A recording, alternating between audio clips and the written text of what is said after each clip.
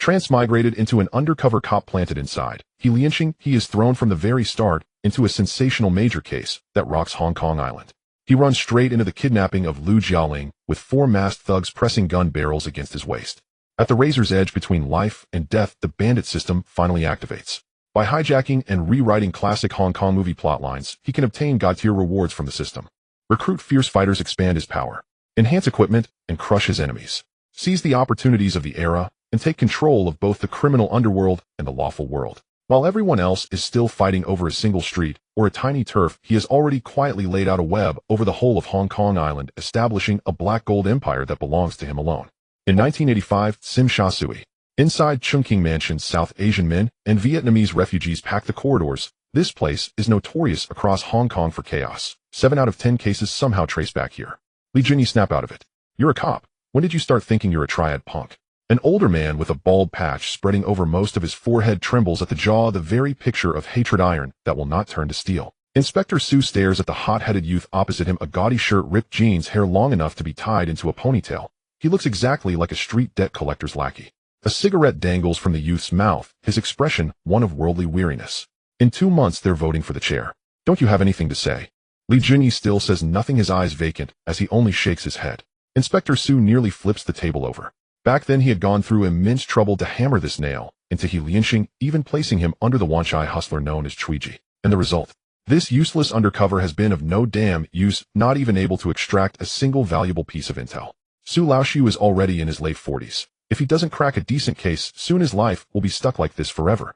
After cursing him out a few more times, Inspector Su slams the door and leaves. Only Li Junyi remains in the room, staring blankly at the ceiling. Undercover. Undercover in a Hong Kong Triad society. Damn it. Li Junyi springs up from the chair, his whole being unsettled. In all those movies which Undercover ever has a good ending, that he has been reborn in Hong Kong as a low-level Triad grunt, he could have accepted. With his skills from his previous life, he could slowly climb his way up, maybe even become a boss if luck favored him. But now they tell him he is actually an undercover. Heaven is toying with him, starting straight on hell difficulty. Is this undercover job really something a human can do? Not even a dog would want it. Infernal Affairs is an infernal hell. The woman runs off with someone else, the wife miscarries, you flee overseas, or your wife gets run over by the Triad. Whatever is most tragic, that's what happens. 3 years and 3 more years grinding away until death and never getting to come back. Damn, with this face of mine, wouldn't being a gigolo for rich ladies be a far better life? Why on earth would I choose to be undercover?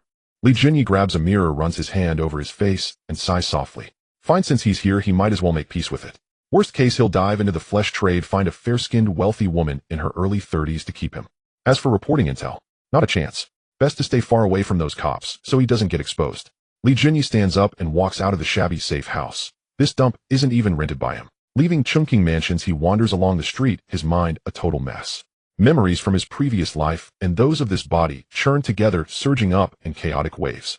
In his previous life, he was also called Li Junyi, a 21st century finance drone who worked 996 to squeeze out a small apartment in the Magic City. After drinking too much with a client, he fell asleep and woke up having transmigrated. He landed straight into the body of this unlucky undercover. Fresh out of the police academy, he had been coaxed into going undercover, infiltrated the notorious He Lianxing of Hong Kong, and after 2 years of struggle, had only clawed his way up to the rank of grassroots soul of the sandal. He Lianxing's hierarchy trickles down layer by layer: Blue Lantern boys, 14 underlings, the base tier of enforcers, Red Poles, white paper fans, and sauls of the sandal, then hall masters, spokesmen, and finally the elders. Li Junyi commands over a dozen brothers under his name, but this time he is on a covert errand, so he has brought no one. The one who led him up the hill to pay respects at the altar was Wanchai spokesman Chuiji. I must have 8 lifetimes of bad luck to end up with such a useless boss. At the mention of Chuiji, Li Junyi is filled with pent-up rage. Everyone in He Lianxing knows this man is a notorious coward. Cursing all the way, he turns a corner. Let go of me. Who are you people? Help. I don't know them. 2 burly men are forcing a fashionably dressed woman into a van. Seeing Li Junyi's solid build, the woman screams at the top of her lungs, clutching at him like a drowning person grabbing a floating plank. This lane is usually deserted. Right now he is the only passerby. He and the 4 kidnappers simply stare at one another. You carry on, I'll just pretend I didn't see anything, huh? Out in the world, the less trouble the better. Li Junyi himself is no saint. At a glance, he spots the bulges at the kidnappers' waists and knows very well what they are: guns. The 2 kidnappers freeze for a few seconds as if their boss inside is weighing the options. Then 2 pistols press hard into the hollows of Li Junyi's waist. You're not going anywhere. Our boss says you're coming with us too. Li Junyi feels like crying, but has no tears. Damn it, does his luck have to be this rotten? He only came out to get some air, and now he's inexplicably dragged into a major case. These kidnappers are clearly vicious. If he dares to move that gun, will almost certainly go off. Easy brother, keep it steady, don't let it go off. I'm with Lianxing, my boss is Triad. In the Jianghu, when trouble hits you, the first thing you do is report your affiliation. That rule he knows. Save the crap. Get in. With a gun jammed against his waist, Li Junyi has no choice but to climb into the van and take things one step at a time. Two more kidnappers sit inside, all wearing black hoods, afraid to show their faces. Opposite him sits a young woman, strikingly pretty, looking oddly familiar. Li Junyi steals a few more glances. Damn, isn't this the superstar Lu Jialing? No one in the van speaks. Lu Jialing only sobs and sobs, still not understanding what has happened. That afternoon she had driven alone to her friend Zheng Jiwei's place to play mahjong, and halfway there her car was hijacked. Four masked men had simply snatched her away. The only passerby she met, instead of calling the police, got dragged in by her, and was captured along with her. Tears streak Lu Jialing's cheeks as she gives Li Junyi an apologetic look with her eyes. When his gaze meets hers, he finds himself caught by them. Big bright eyes so deep one could fall into them. In 1985, Lu Jialing is only 20, fair-skinned and tender, brimming with youthful vitality. Last year, she played Fong Yi in The Deer and the Cauldron, and suddenly became wildly popular across Hong Kong, drawing the attention of those with ulterior motives. In these years, the Hong Kong film world is steeped in darkness, tangled up with all manner of Triad societies. None of this is surprising. Before long, the two of them are taken to a countryside house in Sun Wan, where they meet the boss the kidnappers had mentioned. Damn it, I told you to grab a big star. Why the hell did you bring back an extra? The long-haired man explodes the moment he sees Li Junyi. In this line of work, nothing is more feared than complications. The fewer people who know, the better. Yet this bunch has pulled a Bionedge one free, dragging an outsider back as well. Long hair bro, this kid ran into us on the street. I was afraid he'd call the cops, so I brought him along. Look, the bandit nicknamed Doubting hastily explains when he sees the boss's fury. Look my ass. The big boss only ordered us to grab one person. Now you bring back another, so who's paying for that? Useless trash, all you do is wreck things instead of getting them done. Long hair brother lifts his hand and slaps Doubting hard across the face, venting all his rage on him. This idiot has ruined a major job. There will be no explaining this to the big boss. Enough nonsense. Let's get down to business. Longhair grabs a camera and two of his men stride forward with cold smiles, tearing Lu Jialing's dress apart in one yank, exposing the camisole beneath. What are you doing? This is a crime. Stop right now. Lu Jialing screams in terror, desperately shrinking back. Longhair raises the camera and starts snapping away, without pause, the flash bursting over her again and again. She hastily tries to shield her body with her hands. The men in the room stare, eyes glazed, howling and jeering. Li Junyi's Adam's apple bobs as his gaze remains glued to Lu Jialing. That figure of hers is absolutely unreal. Longhair is the #1 henchman under He Lianxing's Sun Wan boss Big D. Big D has set up a film company with a few partners and needs an actor who can carry the box office. They have set their sights on Lu Jialing, who has just exploded in popularity. They want the person but refuse to pay. Of course Lu Jialing would never agree. So what else can they do? They resort to force. Longhair pounds the shutter, snapping wildly from front, back, left, and right, from high and low, not missing a single angle. Lu Jialing trembles all over. She knows exactly what is about to happen. Several of the little brothers beside them are already at their limit, swallowing hard over and over. Longhair bro, it'd be a waste not to enjoy such a top-quality piece. Longhair is still checking the shots when he hears this and grins. TCH, you lot of losers. Never seen a star before, have you? You're acting like you died of hunger in a past life. His gaze sweeps the room and comes to rest on Li Junyi. A sudden idea sparks in his mind. Kid, looks like you just hit the jackpot. This is a big-name star, and her body's got more than enough fire. Longhair yanks Li Junyi over with a vicious grin. As long as this kid dirties his hands too, he won't dare go to the police. Ha ha ha, I'm a genius. Li Junyi is stunned for a moment. This kind of good fortune actually comes his way. No, this is dumping the blame on him. If anyone should have the first go, it ought to be him. Damn it, he's an undercover cop. What is he even thinking? Suddenly a voice detonates in his mind, an icy mechanical female tone.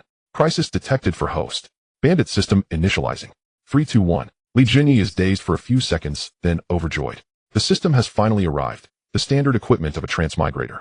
By hijacking opportunities belonging to classic Hong Kong movie characters or famous figures, you may obtain various rewards, promotions, fighting for the chair, stealing the big boss's wife, robberies. Stealing the big boss's wife. Li Junyi fixes his eyes on those words. This system is anything but proper. No wonder it's called the bandit system. Ooh, every single option crosses the red lines, and Undercover must never touch, forcing him down a road of no return. Undercover cop. He now has the bandit system. Who would still want to be undercover? Would you like to open the novice gift pack? 3, 2, 1. Please choose. Open it. Li Junyi confirms without hesitation. Novice packs always come with something good. 1 round of bodily enhancement, Baji fist at grandmaster level, intermediate firearms proficiency. He immediately activates the enhancement. A flood of boxing principles pours into his mind. His bones crackle and pop, and his muscles feel as if they are bursting with inexhaustible strength. Host Li Junyi, age 18, strength 26, agility 25, endurance 24, skills Baji Fist, Grandmaster level, intermediate firearms. Assets $122,600. When the system panel pops up, Li Junyi stares for 2 seconds. He knows this thing well. After reading so many web novels in his past life, he could recognize it with his eyes closed. Let me go? Please, I'll give you money, however much you want. Lu Jialing is dragged inward by 2 burly men, her face white as paper, her voice trembling. Li Junyi's brows knit together, and he raises his voice. Stop. All of you, wait a moment. Everyone in the room turns their heads to look at him. The long-haired leader curls his lip in disdain, slanting a glance at him. Get in line. It's not your turn yet. What are you in such a hurry for? Longhair is the head of this crew, and he had been looking forward to enjoying himself first. Being interrupted now makes his face turn thunderous. Li Junyi bares his teeth in a grin and steps forward. Sorry, but the first turn has to be mine. What did he just say? The circle of kidnappers in the room all stare dumbfounded, thinking their ears must have gone wrong. Lu Jialing's eyes widened as well. How could a man with such a clean, handsome face harbor such filthy thoughts in his head? The long-haired thug's face turned alternately green and pale. Pushing your luck, aren't you? I was already being generous, letting you have a sip of soup. Before he could finish, he clenched his fist and lunged forward, intending to give Li Junyi a savage beating. But before his fist could even rise, Li Junyi moved first. His palm chopped down in a clean arc, landing squarely on the long-haired thug's chest. The man flew backward as if struck by a speeding car, crashed to the ground, and lay there groaning, unable to get up. Damn it, kill him. The remaining thugs snapped out of their shock and charged forward with howls. Li Junyi did not give them the slightest chance. He stepped in with explosive punches, 1 fist per man, sending each of them flying. They crashed heavily against the walls, and the floor, blood spurting from their mouths. A pistol lay on the ground. Li Junyi bent to pick it up and examined it. It was an old model, the kind people on the streets called a hijacking, the Black Star. He pulled out the magazine. It was already fully loaded. He flicked off the safety and raised the muzzle toward the 2 kidnappers across from him. 2 gunshots rang out in succession. Both shots struck dead center between their brows. Intermediate-level marksmanship was no boast. Within 10 meters, not a single bullet went astray. Blood sprayed across Lu Jialing's face. She let out a sharp scream, her legs going weak as she nearly collapsed to the floor. The long-haired thug had just managed to grab for the gun at his waist when he saw the scene. His soul nearly fled his body. He spun around and bolted. With all 4 of his men down, if he didn't run now, there was only one road left: death. He ran for his life, sprinting several hundred meters in one breath, faster than a professional athlete. Li Junyi withdrew his gaze and lowered his head to glance at the body on the floor, his heartbeat so steady it was almost unnerving. To be honest, even after killing people, he did not feel the slightest ripple in his heart. This counted as legitimate self-defense, didn't it? Then again, they were already dead. What was the point of overthinking it? He stored the Black Star into his system space and dusted off his hands. It's over. They won't be coming back. Let's go. He took off his jacket and draped it over Lu Jialing's shoulders. His voice was low and magnetic, the sound brushing past her ears and making her heart inexplicably skip a beat. Lu Jialing stared at him in a daze. Just moments ago, she had nearly been violated. At the most desperate instant, this man had descended from the sky. What was more, he had such a strikingly handsome face. At this moment in her heart, the image of Li Junyi shone far brighter than any leading man on the silver screen. Liang Chaowei was still oblivious, unaware that a lush green prairie was about to sprout atop his head. The little deer in Lu Jialing's heart was already battering itself half to death against her ribs. This man was far too alluring. Compared to her boyfriend, they were worlds apart, one in the heavens and one deep in the mud. Thank you, sir. What is your name? Give me your contact information. I must thank you properly. Li Junyi.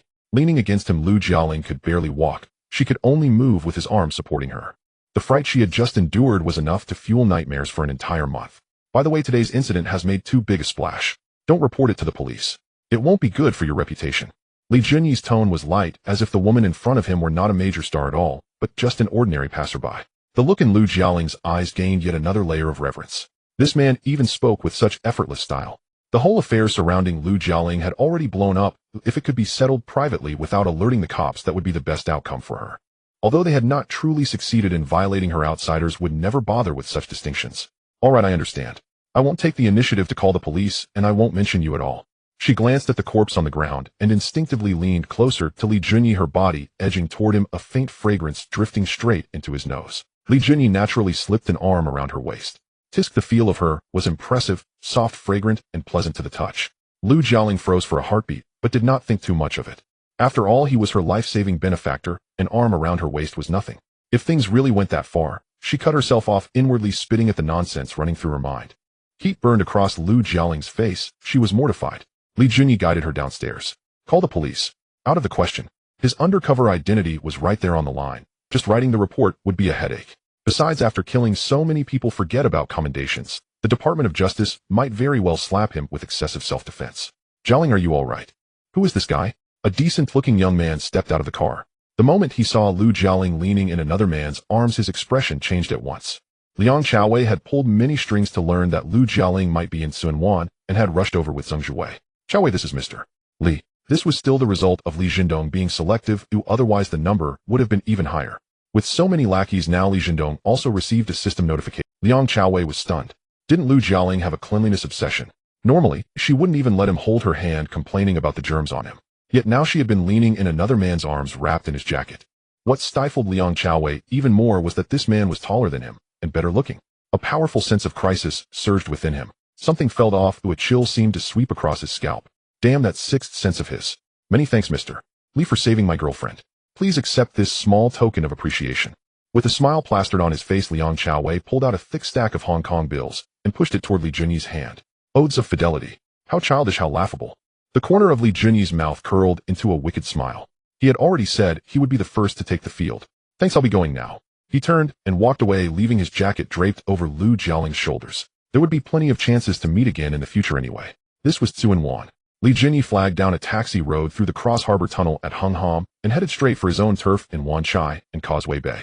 The police arrived at the scene soon after and took Lu Jialing back to the station for questioning. She only said that a masked man had rescued her, never mentioning Li Junyi at all. But there is no wall in this world that doesn't leak wind. Sunwan belonged to He Lianqing's man Big D, and the dead men were all his subordinates. It took him only a single morning to investigate everything clearly. Damn it. Chang Mao, the five of you couldn't handle one predator boy. What's wrong with you? From what I know, that kid's skills are just so-so. Aren't you ashamed? Big D was livid. He was about to run for the position of spokesman and was at the critical stage of building momentum. Big DG, that's not it at all. That kid really has some skills. He's a trained fighter. He dropped Xiaolin in just a few punches. His combat ability is frightening and his shooting is dead accurate. Chang Mao hurried to explain. If he downplayed Li Junyi's abilities, he would only make himself look even more useless. Damn it. After all that, it still comes down to your incompetence. You couldn't even protect the camera. Big D's rage flared to the heavens. The film he had invested in was about to start shooting, and he had planned on using Lu Jialing as the female lead. Now the plan was ruined. I don't care what you do. Give me a woman with a killer figure. If you can, I'll throw your wife onto the set. Chang Mao's face turned green. Following Big D meant not only risking his life, but possibly sacrificing his own wife as well. As for that predator boy, he will settle accounts with him after this storm dies down.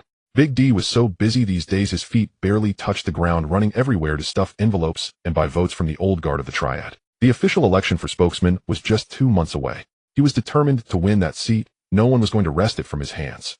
On a street in Wanchai, a taxi rolled to a stop, and Li Junyi stepped out. A small-time hood standing by the curb rushed over, at once panic written all over his face. E.g., big trouble. Our place got smashed to pieces. The speaker was Fei Quan. His face was mottled with bruises, his body wrapped in bandages, already seeping blood. Clearly he had just been hacked up not long ago. Who did this? Li Junyi swept his gaze over the bar across the street. Inside was utter devastation. The front door hung crooked, tables and chairs lay overturned, and several waiters huddled in the corners, trembling, too terrified to even breathe loudly. This was his only source of income, his territory. It was Hongxing's Chunhaonan, e.g. He said we He Lianqing people should get the hell out of Causeway Bay and never show our faces again. Fei Quan could fight, but numbers were numbers. Chunhaonan had shown up with more than 30 men, while they had barely a dozen. With Li Junyi absent, there was no way to hold the line against the onslaught. The Aegean bar had been assigned to Li Junyi when he was promoted to branch leader. It was the establishment he was responsible for. He dropped by every day to sign in, and at the end of the month, he would collect 50,000 in security fees. In other words, protection money. Of the 50,000, 15,000 had to be handed up to the Triad. The remaining 35,000 had to support more than a dozen brothers. After all the cuts, if he could keep 10,000 as living expenses each month, it was already a blessing. And even that meager income had been smashed to pieces today. Damn it. Stepping over broken glass, Li Junyi strode into the bar, taking in the sight of his men with swollen faces and bruised noses. The fire in his chest roared straight up to his skull. Damn it. Fei Quan, round up the brothers. Tonight we're going to smash Big Brother B's place. Fei Quan pulled a bitter face and pointed at the ragtag wounded behind him, lowering his voice. E.g., everyone's already here. Please don't. Big Brother B has at least 70 or 80 fighters on his side. If we go with this few people, we're just walking into the meat grinder. His voice grew smaller as he spoke. Clearly the beating he had taken earlier had knocked the courage out of him. Li Junyi swept his gaze over his own men and felt a wave of embarrassment. They were all skinny as bamboo poles, and several looked like middle schoolers 15 or 16 at most. With this kind of manpower, they had no chance of standing up to Hongxing. There was an old saying on the streets, Hongxing for fighters, Tung Sing for enforcers, He Lien churns out chicken stock. Truly its reputation was well earned. Li Junyi couldn't help covering his face with a hand. Even if he could take on 10 men alone, he still couldn't withstand Hongxing's human wave tactics. Then it struck him, didn't he have a system? Ever since obtaining the thing, he had never really studied it closely. There had to be some kind of troop spawning function in there. He sank his consciousness into his mind, and sure enough the system had already activated a level 1 death soldier summoning function. Level 1 death soldiers 100% loyal to their master, unafraid of death, mediocre combat skills. Summoning cost 500 Hong Kong dollars per soldier. In other words, as long as he was willing to spend, he could summon as many as he liked. These death soldiers were unwaveringly loyal and would never betray him. Damn, what a bargain. Li Junyi's eyes lit. If he went out now to hire a few short muscle heads to stand in as temporary muscle, it would cost 200 a day each. And that was for guys who would just stand around and not actually fight. These death soldiers, on the other hand, would truly charge into battle, and even if they died, he wouldn't need to pay their families a cent. They were practically the ultimate weapon for turf wars and mass brawls. The more he thought about it, the more delighted he became. He checked his savings, 120,000, and poured all of it in summoning 240 death soldiers in one breath. At last he felt a sense of security. The only problem was that after spending it all, he had barely more than 2,000 left to his name. Stone cold broke. The system was divided into two main parts: troop spawning and enhancement. For now, the enhancement system had only unlocked the first tier. To open the next tier, he would have to climb the Triad ranks. Becoming a hall master would unlock the second tier. Becoming spokesman would unlock the third. Step by step, he would have to push his way up.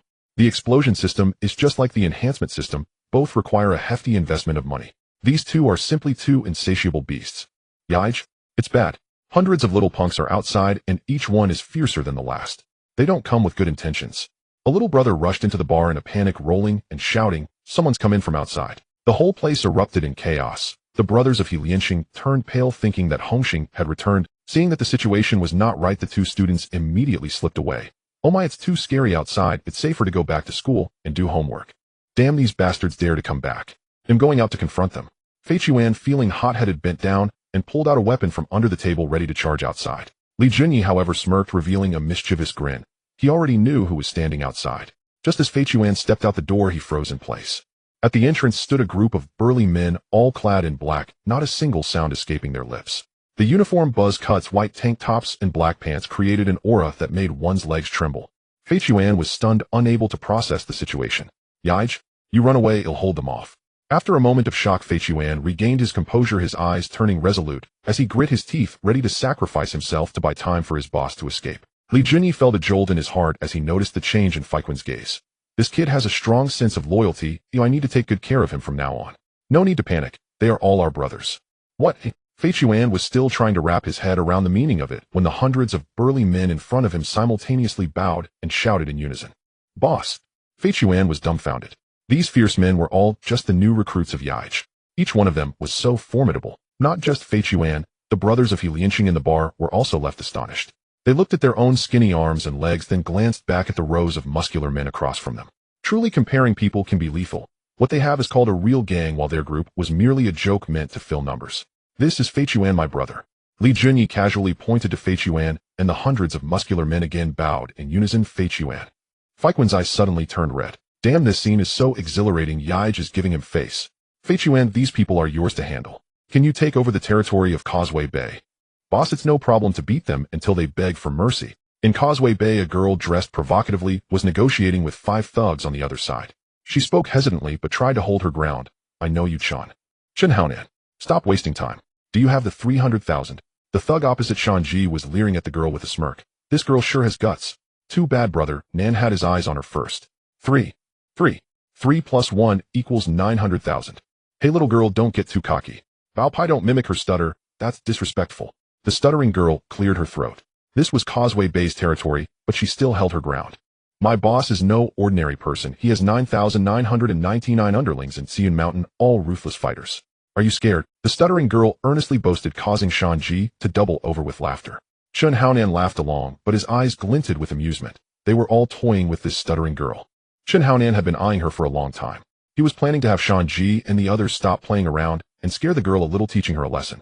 Then he would pretend to show some kindness, and surely this girl would fall in line. Heh, if you dare to bully my little girl, you're asking for trouble. Suddenly a voice interrupted, laced with a hint of arrogance. Li Junyi appeared out of nowhere, with Fei Chuan confronting Chen Haonan. Without a word, he wrapped his arm around Su Axe's waist. The stuttering girl was dumbfounded. Who are you? Just because you're handsome doesn't mean you can act so casually. Shan Ji's expression darkened instantly. Damn, this is the girl brother Nan had his eyes on first. Kid, who do you think you are? How dare you act wild on Hong Xing's turf? Are you looking for a fight? Li Junyi smirked. I'm her man, I'll take care of this for her. Little girl, isn't that right? The stuttering girl was taken aback. When did she gain such a boyfriend? But thinking it over, it wasn't a loss. She initially thought Chen Haonan was quite handsome, but compared to Li Junyi, what was that? This was the real young master, good-looking and exuding charm. Chen Haonan, a short and ugly street thug, not even qualified to shine Li Junyi's shoes. Yes, he's my boyfriend, super awesome. You all better hurry up and bring the 300,000. With Li Junyi backing her, the stuttering girl spoke confidently, her voice booming. Chen Haonan's expression changed. Damn, you say you're the stuttering girl's boyfriend. Then what the hell am I? I was just cut off mid-approach. He had originally planned to take his time with the stuttering girl, but now this handsome guy had completely overshadowed him. What was even more frustrating was that this guy was so much more handsome than him. In Causeway Bay, there couldn't be a guy more attractive than himself. Shanji, with his explosive temper, saw how arrogant the guy was and kicked out at him while cursing. Daishiandi, Chow Pai, and Bao Pai also rushed in, planning to outnumber and finish it quickly. Shanji was decent in street fights, but in Li Junyi's eyes his movements were painfully slow. Li Junyi executed a high kick, his foot striking Shanji's nose perfectly. With his tall stature and long legs, he had the advantage Shanji's short legs couldn't reach. With one kick, Shanji flew back, landing face first on the ground in a mess. Daishiandi's fist came swinging, but Li Junyi sidestepped and landed a punch in his gut. Daishiandi curled up like a shrimp, clutching his stomach and wailing on the ground. Chow Pai and Bao Pai exchanged looks, all filled with fear. But they couldn't run now. The 5 Tigers of Causeway Bay had just taken down a rival gang last month, and were in high spirits. If they ran without a fight, where would that leave Hong Xing's reputation? Let's all go together. Li Junyi quickly dealt with the 2 of them. All 4 lay on the ground, howling, unable to... Phew. The stuttering girl took a deep breath, swallowing hard. Damn, that was too intense. Each of them went down with a single blow, and these guys are the 5 Tigers of Causeway Bay, all with some skills. Li Junyi beckoned Chen Haonan with a finger. Chen Haonan swallowed hard, his feet felt glued to the ground, he was completely dumbfounded. His own brothers were no slouches, especially Daishiandi, who never lost to him in a fight, but now was taken down in one hit. This was embarrassing. If he went up, it would probably be a lost cause. The onlookers erupted in chatter, discussing amongst themselves. Damn, is this all Chen Haonan from Causeway Bay is capable of? So pathetic. Chen Haonan is cowardly. Hong Xing is just a bunch of hot air, don't ever pay them protection money again. Who is this handsome guy? I want to roll with him, please introduce me. Chen Haonan felt his face burning with shame as he heard the taunts. He put his fingers in his mouth and let out a... If he couldn't win, he would call for reinforcements. This stretch of lock road was Hong Xing's territory, and with a single command, he could summon dozens of people. In an instant, a large number of thugs with knives burst out from various bars and restaurants, all were the underling. A dark mass formed, at least 40 or 50 men surrounded Li Junyi and the others tightly. Chen Haonan finally felt emboldened and shouted arrogantly. Chen Haonan operate on 3 principles: being ruthless, valuing loyalty, and having many brothers. Li Junyi's expression turned cold as he glared back. If you cause trouble in my territory, don't blame me for being heavy-handed. The little girl was clearly frightened, shrinking back behind Li Junyi. She cursed, inwardly thinking that Chen Haonan was too unrefined. If he couldn't win Onion, he resorted to calling for help, clearly relying on numbers to intimidate. Li Junyi remained calm, smirking as he watched the crowd. Just because you have more people you think you win. Are your eyes blind? This area of Wanchai is not solely ruled by Hong Xing. As soon as he finished speaking, hundreds of people surged in from the other end of the street, all wielding glimmering weapons, their momentum far fiercer than that of Hong Xing. As the 2 sides clashed, without a word they went straight into a fight. The brothers of He Lianxing fought like they had... The Hong Xing people could barely hold on for less than a minute before they began to falter. This group of people seemed unfazed by injuries, charging forward with blood streaming down their bodies. Chen Haonan desperately struck down a He Lianxing brother, but as soon as that person fell, he got back up, blood-soaked, and still charging at him with a knife. These people have gone mad. They are definitely insane. How much money does He Lianxing pay them to risk their lives? Chen Haonan's heart sank as he watched his men falling one after another, and he began to back away, planning to sneak away. Li Junyi noticed the situation and grinned, bending down to grab a knife from the ground and throwing it with a flick of his... The knife was bound to be intimidating. It pierced through Chen Haonan's calf, causing him to stumble and fall flat. Oh, my leg. Damn. Chen Haonan's face was filled with terror. He never expected to be in such a predicament on his own turf. Li Junyi stepped forward, looking down at him from above, the head of the 5 Tigers of Causeway Bay. Is this all you've got? His voice turned icy. You wrecked my establishment, who I'll take a leg as interest fair enough. After saying that, he gestured, and several of his men stepped forward to hold down Chun Haonan's leg. Li Junyi picked up a thick wooden stick, swinging it down with all his strength. With a crack, Chun Haonan's face twisted in pain, his lips bleeding from biting them, filled with hatred. He would remember this grievance and repay it tenfold in the future. His remaining men were already few, either taken down or had fled. Li Junyi turned to Fei Chuan and said, "Take people to seize this street, but don't let Jia Jian Street escape either." Hongxing occupied 5 streets in Causeway Bay, with profits flowing thickly. This area is the most bustling in Xiangjiang, rivaling the renowned Simsha Sui in Kowloon. The streets were filled with bars, restaurants, and nightclubs. Any gang collecting protection fees from the streets earned more than an entire district in the new territories. Feiquan's eyes lit up upon hearing this. Got it, boss. He had been waiting for this day for a long time. Normally, the Hongxing gang flaunted their power in Wanchai, which he could no longer tolerate. Brothers, follow me, split into 5 teams, and clear out Lock Road and Jia Jian Street. The younger brothers of He Lianxing charged into the bar and hotel, like hungry wolves, driving away the members of Hongxing, and then notified the shopkeeper. From now on, the protection fee belongs to He Lianxing. The merchants couldn't care less about who collected the fees. As long as business could be done, it didn't matter who they paid. Feiquan, leading about 200 people, took an hour to occupy both streets before Hongxing even reacted. The little girl was completely bewildered. She had come just to negotiate, but how did it turn into a clash between 2 gangs? This was going to escalate. Seeing Li Junyi leading a group to withdraw, she disregarded her pride and hurriedly followed. Yij, wait for me. Didn't you say I was your girlfriend? Why are you running off so fast alone? The little stutterer was quite anxious. If the Hongxing gang turned around and mistook her for He Liansheng's sister-in-law and attacked her, she would be in deep trouble. Li Junyi glanced back at her, and noticing she was still trailing behind, couldn't help but tease her. What's wrong? I was just saying that in passing. Ooh, I have a feud with Chun Haonan. Did you really think I was just joking? Just saying it in passing. The little stutterer immediately exploded, pouting her lips. No way. You've ruined my reputation. You have to take responsibility. Starting today, you are my real boyfriend. After saying that, she wrapped her arms around Li Junyi's arm, pressing herself against him as if to declare, "This person belongs to me." Li Junyi was at a loss whether to laugh or cry. He admitted he was handsome and had a certain charm, but this girl was being way too bold. Being my girlfriend would be tough, especially at night. Haha. Yij, I can handle any hardship. The little stutterer didn't catch the hint in his words and eagerly nodded. Only then did Li Junyi take a proper look at Suaxi. Her eyelashes were long and curled, her eye makeup thick, and her features were striking. She wore a small tank top underneath and a denim jacket on top, exposing a large amount of collarbone and belly. On the bottom, she wore an ultra-short leather skirt, her pale thighs swaying, making one dizzy. Holding a red envelope bag, she looked just like a little gangster, wild and spicy. Alright, she really was beautiful. Li Junyi felt a bit more satisfied. Chun Haonan wasn't that good-looking, but his taste in women was quite sharp. Fine. Can you endure hardship? Let me see for myself later. Li Junyi raised his hand and pointed to a nearby budget hotel, his eyes carrying a hint of provocation. Dare to go in with me to compare skills. Let's see how good your driving skills are. The little stutterer was momentarily stunned, but upon seeing Li Junyi's face, handsome, tall, and well-built, she swallowed hard. Sleeping with this man wouldn't be a loss. Who knows, she might even profit.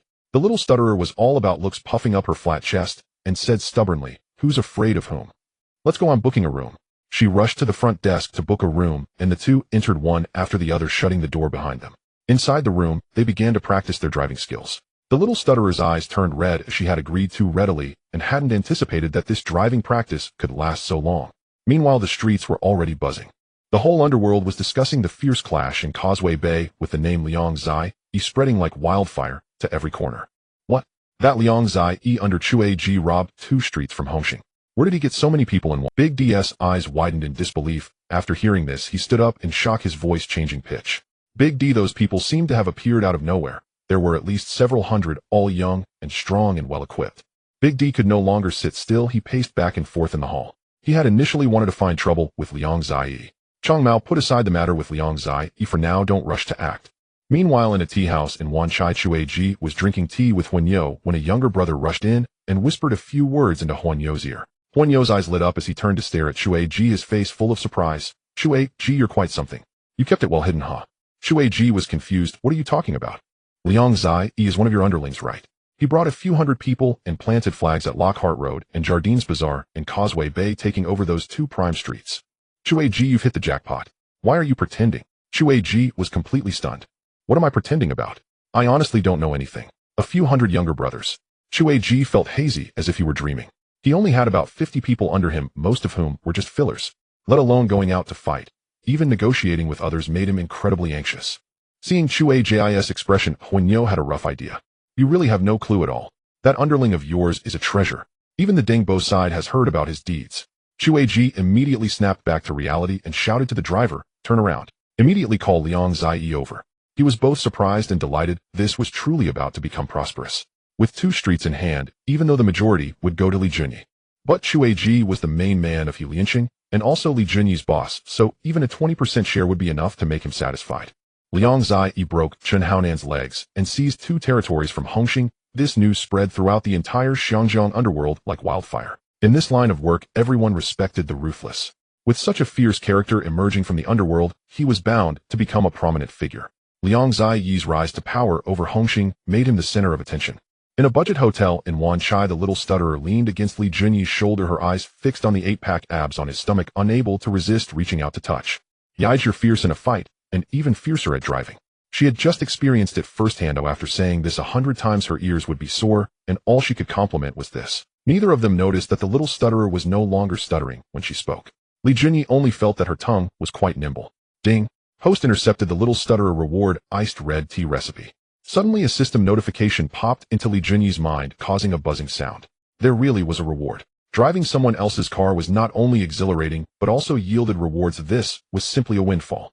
According to the movie's plot, the little stutterer was originally Chen Haonan's girlfriend. He intercepted her beforehand, directly stealing Chen Haonan's fortune, which is why he received such a generous reward. The iced red tea recipe was something that couldn't be bought with any amount of money. How popular was this thing in the future? Everyone must have tried it, but sold even crazier than cola and Sprite. Absolutely a hit. Li Junyi was entirely excited. This system was powerful. As long as he completed the tasks well and advanced into the business circle, becoming a tycoon in Xiangjiang, just thinking about it felt exhilarating.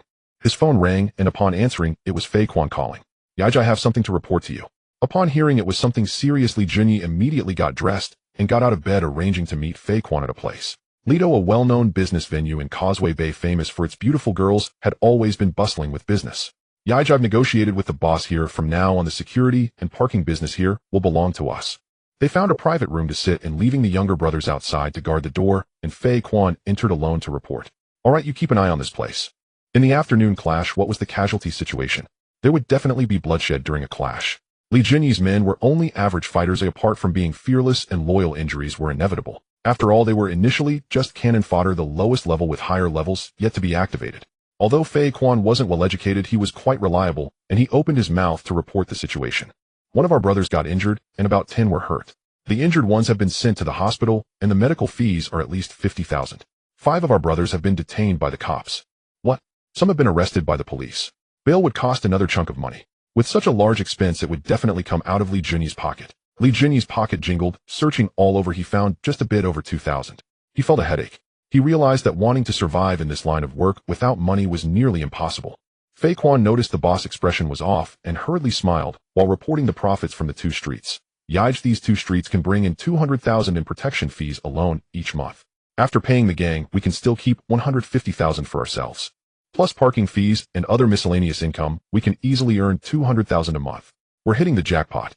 This guy grinned widely. In his mind, making $1 million a year was already considered wealthy, but this was a business worth millions. Li Junyi nodded. Indeed, Causeway Bay was a fat piece of meat. Just a few swipes could yield profits, and just the protection fees could amount to this much. Where is Chen Haonan? Don't let our cash cow run into any trouble. After breaking Chen Haonan's legs that day, he hadn't released him directly, having Fei Quan drag him into the basement. He's doing well, as strong as an ox. Li Junyi pulled out a Marlboro from his pocket and stuffed it into his mouth, and Fei Quan immediately leaned in to light it for him. He tossed a black star to Fei Quan.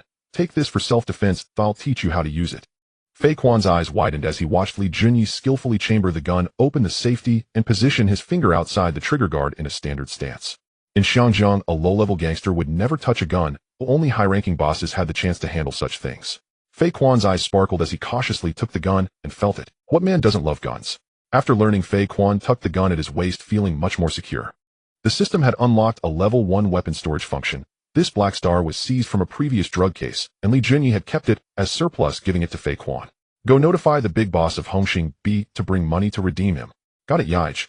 At this moment, the Hongxing headquarters was filled with smoke and noise as loud as a market. 12 hall masters surrounded the conference table, arguing fiercely. Seated at the head was Jiang Tianxing, who maintained a stern expression, not saying a word. Mr. Zhang, those people from Lianqing are not following the rules. They robbed us of 2 streets in Causeway Bay. The gang can't just pretend they didn't see it. Big Boss B stood up in a fit of urgency. This time he suffered a great loss. Not only was his territory taken, but 5 of his younger brothers were also captured with over 10 seriously injured. Just the medical and settlement fees would cost him tens of thousands, which made his heart ache. The most critical issue was that the 2 most profitable streets had been seized by Jiang Zai, and with just his influence in Causeway Bay, he could not possibly compete with Lianqing. My words may be harsh, but Brother B is just a worthless fool trampled by a junior to this extent. Living is a waste of air. Liang Kuan, who had always been at odds with him, sarcastically mocked. Liang Kuan, what nonsense are you spouting? This is our Hongsing's face. If we lose, none of us will have any dignity. Brother B was calculating in his heart, trying to drag the entire gang down with him. If a fight broke out, and someone got killed, he wouldn't have to pay. But the hall masters below were each considering their own interests, not wanting to get involved in this messy affair.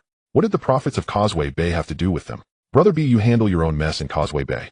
An insignificant Jiang Zai, who isn't even a hall master, if we intervene, wouldn't that just be bullying the weak? The leader of Central, Brother G, couldn't stand it anymore. This Brother B is too pathetic, unable to even deal with a grass shoe, yet has the nerve to come asking the gang for help. Brother B, you might as well go eat shit, ha ha ha. Aren't your 5 tigers of Causeway Bay supposed to be tough? Liang Kun's words were even more cutting. He held a grudge. Brother B's men had killed his sworn brother Ba by causing him a direct loss of 20 million Hong Kong dollars. When Liang Kuan first heard about Jiang Zai from the territory of Jardine's Lookout, he felt a certain admiration. This kid had some guts. Jiang Tianxing, puffing on his cigar, shook his head helplessly. No matter how much you protect Brother B, you can't go against all the leaders. This matter doesn't involve the gang. I just talked things over with Uncle Deng, and it's the same with Lianqing. You sort it out yourself. After a pause, he added, I heard that Jiang Zai hasn't been in the business for long. You should be able to handle him. Brother B was seething with anger. He realized he could only rely on himself now. However, he thought it through. As long as the other halls of Lianqing did not take action, he could easily seize those 2 shabby bars. After the meeting, Brother B first picked up the gang from the hospital, and then gathered a group of men preparing to set the stage for negotiations. Call Jiang Zai. If he has guts, let him come to Jardine's Lookout. We can talk face to face. Jardine's Lookout was in the southwest corner of Causeway Bay, a small hill that was Brother B's old territory. He had been making a living there since he was young. This place had been bought by the Lee family in the 1920s and was renamed Lee Garden Hill. Since then, it had been a hotspot for small-time delinquents, with a new batch of troublemakers emerging repeatedly. On the streets of Causeway Bay, a red M2 sports car was racing through, particularly eye-catching on the road. Li Junyi, wearing sunglasses and smoking, turned to the stuttering driver and said, We're going to negotiate, not to a wedding. I warned you it's dangerous, yet you insisted on coming along. The little stutterer was starry-eyed, occasionally rubbing against Li Junyi, making him uncomfortable. I'm the big brother's woman, or I've seen this type of scene many times. Li Junyi rolled his eyes. Just drive well, and don't keep flirting with me, otherwise I'll have to deal with mouth closure later. I'm in a hurry. You do just keep up with me when we arrive. Taking advantage of the brief pause, Li Junyi flipped through the system in his mind. He found that besides the bombardment function, the system had also added a repository. This repository had opened its first layer, filled to the brim with various models and styles, making his eyes widen. Those were instantly skipped by him. Low power, low capacity, known on the streets as the 38, only the Hong Kong police loved to use them, a piece of junk. The Type 50, made in the mainland, had a star on the grip, commonly known on the streets as the Big Black Star. The Black Star sold for 200 Hong Kong dollars, with the advantage of high power and low price. However, the drawbacks were quite severe. With a caliber of 7.65 millimeters, while the power was strong, the recoil was too much, making it impossible to aim accurately. Moreover, the standard magazine only held 8 rounds, far too few for his liking. The Desert Eagle, priced at 1,500 Hong Kong dollars, had a stylish silver body and great power, but it wasn't very practical, with poor accuracy at close range. He flipped through dozens of models without finding one that satisfied him, always feeling like something was missing. The Glock 17 extended magazine, with a 9mm caliber, had a body made of plastic, weighing 960 grams in total during combat. The extended magazine could hold 30 rounds with a range of 80 meters, providing an impressive endurance.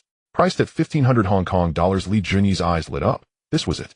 It packed the force of a submachine gun, and shooting with a large capacity magazine would surely be exhilarating.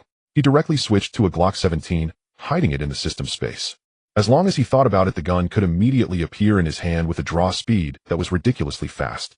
Unfortunately, the second layer of the repository had not activated yet. He had to wait until he was promoted to Hall Master to open it. Unknowingly, the car arrived at the Wulong Mountain Villa. This was a farm-style restaurant on Jardine's Lookout, with Hongsing's lackeys standing at the entrance.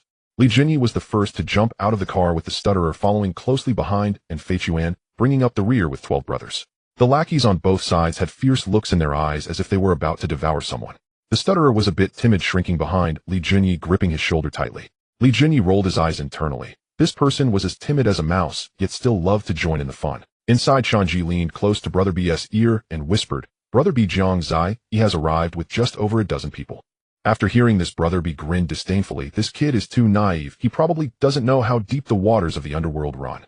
He had already hidden over 100 knife wielders around the villa. If the negotiations fell through, he could directly send that kid from Lianqing to meet his end. What was Brother B to him? How dare he boast?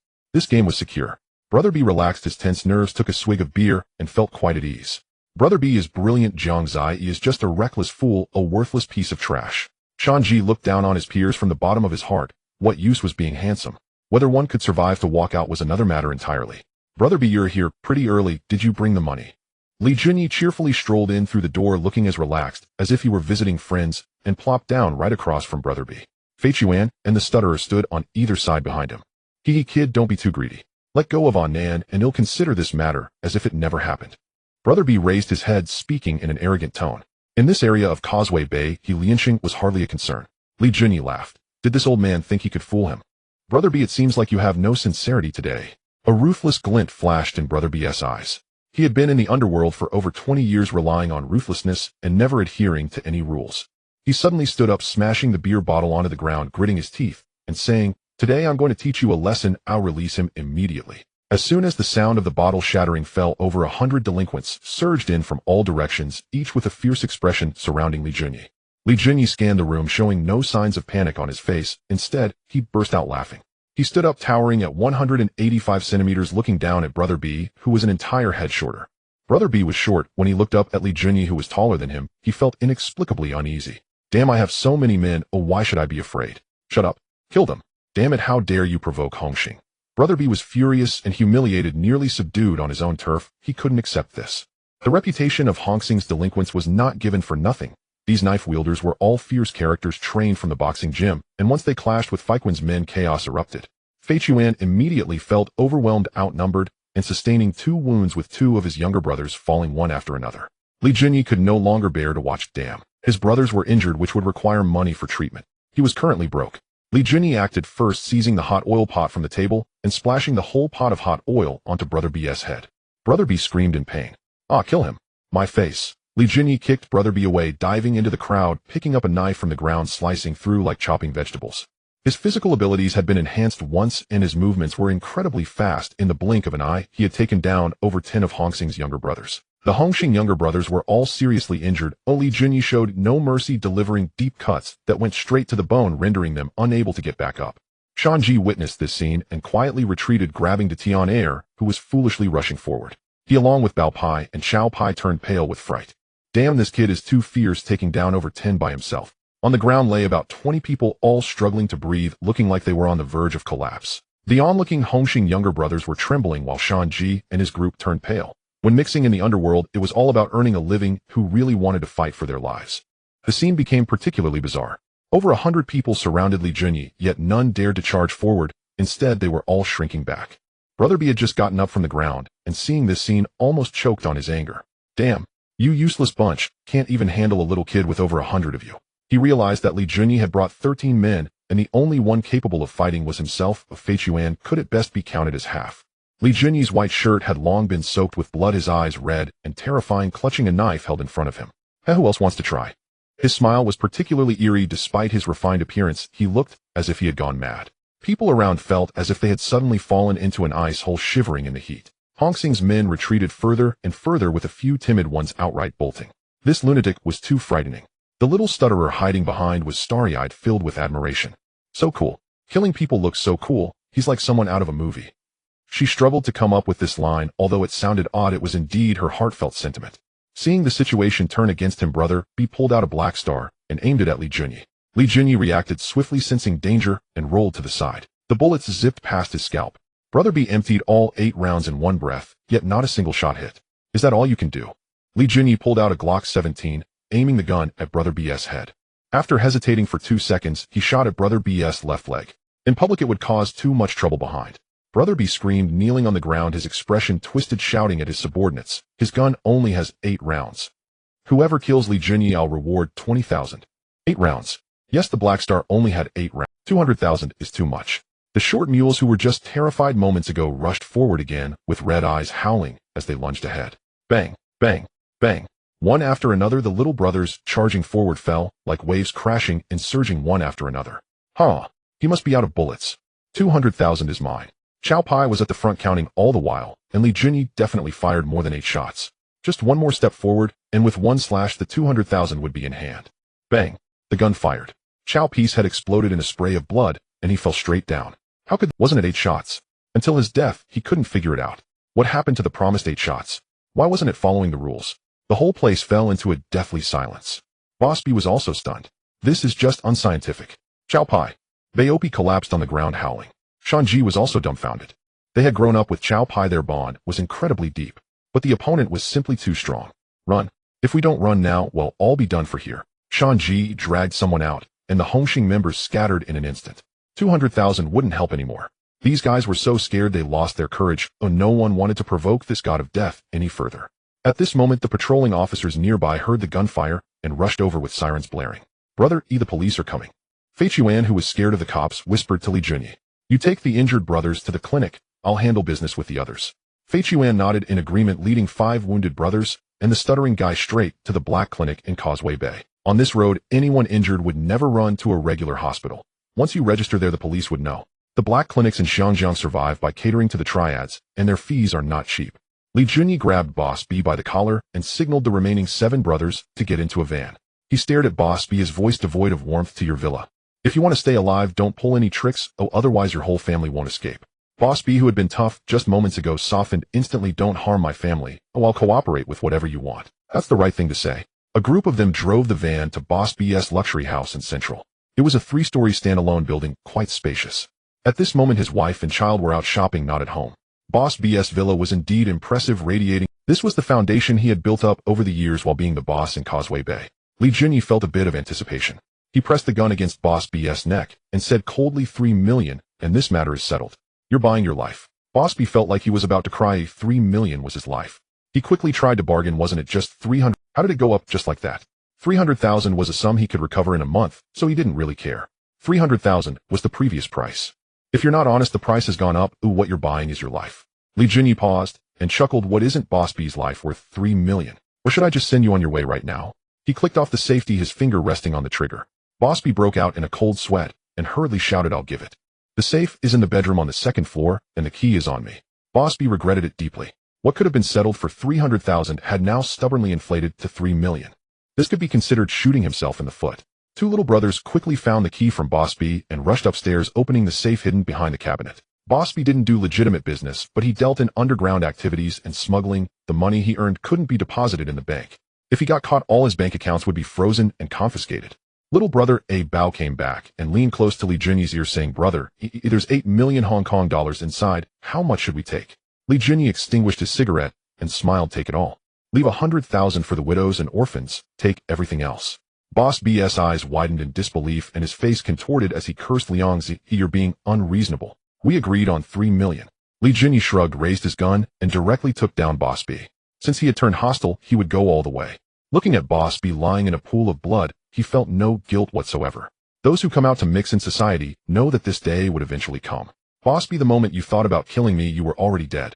To get far in the underworld, the most feared thing is to be soft-hearted and weak-handed. From the moment Li Junyi shed his identity as an undercover cop, the caged tiger could never be confined again. Clean up and take everything with us. A Bao led a group of little brothers to empty the cash from the safe, leaving just 100,000 as a token. Li Junyi still had a bit of conscience and didn't kill all of Boss B's relatives. The van drove into a secluded beach in Wan Chai, stuffing Boss B's remains into an oil barrel, then pouring cement to seal it. A Bao tossed the cement barrel containing the remains into the sea, leaving no trace behind. In Xiangjiang, people disappear mysteriously every day, and Boss B was just one of them. Besides, with his connections in the Triads, the cops couldn't be bothered to investigate. After several hours of fussing around, Li Junyi finally returned to his nest in Causeway Bay, ready to tally up the earnings from this trip.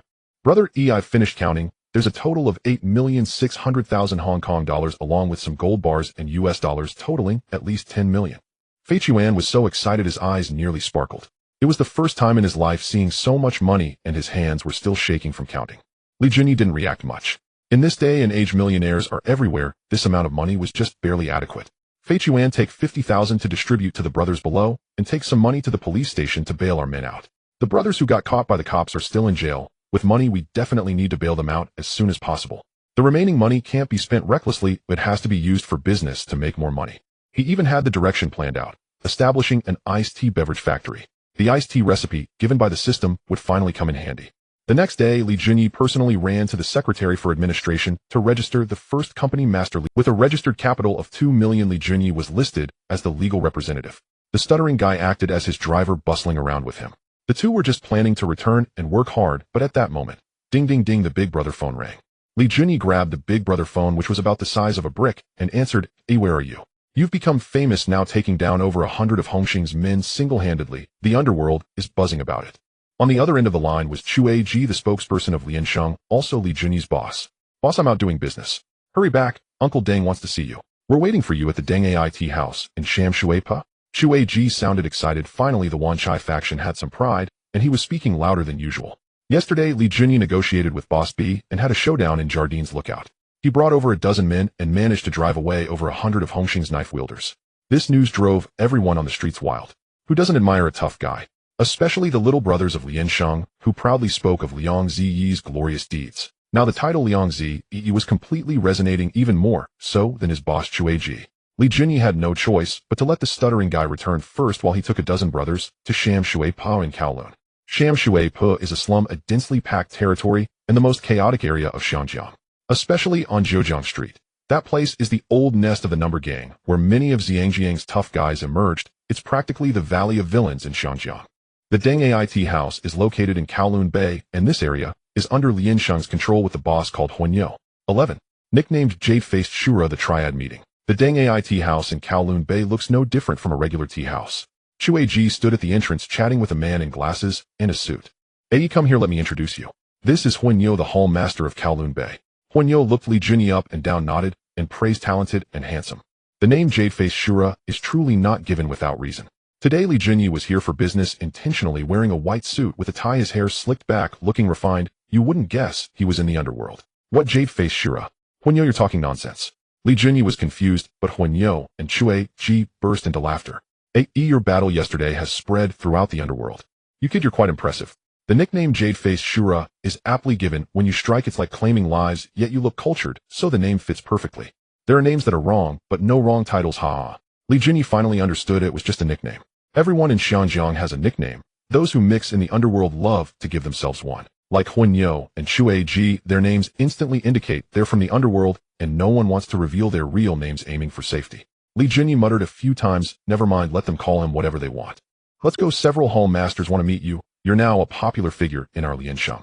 The three of them stepped inside, leaving the underlings outside to drink the wind.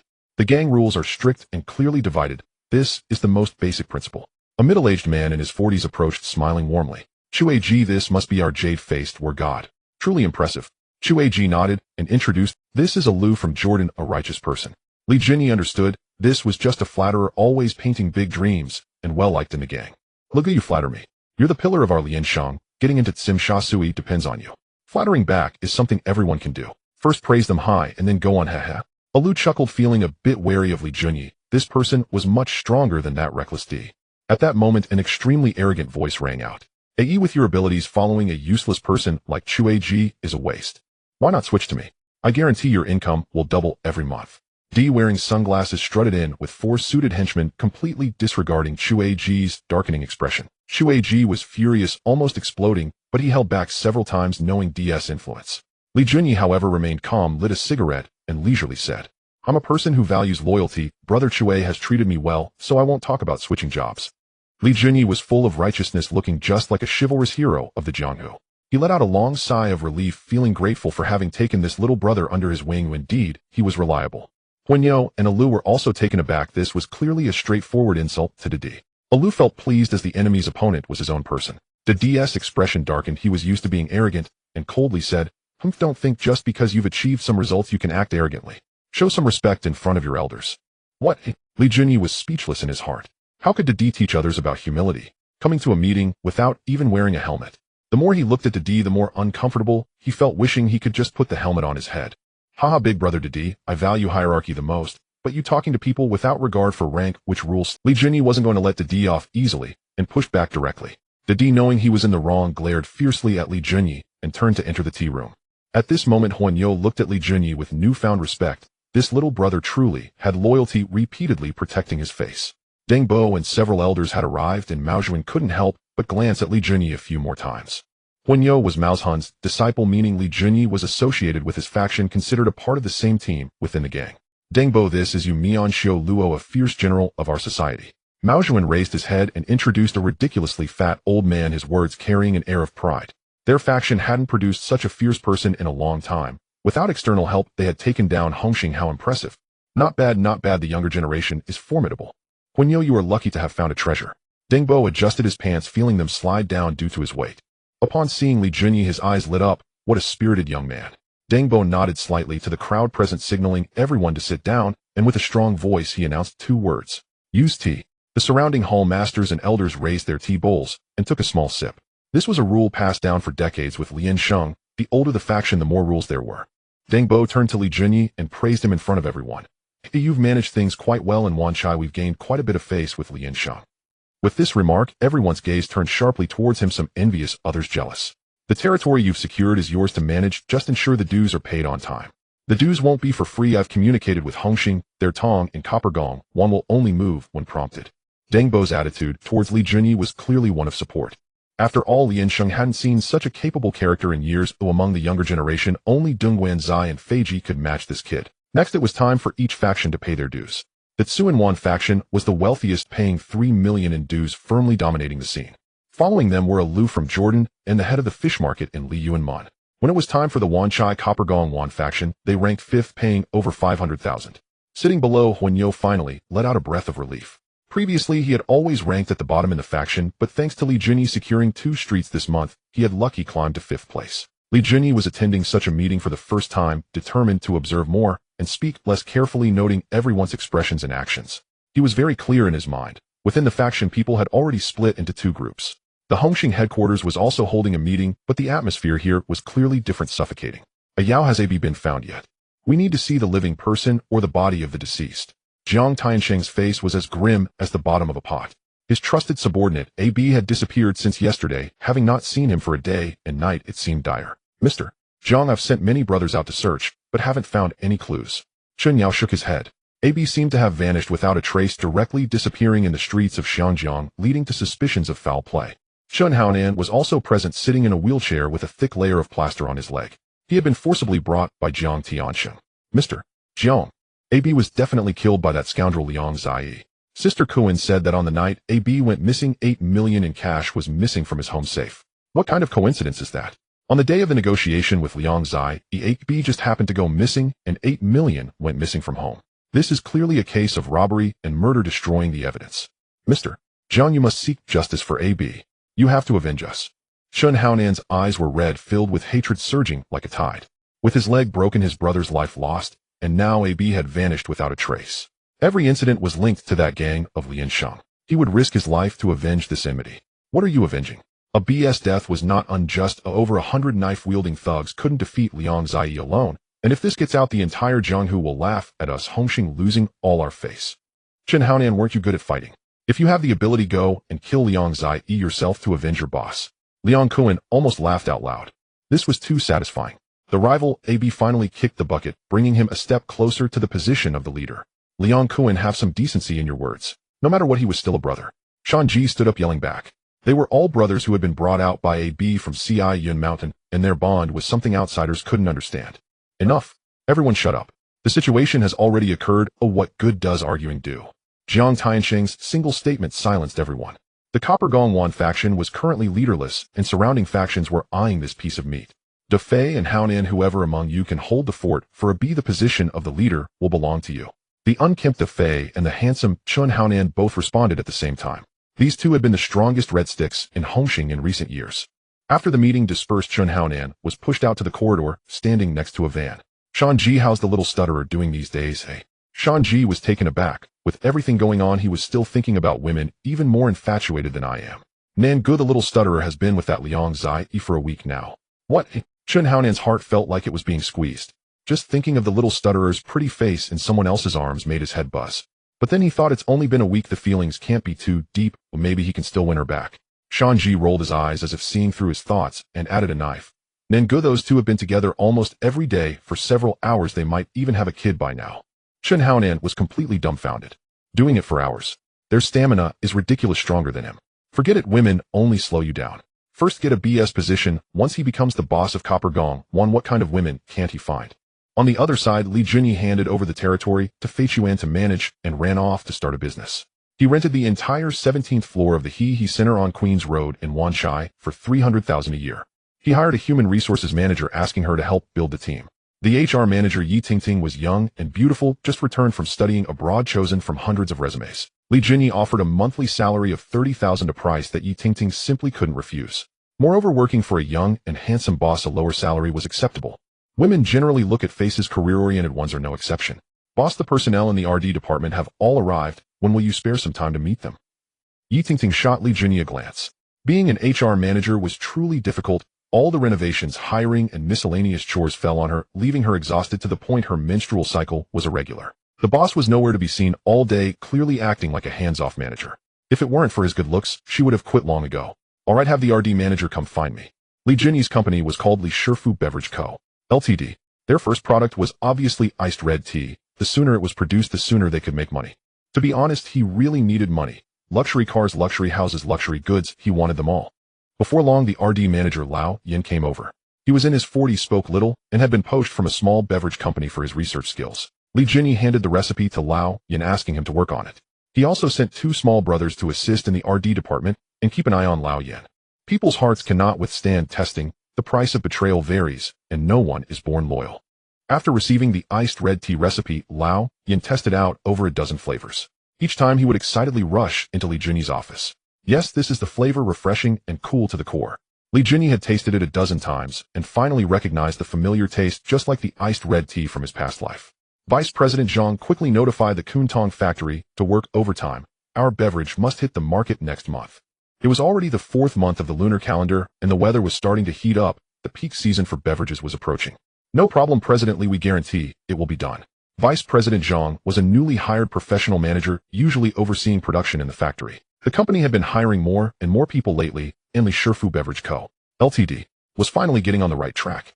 Li Junyi was so busy this week that he was dizzy, running from home to the company feeling like he was wound up tight. Even his intimacy with the little stutterer had not been as frequent as before. You good, you have someone else out there? Lately your driving seems like you're just going through the motions. Li Junyi felt a dark cloud over his forehead. This was truly unjust. He had indeed been busier than ever. Little Demonis, I'm not going to the company today. Oh, I'll deal with you first. Come on. I want to see how tough you really are. Bring it on. After a bit of a tussle, Li Junyi called up Fei Chuan and drove towards Yaomati. It took over 2 hours to get from Xiangjiang Island to Kowloon.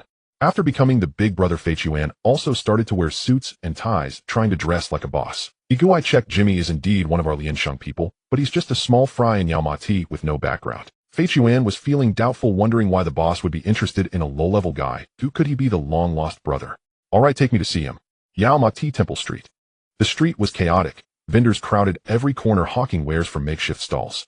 Hey there, handsome. Yi Yuqin's I'm Wild for You, a rare out-of-print VHS. Only I've got it on Temple Street. $39, and it's yours. Jimmy arched an eyebrow at Li Junyi, thrusting the yellow tape forward with practiced zeal. Li Junyi's face darkened instantly. His underlings behind him couldn't suppress their laughter. Damn it. I look like some perverted creep. Did your eyes grow in your crotch? Jimmy, do you really think someone as striking as me needs to watch that? Isn't real steel far more intoxicating? Jimmy scoffed, flipped him the middle finger, and turned away to greet other customers. Hey, you want to die? This is my boss, Brother E, the Jade-Faced Reaper. Ever heard of him? You're done for. Fei Quan's temper flared instantly. He lunged forward, ready to overturn Jimmy's stall. Jimmy paled. The name Handsome Brother E carried lethal weight these days. To have crossed such a ruthless figure meant ruin. Fei Quan, stand down. Jimmy, I know you never wanted to join a triad. You only wish to run a humble business and support your family. Let's strike a deal. Li Junyi wore a crisp suit and tie, appearing every bit the respectable businessman. Had Fei Quan not just announced his identity, passers-by would have assumed he was a senior executive from some corporate firm. Jimmy froze. How could Handsome Brother E possibly know his innermost thoughts? He'd originally joined the Liansheng Society precisely to avoid being bullied while selling goods on the street. Yet his sworn brother, a reckless, gambling, drinking fool, had delivered nothing but chaos and disgrace. For 2 years he drifted listlessly at the bottom, peddling illicit tapes forgotten and unfulfilled. A faint knowing smile curled Li Junyi's lips as he withdrew HK0 from his inner jacket pocket and slapped the thick wad into Jimmy's stunned hands. Jimmy, this is your transfer fee, 200,000. Jimmy stood dumbfounded. As a low-ranking Si Gao Jai in the Walin Sheng, he knew no such custom existed. Switching allegiance required only a word to his current boss, Brother Guan Zizhen. A warrior dies for one who truly understands him, and in that instant Jimmy's loyalty was irrevocably claimed. I must consult my current brother first, but once he consents I'm yours. Jimmy suppressed the surge of greed within him. He knew the Triad's code was ironclad. Even within the same society, shifting allegiance without sanction was a grave taboo. The front car door swung open. 4 men stepped out. Badges flashed swift and sharp. Wanchai OCU. Inspector Su. Mr. Li, we suspect your involvement in a recent vendetta homicide. Kindly accompany us. The speaker was none other than Li Junyi's former superior. Fei Quan and over a dozen brothers surged forward, necks rigid, utterly unimpressed by the officer's presence. Oh, you say investigate, and we simply comply. Do you truly believe you can take our boss away on a whim? Step aside, or shall I charge you all with obstruction of justice and bring you in one by one for extended conversation? Inspector Su remained impassive, yet his voice dropped low, firm, unyielding, brooking no dissent. Li Junyi leaned lazily against the car, a faint, unruffled smile playing on his lips. He glanced at Su, not with defiance, but as one might observe an old acquaintance performing a well-rehearsed role. Inspector Su, long time no see. You arrive bearing such a heavy accusation. I hardly feel worthy. Worthy or not, we'll discuss that back at the station. Cooperation makes everything easier, for everyone. Li Junyi didn't move. Slowly, deliberately, he lit a cigarette. Of course, I'll cooperate. But Inspector Su, you'll need to tell me first, which vendetta homicide are we speaking of? My memory's unreliable. I wouldn't want to walk through the wrong door and trouble you unnecessarily. Inspector Su held his gaze silent. Behind him, officers began advancing, tension coiling taut as Su's brow knotted tightly. He hadn't anticipated Li Junyi's men would dare defy the police so brazenly, not even sparing a shred of deference. Things were escalating rapidly, from verbal jabs at each other's families to shoving matches. Everyone halt. We're law-abiding citizens. Cooperating with the police is our civic duty. I'll go with you. Li Junyi descended from the car, unhurriedly leaned close to Fei Quan's ear and murmured softly, "Call our lawyer to the station. Don't worry about me. Inspector Su always knows where to draw the line."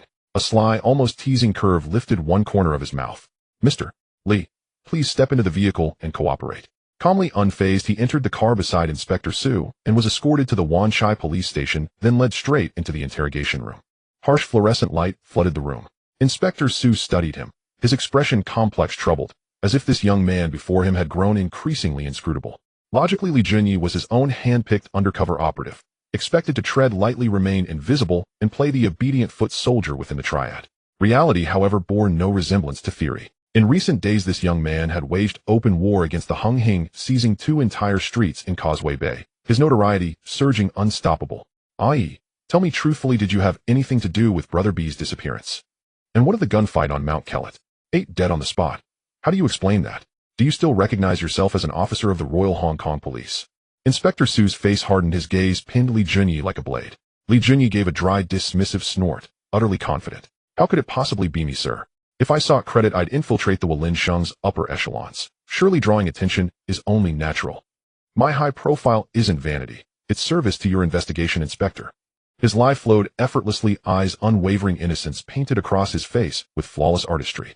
His performance rivaled Oscar-worthy mastery, so convincing Inspector Su found himself quietly wondering had he misjudged him after all. Fine, then tell me who killed Brother B. To keep the ruse alive, Li Junyi spun a seamless fabrication. I suspect it was Liang Quan. Brother B had tipped off the police about his heroin trade. Over 100 kilos seized. Liang Quan lost everything, and vengeance burns brightest in ruin. Inspector Su's eyes lit up. Why hadn't he considered this angle? Is Liang Quan truly trafficking that grade of opium? If this lead proved solid, cracking the case could easily earn him a promotion. Su swallowed hard, throat tight with anticipation. He placed a hand on Li Junyi's shoulder, voice grave and earnest. Hey, if you uncover anything, tell me immediately. I'll shield you as much as possible within the force. Inside, Li Junyi nearly laughed aloud. These Hong Kong cops were astonishingly gullible. A few well-placed lies, and they believed every word. He saw no reason to hold back. There was in fact something he needed Su to handle. 2 of my men were arrested 2 days ago. They're being held right here at Wanchai Station. Could you arrange things for me? Inspector Su rolled his eyes. This kid truly treated him like family. You're running half the district. Do you really need to haggle over bail money? Get out. With your territory expanding daily, surely you're not short on funds. With no evidence and Li Junyi's protected status as an undercover officer, he walked free and secured in exchange a measure of official cover. Yet the moment Li Junyi emerged from the Wanchai police station, Fei Quan and Jimmy stood waiting outside, faces tense with concern. "Boss, are you alright? What could possibly be wrong? Let's head to the bar, celebrate Jimmy's arrival, and welcome him to our fold." They drove back to their stronghold, the Huaxia Entertainment Complex, a venue firmly under Li Junyi's control. Meanwhile, Lu Jialing drove distractedly out of the Shaw Brothers film studio. Her boyfriend Liang Chao voiced quiet concern. "Aling, what's been going on with you lately? The director says your focus has been off." Lu Jialing paused, her thoughts drifting elsewhere, then flushed faintly. "Nothing serious, just feeling a little unwell." She couldn't possibly tell her boyfriend she harbored feelings for another man, nor dare mention that Li Junyi's coat still rested in her car. "Then rest for a couple of days. I'll speak to the director on your behalf." Liang Chao fussed over her tenderly, the very model of a devoted partner. Lu Jialing merely nodded, her reply cool and detached. "I've made plans tonight to get my hair done with Rong Rong and Xiao Lu. I may not return until late. Don't wait up." Liang Chao opened his mouth, then closed it again, saying nothing.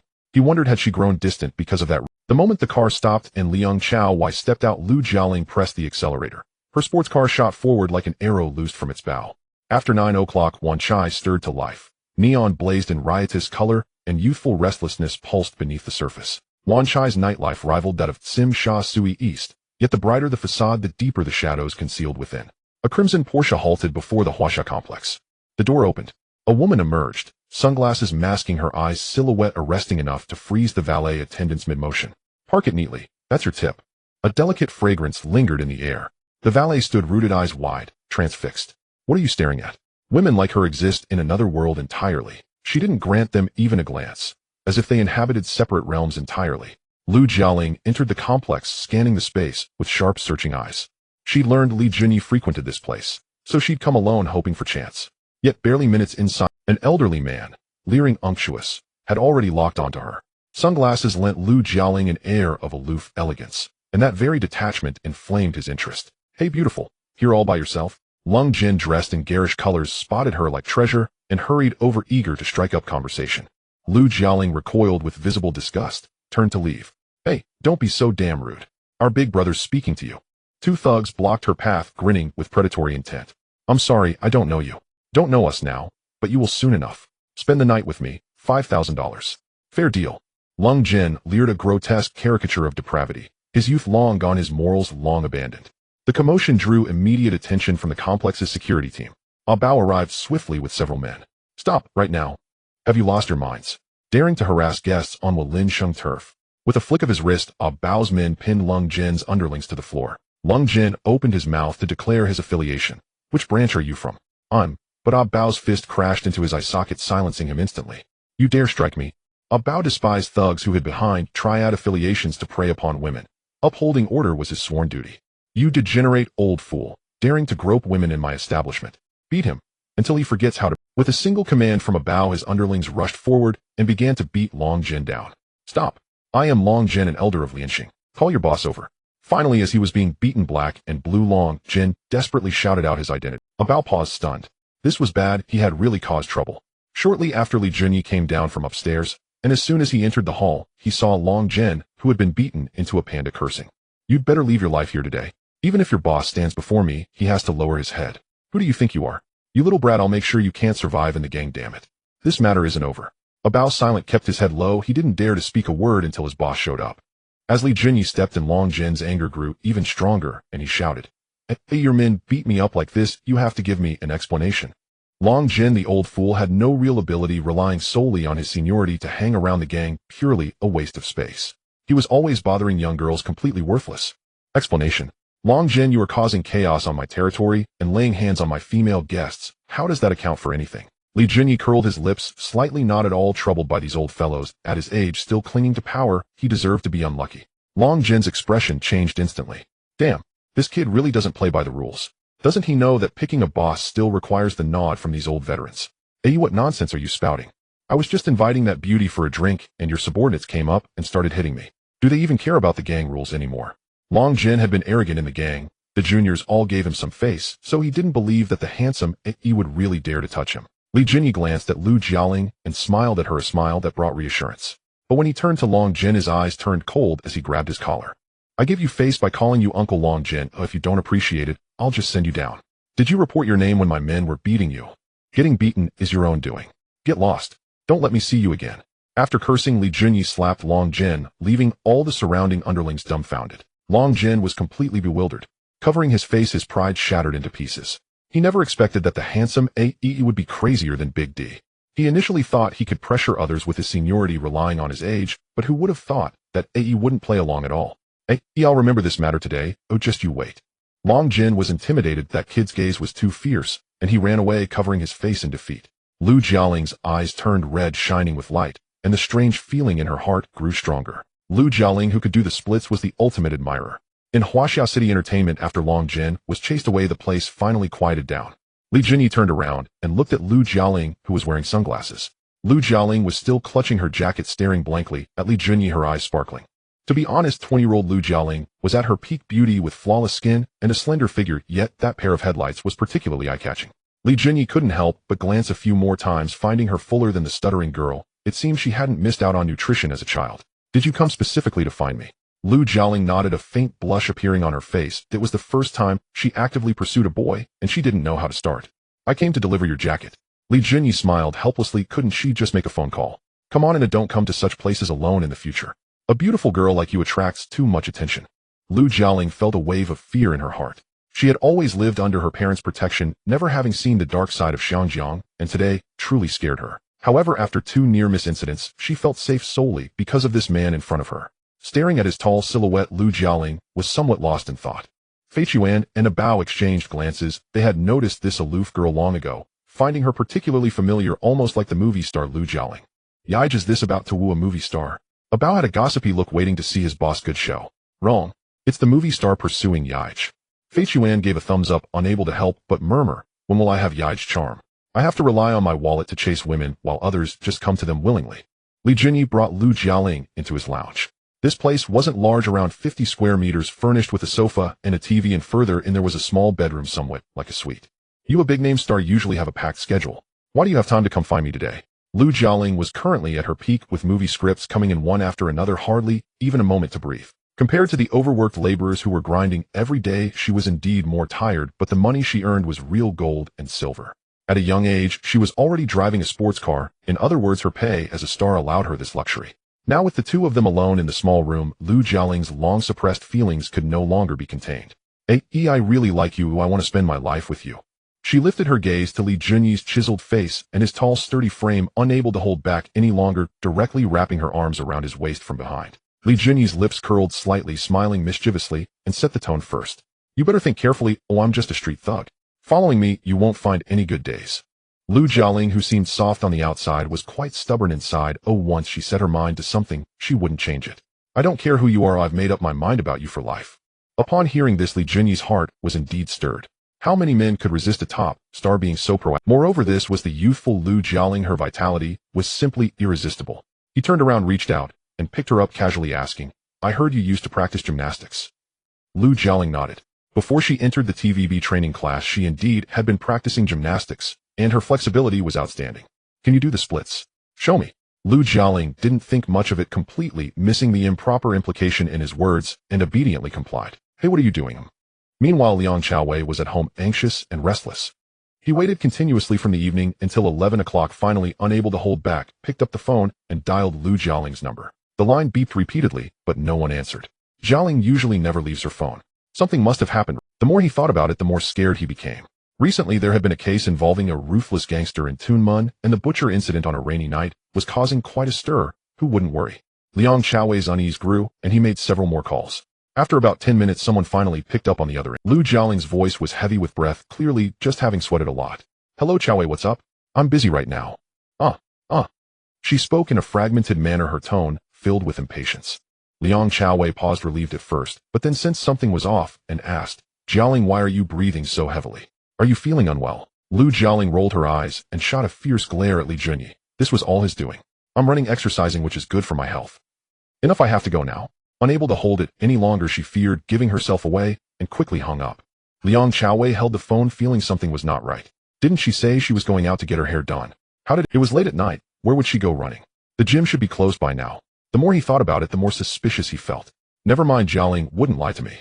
When two people are together, isn't the most important thing mutual trust? After finishing up, Li Junyi leaned against the headboard and lit a cigarette, relaxing and blowing out smoke. Lu Jialing leaned on his shoulder lightly, tracing her fingertips over his well-defined abs. Your physique is really good. No wonder you're so fierce when chopping people. I'm not just fierce when chopping people, I'm also quite ruthless when driving. Wrapped in the blanket, Lu Jialing's usually cold face completely lost its composure, burying herself in the blanket like a starry-eyed girl, saying, "You're annoying, HM." Out there everyone would call her the ice snow goddess, but here she was like a little wife. The sense of pride in Li Junyi's heart was evident. He cherished this contrast. "What's up with your boyfriend, Liang Chaowei?" He frowned, a hint of displeasure in his tone. Now that he was interested in Lu Jialing, he found anyone else looking at her bothersome, let alone her boyfriend. Lu Jialing panicked, her voice trembling. There's nothing between him and me, it's just a facade created by the film industry to fool people. We don't have any feelings at all. She was genuinely afraid that Li Junyi would misunderstand this. And I never let him touch me, he's quite proper, and we're— Li Junyi believed her. The few plum blossoms on the sheet were still there, and Lu Jialing had personally folded them and stuffed them in her bag that morning. Alright, I believe you. He smirked. But let's keep our relationship under wraps for now, it might affect your acting career. If news of a gang boss being involved with a top female star leaked, all of Xinjiang's media would go wild, and Lu Jialing's on-screen image would certainly be ruined. Moreover, he himself didn't want to be too high profile. Keeping it hidden would save trouble. You're so good, caring, and giving me a sense of security, simply perfect. Lu Jialing looked at him with starry eyes. After last night's ordeal, she was completely attached to him. Alright, I have things to do today, you stay here. Li Junyi placed 200,000 Hong Kong dollars on the bed, but Lu Jialing refused to accept it. I'm not after your money. I can support myself. Li Junyi sent Jimmy to the newspapers and TVB in Hong Kong, unleashing a full-scale advertising blitz for Master Li's iced black tea. Overnight, the entire city buzzed with talk of this new beverage. Boss, everything's set. It launches tomorrow at 8 a.m. sharp. Dressed in a crisp suit, Jimmy had held the position of general manager steadily for over a month. The factory in Kuntong is running 3 shifts nonstop. We've already stockpiled 10 million bottles ready for immediate market rollout. Li Junyi nodded from his seat at the head of the table. Impressed by Jimmy's efficiency, he addressed the senior executives. Let's all push harder together. Strong performance means generous bonuses. Eyes across the room lit up instantly. Everyone knew this young boss was exceptionally generous. Working under him meant real rewards. The next morning, Li Junyi mobilized 100 of his construction site workers as unpaid delivery staff. Fierce-looking and imposing, they stationed themselves outside convenience stores and supermarkets, delivering goods faster and more efficiently than any professional logistics team. A delivery truck halted before Hengqin convenience store in Wanchai. 2 burly men strode in, startling the shop owner Chan Manhua so badly that he nearly dropped the newspaper in his hands. He leapt to his feet, bowing deferentially while offering cigarettes. "Brothers, I've already paid this month's protection fee, haven't I?" His heart pounded. He assumed yet another collection visit, an everyday occurrence on Hong Kong streets. One stocky man slammed a delivery slip and pen onto the counter. "Mr. Chan, we're placing several cases here. Just sign and we'll settle payment in a few days." Chan glanced down. The slip read 5 cases of iced black tea, followed by a signature line. He blinked in surprise. Iced black tea. Wasn't that the drink flooding every billboard and broadcast these past few days? Relieved it wasn't another protection racket, Chan hurriedly arranged several bottles inside the refrigerator, tucking them behind Coca-Cola cans out of plain sight. "Boss, your display doesn't meet our standards. Our product must occupy the most prominent position." A scar-faced man stepped forward, swiftly shoving all the Coke bottles into the dimmest corner before stacking 3 neat tiers of iced black tea front and center, pushing every other drink aside. Chan suppressed his anger, saying nothing. These street toughs were not to be trifled with. No point risking a confrontation over something so trivial. "Here's our ordering hotline. Call when you run out." With that, the 2 men tossed a business card onto the counter and sped off to their next stop. They had over 100 stores to cover across Wanchai alone. No time for idle chatter. Across Hong Island, 20 similar teams operated, all composed of Li Junyi's loyal associates pressed into service as free delivery labor. Chan snorted, tossing the card carelessly into a drawer. This iced black tea is probably their own venture. How could it possibly sell well? In his experience, Hong Kong Triads either ran underground operations or dabbled in smuggling. Legitimate businesses. They'd likely bleed money dry. Once demand fizzled, he'd clear the shelves and restock Coke and Fanta. Each summer, those 2 brands alone brought in substantial profits. As soon as the men left, Chan almost sneaked back to restore the Coke, but remembering their menacing faces, he withdrew his hand. Before long, 2 young men pushed open the door, sweltering in the scorching heat, eager to quench their thirst with a cold Coke. But when they opened the fridge, no Coke greeted them, only red-packaged iced black tea. They peered closer. It was indeed Master Li's iced black tea, the very drink plastered across every advertisement. Ice cold, invigorating. The younger one decided to try it. Boss, how much for this one? $3. They paid, stepped outside, twisted open the cap, and drank without pause, finishing the entire 500 milliliter bottle in one go. Whoa, this flavor packs a punch. One bottle isn't nearly enough. They exchanged grins. Its taste bore no resemblance to Coke or Fanta, bright with citrus notes, intensely refreshing on a blistering summer day. They turned back and called out to the counter boss. We'll take a whole case of that drink. What? A whole case? Sean paused, startled. He recognized them. They played football across the street, usually buying just a single bottle of water. Why were they suddenly ordering by the case? Yes, one case. We'll take it home and keep it stocked. Skeptical but compliant, Sean retrieved a case from the warehouse and sent them off. Hardly had he settled back when a young woman burst in, breathless. Boss, do you carry iced black tea? Yes. Then give me a case. Sean was utterly bewildered. What on earth was happening? Could this drink truly be that good? Multiple customers had now arrived solely for the tea. The fridge was already empty. Rushing to the warehouse, he found only one case remaining among the original 5. His composure shattered completely. Sean immediately realized this drink outsold Coke by a landslide. Frantically, he dug through drawers until he unearthed the discarded business card and dialed the number. Busy signal. What the hell is going on? Customers are lining up, and you won't even take the order. Finally connecting, he learned inventory was exhausted. Replenishment would take 5 days and orders were now accepted only by reservation. I need 50 cases, no 100. Each case held 24 bottles, judging by today's frenzy, selling 15 or 20 cases daily would be effortless. Masterly Beverage Company's phone lines were overwhelmed. From dawn till noon, Jimmy fielded non-stop calls, every customer clamoring for more, leaving his head throbbing. He bypassed the chairman's office entirely, bursting straight in. Boss, the iced black tea has exploded. Every unit we distributed has vanished from shelves. A faint smile curled Li Junyi's lips as he lit a cigar and exhaled slowly. No need to panic. I knew. Stay steady. It's only the beginning. Jimmy snapped back to awareness, chiding himself for his flustered haste. His boss's unshakable calm reminded him why he remained an employee and how much he still had to learn. Boss, today alone we sold 200,000 cases, nearly 4.8 million bottles, even amid total stockouts. Jimmy's face glowed with irrepressible excitement. Revenue nearing $5 million in a single day would dizzy anyone. Li Junyi too felt elated. He'd known the drink would be profitable, but never imagined such staggering returns. With roughly $1 net profit per bottle, 4.8 million bottles translated to at least $4.8 million in pure earnings. Selling beverages, it seemed, was the most lucrative enterprise of all. Back on the mainland, 2 beverage magnates, Nongfu Spring and Waha, had both ranked among China's wealthiest. The margins here were simply incalculable. But inventory is dwindling fast.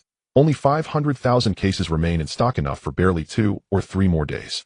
Li Junyi leaned back in his chair, cigar between his fingers, and issued his next command. Ramp up production immediately. Offer premium wages to attract workers, lease adjacent factory space, and hit a daily output of 500,000 cases. Iced black tea was a beverage. People might drink several bottles a day, but not everyone across Hong Kong would choose it exclusively.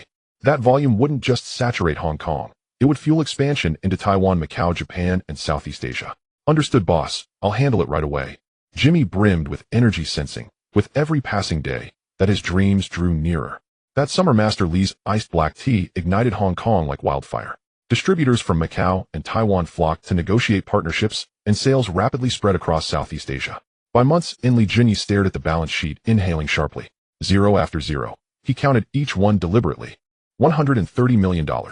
In just 30 days, the iced black tea had generated over $100 million in revenue. Li Junyi vaulted past millionaire status in a single bound, stepping directly into the billionaire club as Hong Kong's youngest self-made billionaire. With a grand sweep of his hand, he presented Jimmy a $2 million check. Every senior executive received a bonus. The entire company erupted in jubilation, like celebrating Lunar New Year. Boss, isn't this overly generous? Jimmy accepted the check, eyes widening, pulse hammering. 2 months earlier, he'd been peddling wares from a street stall, earning at most $10,000 or $20,000 monthly. Now under Li Junyi, he'd received $2 million. The sum felt unreal, almost unnerving. It's yours, no doubt about it. Stay loyal, work diligently, and I will never shortchange anyone. Li Junyi, cigar in hand, offered Jimmy one and gestured for him to light it. Notify HR. Tonight we celebrate at Huaxia City. Instantly cheers erupted. Everyone knew exactly what Huaxia City represented. Boss, can I invite 2? If you can manage them, 3 won't be stopped. Ha ha ha. Noticing the sharp glances from female staff, Li Junyi hastily added. The office erupted again, laughter echoing everywhere. For a company barely 2 months old, it was remarkably lively. A gathering orchestrated by Chun Haonan. Li Junyi led the entire administrative department to Huaxia City, reserving half the venue. Moving table to table, he toasted each guest. while Jimmy stood beside him shielding him from excessive drinks. After a night of revelry, Li Junyi instructed Fei Quan to dispatch his men to escort everyone home. Then drawing Jimmy and Fei Quan close, he said, "Jimmy, our coffers are full. We need to diversify into complementary ventures.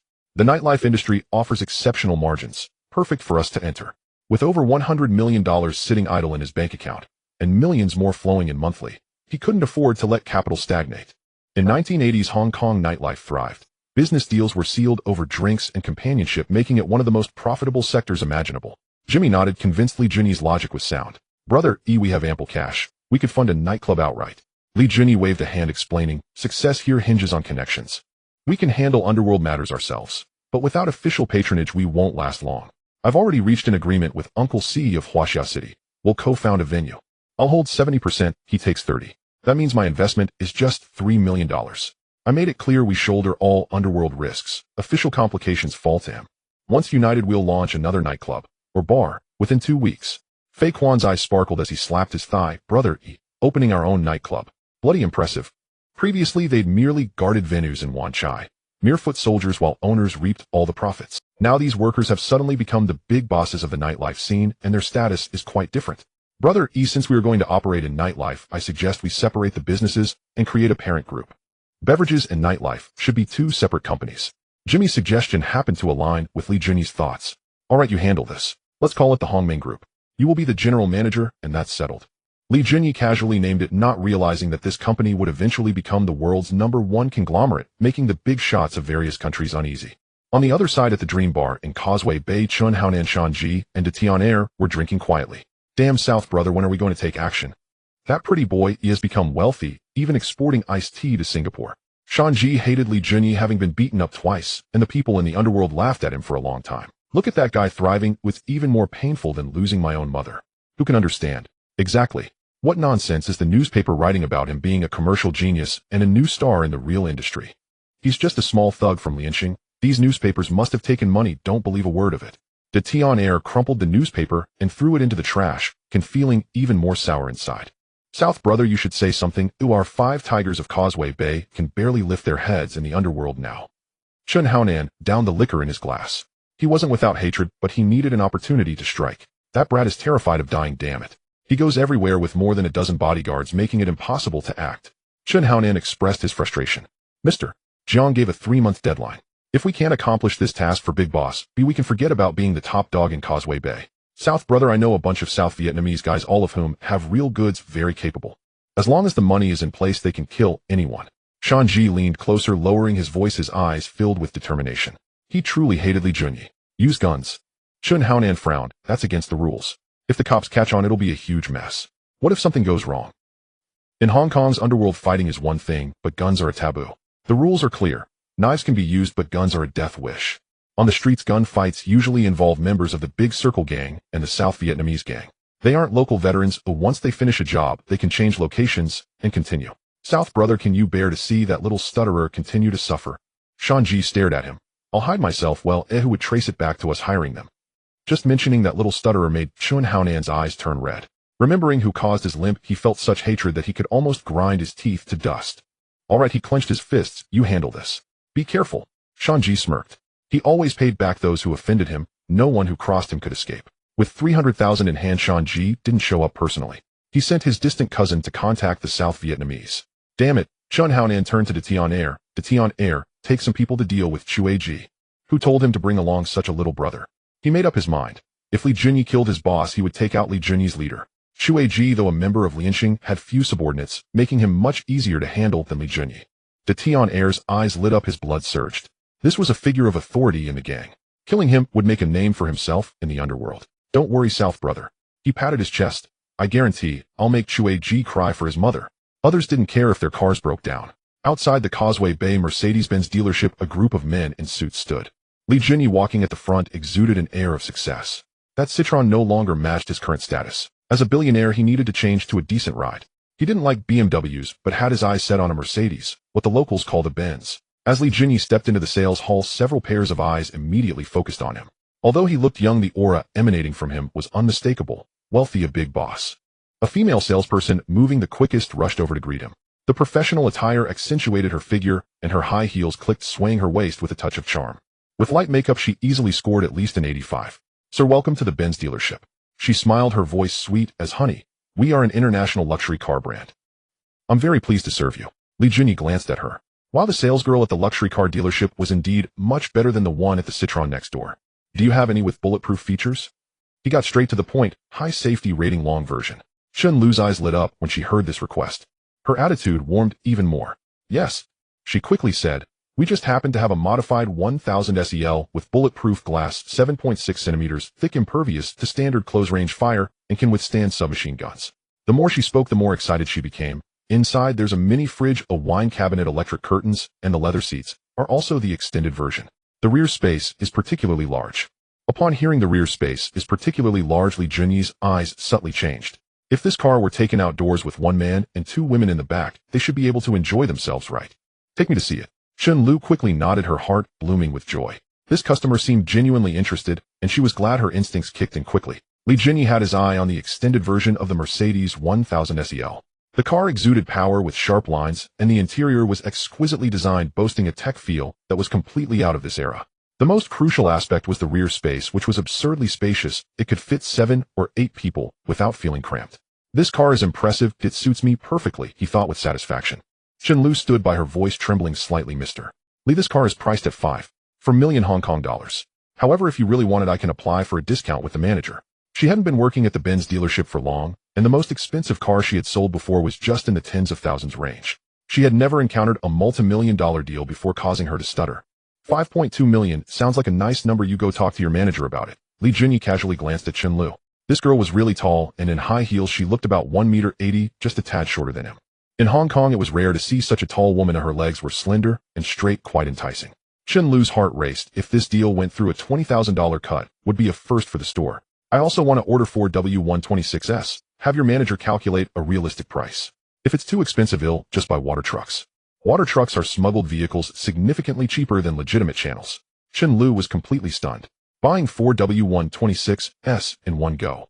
Each of those cars cost over $1 million. A 4 totaled over $4 million, and he spoke about it as casually as picking vegetables in a market. All right. Okay. I'll go find the manager immediately, and we'll definitely get you the lowest price. Upon hearing that such a big client had arrived, the showroom manager did not dare to be slow and personally came to attend to him. In the end, the total price for the 5 cars was negotiated down to 3.5 million, sealing the deal at 9.6 million. Li Junyi waved his hand, not allowing the manager to handle the paperwork, specifically requesting Chen Lu to assist him. The bald manager, seeing this situation, chuckled. Men understand these things. Li Junyi handed a check from HSBC to the cashier, and the deal was done. Chen Lu finally breathed a sigh of relief. Her commission alone was 70 to 80,000, enough to buy a 1,000 square foot apartment in Hong Kong. Mr.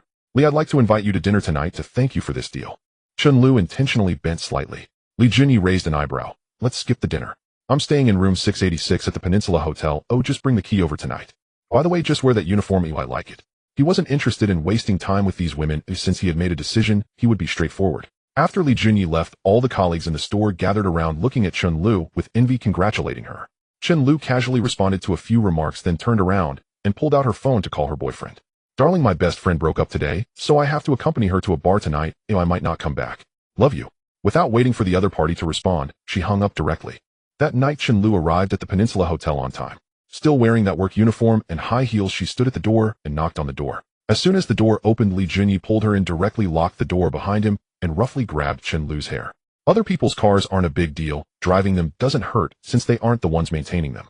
Inside the Peninsula Hotel, Li Junyi glanced at Chen Lu, who was sleeping soundly on the bed, left 10,000 Hong Kong dollars on the bedside, and turned to leave. This woman was indeed beautiful, but she only had her looks. In Hong Kong, there were plenty of women like her. For Li Junyi, it was just one night. He had rules when it came to women. Those who sneaked out on their husbands to cheat had no right to enter his door, at most just a fleeting encounter. Big brother, something big has happened. Chu Ji got attacked. He's lying in the hospital with serious injuries. Early in the morning, Fei Quan's call blew away the last remnants of sleep in Li Junyi's mind. What the hell? The spokesperson of Lianxing, Chu Ji, got attacked. This news was no small matter for Li Junyi. When did this happen? Who did it? Have they found out? Fei Quan explained the situation over the phone. An hour ago, Chu Ji was having dim sum on Russell Street in Wanchai when the Tian Air from Hongqing led a few younger brothers to strike suddenly. Chu Ji was stabbed several times. If it weren't for the patrolling military personnel arriving, he might not have survived. Damn. After hearing this, Li Junyi could only curse inwardly. How could a prominent spokesperson for a gang go out without a single subordinate? A Detian heir with 3 or 5 small fries could take him down, making Lianqing lose face. Prepare the car, we're going to St. Mary's Hospital. Also buy some fruit along the way. Shu Ji was his master. With this incident, Li Junyi felt he had to show up out of both emotion and reason. Outside the surgical ward of St. Mary's Hospital, there was a crowd. Small groups of younger brothers stood against the wall smoking, and no matter how inept Shu Ji was, he was still a spokesperson, so it was normal to have people guarding him. Fireball leaned against the door smoking. Upon seeing Li Junyi approach, he nodded at him. Yi Dangbo and Alu are inside. Just go right in. Li Junyi nodded, letting the younger brothers wait outside, and pushed the door open alone. Inside, the two people turned to look at him simultaneously. You're thoughtful. Shu Ji taking you as his disciple was the best thing he had done in his life. Alu took the fruit basket and casually placed it on the table, smiling, but his eyes held no warmth. Shu Ji saw Li Junyi approaching, managing to crack a rare smile. Dangbo Hongxing has gone too far this time. The Tian heir has harmed my boss, and I must take revenge. Li Junyi spoke with conviction, though deep down he had already set his sights on Hongxing's territory in Causeway Bay. If he could seize this opportunity to take that area, he would firmly establish himself in Causeway Bay. Dangbo glanced at the half-dead Shu Ji on the hospital bed, slowly nodded, and patted Li Junyi's shoulder. Don't bring shame to the organization. If you need manpower, let Alu bring the brothers to support you. Dangbo's words were authoritative without anger. Hongxing dared to touch the decision-maker of Lianqing. This could not be resolved over a cup of tea. Blood had to be repaid. Alu chuckled and added, don't be polite with me, we're brothers in the same organization. Just say the word, and my people from Jordan will be at your service. Li Junyi was well aware that Alu was a smiling snake, always trying to win people's hearts and build his own reputation. No need, brother Lo. This is my boss matter, I will take the lead for him. Alu was taken aback for a moment, then looked at Li Junyi again and turned to Dangbo. Yi is indeed quite righteous. What we lack most in Lianqing are brothers with such loyalty and righteousness. The younger generation is indeed formidable. Dangbo's face showed a look of appreciation, improving his impression of Li Junyi. In the underworld, who isn't in it for personal gain? Yet everyone puts on a facade, crafting themselves into the image of someone who values loyalty. Oh, no one minds a bit of theatrics. Li Junyi stayed in the hospital room for half an hour, bid farewell to Dangbo, and Alu then turned and left St. Mary's Hospital. Fei Quan followed him into the back seat of the armored extended Mercedes. Li Junyi took out a high-quality cigar and handed one to Fei Quan as soon the car was filled with smoke. Fei Quan, how many brothers do we have under us? In Causeway Bay, the Dream Bar was bustling. The Tian heir had just finished dealing with Shu Ji and was boastfully bragging to several brothers, his demeanor as if he had struck gold. Brother Nin, you should have seen it. That coward Shu Ji was so scared he knelt down begging for mercy. That guy is the big boss of Lianqing. Damn, I've already taken down one decision-maker. Tian heir, you're famous now. The word on the street is that Liang Zai has threatened to take you down. Shan Ji and the others were enviously chatting as those in the underworld always sought face. If anyone can establish themselves in this line of work, wouldn't the younger brothers flock to them? Brother Nin, do you think Lianqing will send someone to trouble me? Should I go hide for a while? The Tian heir wasn't foolish. Having moved against the decision-maker of the opposing side, it was unlikely he'd come out unscathed. However, Chen Haonan was in need of manpower, and the Tian heir was one of his most capable subordinates. He couldn't bear to let him go. Tian heir, don't worry. I've already arranged for several brothers to keep an eye on Liang Zai's territory, and any sign of trouble won't escape my notice. As long as his main forces haven't moved, no matter how many come, we Hongxing can ensure they go back empty-handed. Chen Haonan's eyes flashed with a fierce light. Having been in this line of work for a while, he had long prepared contingencies. The Dream Bar was ambushed by hundreds of armed men, just waiting for the enemy to step in and see how Liang Zai would respond. Brother Nan is wise with that reckless Liang Zai. He's no match for you. Bao Pai quickly raised his glass, trying to flatter and ingratiate himself. He, lacking any real ability, could only rely on flattery to maintain his presence. Suddenly, a commotion erupted outside, filled with the sounds of fighting. Jiao Pai stumbled and covered in blood. Brother Nan, it's bad. The people from Lianqing are coming to fight us. What? Chen Haonan was momentarily stunned. The situation had escalated too quickly. Just moments ago, he was confidently asserting that everything was under control, and now he was being slapped in the face. Don't panic. I've hidden 100 men around here. We have the advantage. Chen Haonan steadied his nerves and pulled out a weapon from under the table. Shan Ji and the others quickly armed themselves, rushing out the door to see. The entire street was packed with people. Damn it, this is Hongxing's territory. You've crossed the line. No one paid him any mind. The Lianqing members surged forward like a tide, surrounding Chen Haonan and launching a frenzied attack. Damn it. Chen Haonan glanced around. They were completely surrounded by Lianqing members with no way out. This was a total disaster. Anyone who stands in our way will die. A Bao shouted, his eyes filled with murderous intent. Seeing Chen Haonan appear, his gaze was as cold as a snake. Brother, he ordered to cut them down mercilessly. Chen Haonan's mind went blank. Something was off. Where did the 100 men he left in the bar go? Brother Nin, help. Our men have all scattered. A younger brother clung to Chun Haonan's pants, crying uncontrollably. Chun Haonan looked down and saw that most of those lying on the ground moaning were Hong Xing's men. The Lianqing members were still flooding in at the entrance like a tide. Just how many people had come? Chun Haonan chopped down a younger brother and began to retreat step by step. There were too many of them, and it was absurdly overwhelming. Retreat. Fall back. Chun Haonan led Shan Ji and the others through a bloody path, slowly retreating. Shan Ji took 2 hits, and Chun Haonan himself was also slashed on the shoulder. Where's the Tian heir? Damn, he didn't keep up. Chun Haonan's face darkened. In such chaotic circumstances, losing men would surely lead to a bad outcome. Hurry up, Brother Nan. If we stay, we're all dead. The two Zai drove the van, urging Chun Haonan to get in. Bao Pai and Shan Ji each supported Chun Haonan, trying to shove him into the vehicle, watching helplessly as the Tian heir fell into a pool of blood. Bao, should we pursue? Brother Yi's goal is the territory. Bringing this kid back is enough to account for it. A Bao ordered 2 subordinates to hold the Tian heir down and shouted at the remaining men. Brother Yi said to drive all Hong Xing members out of Causeway Bay. Whether it's Chun Haonan or De Fei, they should never step into Wan Chai or Causeway Bay again. Thousands of people poured out, and a street battle erupted. De Fei and Chun Haonan's forces combined barely numbered over 200. They were simply no match for a Bao. The disparity in strength was evident, or as soon as Hong Xing's people showed themselves in Causeway Bay, dozens would instantly surround them, making it impossible to fight back. Damn it, Chun Haonan stirred up a hornet's nest, forcing me to flee too. Where did all these Lianqing fighters come from? De Fei cursed as he hurried back to his old home in North Point overnight. He abandoned the territory in Causeway Bay, or it was no longer worth defending, as they were simply not on the same level. With a single command from Liang Zai, thousands of Lianqing fighters staged a street brawl in Causeway Bay. The streets were stained with blood, and Hong Xing had at least 50 casualties.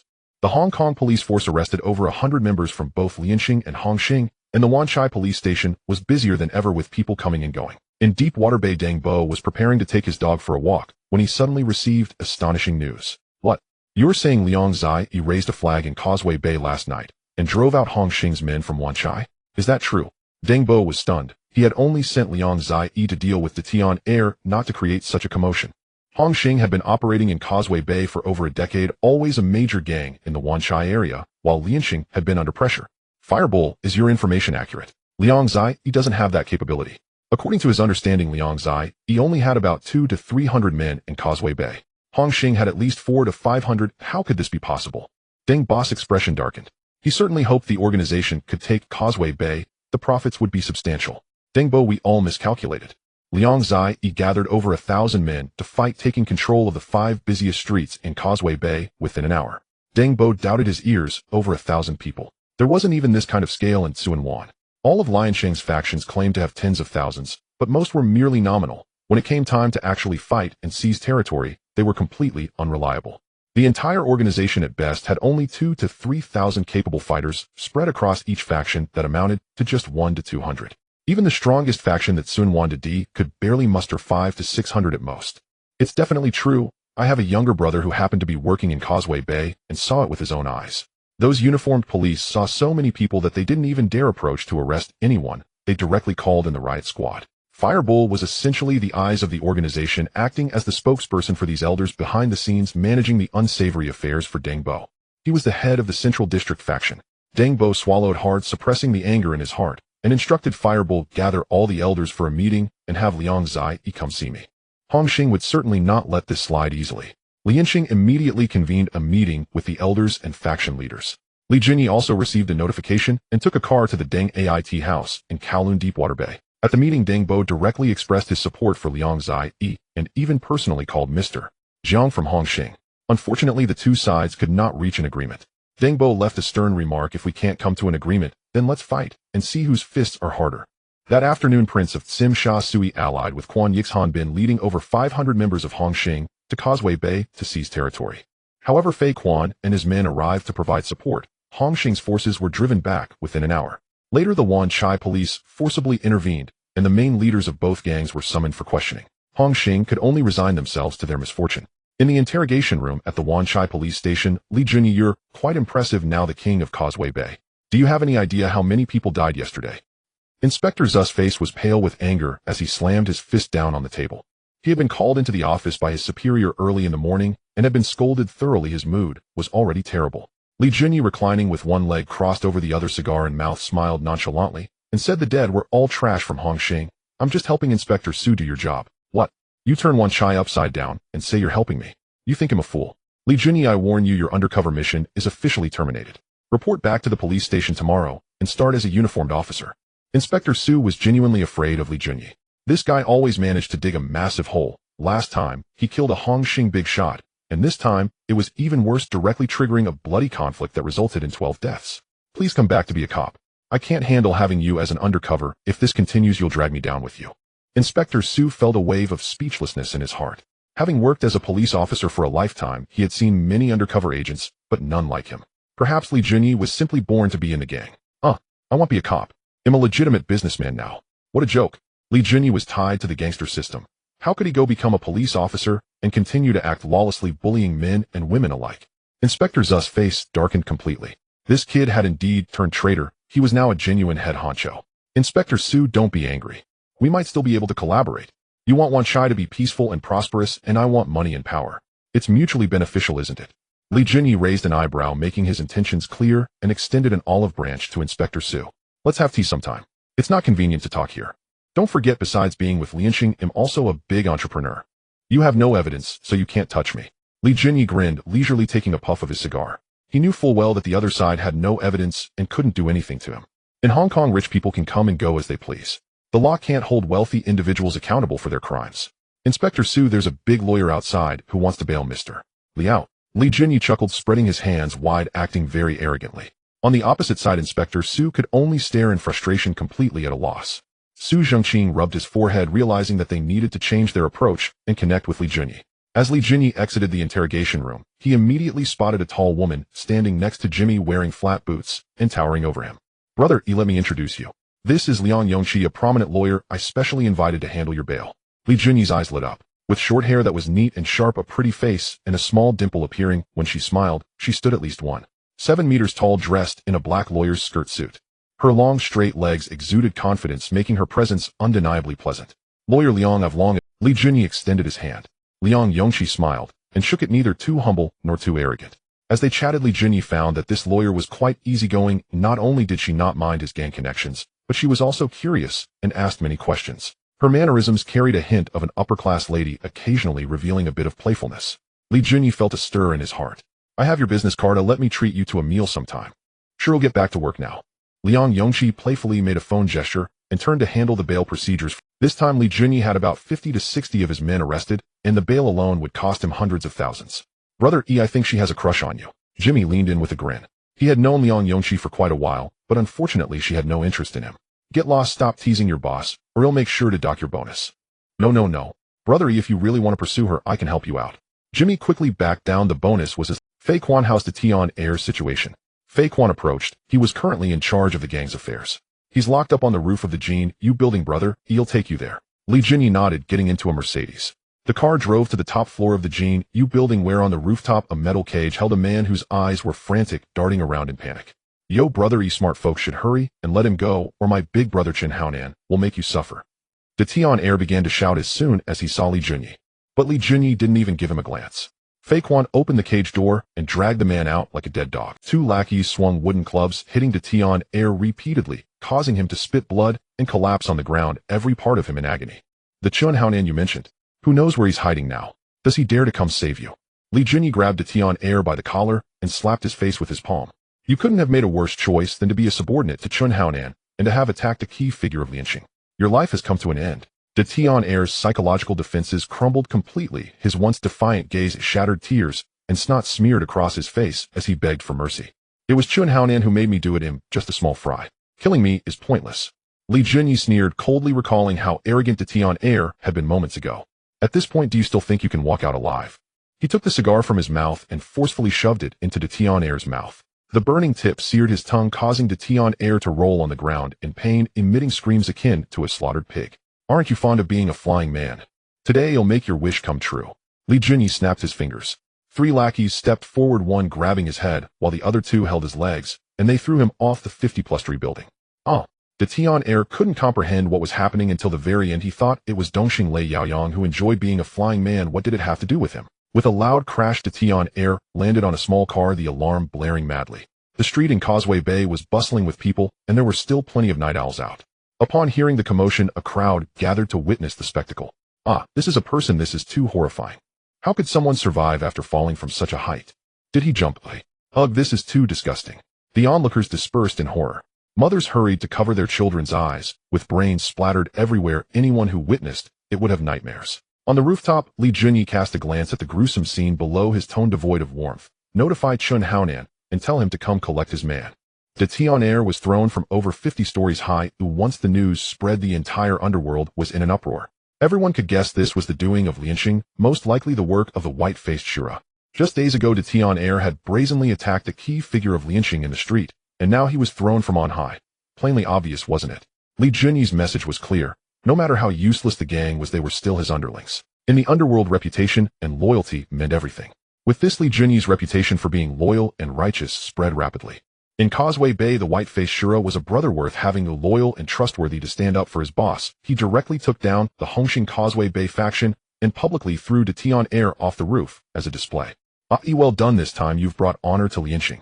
Over in Sham Shui Pa and Lianxing's faction, Deng Bo praised Li Junyi heavily. The kid's performance recently had indeed been remarkable. Of course, our IE single-handedly took control of 7 streets of Hongxing. Lianxing is now the top faction in Causeway Bay. Maoan grinned widely. With Li Junyi shining in the spotlight, Maoan also basked in reflected glory, as many elders came to curry favor with him recently. Previously, Hongxing had dominated this area, but now it had become Lianxing's territory. Deng Bo, since Chue Ji won't be able to leave the hospital anytime soon, why don't we let the handsome Yi take the helm in Causeway Bay? What do you think? Maoan had received plenty of benefits from Li Junyi, so he naturally spoke up for him. It doesn't seem proper, does it? He's only been in the gang for a few years. Who knows if he can be trusted? Before Deng Bo could respond, the nearby Didi first jumped in to voice his opposition. He had never liked Li Junyi and certainly didn't want to be on equal footing with this kid. But he has been with Lianxing for 3 years and has done much for the gang. It's not excessive for him to hold this position. The elder from Jordan, Lu, spoke up in support of Li Junyi, signaling goodwill. I disagree. Ai is unethical in his dealings, and even had his men beat me, he didn't even bother to apologize afterward. Does he not regard us seniors at all? Long Zhen finally seized the opportunity to stab the knife in during the gang meeting, accusing Li Junyi of disrespecting his elders and being unjust. Long Zhen, how dare you bring that up? You went after Ai's woman and got beaten by his subordinates. It was your own fault for not introducing yourself. You deserved it. Maoan had long known about this. Li Junyi had informed him beforehand that Long Zhen had a grudge against him. Long Zhen, you're being too indecent. Pursuing your subordinate's woman is a serious breach of conduct. Only Ai showed understanding and spared your life. The old ghost Quan, who had always been at odds with Long Zhen, threw in a jab. Everyone burst into laughter. Everyone knew what kind of person Long Zhen was. Moreover, his subordinate Guan Zai-sun was completely useless, so Long Zhen's words carried no weight in the gang. Deng Bo watched as the elders below turned the meeting into a chaotic mess, then turned to the elder, known as Chuan Bao, and said, "Serve tea." The room, which had been noisy and chaotic like a marketplace, fell silent at this statement. Everyone's eyes turned to the old man in the center, Deng Bo. In this gang, his word was law. The elder, nicknamed Chuan Bao, picked up the teapot and poured Westlake Longjing into each of the 10 or so cups on the table. The aroma of tea spread throughout the room. Deng Bo raised his hand, signaling everyone to drink tea. Several hall masters and elders took a sip, and after placing their cups down, continued to stare at Deng Bo, waiting for him to speak. Deng Bo's real name was Deng Wei. He had once been the leader of the gang when he was young. Although he had retired, he had never truly let go. Many core figures in the gang had been promoted by him. Our Lianxing has stood for a century, rooted since the late Qing dynasty. Deng Bo's voice wasn't loud, but every word was solidly stated. But look at us now. Hongxing and Xing are stepping all over us. Why is that? It's because our old customs have held us back. He paused, scanning all present. Xing has the 5 tigers and the new 5 tigers to hold the stage, and among Hongxing's 12 hall masters, who isn't capable? How many of our younger generation can hold their own? Hierarchy is something to respect, but what we need now are young people like Li Junyi who dare to take risks. I support him for that position in Wanchai. Deng Bo was the first to raise his hand. Following him, Mao and Chuan Bao, Old Ghost Quan, and Shuang Fandong, several elders, also raised their hands.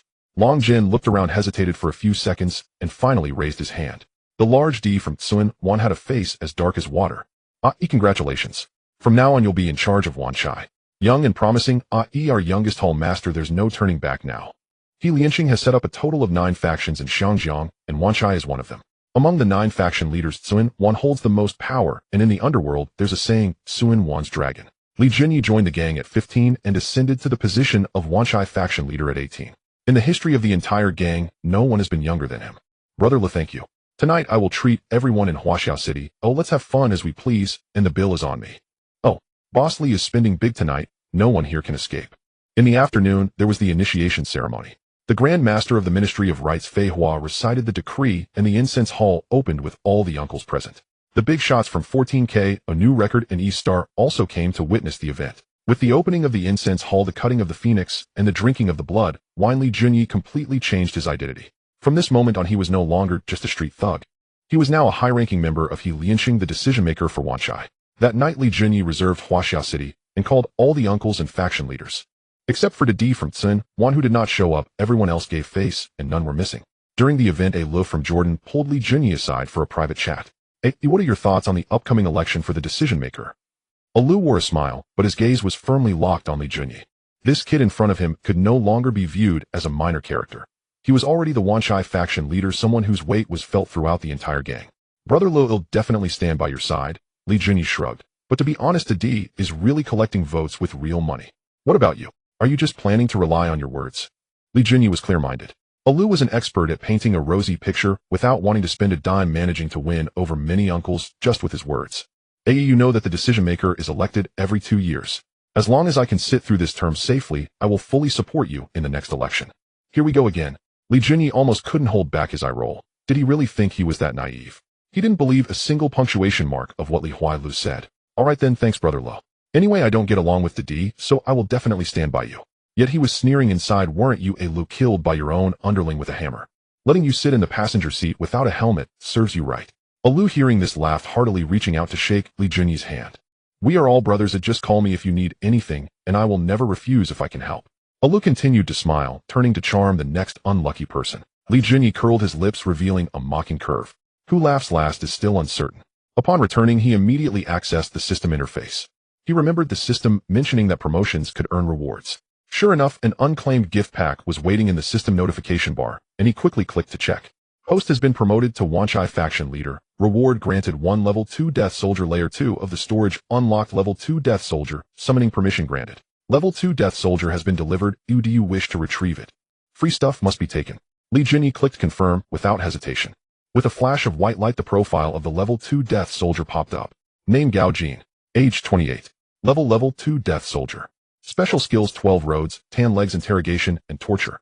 Introduction: born from the Broken Wolf series, exceptional in leg techniques, a ruthless character, in a suit, the warden of the prison. It turns out to be the suited thug Gao Jin.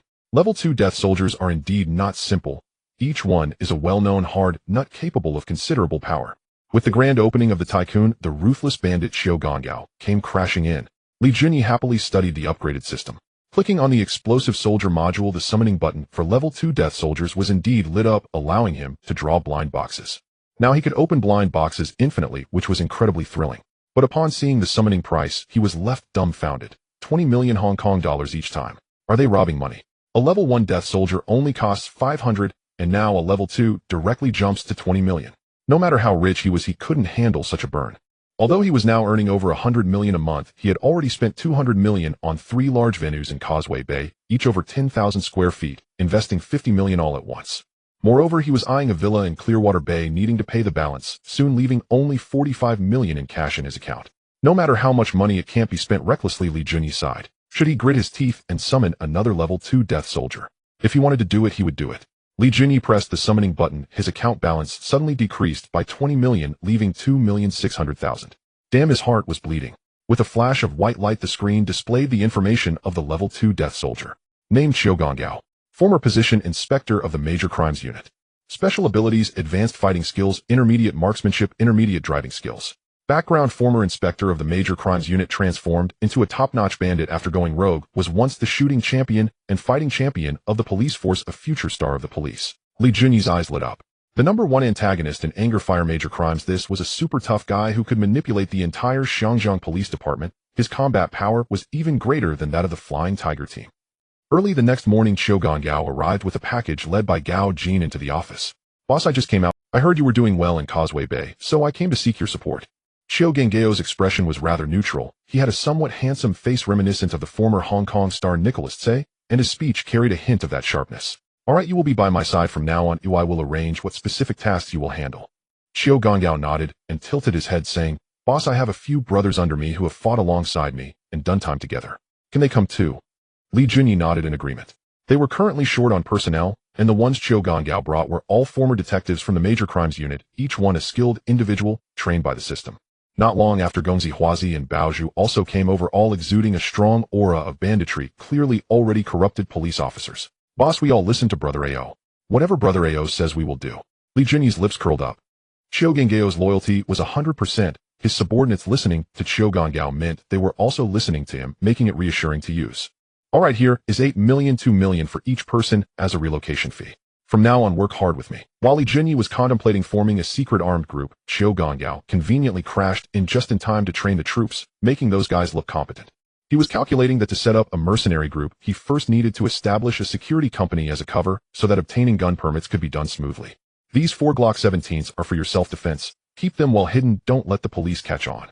As Xiao Gonggao received them, his eyes lit up. Good heavens. This gun was countless times stronger than the police's broken 38. One magazine could hold 17 rounds. A few of them fiddled with it repeatedly, their faces full of satisfaction, tucking the guns inside their jackets, moving cautiously, as if protecting treasures. Li Junyi instructed Gao Jin to prepare the car. Today, he had to personally attend the grand opening of the Tycoon in Wanchai and greet the guests. 2 Mercedes-Benz cars led the way, with Li Junyi's extended bulletproof vehicle in the middle presenting an impressive display, followed closely by a dozen suited bodyguards who protected their boss meticulously. The Tycoon opened on George Street in Causeway Bay, an area under Li Junyi's control spanning over 10,000 square feet and costing 20 million, the most luxurious in Causeway Bay. On the opening day, with dragon and lion dances, the sound of gongs and drums filled the air, creating an immensely lively atmosphere. Li Junyi, dressed in a suit, stood at the entrance with his 4th uncle to welcome guests. Among them were both brothers from the underworld and leaders from public institutions, showing respect from both the black and white sides. His 4th uncle, wearing glasses, was not tall and always had a smile on his face, clearly a seasoned businessman. "Director Zhao, you're here, please come in. This is our major shareholder, Mr. Li."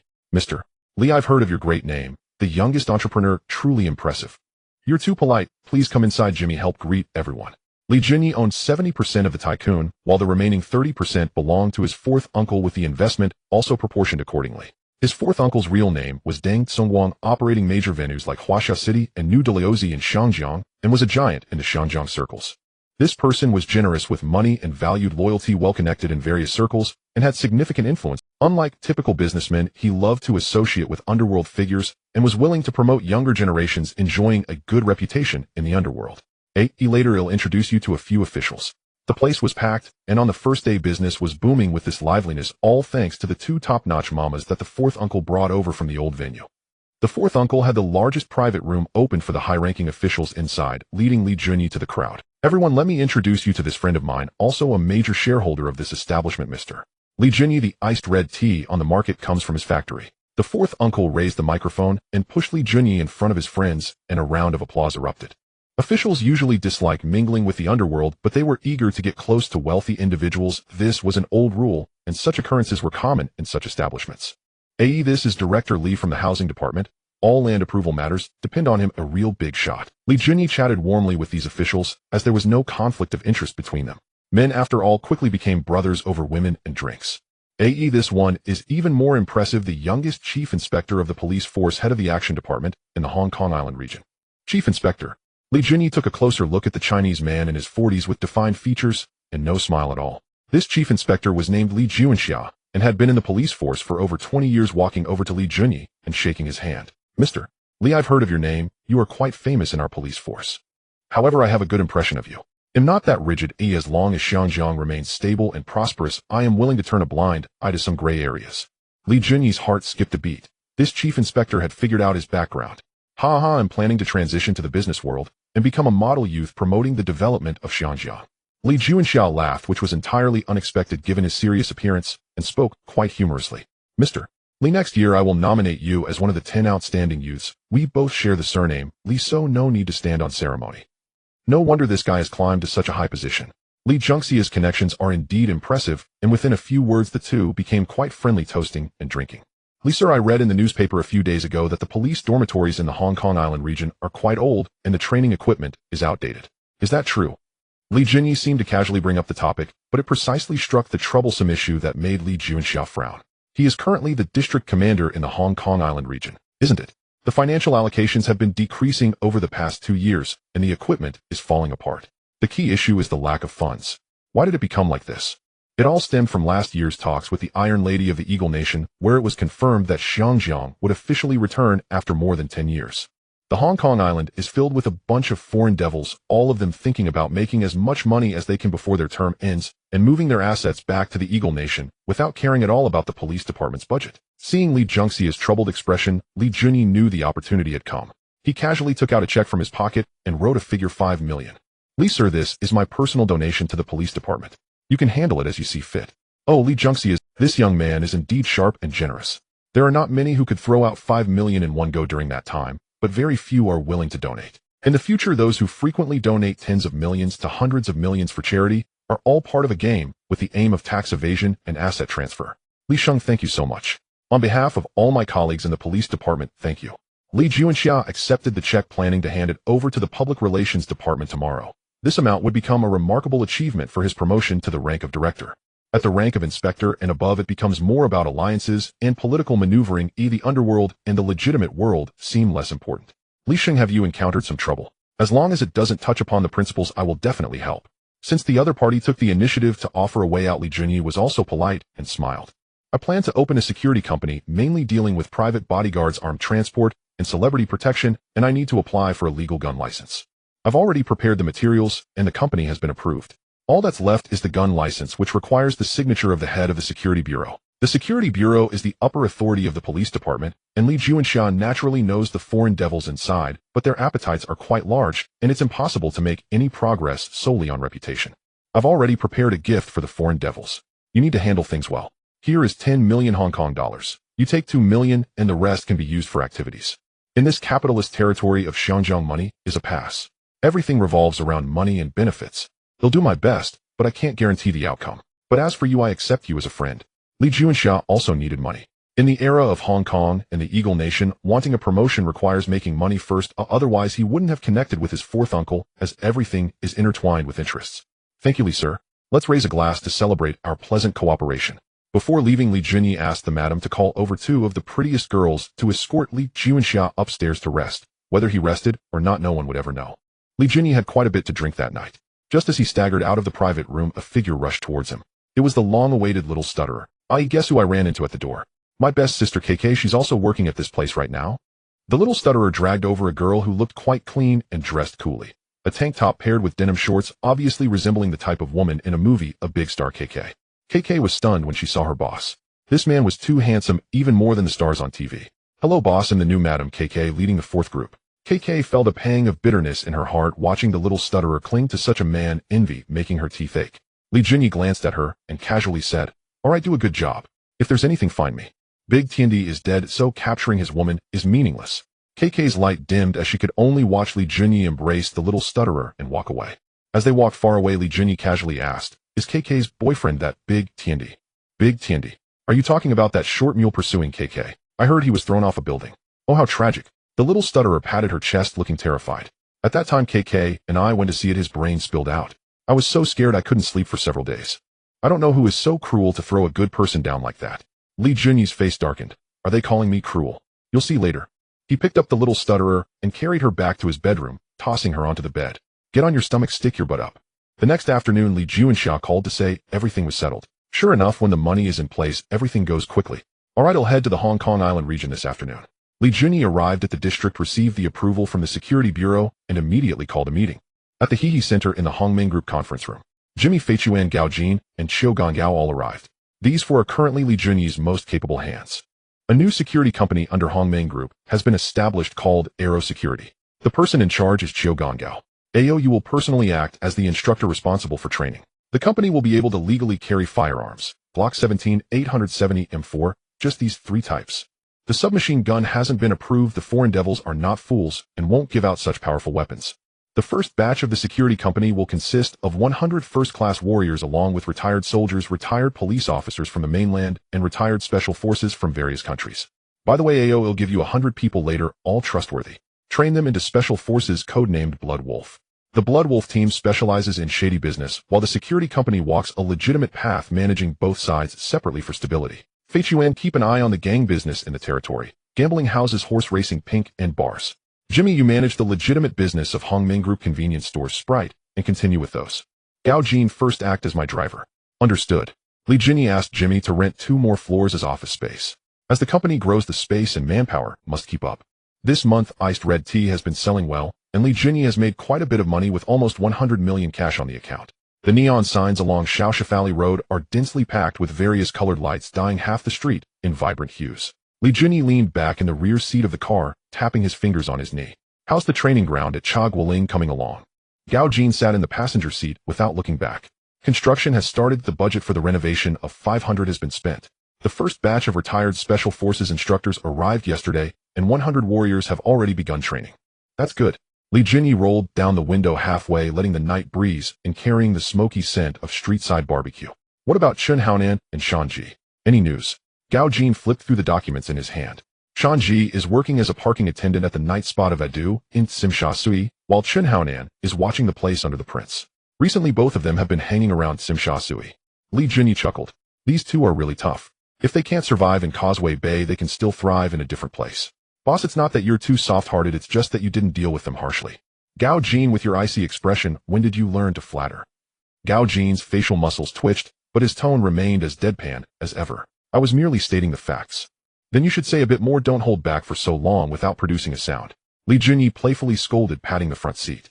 Let's go to Simsha Sui and take a look at how lively the night spots are. At the entrance of New Flower City, the colorful lights dazzled the eyes. A woman dressed in a tight skirt walked in on high heels, followed by a tall, slim man smiling, as if he had just found money. Shanji chased after that woman, running into the hall, talking to her as he walked, making her laugh. Li Jinyi stood across the street, squinting his eyes to watch for a few seconds. This Shanji still can't change his habit of chasing after women. Who is that girl? Gao Jin took out his phone and hung up 30 seconds later. Her name is Ku In, the daughter of Wei Yi, the local snake in Wang Tai Sin. Shanji has been pursuing her recently. Li Jinyi licked his lips. Cut her off. It's too wasteful for a woman like her to be with Shanji. Let's go in and take a look. A throng of people in suits surged towards the entrance of New Flower City, and the 2 security guards at the entrance were almost caught off guard, standing dumbfounded once they realized the situation.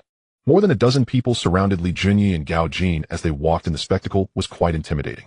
Which deity is this? Don't worry about it. Anyway, he is a person we can't provoke. Inside the private room, the smoke curled up. The prince sat at the main seat holding a cigar, while Jiang Tianxing and Chun Haonan sat at the side near the door. When Shanji pushed the door in with in, Chun Haonan's brows immediately furrowed. Shanji, we're discussing serious matters here. Why did you bring a woman in? Again this. Shanji has done this too many times. Every time he encounters a woman, his brain seems to stop working. Shanji also felt a bit absurd and quickly let Ku In wait outside. Ku In's expression immediately fell. What do you mean by this, Shanji? Are you secretly seeing another woman behind my back? The entire private room fell silent for a second. Shanji couldn't hold his face, directly pushing Ku In, his voice rising. Don't you see the men are discussing business? Get out. Wait for me to finish talking, then he'll find you.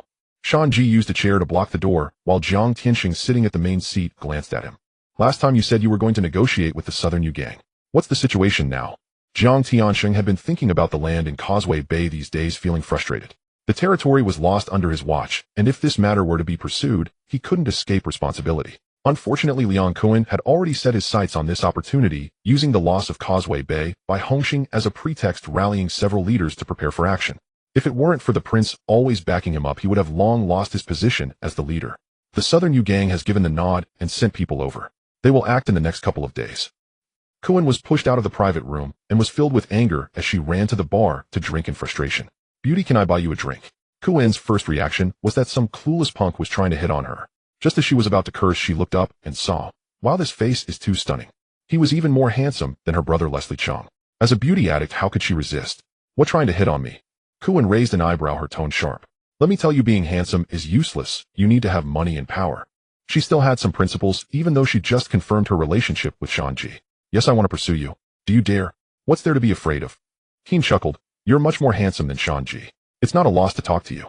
She was already playful and had just been embarrassed by Shanji, feeling a surge of revenge in her heart. Am not unwanted, he'll find a boyfriend more handsome than you to make you furious. The two began to drink cup after cup, and in a drunken haze they started kissing. Keen wanted to go to the restroom after drinking too much, and Li Jinyi helped her toward the bathroom, throwing a glance back at Gao Jin. For burly men in suits were blocking the women's restroom, stopping anyone who approached. Sorry, the women's restroom is under maintenance. Go upstairs. A drunken patron cursed and refused to leave, only to be knocked down with a punch crawling upstairs obediently. Keen was pushed against the wall, and Li Junyi smirked. It was his first time in the restroom, and he performed quite steadily. Meanwhile, in the private room, Shanji and his group were still drinking and cursing Li Junyi. Mr. Zhang the Handsome, he killed my boss, and Tian Air and Xiao Pai also fell at his hands. I Chen Haonan will not let this go, I must kill him. Zhang Tiansheng nodded, his tone steady. Ain and I will seek justice for you. To put it bluntly, it had nothing to do with losing the group battle against He Liansheng, but the Handsome, he must die. Brother Shan, your girlfriend has been taken to the restroom. She hasn't come out for over an hour. What? Shan Jia's heart sank, and his eyes instantly turned red. Who the hell dares to touch my Shan Jia's woman? His temper completely exploded. A man and a woman staying in the restroom for so long could only mean trouble. Those who frequented nightclubs knew what was going on. Shanji was furious and rushed out of the private room towards the first-floor restroom, knocking over several patrons along the way. Damn, are you in a hurry to reincarnate, or what? Usually Shanji would have turned back to curse them out, but today he had no mood for that. He charged straight to the women's restroom, where 4 men in suits blocked his path. This is the women's restroom. Are you a woman? Shanji's eyes were filled with murderous intent. The anger he had bottled up all night exploded. Get lost. My girlfriend is inside.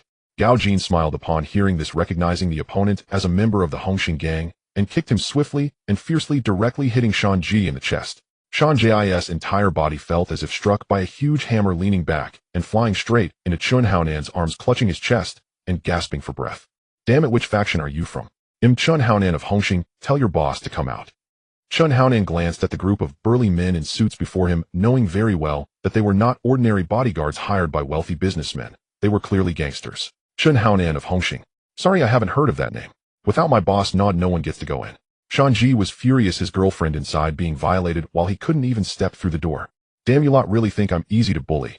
Shanji pulled out a weapon from his pocket, his face flushed, ready to fight. Chun Haonan was not ambiguous either. He casually picked up a nearby stool, preparing to join the fray.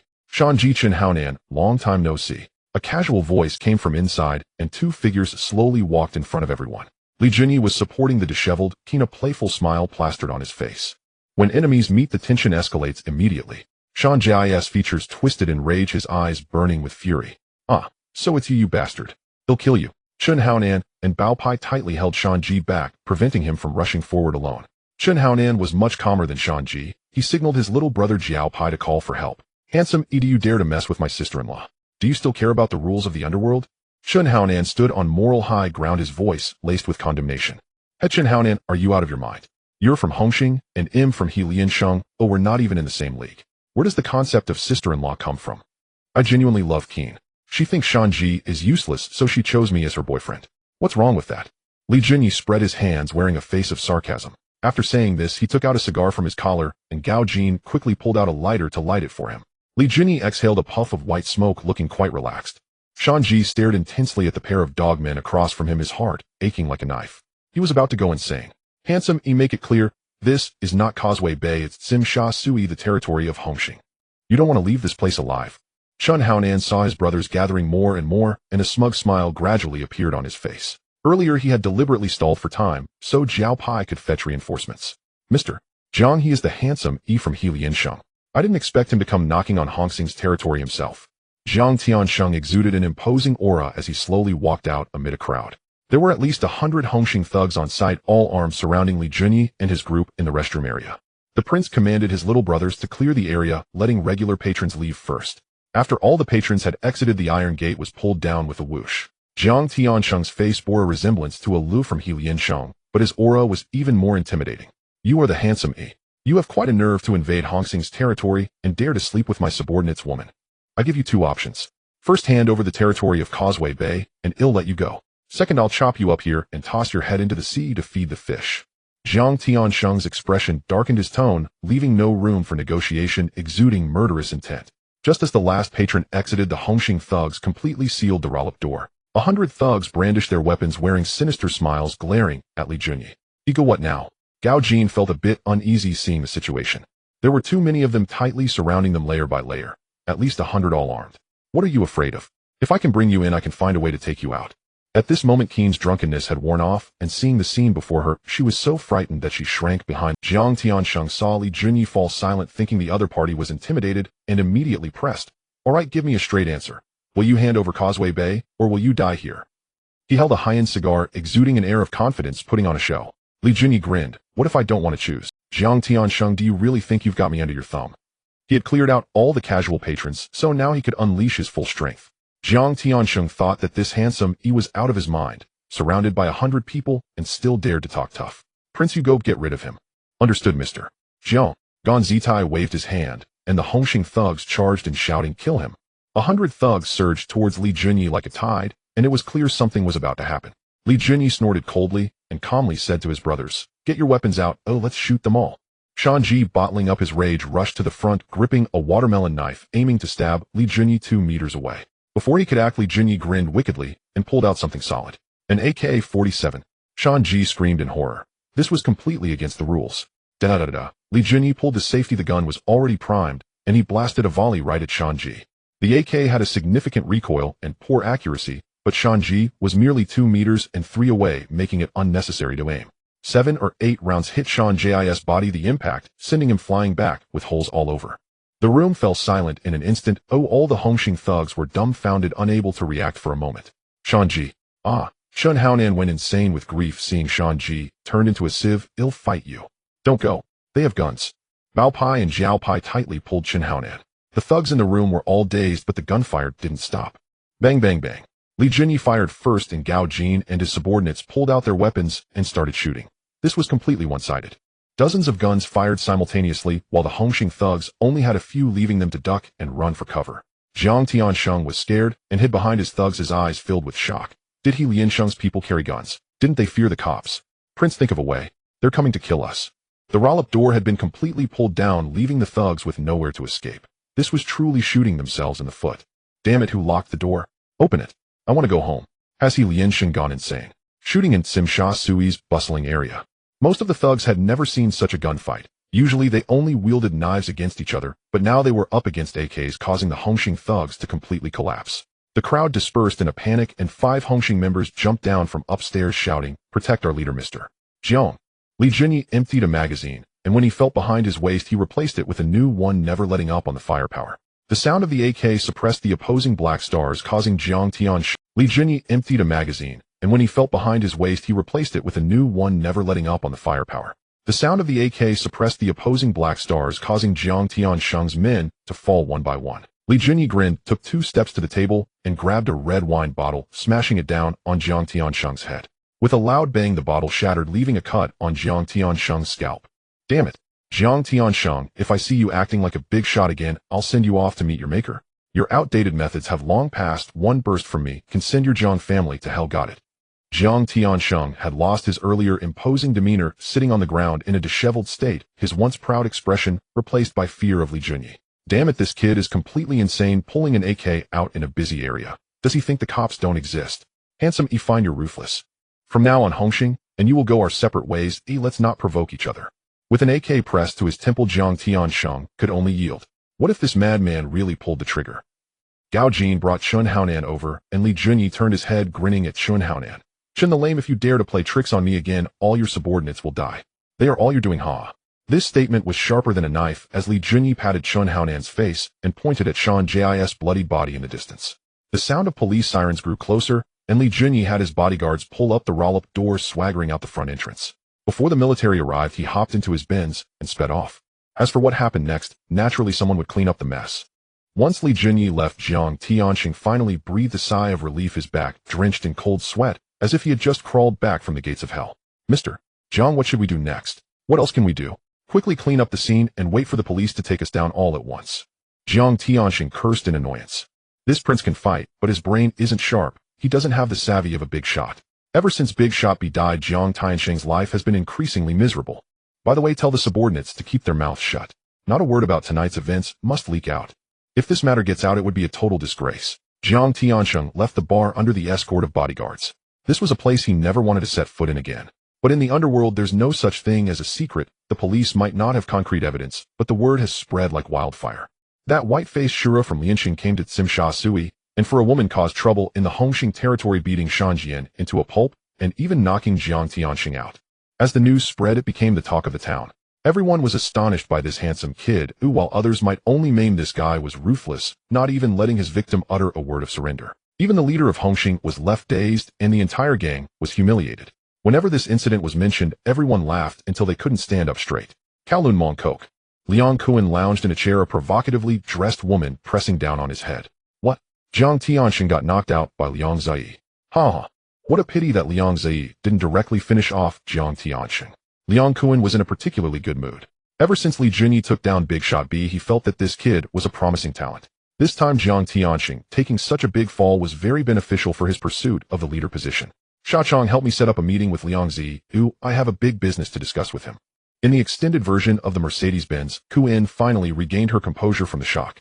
She leaned closer to Li Junyi, wrapping her arm around him. Brother, you are so incredibly handsome. It feels so secure being with you. Li Junyi did not respond as his mind was filled with the sounds of the system. The rewards had indeed arrived. Ding! Host has intercepted Shanjian and conveniently taken him down. Rewards issued: advanced driving skills, advanced street fighting skills. Advanced driving skills not only allowed him to drive cars, but also boats and helicopters. Only fighter jets were still a level away, which required top-tier piloting skills. This was impressively reliable, causing the corners of Li Junyi's mouth to curl upwards. The system was quite generous, encouraging him to act like a scoundrel while providing him with resources without hesitation. With advanced street fighting skills paired with Bajiquan, his unarmed combat capability reached its peak. Brother Liang Kuan from Hongxing is looking for someone to relay a message saying he wants to discuss a big business deal with you. Li Junyi paused for a moment. Liang Kuan, that guy has always been hot-tempered, and the two have no friendship to speak of. Tell him to meet me at the Grand Rich in Causeway Bay in an hour. At the Grand Rich in Causeway Bay, Liang Kuan had a small starlet tucked under his arm, sizing up Li Junyi from Lianxing across the way. With this face of yours, not entering my film company to shoot movies would be a waste. You are definitely going to be a star. Save it, Brother Kuan. Everyone knows what your company produces. I'm not selling myself. Li Junyi didn't take it seriously. Liang Kuan appeared to be crazy, but deep down he was quite shrewd. Just joking. Someone like you shouldn't be limited to small business deals. As the host, Li Junyi booked a private room and had fruit platters sent up. With a cigar in his mouth, he exhaled clouds of smoke. Speak, Brother Kuan, what exactly do you want from me? Liang Kuan sent his girlfriend away and had Sha Chong answer the door. Only then did he speak up. I have a shipment of goods that I want to sell in your territory. You don't have to do anything, you can take a 30% profit for free. Liang Kuan spoke confidently. This deal could easily yield tens of millions in a month. Li Junyi frowned. What kind of goods? Do you think your Brother Kuan would give me such a good deal? No. For goods. Isn't this price generous? I usually only give 20. No. For goods, a term in the underworld, refers to a type of drug. Sorry, I can't take this job. I want touch drugs or gambling. Li Junyi was indeed in the gang, but he had always drawn the line here.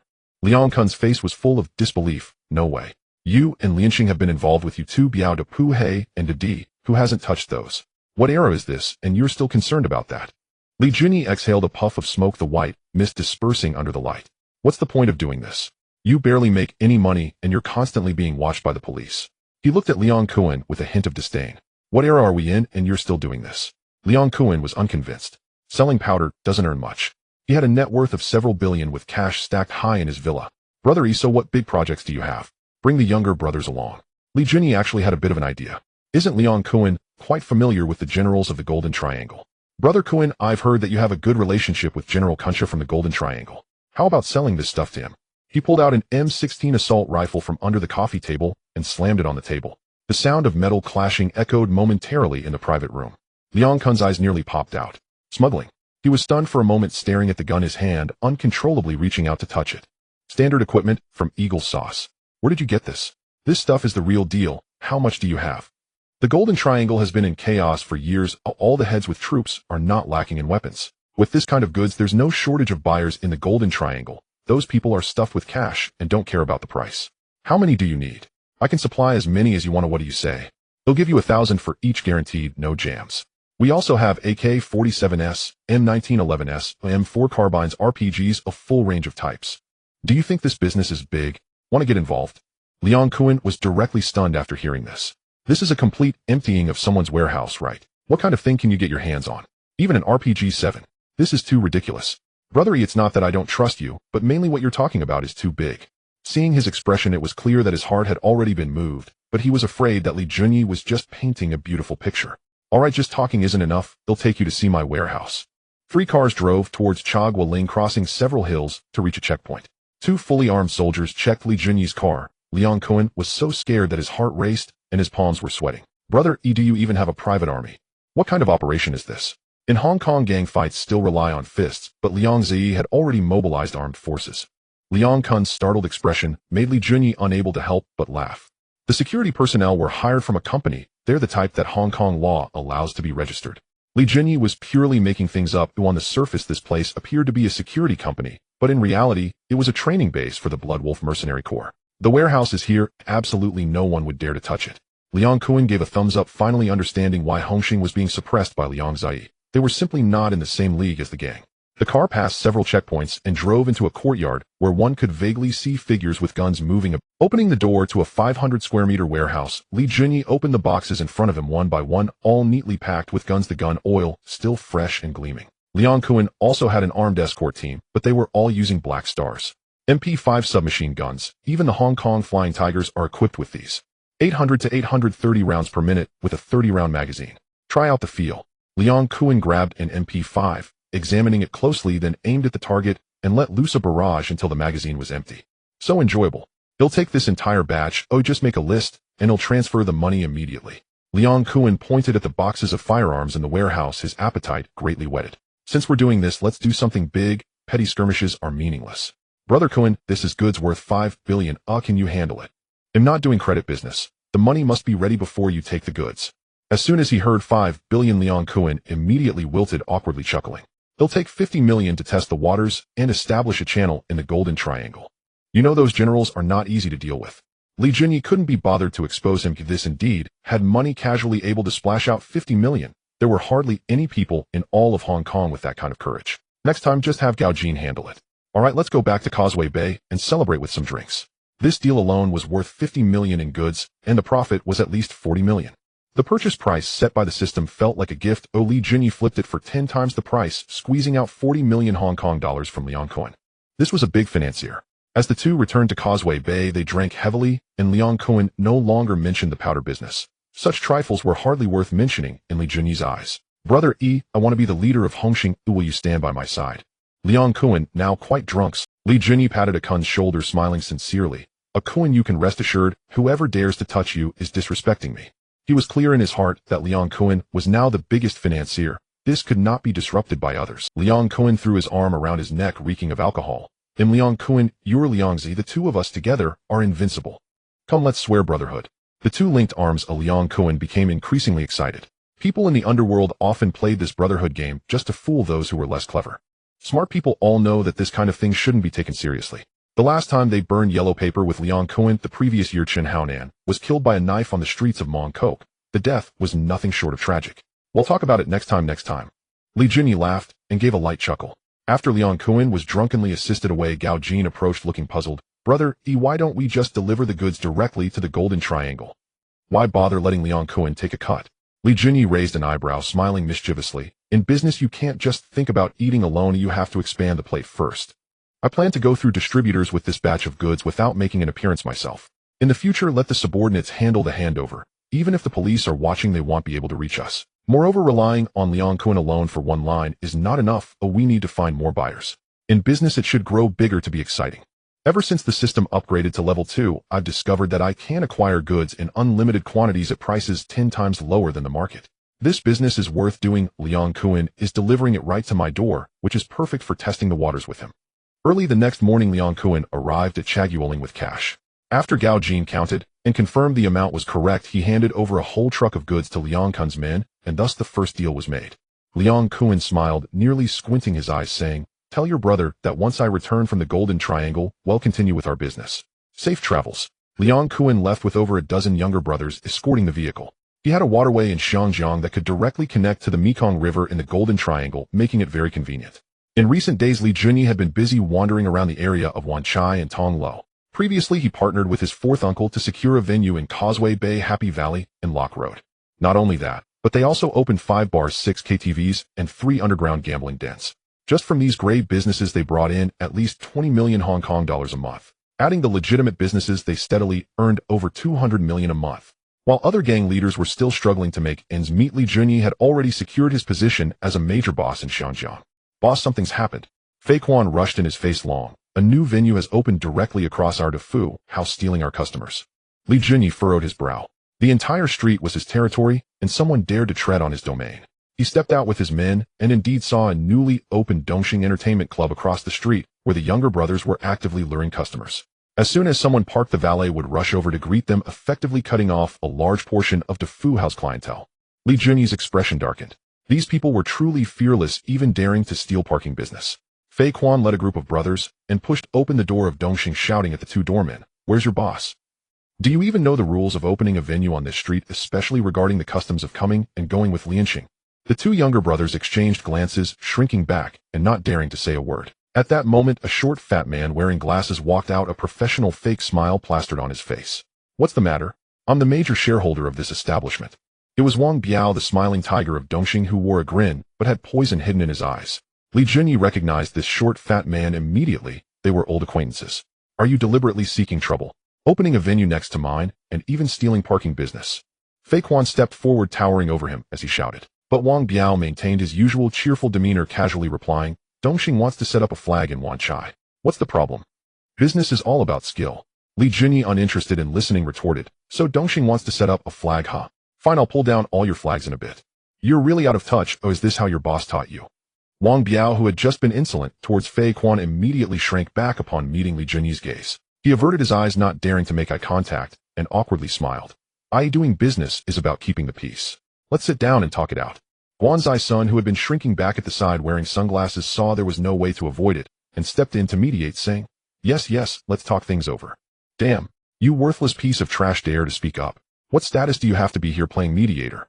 Li Junyi raised his hand and slapped him decisively. Guanzai's son covered his face, turning pale, and then read, You, what are you stuttering for? A traitor should watch out, or I'll settle the score with you later." Li Junyi couldn't even be bothered to look at him. This guy was just a junkie, although he was from the older generation of the gang, who took him seriously. At that moment, a person suddenly jumped down from the bar counter. Shirtless, with a muscular build and a fierce expression, he shouted, "Liang Zai, do you think you're the biggest in Wanchai? I, Crow, have never looked at you with any regard." Crow landed on the ground with a sneer. Li Junyi glanced at him. "I've heard of you. Even with such a face, you take off your shirt. You think anyone would want to pay attention to you?" Fei Quan chimed in, "Shouldn't you Dongxing go back to Yuan Long to sell wife cakes instead of coming to Wanchai to stir up trouble?" Crow's face darkened, veins bulging as he suppressed his anger, glaring at Li Junyi. "Your little brother has quite a foul mouth. Are you and Lianxing that petty? Doing business is all about skill. Why can you open a venue while Dongxing cannot?" Wang Biao stepped in to mediate, calling for the waiter to bring fruit platters and snacks, smilingly saying, We are all brothers of the Hongmen. Let's sit down and discuss this slowly." "Crow, calm down. Let's hear what Ai has to say." In the underworld, when Hongmen brothers have conflicts, they usually resolve it through negotiation. Li Junyi sat down his tone, leaving no room for negotiation. "Crow, have you paid your respects before opening this venue on my turf? If not, I demand you close down within 3 days. I'll take over this place for 2 million. As soon as he finished speaking, the expressions of both Crow and Wang Biao darkened. "What did you say?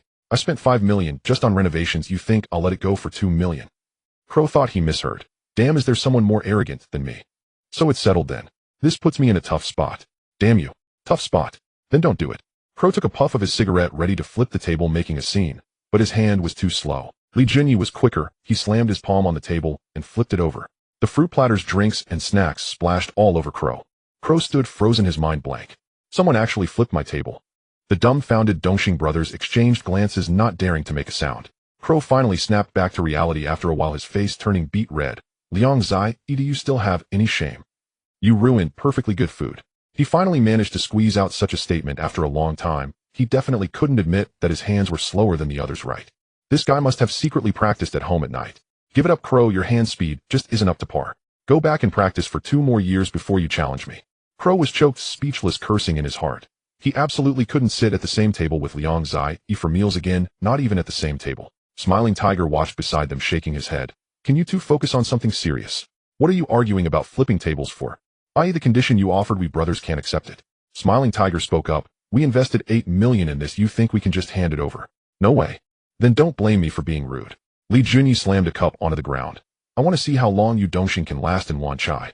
As soon as he finished speaking, several hundred people surged in from outside, all wielding wooden sticks, glaring menacingly at the 2 tigers from Dongxing. "Smash it. Let these Dongxing bumpkins see who really calls the shots in Causeway Bay." Fei Quan swung his baton, smashing it down hard on the water tank at the entrance. Glass shards flew everywhere as water and fish gushed out through the cracks. "Damn it. I'm going all out against you." Crow's eyes reddened as he kicked at Li Junyi. But Gao Jin was quicker. Taking advantage of Crow's unsteady single-leg stance, he swept his leg, sending Crow crashing down to the ground. Gao Jin stepped on his face, looking down at him. Crow, is this all you've got? What's a sneak attack? Crow struggled on the ground, shouting, if you have the guts, face me, Onion. What era is this? Who still fights Onion? Seeing things were going awry, Smiling Tiger tried to slip away amidst the chaos. Just as he turned, he felt something hard press against his waist. Don't move, or I'll blow you away. Brother, keep your hand steady. Oh, don't shoot accidentally. Smiling Tiger froze in place, not daring to move. Fei Quan was holding a gun against his back. Brother, can we talk this out first? Can you let your men stop? The younger brothers from Dongxing peered outside, seeing a sea of Lianxing men, their numbers so great that they couldn't see the end. They could only stand staring at each other, watching helplessly as their boss was ground into the floor. Li Junyi smirked, I'm quite reasonable. You can leave and take that 8 million with you, but you have to help me with something. Crow was boiling with rage. Reasonable. Did he misunderstand what being reasonable meant? But at this critical moment, he couldn't afford to be stubborn. Crow felt bitter. The table was flipped, and now he was being stepped on. Did Crow have no pride? Smiling Tiger, fearing that Crow might say something reckless, rushed to ask, Brother, what can we do to help? Li Junyi leaned in close to Smiling Tiger's ear, lowering his voice. Go to Amsterdam, and take care of Jiang Tianxing from Hongxing for me. What? Li Junyi leaned in close to Smiling Tiger's ear, lowering his voice. Go to Amsterdam, and take care of Jiang Tianxing from Hongxing. They would have to run far away. Crow's eyes sparkled with cold light. Without waiting for Smiling Tiger to respond, he immediately agreed. All right, it's settled. We'll take this job, but you guys better not go back on your word. Li Junyi's lips curved into a smile that sent chills down one's spine. Rest assured, I'm waiting for your good news. Crow, don't keep me waiting for nothing. After saying this, he led Gao Jin and Fei Quan along with their men out from Dongxing's venue, casually taking the sign at the entrance with them. You can't let other gangs step into the territory you fought for. If you show a hint of weakness, those wolves will pounce on you and leave you with nothing but bones. As soon as the car drove off, Fei Quan couldn't hold back any longer, asking like a naive kid, Brother, why let those Dongxing people go after Jiang Tianxing? Li Junyi leaned back in his seat, speaking slowly. I've long had a grudge against Mr. Jiang from Hongxing. If they really manage to kill Jiang Tianxing, it will create chaos within Hongxing, and we'll just fish in troubled waters. Moreover, that Liang Kuan from Hongxing is currently working for us. If he can take over the leadership position, it will only then did Fei Quan realize, giving Li Junyi a thumbs up, though he blurted out without thinking, Boss, you're too cunning. How could you come up with such a dirty trick? Li Junyi's face immediately darkened. Gao Jin was stifling laughter, his shoulders shaking. Only then did Fei Quan realize he had spoken out of turn. You keep your mouth shut if you can't speak properly. Li Junyi gritted his teeth as he scolded. I told you to read more, don't just fool me with a magazine. I told you to practice shooting, and what do? You hide under the covers to practice your aim. The more he spoke, the angrier he became. If it weren't for Fei Quan following him for so many years, he would have kicked him to the factory to move bricks. What a sin. Fei Quan shrank back, looking at Gao Jin for help with a pitiful expression.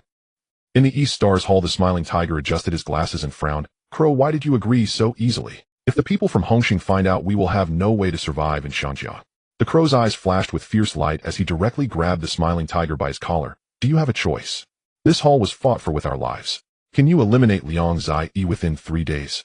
One side is Jiang Tianxing, the other is Liang Zai. The Crow chose the softer target.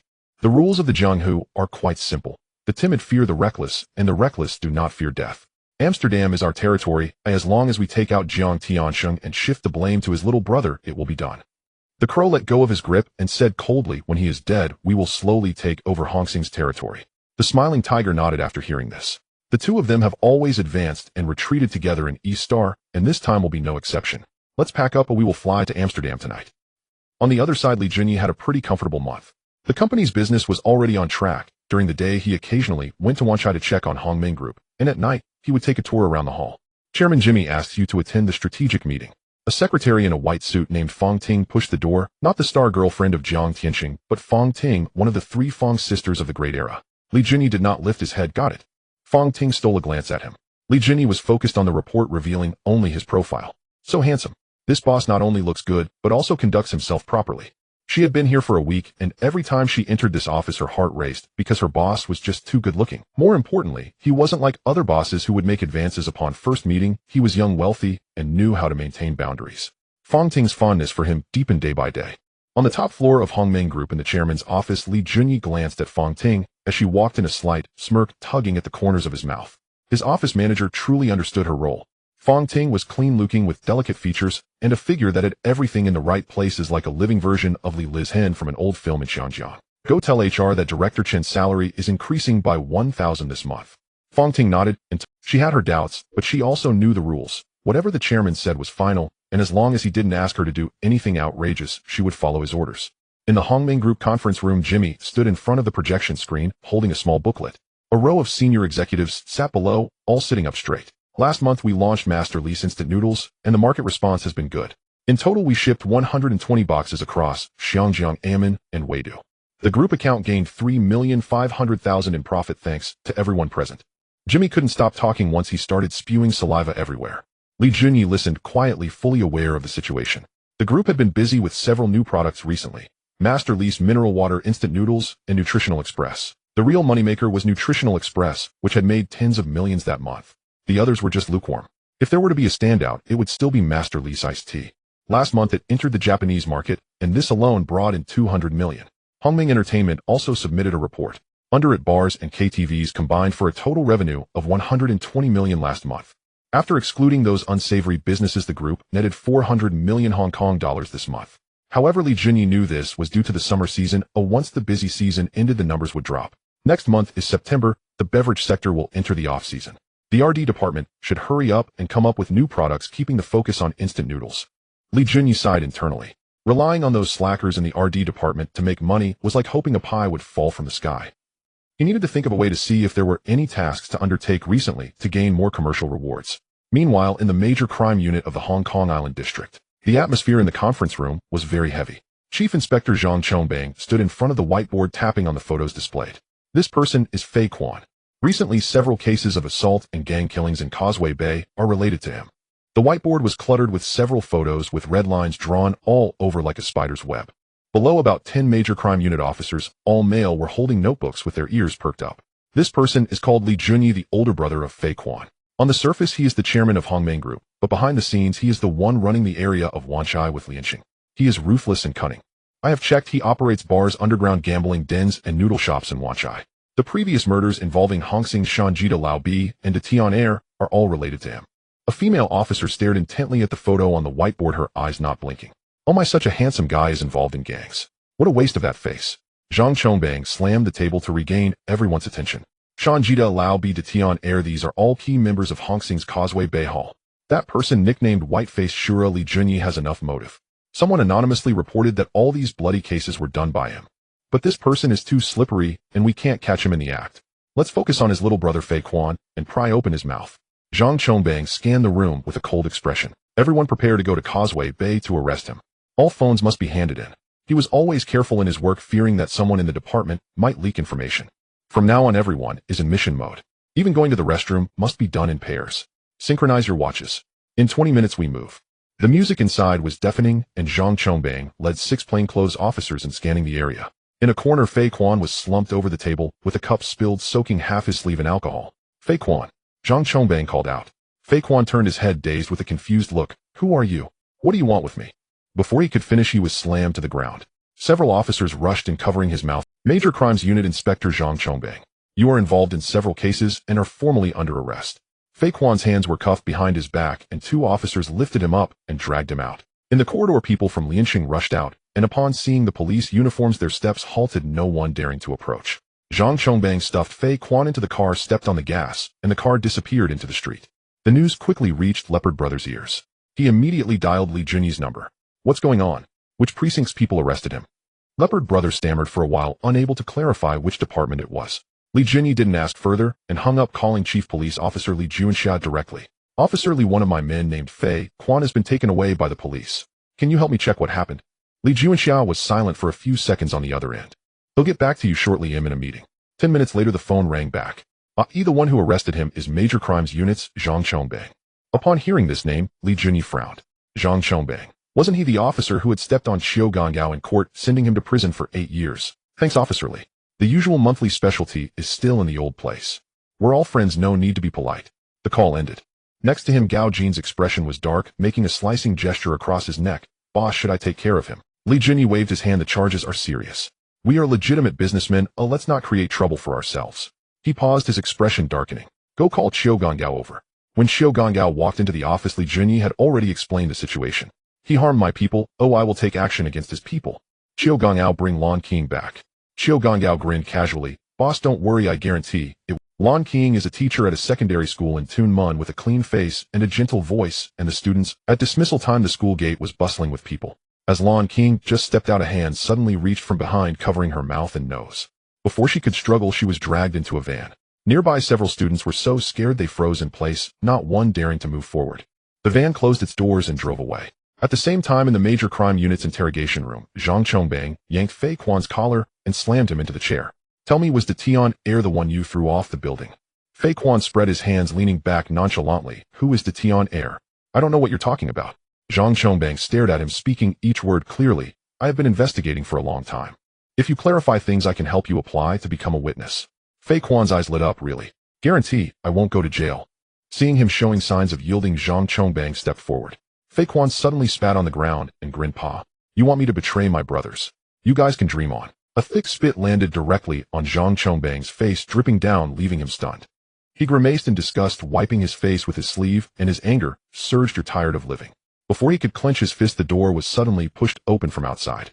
Zhang, sir, your girlfriend is in trouble. She has been kidnapped. What? Zhang Chongbang's mind exploded, his eyes turning red instantly. You guys only know how to play dirty. He didn't listen to any advice and lunged at Fei Quan like a madman, throwing a punch that immediately sent blood gushing from Fei Quan's nose. Fei Quan grinned despite the punch, blood and foam flying. Hit me more. Your girlfriend's face, those kidnappers' brothers must love it very much, ha. Zhang Chongbang forcibly halted his punch, his chest heaving violently. At that moment, his phone rang. He picked it up, and a hoarse voice came through. Zhang Chongbang, your woman is in my hands. If you want her to live, let Fei Quan go immediately.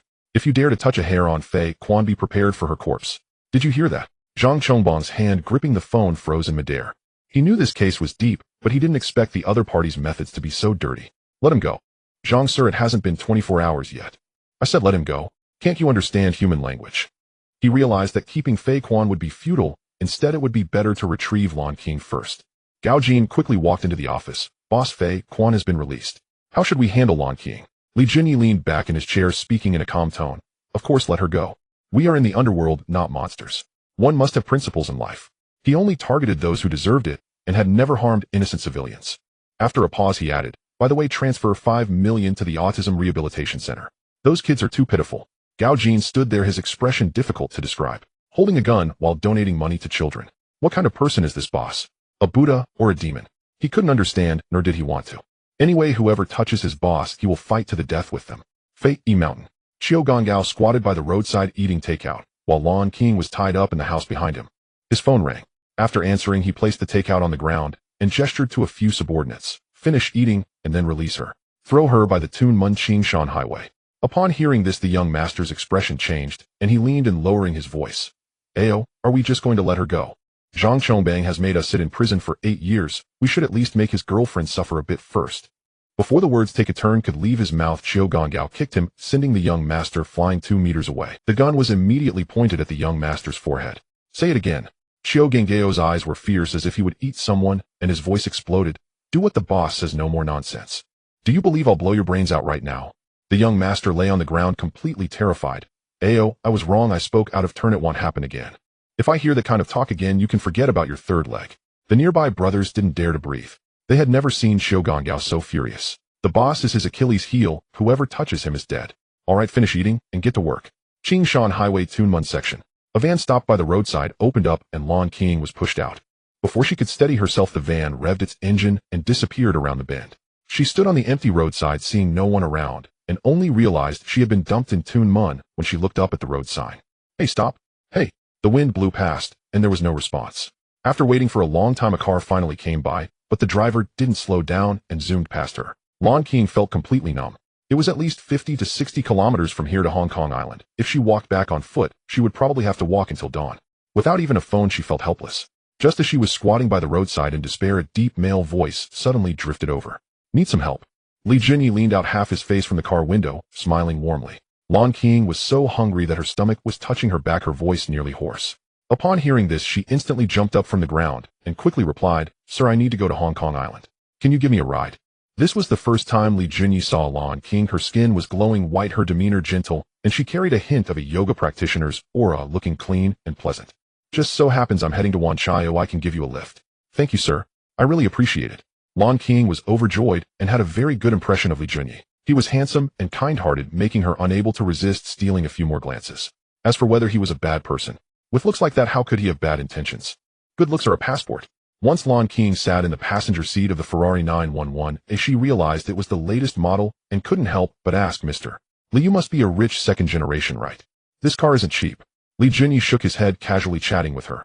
"I grew up in an orphanage and earned everything myself." Lon King was taken aback. How could someone in their early 20s afford a Ferrari?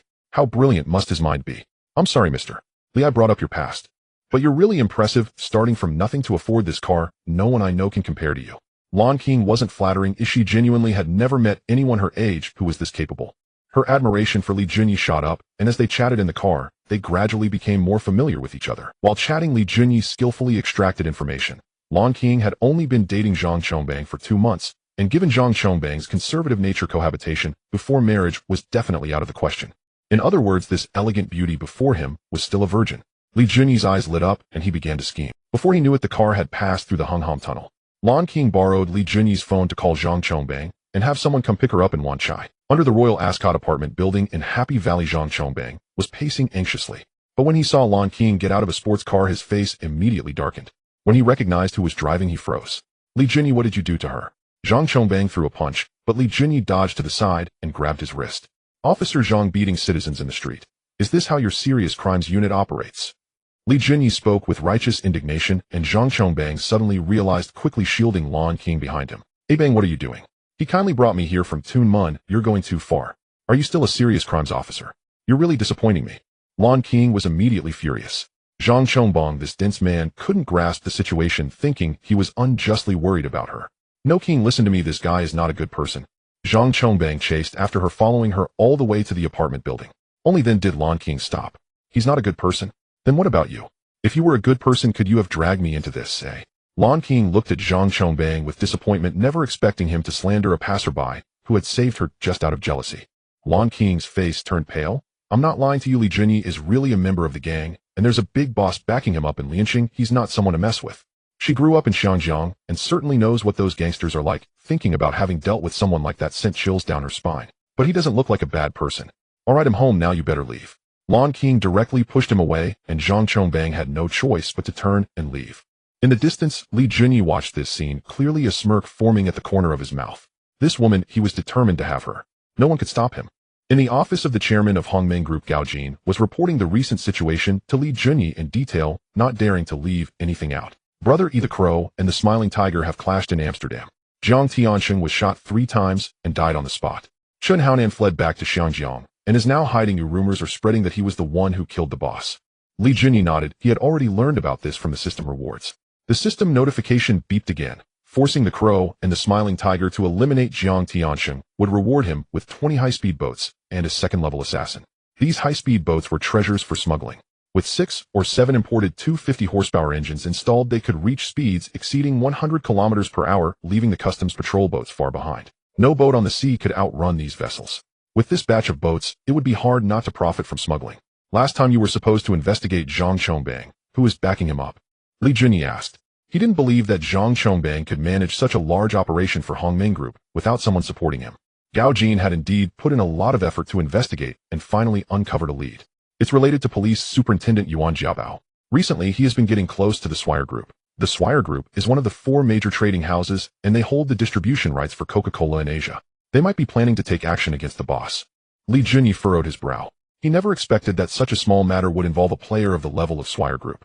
Among the 4 major trading houses, this was the only one that had not been swallowed. Its foundation was terrifyingly deep. The one who made an appearance is the president of Swire Beverages, named Shi Huayanmaiku. He has been inviting Police Superintendent Yuan Jiabao to dinner frequently, and Yuan Jiabao has a close relationship with Zhang Chongbang. After hearing all this, Lee Junyi slammed the table. These foreign devils are so underhanded. If they can't compete openly, they resort to such low tricks. He knew very well that it was definitely because their own iced tea was selling too well, encroaching on the market of other beverage companies. Who knew these people could be so shameless, almost causing him to stumble? It was September, and the beverage industry had only 1 month left in the peak season. Lee Junyi already had a plan in mind. After Gao Jin left, he intended to summon the second-level assassin provided by the system. This alone is worth 20 million, or just thinking about it makes me happy. Summon 321. A flash of white light appeared, and the information of the summoned character popped up. Name Doctor. Age 35. Specializes in firearms. His background is not small. He's the antagonist from Mouse Gall and Dragon, might formerly a Special Forces operative fierce in battle, but unfortunately fell afoul of his superiors and couldn't get promoted, so he formed his own crew to specialize in kidnapping wealthy businessmen. Li Junyi was thrilled. He had recruited Xiao Gongao before, and now another doctor. His crew was quickly turning into a bandit den. However, it was just right: one elite policeman, one former Special Forces operative, one security company manager, and one bloody wolf pack. Everything was arranged perfectly. Before long, a seemingly cultured man walked in under Fong Ting's lead and saluted Li Junyi. Leader, absolute loyalty. Li Junyi was amused, stood up, handed him a cigar, and smiled. This isn't the army. Oh, just call me boss. This is the best Cuban cohiba. Give it a try. The doctor took the cigar, chatted with Li Junyi for a few moments, and learned that he was previously a mainland Special Forces operative who had fought in South Vietnam. Doctor, we have work to do in the next few days. I need you to prepare something powerful. Yes, boss. The doctor asked Gao Jin for some materials, all readily available on the market, and soon had everything prepared. Then the doctor locked himself in the room to study the formula, not coming out for 3 days. As for why Li Junyi didn't buy directly from the system, he wanted to see just how skilled the doctor truly was. 3 days passed in a flash. The bottling plant for Swire Coca-Cola is located in the Lai Chi Coke industrial area, where many factories are being built, most of them owned by foreigners. Taigu Cola occupies the largest area with over 2,000 employees in the factory, responsible for the supply of cola and Fanta throughout Southeast Asia. At 5 in the afternoon, workers trickled out of the factory gate, and soon the industrial area was deserted with the security guard about to lock up. Suddenly a van stopped at the entrance, and 2 masked individuals got out, brandishing guns at the guard. Seeing the situation, the guard was so frightened that his legs turned to jelly, forgetting to run. Don't make a sound. Behave and you'll live. Bind him. The 2 guards were tightly bound and stuffed into the van. When they saw the bundles of explosives inside, they were left dumbfounded. This was going to blow up the factory. This was the territory of the Taigu Group, a foreign enterprise. How dare they? 2 individuals stayed to watch the guards while the other 4 rushed towards the research and production lines, targeting workshops with heavy equipment. The boss said that these foreign devils suck our workers' blood from the factory, so let's load up more there and stuff in a couple more. The 4 subordinates followed orders to fill 2 buildings with explosives. The doctor, accompanied by his subordinates, drove away in the van. He smiled widely as he pressed the remote control in his hand. One must rely on oneself. With a tremendous explosion, the ground shook and the entire lychee corner trembled. Boom, bang, crash. The sky was lit up with flames, turning it red as the 2 critical buildings of the cola factory collapsed into ruins, leaving only debris behind. The explosion startled all nearby residents, and emergency calls flooded into the West Kowloon Police District. The entire Hong Kong was in an uproar. Media reporters rushed to the scene like cats, sniffing fishy smells, snapping photos nonstop. 40. The stunned Superintendent Yuan, a leader in Hong Kong's beverage industry. Hong Kong TVB reports breaking news: Taigu Beverages factory in Lychee Corner has been vandalized, with initial estimates of losses exceeding 1 billion Hong Kong dollars. Behind me is. On the television screen, the outdoor host from TVB was passionately speaking, while the building behind him had already become a pile of ruins, with numerous reporters crowding around to snap photos. Damn it. Who did this? Sure, Huayao Max slammed his fist on the table, scattering documents everywhere. He was furious about the news. Those 2 buildings contained all the core production equipment. How long will it take to resume production? The assistant answered cautiously, terrified of being implicated. At least 2 months, and that's under favorable conditions. No way. If it takes 2 months, we'll lose all market share to our competitors. EY absolutely cannot accept this. Taigu Beverage held over 60% of the market, while Hongming Group accounted for 22%, and other beverage companies combined only made up 18%. The market in Hong Kong was dominated by Taigu. If it were in another place, those foreign devils' share would be even more terrifying. Don't we have 200,000 boxes of goods stored in Tunman? Let's bring them all out to support us. The assistant shrank his neck, lowering his voice to a whisper. Just received news that the warehouse has been burned down and all the goods are ruined. Sure, Huayao Mac felt as though his bones had been pulled out, slumping in his chair, letting out a beast-like roar. A bunch of useless fools. What do I feed you for? At the same time, on the other side of the island, Yuan Jiabao had just returned from a meeting at headquarters. His mind was spinning with the news of Taigu Beverages incident. He had gotten involved, partnering with the foreign president of Taigu to target Li Junyi. Only a handful of people knew the details, but he felt a chilling unease in his heart. The Taigu beverage factory had been directly lifted by 100 kilograms. Such a bold act was not something the local thugs could pull off. Yuan, sir, you have a parcel. Please sign here. A colleague from the Internal Affairs Department handed over a box. Yuan Jiabao didn't think much of it and casually signed. Others had sent him evidence and materials for cases before, so he was used to such things. He smiled and said, "Thanks, just leave it at my office door. Next time, no need to wait for me." He carried a square gift box into the office and casually untied the ribbon on top. Beep, beep, beep. Inside the box was a countdown timer. The numbers were rapidly counting down, leaving only 5 seconds. Timer. Yuan Jiabao was so frightened that he threw the device away. But in his panic, he only threw it a meter away. It was over. His mind exploded with a buzzing sound. He collapsed to the ground, eyes closed, forehead drenched in cold sweat. The beads of sweat trickled down his face as he forgot to breathe. The beeping stopped. The numbers halted at, nothing happened. It didn't explode. Yuan Jiabao gasped heavily, getting up from the ground, still dazed and completely confused. The phone on the desk rang. He reached out to answer it. Yuan Superintendent, are you satisfied with the gift? Hee. The voice from the receiver sounded mechanical, indistinguishable, engender, cold, and emotionless. Who are you? If you have the guts, don't hide. It doesn't matter who I am. Just remember, if you continue to work for those foreign devils, the next gift won't be a fake. The address won't be the police station. Jinhe Building, Block 3, 25th floor. Did you hear that clearly? Before Yuan Jiabao could respond, the other side abruptly hung up. He stood there, rooted to the spot, like a wooden post. Jinhe Building. That was his home.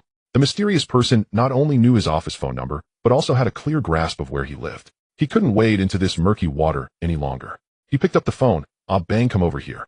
Chief Inspector Zhang Chongbang pushed open the door and hadn't even settled in when he couldn't wade into this murky water any longer. He picked up the phone. Ah Bang, come over here. Chief Inspector Zhang Chongbang pushed open the door and hadn't even settled in when his superior threw a line at him. Stop the investigation on Li Junyi. This matter is too deep. You shouldn't get involved. Zhang Chongbang exploded on the spot. What did you say? You were the one who told me to investigate him. Now you say to stop. Are my colleagues just wasting their time? His face turned red, veins bulging on his neck, almost slamming his fist on the table. Yuan Jiabao's face hardened, shouting back at him. I said to stop the investigation.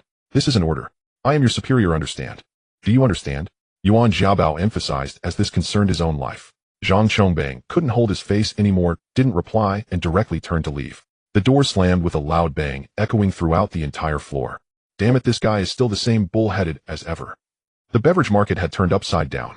Thai Gus Cola and Fanta were completely out of stock, and other brands sprang up as if injected with adrenaline. Those who were used to drinking cola could no longer find it, resorting to iced tea, nutrient drinks, and bottled water for a substitute. This substitution led to a direct explosion in sales. The data for iced tea and nutrient drinks skyrocketed, doubling compared to last month. Hongming Group wasn't idle either. In September, they suddenly launched a new product, Sprite. On the day of its release, it exploded in sales. Although it was also a carbonated drink, Sprite was fresher on the palate and more thirst-quenching than cola. This formula was a reward given after blowing up Thai Gus batch of cola. Li Junyi timed it perfectly, pushing the product out just as the peak season was ending. On television, superstar Lu Jialing held up a green bottle, beaming. So refreshing, so uplifting. Li Junyi timed it perfectly, pushing the product out just as the peak season was ending. On television, superstar Lu Jialing held up a green bottle, beaming. In the office of the chairman of Hongming Group, Jimmy was holding a notebook, excitedly reporting to Li Junyi, "Boss, the sales of iced tea have doubled. Sprite had just hit the shelves, and it was selling like crazy in Hong Kong, Macau, and the Bay Islands. This month, the beverage company earned a total of $560 million. By the way, our market share in the Hong Kong beverage market has reached 62.6, while Thai Gu is left with only 25.6. Starting this month, we are the industry leader." Li Junyi nodded, but his expression was not as relaxed as Jimmy's. Once Thai Gu regains their breath, we need to be able to withstand it to truly be the leader. The real hard battle is just beginning. Jimmy restrained his smile, patting his chest. "Boss, don't worry. As long as we stay a step ahead, we will never give them a chance to turn the tables."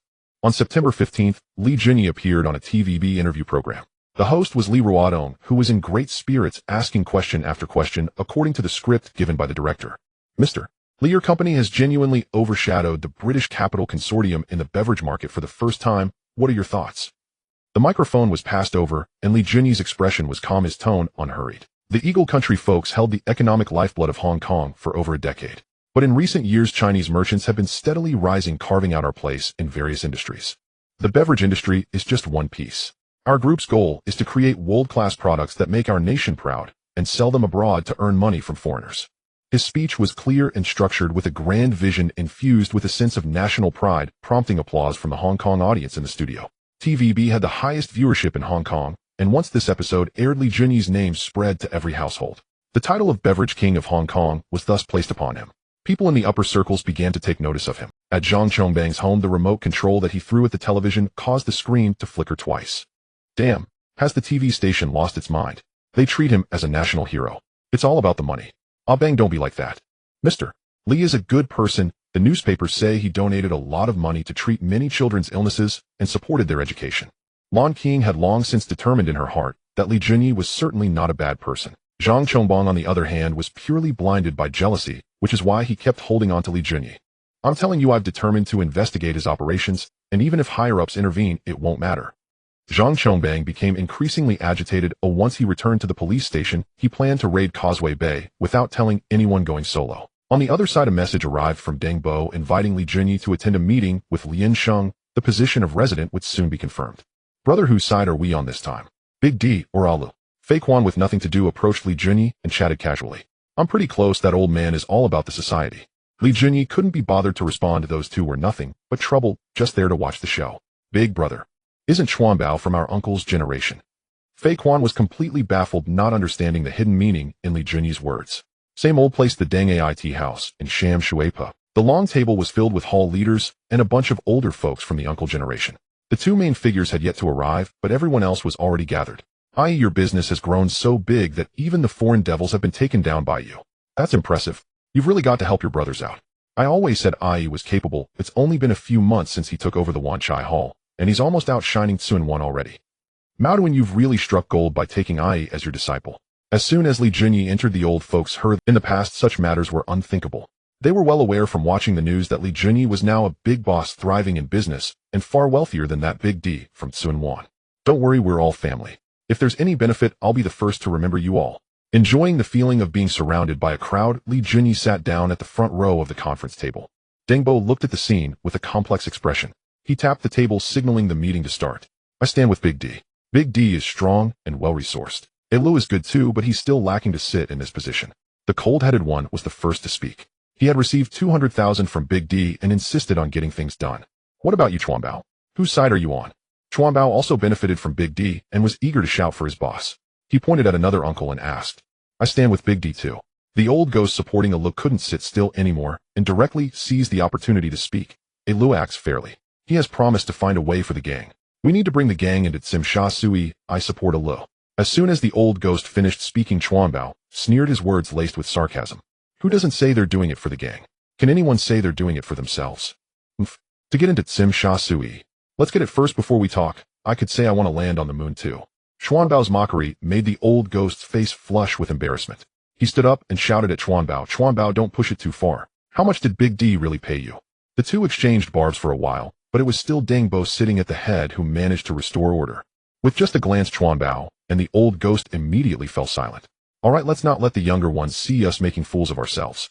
In my opinion, let's take Tsim Sha Sui first. They had always been obsessed with Tsim Sha Sui. Every time they chose a spokesperson, they had to use taking Tsim Sha Sui as a slogan. But after several spokespersons, the He Lianshen gang hadn't even managed to secure a foothold in Tsim Sha Sui. Why? 10 years ago, Tsim Sha Sui truly was He Liansheng's territory. Back then, there was a hall master named Dalao Yuan who forcibly took over 10 streets in East Tsim Sha Sui and became the overlord there. But later, Dalao Yuan jumped ship to the Number Gang, changed his name, and became the biggest drug lord in East Tsim Sha Sui, Wang Bao. Deng Bo set the rules. The standard for choosing a spokesperson from He Liansheng was to seize territory for the gang. This old man was quite sharp. The first to take Tsim Sha Sui would call the shots. Deng Bo made it clear in the hall meeting whoever could take Tsim Sha Sui for the gang could sit in the spokesperson's position. These words quickly reached Lu and Big D's ears.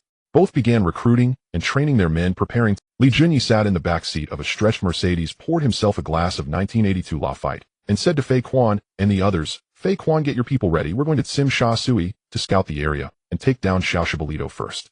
Jiang Tianxing just passed away, and Hongxing is in chaos. Dongxing's crows are also seizing territory in Tsim Sha Sui. Now is the perfect time to expand aggressively.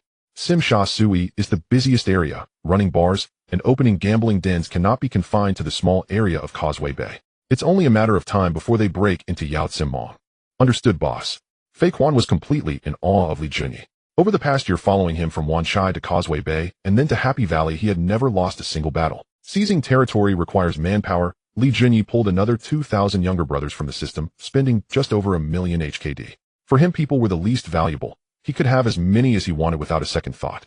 Fei Quan, I brought 2,000 thugs from the mainland. They'll follow you to Tsim Sha Sui. Huh. Fei Quan's mouth opened wide, unable to close it for a long time. 2,000 thugs from the mainland.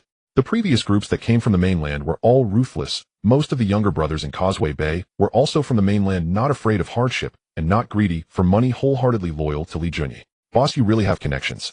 Li Junyi casually responded. For a while, and then told Fei Quan to arrange accommodation for these 2,000 people. The next day, before Lu and Big D made a move, Fei Quan led the 2,000 men directly to Xiaoshibolito in Tsimsha-Sui. Dozens of vans were lined up at the street corners, swiftly stopping with over 1,000 younger brothers, all dressed in white pants crew cuts and gripping weapons. Fei Quan raised his hand and shouted, "We're here to scout the area for He Liansheng. Everyone unrelated get lost." The customers on the street who were enjoying themselves took one look at the scene and bolted, fearing they'd get swept up in it. "Damn it. Hurry and notify Tai Zi the He Liansheng people are coming." Tai Zi's right-hand man Azu was slashed in the forehead, and in a daze heard someone shout, "Azu, stop fighting outside. Are all Li Junyi's men?" Fei Quan charged forward, cutting down 4 or 5 people with his younger brothers, all acting like they were crazy, moving quickly and fiercely. Tai Zi happened to not be in Tsimsha-Sui today, or Jiang Tiansheng was having his funeral in Kowloon, and he had gone to pay his respects, completely unaware that his own base was being taken down. In less than 10 minutes, all the shops on Xiaoshibolito knew Hongxing was finished, and now it was He Lian. About go tell every boss on this street that from now on protection fees are to be paid to us, He Liansheng. Bao took over 100 men and divided into several groups, notifying every family. Xiaoshibolito officially raised the flag, and Tsimsha-Sui was now firmly established. Tai Zi received the news and was so furious he nearly exploded. He Liansheng was being too arrogant. "Let's go gather everyone and fight back." Tai Zi hastily gathered around 200 people, rushing to Xiaoshibolito in a panic, only to be beaten to a pulp. Where did Li Junyi get so many tough guys? Tai Zi ran so fast that his shoes fell off, sustaining several cuts on his body. As soon as he got out of the car, he was surrounded by over a dozen people, and if he managed to escape with his life, it would be considered a miracle. Tai Zi's younger brothers hadn't even gotten out of the car before being trapped inside by over 1,000 people. Except for a few lucky ones, everyone else was beaten black and blue, with several unfortunate souls losing their breath on the spot. Tai Zi couldn't understand where Li Junyi got so many people from. A chaotic brawl with 100-odd people counts as a big scene, but Li Junyi just waves his hand, and there are thousands. How can we fight this? They couldn't take back Xiaoshibolito, and even Nathan Road was lost. Tai Zi was feeling extremely frustrated, having tried to steal a chicken, but ended up losing a grain of rice. Quickly called Qinyao for a meeting. I need reinforcements." That pale-faced Shuro was too ruthless. The war god of Hongxing, Tai Zi, was left stunned, having lost 2 streets in a row. If this continued, the remaining 4 streets would be lost too. Tsimsha-Sui is the most valuable piece of territory in Xinjiang. It's already good for Hongxing to occupy 4 streets. The other territories are in the hands of the Number Gang, Nu Qihong Tai, and the Ni family. Once the news spread, the entire underworld erupted. Everyone was shocked by Li Junyi's bold move. "What did you say?" Li Junyi took down 2 streets. Was it Nathan Road and Xiaoshibolito? The crow swore and cursed, feeling very frustrated. He had been rushing to Tsimsha-Sui to seize territory, having fought several times against Hongxing. After much effort, he had only managed to take down 2 or 3 venues, not even half a street. But Li Junyi swallowed down the 2 most lucrative streets from Hongxing at once. How could this be compared? You can't compare. Crow, don't compare yourself to Li Junyi. That guy isn't human. The smiley tiger sighed, and it was all he could say to comfort himself. On the other side, Big D caught wind of the news and immediately called Long Mao over. "Long Mao, Hongxing is now a soft persimmon. Hurry up and gather some manpower. We're heading to Tsimsha-Sui to seize territory." Big D was afraid of being outdone by Lu. As long as they beat Lu at Tsimsha-Sui, the spokesperson position would be theirs. In Jordan, Lu was at home, answering a phone call, left stunned for a while after listening. "Aja, there's no time to prepare. Li Junyi has already made his move." Lu thought for a long time and couldn't figure it out. "I was competing with Big D for the spokesperson position and just came to Tsimsha-Sui to seize territory. Why is Li Junyi joining in? Could it be that he has his own ideas? Impossible. With his qualifications and such a flamboyant personality, he wouldn't pass Dangbo's scrutiny. Do you think you're Li Junyi? Get to work." Liang Kuan had just returned from the Golden Triangle. The transportation there was too poor, and he only found out when he returned that Hongxing's boss Jiang Tiansheng had already passed away. The group was left leaderless. "Kuan Guchen, Yao wants you to attend a meeting. Things have been quite lively in Tsimsha-Sui these days." Silly Chong detailed the happenings in Tsimsha-Sui. Liang Kuan's eyes lit up after hearing it. "Damn, my sworn brother is so impressive. He's already raised a flag and entered Tsimsha-Sui." Liang Kuan made over 8 million from his recent dealings in the Golden Triangle. That's much easier than selling flour. Speaking of which, he has to thank his brother Li Junyi for this.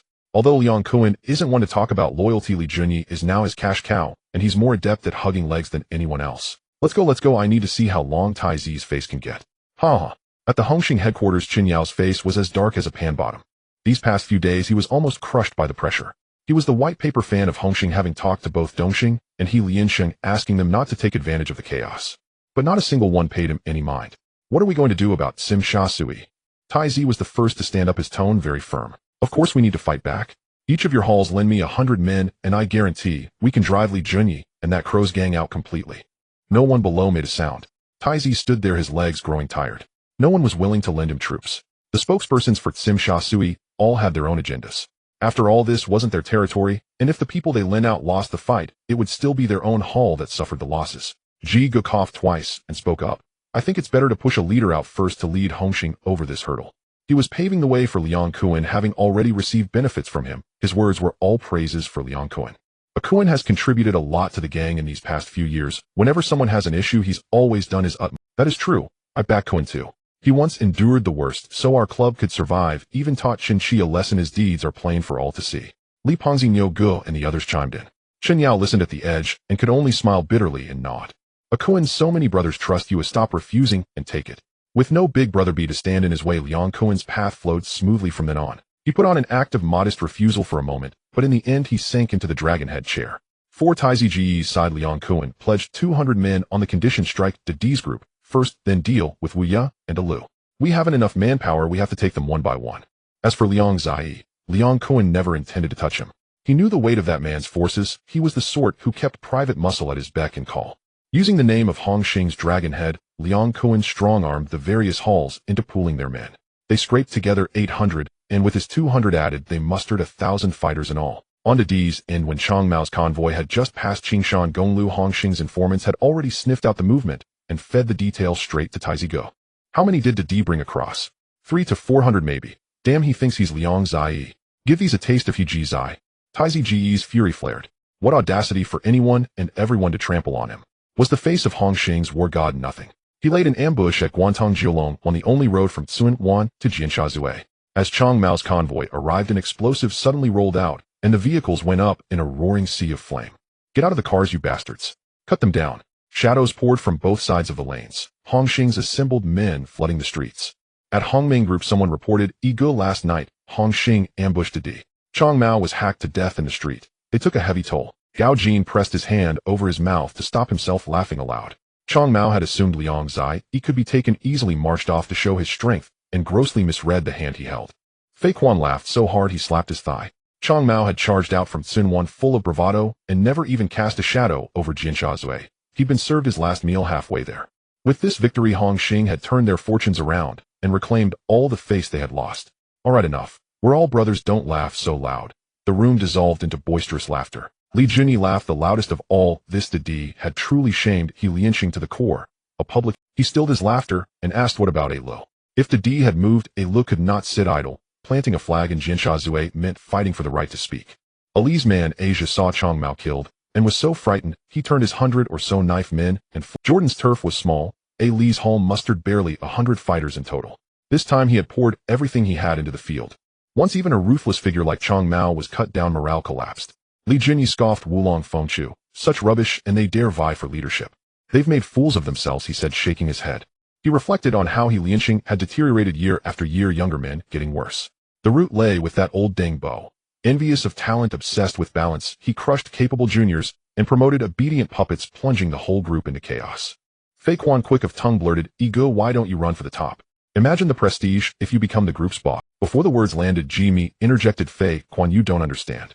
He Lianxing's rules are strict. The leader is chosen by seniority. Ego only took one's eye not long ago. Jimmy had drifted with He Lianxing for 5 or 6 years and knew its rules inside out. Li Junyi's cigar between his lips curled, a corner of his mouth relax. The leadership won't be rushed, let it wait. He knew in his bones that the position would eventually be his. Only by climbing higher could more of the system's doors be opened. 2 men who had come to contest the leadership left empty-handed, and news of that spread through the ranks and birthed no small amount of gossip. But those 2 supposed rising stars had failed so spectacularly that they only made Liang Zai shine brighter.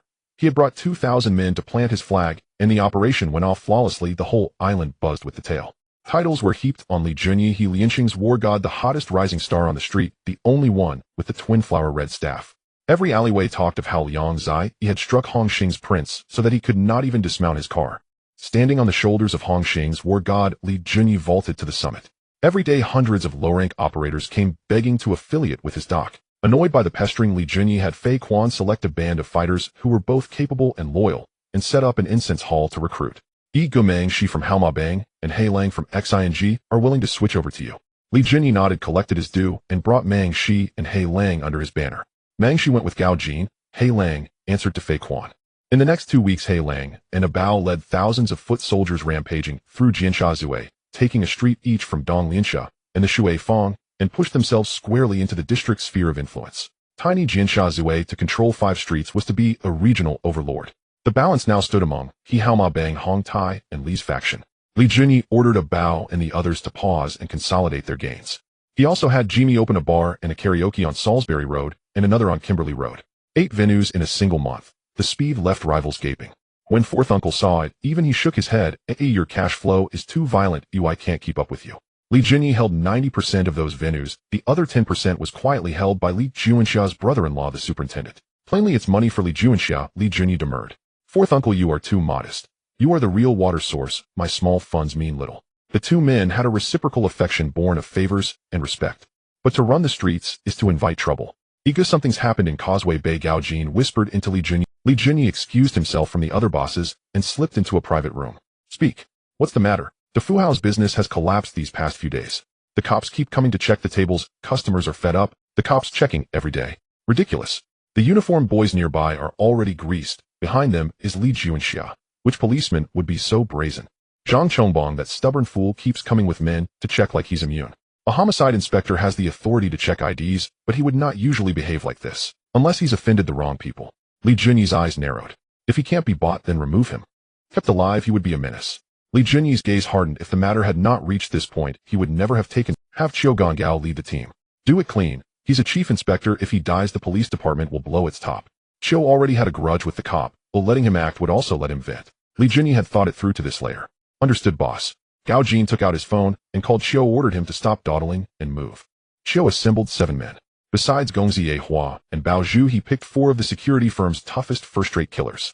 They had located Zhang Chongbong's residence in advance, prepared the whole place, and lay in wait for him to enter. Zhang had been in a particularly good mood these days. He had gone daily to Fuhao to carry out checks, driving their business into the ground and knocking back Li Jinyi's swagger. The satisfaction of that kept him humming as he drove home. He lived with his parents in the Huahao International Complex in Wanzai's Happy Valley. Police in Xinjiang were considered high earners. He had saved for 7 or 8 years, taken a loan, and bought this upscale flat last year. In truth, he lived better than most of Xinjiang's residents. The elevator rose to the 16th floor, and Zhang Chongbang pushed open the door. The flat was pitch dark. Dad, Mom, where are you? The silence was terrifying. He could hear a pin fall.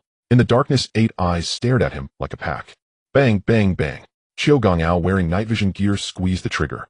A bullet tore straight through Zhang Chongbang's belly. He let out a muffled groan and instinctively rolled to the floor, seeking shelter behind the sofa. His mind flooded with panic as a staccato of gunfire swept the room. A burst of automatic fire came from behind. AK-47's spitting death. Zhang's vision went dark. There was no time to react as more rounds struck him. He lay in a pool of blood as the lights came on. 7 masked men stood around him, weapons leveled. Who are you? How dare you touch an inspector?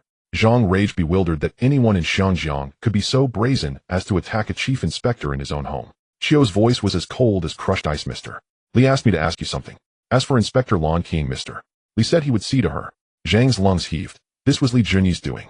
Ah, Li Jinyi. Even if I become a ghost, I will not let you go. He screamed. Chiu raised his gun and put a final shot to Zhang's forehead. Blood ran down his brow. Zhang's head lolled, and life left him at last. His death was stubborn, as if it had to be fought for. When Zhang Chongbang fell, Bao Zhu pushed open the bedroom door and revealed 2 elderly figures with their hands bound behind them. His parents' hair streaked with gray. They watched their son slump in a lake of blood, their eyes full of hatred and terror. Their mouths were gagged. All they could make were muffled sobs. But the fury in those eyes was a living thing that chilled the men who saw it. Chiu Gongao met that gaze with a disquiet he could not name. Aoga, what do we do with these 2 old people? Ahua asked. They had heard everything. If they spoke, the cops would. Don't bring heat on the boss. Send them on their way. Chiu's expression was like a shard of ice. Anyone who dared touch a hair on his boss's head, his mind produced only one thought: kill them. The young master held a knife in one hand, gripping the old man's neck with the other, the blade grazing his throat, causing blood to spurt out immediately. On the other side, Bao Zhu was equally ruthless, thrusting the knife directly into the old woman's chest, striking hard and accurately. She died on the spot, without even feeling the pain. These 2 used to be detectives in the Major Crimes Unit. Now they had completely transformed into cold-blooded fugitives. Chiu Gongao directed his subordinates to clean the bullet casings and bloodstains in the room thoroughly, using specialized tools to erase all the footprints and fingerprints from the floor. He had previously worked as an inspector in the major crimes unit and knew better than anyone how to eliminate evidence. This guy was a natural criminal. Once the scene was cleaned up, the group silently withdrew. As for the 3 bodies, they certainly could not be left behind. They were transported to the dock, placed in iron barrels, and thrown into the sea. The ocean was vast, and no one would find them in this lifetime. From that day on, the Zhang Chongbang family of 3 seemed to have vanished from Hong Kong. After 3 days of no news, Lon King sensed something was wrong and reported it to the police. The disappearance of a major crime unit inspector was no trivial matter. Inspector Yuan Jiabao immediately reported to his superiors and sent a professional forensic team to investigate Zhang Chongbang's home. After thorough investigation, all that was found were bloodstains everywhere, but the crime scene had been cleaned up too well. Not a single fingerprint or footprint left by the murderer was discovered, leaving the entire case in a fog. King Ah Bang might be in trouble. The police will do everything possible to solve the case. You should go back and wait for news, Yuan Jiabao said, staring at the beautiful Lon King across from him, his throat tightening with unexpressed feelings. He liked this girl quite a bit, but unfortunately she showed no interest in him. All right, thank you, brother Yuan. Lon King walked out of the police station, looking as if she had lost her soul. Although she hadn't officially dated Zhang Chongbang for long, they had known each other for many years. Now the entire family had disappeared without a trace, making her feel quite distressed. The inspector's disappearance also alarmed the foreigner behind Inspector Yuan Jiabao. Assistant Police Commissioner James, who had good relations with the owner of Taiku Beverages, had already begun secretly investigating Li Junyi.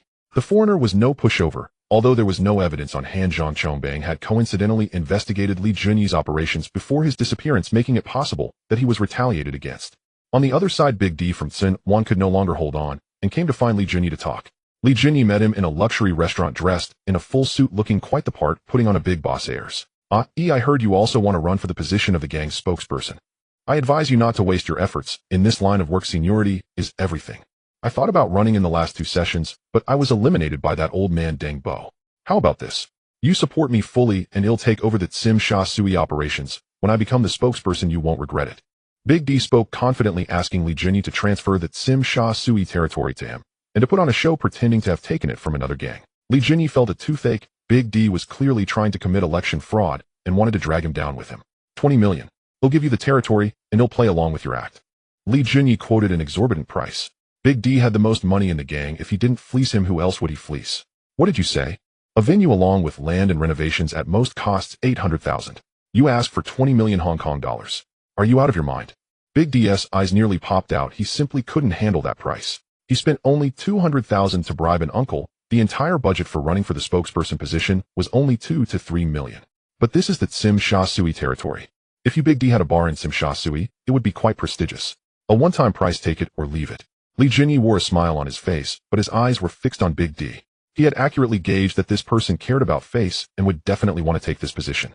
Fine, I'll have my lawyer come over to sign the contract this afternoon.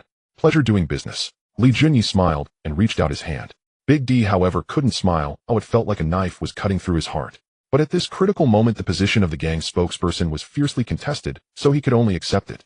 In the afternoon, after signing the contract, Li Junyi transferred a bar to Big D's name and even arranged for someone to help Big D put on a show. After the act, Big D immediately became a prominent figure in the underworld. He led over 100 brothers and forcibly snatched a bar from Hong Tai. This incident spread, allowing him to somewhat regain the face he had lost recently. Hongming Group. Brother E, those old guys are having a meeting again tonight. At this rate, the spokesperson's issue should be... Gao Jin spoke about those elder figures with disdain. These old geezers occupy positions, but do nothing. E, just thinking about it is nauseating. I want to hear the news first. Let me know immediately. Outside at the entrance of Tuen Mun Secondary School, Lon King walked out with her head down. Some students greeted her, but she merely responded absent-mindedly. Teacher Lon. Hey, being a teacher is different. You exude an aura. Fei Hong, along with a dozen brothers, directly blocked her way. He tilted his body, staring at Lon King with an air of arrogance. Who are you? I don't know any of you. Lon King took a step back, her eyes warily sweeping over the group in front of her. Each of them dressed in a flashy manner, clearly not good people. Haha, it's fine if you don't recognize me, as long as... Fei Hong looked Lon King up and down. Her fair-skinned beauty and the intellectual elegance she exuded made it. Your husband Zhang Chongbang borrowed $1 million from me before. How do you propose to settle this debt? You must be... I'm not married, so how could I have a husband? Lon King was confused.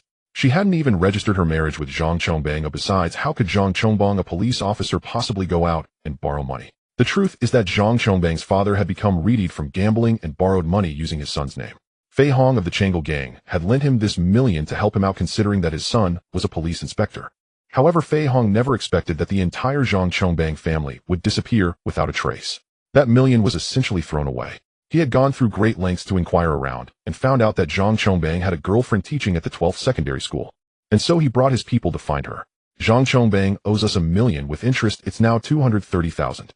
His whole family has fled. You must take responsibility for this debt. Lan Qing was completely stunned. What was this? One misfortune after another seemed to befall her. I'm just a teacher. How can I raise that much money? I won't acknowledge this debt.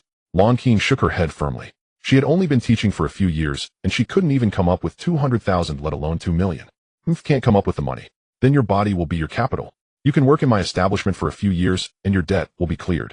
Fei Hong chuckled, his expression as lewd as could be. Such a prime woman, he certainly had to sample her first before tossing her into the establishment to earn money for him. Not a drop of her essence could be wasted. Fei Hong signaled to his subordinates. 2 little brothers stepped forward, grabbing Lan Qing and dragging her towards the van. Broad daylight, right in front of everyone. Neither the onlooking students nor the teachers stepped forward to intervene. They merely watched as the thugs dragged Lan Qing towards the van. Stop! Let her go! A deep male voice suddenly rang out.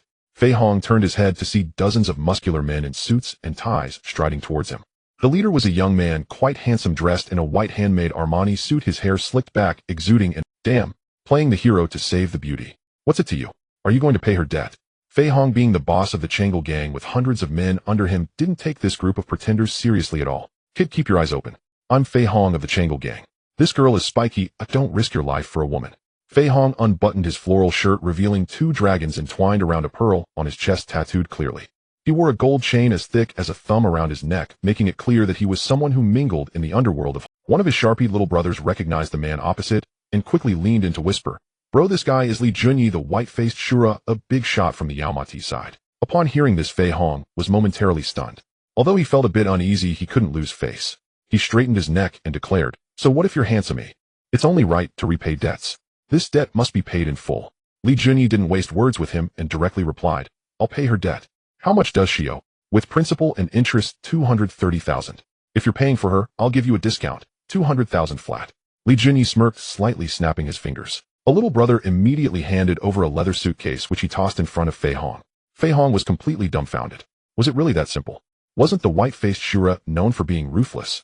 It was said that he would shoot people indiscriminately and loved to throw people off rooftops. Why was he so accommodating today? "Aren't you going to count it?" Fei Hong shook his head, smiling. "No need, no need. I trust the reputation of handsome." He waved his hand aside, and his little brother pushed Lan Qing over. Li Junyi reached out directly, pulling her into his arms. Lan Qing's face flushed instantly, her eyelashes fluttering as she shyly closed her eyes. Fei Hong sat back in the van, glancing back at the beautiful woman, feeling a bit regretful. Such a stunning beauty had fallen into Li Junyi's hands. But looking at the suitcase in his hand, he felt it was worth it. Money in hand is real. What kind of woman couldn't he find? The little brothers in the car began to flatter him. "Boss, it seems that this handsome is also afraid of our Changel gang. The white-faced Shura isn't as fierce as rumored. He's still got to cough up money in front of Brother Fei." Haha, Brother Fei's name resounds throughout Hong Kong. Who would dare not give face? Fei Hong felt pleased, pulling out a stack of cash from the suitcase and tossing it to a little brother. "Take this to spend tonight. Take the brothers out to have some fun." "Thank you, boss." On the other side, Li Junyi dropped Lan Qing off at her place. However, Lan Qing clearly hadn't recovered. Her face was pale, and her hands trembled slightly. Can you come upstairs with me?" She looked up at him, her voice a bit timid.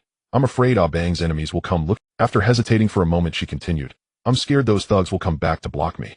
I live here alone, and it just doesn't feel safe." Li Junyi smiled broadly, a hint of teasing in his tone. "Cooing, aren't you afraid that I might be a bad person too?" "I'm not afraid," she said, seriously gazing at his face. "I believe that one's appearance reflects one's heart. You look so handsome, your heart must be good." This statement left Li Junyi momentarily speechless. Can one be so willful just because of good looks? When the beauty spoke, he certainly wouldn't refuse. The two of them took the elevator together and entered her studio apartment. It wasn't large, at most 25 square meters. But in Xiangjiang, with such a small space, the monthly rent was still over 1,000. "You sit first, I'll make you a cup of coffee." Li Junyi waved his hand, not wanting any coffee. "No need, I'll just sit for a..." However, Lan Qing was quite stubborn and turned to busy herself in the kitchen. Li Junyi couldn't help but laugh as he watched her darting around in that small kitchen. The room was tidily arranged and felt warm. As he sat on the sofa, his peripheral vision caught a glimpse of a pink bra laid out on the bed. He cursed, inwardly surprised that her figure was quite impressive, something he hadn't noticed before.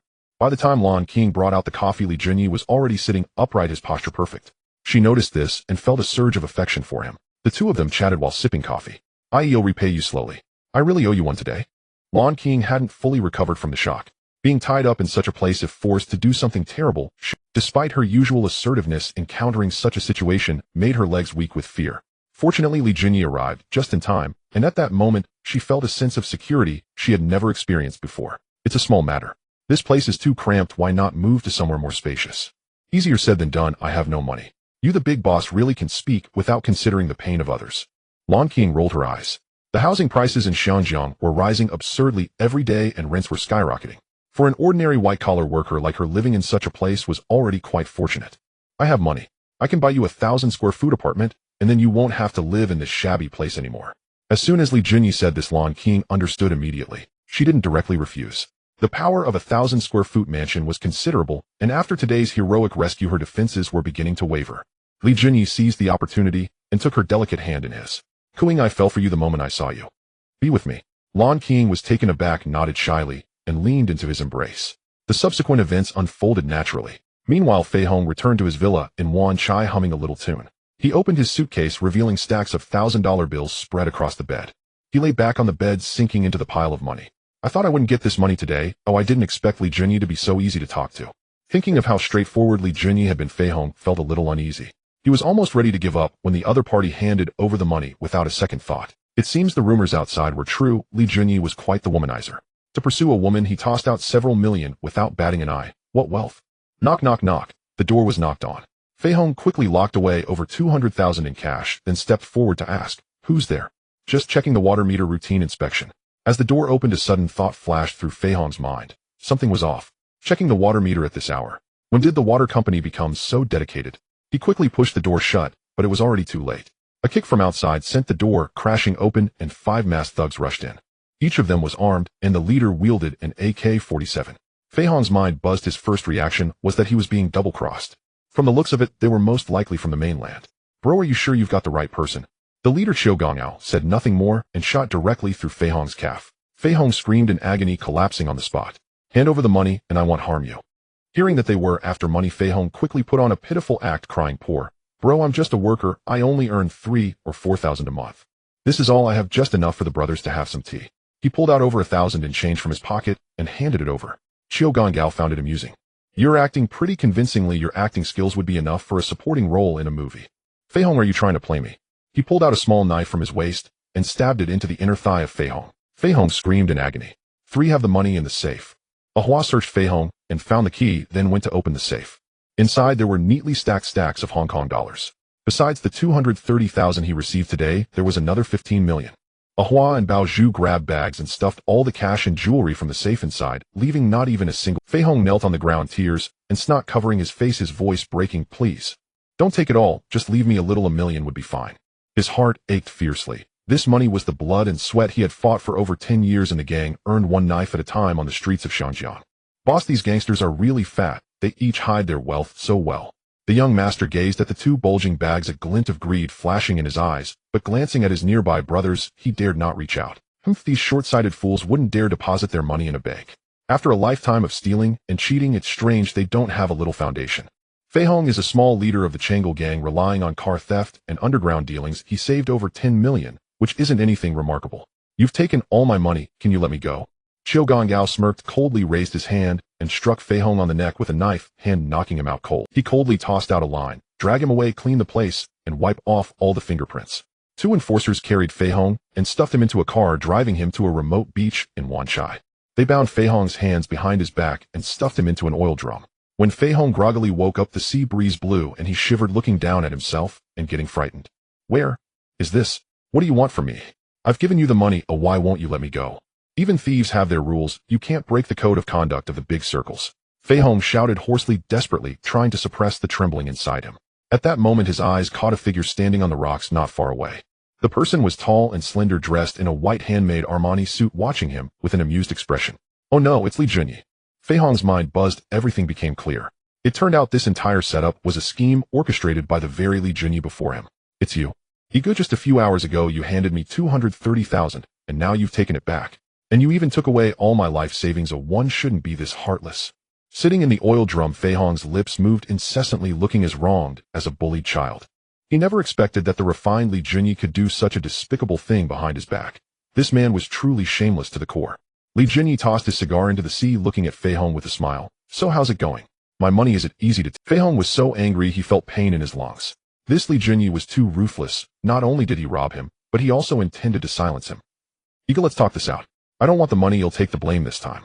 Just let me go, and we can consider this matter settled. Fei Hong gritted his teeth, suppressing his anger, his gunshot wounds still throbbing painfully. He knew that bowing his head was the only way to save his life. Li Jinyi chuckled coldly and gestured to Qiu Gong. Take care of brother Fei Hong on the way out, it's cold, and let's finish up early and head back to rest. Qiu Gong grinned, ferociously grabbed some cement, and started pouring it into the drum. Fei Hong screamed in fear, you can't do this to me. In the head of the Changle gang, my brothers won't let you go. The Changle gang won't exist tomorrow. You go first, they'll soon join you. Fei Hong cried and shouted, his voice growing weaker until it completely disappeared in that small stretch of sea. Every day in Xiangjiang 5 to 8 people go missing, adding one more no one would notice. Qiu Gong walked onto the rocks, lit a cigar, and stood beside Li Jinyi. Ego, it's done and we cleaned up well. Thank you for your hard work. Take out 3 million and share it among the brothers. They all have families, they shouldn't work for me for free. Qiu Gang's eyes lit up, staring at Li Jinyi, his tone very serious. Thank you, Ego, you are truly a good person. Li Jinyi felt a bit bitter inside, mocking himself. As for him, he really had nothing to say about those who followed him. He had always been very generous. He turned slowly back into the shadows. It was time to return. Lan Qing was still waiting in the apartment. Thinking of that girl, she could casually perform high-difficulty yoga poses if she truly had extraordinary flexibility. That night, while Lan Qing was asleep during her break, he quietly slipped out, but when he returned he still woke her. Lan Qing's eyelids drooped as she looked at him pitifully, her voice soft and heart-wrenching. Where did you run off to just now? I thought you didn't want me anymore. Li Jinyi reached out and gently stroked her nose, his eyes filled with affection, softly coaxing. Silly girl, I just went downstairs to smoke a cigarette. How could I bear to leave you behind? Little did she know, in just those few minutes the one who had threatened her earlier was already at the bottom of the sea. Early the next morning, the brothers from Hilianxing gathered, over 1,000 men storming into the Changle gang's territory like a whirlwind. The leader of the Changle gang had vanished, and the people below were thrown into chaos, fighting amongst themselves, searching for their teeth on the ground. Changle Street near Wanshai was directly taken over by Hilianxing. Nearby, the Xing and Haoma gang factions were stunned, unable to comprehend why Hilianxing had gone crazy enough to wipe out the entire Changle gang. The Changle gang was originally an inconspicuous small gang, with only a few thousand members. Among the hundreds of gangs in Xiangjiang, they ranked near the bottom, with only 700 or 800 real fighters. Yet even the smallest gang is still a gang. The fact that the Xiangjiang gang could be completely wiped out was unheard of. Usually they would just struggle to survive and gradually decline. The jade-faced Azura was too ruthless. In just one day, not a single hair of the Changle gang was left. The Changle bar in Tuadi was also smashed, and it's now renamed Peace Bar. At this rate, Wanshai may soon fall entirely under the dominion of Liang Jai. Inside an old tea house in Sham Shui, a group of elderly uncles gathered around a table, arguing fiercely, faces flushed with passion. The D had already stormed into Tsim Sha Sui, locked in fierce rivalry with Alok. Selecting a new leader isn't an auction where the highest bidder wins. If wealth alone decides who rises, why not just hold a public sale? Then what use are men like us, the elders? No one heeds our words anymore. In any case, the Triad cannot allow a single faction to dominate. Balance must be preserved. This time I back Alok. With a raised hand, Deng Bo silenced the entire tea house. Lung Laosung, Fan Dong, and Sui Gao, all previously neutral elders, immediately raised their hands in unison, shifting the tide of momentum decisively. Even Chen Bo, who had originally supported Didi, now cleared his throat awkwardly and muttered, I chose Didi because I believed he possessed real ability and could truly serve the Triad. The election of a new leader was frankly a farce. With a single word from Elder Deng, all Didi's recent efforts evaporated into nothingness. In Tsuanwan, Didi sat in his hotel suite awaiting a victory banquet. The moment Chen Bo's call came through, his face darkened, ominous and terrifying. Didi, what's wrong? Lei Tai Tai asked cautiously, sensing the shift in his expression. Cancel the banquet. Tell everyone not to come. The results are in. Didi seethed inwardly, rage boiling like magma before eruption. Uncontainable, volcanic. Damn it. Bring me Quan Jai Sam and Lungon. Now. He'd already learned the truth. Lungon, that wily old fox, had accepted his money but delivered nothing, betraying him outright. Deng Bo was untouchable, but these two would serve as perfect scapegoats. Didi took them to Fei No Shan, sealed them inside wooden crates, and kicked the boxes off the cliff. Tumbling end over end down the mountainside, they spun wildly, like unstoppable flaming wheels. Alok, meanwhile, received the news, cracked open a bottle of beer with his son, and toasted his own triumph, his lips curling faintly with unmistakable suppressed pride. At that very moment, Didi hurled the wooden crate down the slope, then stood atop the peak, and pulled out his mobile phone, dialing each elder in turn. This is the D. 8 o'clock tonight, at Bone Valiant Restaurant. Let's set aside everything else. Meet and talk. Every elder, Shui Gai Lung Lao Sung Fan Dong, received the call without exception. But Li Jinyi had no time for Didi's affairs. He'd just discovered his Ferrari 911 parked at the Tsim Sha Sui intersection had vanished. Shit. Gao Jin, where's my car? Clutching the keys in his fist, Li Jinyi's mind reeled with 1,000 furious thoughts. Brother, that car, it's likely been stolen. Stolen in broad daylight, on home turf. The car of Liang Jai, a Triad leader of stature, taken right beneath his nose. What are you all staring at? I haven't done that kind of thing in years. Seeing Li Jinyi's darkening expression, Shu Kit Ba quickly clarified. She'd long since abandoned her old trade. Why bother stealing cars when she clung so tightly to a patron as powerful as Li Jinyi? He believed her. Indeed, for the past 6 months, Shu Kit Ba had stayed scrupulously clean, except perhaps in bed, while diligently attending night school to catch up on academics, now studying accounting. Brother if your car's gone, head to Sai Kung and find Dasa. He'll know something. He bought every vehicle I ever stole, then resold them to smuggling syndicates. Seeing Li Jinyi's $1 million Ferrari vanish into thin air, Shu Kit Ba spilled every detail she knew. No hesitation, no reserve. The word smuggling instantly sparked an idea in Li Jinyi's mind.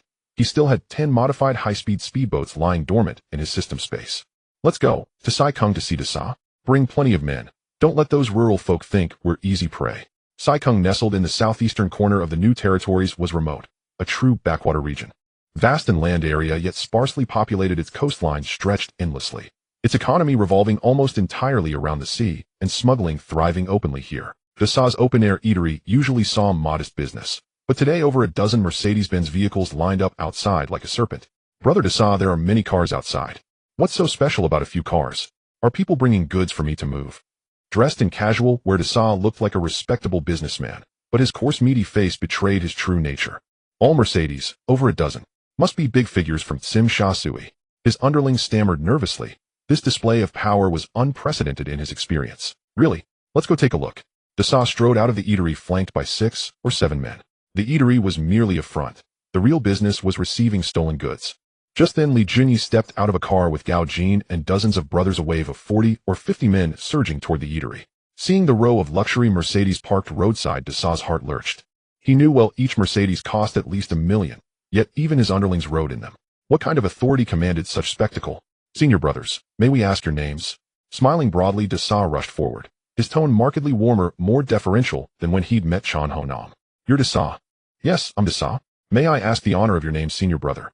Gao Jin gestured toward Li Jinyi beside him, voice laced with quiet arrogance.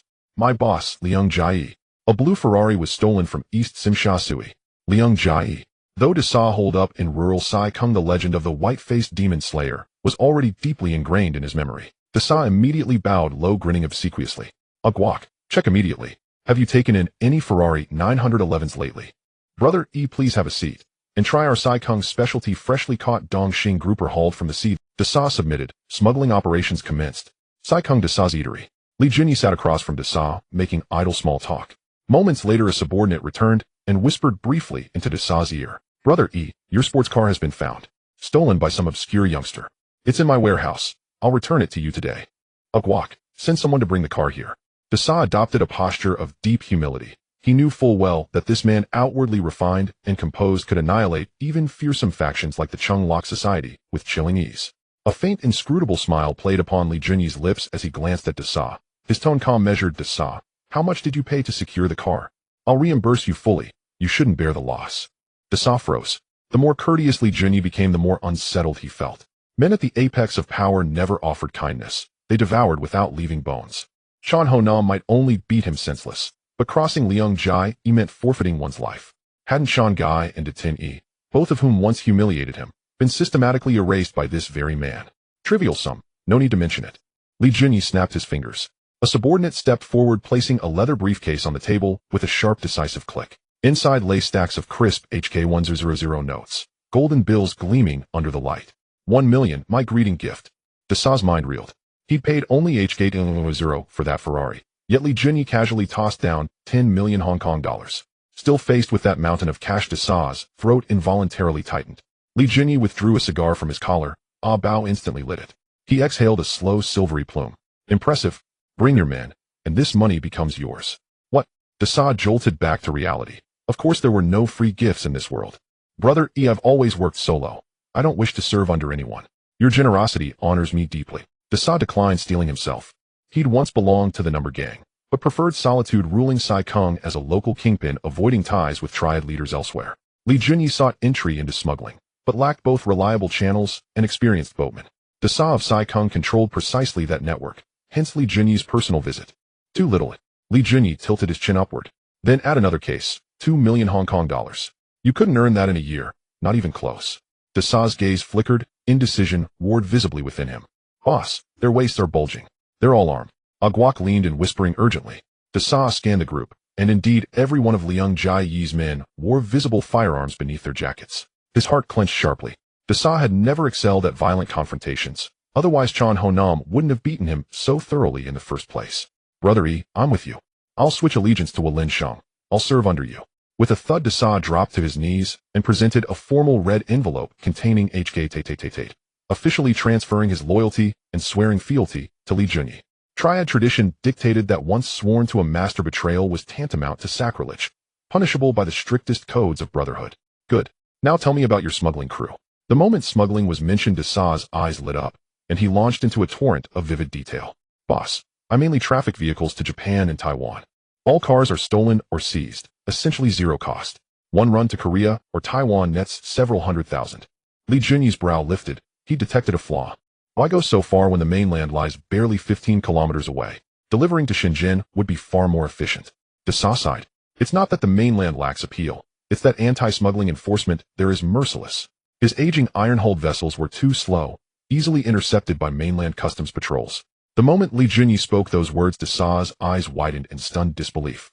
What did you say? 10 modified high-speed speedboats. Those are maritime treasures. Coast Guard cutters can't catch them. Realizing Li Junyi truly commanded 10 such vessels, Dasa instantly discarded his original plans. Dasa, we'll expand into 2 additional lines: frozen meat and imported electronics, televisions, tape recorders. Demand on the mainland is enormous. Hong Kong, as a free port, levied virtually no import duties, so electronics sold for a fraction of mainland prices.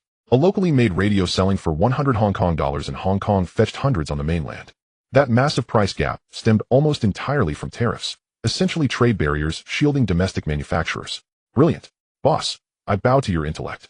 Li Junyi remained in Sai Kung for several days. By day, Gao Jin collected radios and televisions, stacking them high in warehouses. By night, the speedboats departed Sai Kung Pier, making 2 or 3 runs to the mainland each evening.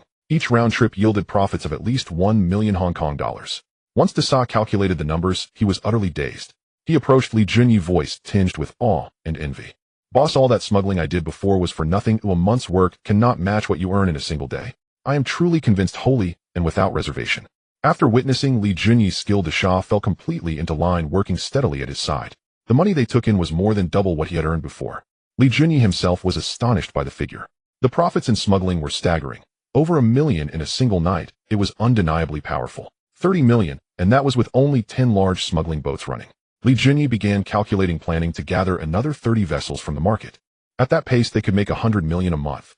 Any more would be impossible. If 30 or 40 large smuggling boats scattered across the sea, even the anti-smuggling police would be hard-pressed to keep up. Li Junyi stayed in Shigong for several days and promptly took over the minor crews around Jiangjanao. Liansheng's territory instantly expanded to Shigong, Jiangjanao, and Kingshuiwen. Shigong had never hosted any great powers. Only 2 or 3 small gangs scraping by on smuggling, each with only a few dozen to about 100 men. Li Junyi landed on that ground like a wolf among sheep, utterly dominant. After handing the smuggling work to Abeo and Dasha, he returned to Tongluan. His boss Triad had called pleading for help. He could not ignore that. At Tongluan, the wealthy household, Li Junyi pushed the door open and immediately saw Triad's face. Half his face was severely swollen, his eyes vacant, his whole bearing listless. You must help me this time. Boss, what happened to you? Who hit you? Who hit you? Seeing Li Junyi, Triad's eyes nearly reddened. He had suffered terribly these past days. At the root of it was that Didi failed to secure the position of leader and nursed a grudge. Didi had pressured Triad to call Deng Bo, declaring he would not submit to a Lu and refusing to hand over the Dragonhead staff. Triad was caught between a Lu and Didi, unable to offend either and forced to placate both. The red swollen mark on his face came from Didi's hand. Didi forced him to surrender the Dragonhead staff. Triad dared not cross Deng Bo and refused, so Didi lost his temper and struck him on the spot. Boss, you were once the head. Are you going to let a hall master slap your face like this? Oi. Li Junyi was at a loss. A leader beaten by a hall master from his own ranks, and that hall master had once been his superior. They have numbers and power. What can I do? The boss is suffering. Chuiji said, plaintive like a child. He truly suffered. He blamed only himself for lacking the skill and the courage. This is the Dragonhead staff. I'm handing it to you now. If I keep it any longer, I fear for my life. Chuiji shoved a redwood box into Li Junyi's hands as if passing a hot potato. Li Junyi lifted the lid to reveal the Dragonhead staff. The dragon head was carved from redwood. The grain was clear, plainly an old artifact. A glossy patina cloaked the Dragonhead staff. Passed through the hands of dozens of Hiliansheng leaders, it was the insignia of the society's head. Li Junyi weighed it in his hands a few times and clicked his tongue. Nothing remarkable. The stick was, to be frank, a trinket. Its real value came from the authority the society invested in it. System noticed the host has acquired the Dragonhead staff, activating a special mission, become the head of Hiliansheng. Reward lithium battery technology for mobile phones and flip phone manufacturing techniques. Li Junyi froze for a moment. The system issuing a task now. Lithium battery technology was among the phone's core technologies, far ahead of nickel-cadmium cells by several generations. But with Chuiji still at his side, he could not ponder. Boss, if I step forward, will you back me? Chuiji was stunned. Li Junyi intended to step up. Hadn't this kid said before he had no interest in being the head? I.e., if you come forward, he'll be the first to shout for you. Chuiji did not hesitate. Li Junyi was his disciple. If Li were elected, Chuiji's standing before the uncles would become sturdier. Boss, those words are enough. Today I'll show you a good show. Gaojin called to Di Lung Lao Shuang Fondong Chuanbao. Bring them all here. Gaojin nodded and went to arrange it. In less than half an hour, the uncles arrived one by one, crowding around Chuiji to ask what was happening. Chuiji looked bewildered. He could not fathom Li Junyi's plan. Di was over in Tsuanwan in the New Territories and arrived about an hour later. Liang Zai, what did you rush me here? Di swaggered in with 8 bodyguards. At the sight of Chuiji, his eyes flashed, and he spat. Chuiji, where is the Dragonhead staff? I demanded. Chuiji sat there stammering, unable to answer. Li Junyi stood and stepped forward. Di assumed he was coming to shake his hand, his face full of smug delight. Li Junyi slapped Di across the face with such force that Di lost his balance and fell to the ground, his face burning with pain. The room fell utterly silent. The uncles gaped. The arrogant Di had been slapped in public. Who do you think you are, daring to hit my boss? Li Junyi hauled Di up like a small chicken and slapped him again. Tsuanwan is it? Those few shabby strip clubs you run. If I hadn't paid to prop you up, would you have made it this far? Di pressed his hand to his face and glared at Li Junyi, disbelief in his eyes. You back me with money. Did you take the wrong script? Isn't that what you used to say when you cursed Chuiji? Are you all dead? Can't you see your boss is being beaten? Di snapped, furious when his bodyguards remained rude. Only then did Di's bodyguards react and reach for their guns, but Gaojin and a dozen men had already covered them. Don't move. Whoever moves. Li Junyi chuckled, pointed at Di, and said arrogantly, your bodyguards are useless. Consider hiring my security company. They'll give you a discount. Sensing the tide turning, Chuanbao hurriedly intervened. We're all from the same organization. Don't make this. This isn't appropriate. Maoduan, please calm him. Di is after all that Tsuanwan home master. Li Junyi saw his advantage and smiling waved subtly to Gaojin. Put the guns away. We are of the same society. Oh, don't let other crews laugh at us. I refuse to accept the Lu. I will establish a new Hiliansheng. Di, you hit my boss is giving you a beating too much. You've lived this long, and you don't understand respect for elders and care for the young. Chuiji has been the head before. Who are you to lay hands on a former leader? When Li Junyi spoke, several of the uncles, these old men had bled for the society for decades and yet received no dignity in return. Who among them did not harbor resentment? Liang Zai's loyalty plainly restored some honor to these old bones. Chuiji sat to the side, his nose prickling as he nearly broke down. Who still valued such things now? Profit above all, brotherhood was only spoken of. A man like Liang Zai, who placed the word respect at his core, had become all but extinct in the underworld. He sniffed, eyes reddening, and forced the tears back. Di, let's put this behind us and sit down to talk.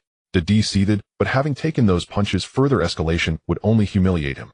He ground his teeth and spat a few harsh words. Fine, this isn't over. I remember this. Now tell me why you called us here. Di sat heavily as the waiters began to serve the food.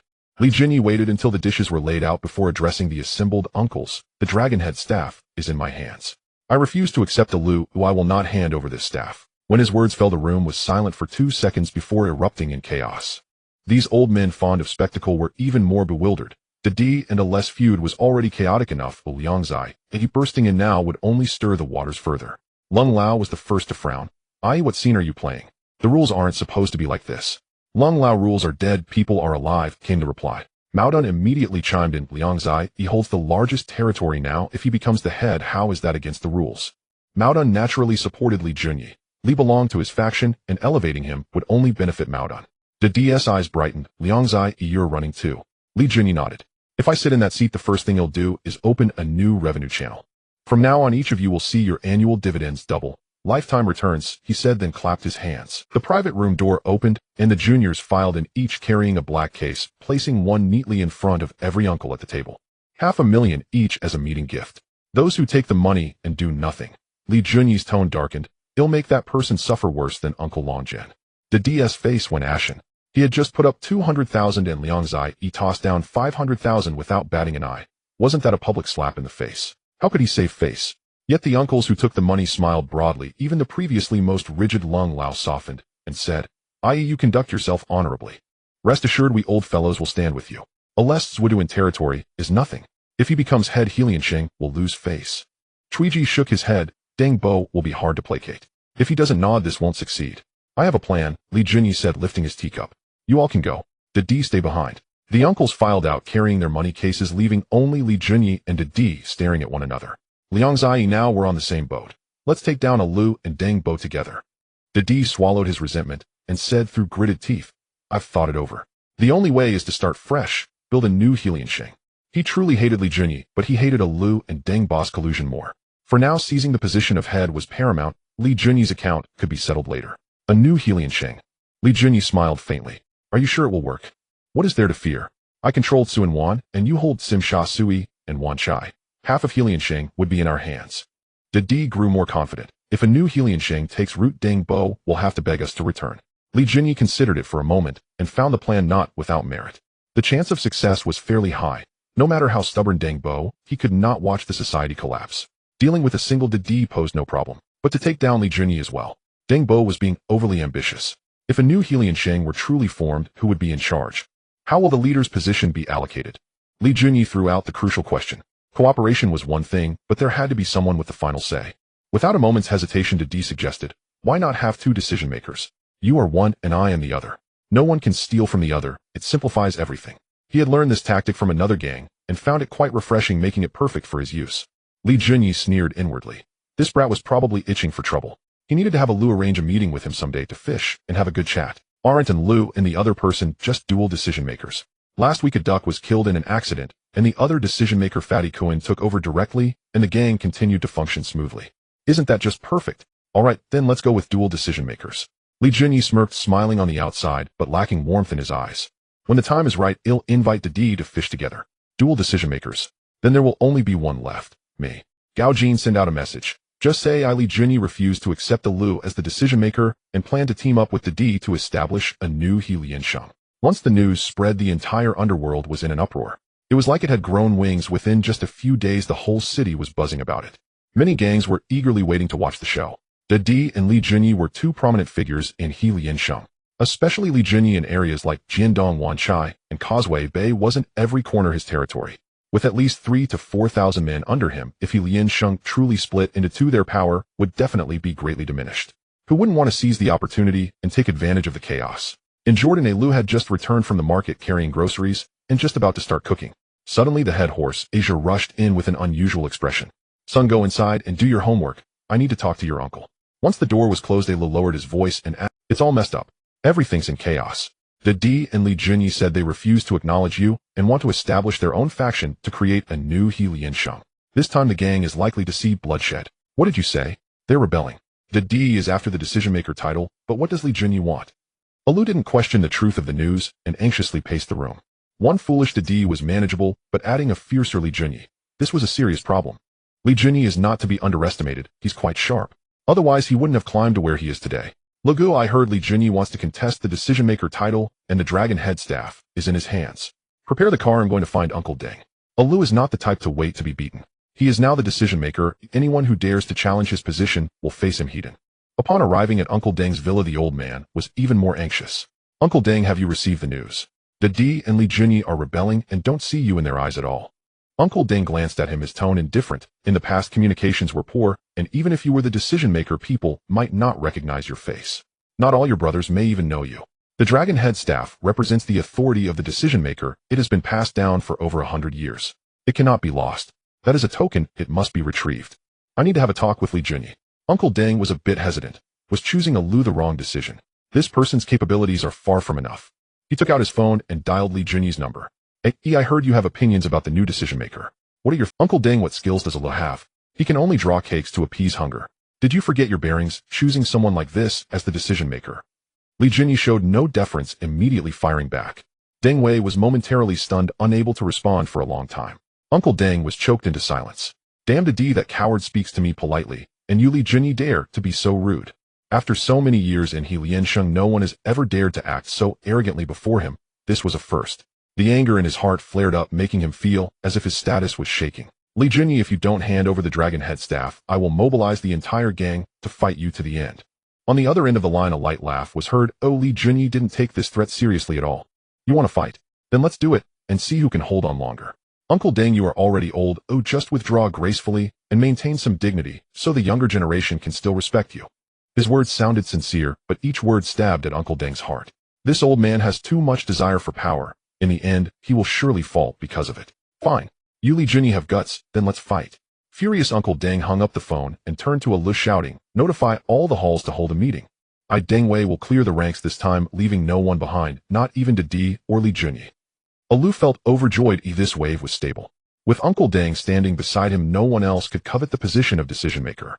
Liansheng has always been dictated by Uncle Deng, with people like Huan Yo and Yu Tu Biao all raised by him. As long as he mobilized the remaining 7 halls, this battle could only be won.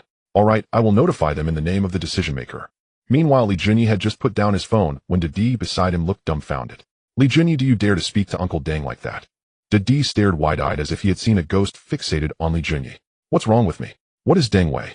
Does he really think of himself as a god in Liansheng? If a gun were to hit him, wouldn't he die just the same? Didi usually flaunted his power over others, but when confronted with Uncle Deng, he was like a mouse seeing a cat, lacking any semblance of masculinity. All right, you're right. I truly admire you now. You're the first to dare to insult Uncle Deng. Didi gave a thumbs up. He only admired those fiercer than him, and he was in complete awe of Li Jinyi. By the way, Didi, there's something you need to help me with. Li Jinyi smiled while his eyes hid other intentions. What is it? We're now like grasshoppers on the same rope. I will definitely put in the effort. Didi was already fantasizing about the glorious days ahead as dual decision-makers, wishing to establish the new Liansheng immediately. Get rid of Uncle Deng, and the situation will be ours. Li Jinyi smiled at Didi, clearly intending to use it. Didi was so frightened that his hand trembled, nearly dropping his teacup, his face turning pale. Li Jinyi, are you joking? Get rid of Uncle Deng. That's impossible. Li Jinyi looked at him with disdain, not expecting Didi to be even more timid than he thought. Are you lacking in brainpower? You've already established your own faction. Do you think Deng Wei will spare you? It's either he dies or you die. Weigh your options carefully. Didi fell silent. He wasn't a fool. Li Jinyi's words made perfect sense. All right, I'll send him on his way tonight. Didi was tricked into a trap and prepared to act that same night. Once he left, Gao Jin approached and asked, Boss, why not let our own brothers handle it? Do you think the police are just idle? Someone like Deng Wei is not a small player. Li Jinyi had long wanted to wash his hands of these matters. He would minimize his involvement as much as possible. Let Didi take the lead to draw fire while he stayed behind to complete the task safely. Tonight, send someone to keep an eye on Deng Wei's villa. If Didi doesn't act, we can let our people take care of Uncle Deng directly and pin it on that fool Didi. Gao Jin went out to arrange personnel, while Li Jinyi was preparing to go through the company's accounts, when Fei Quan suddenly rushed in to report. Igu the Crow and the Smiling Tiger from Dongxing are here to see you. The Crow, Smiling Tiger. Li Jinyi frowned.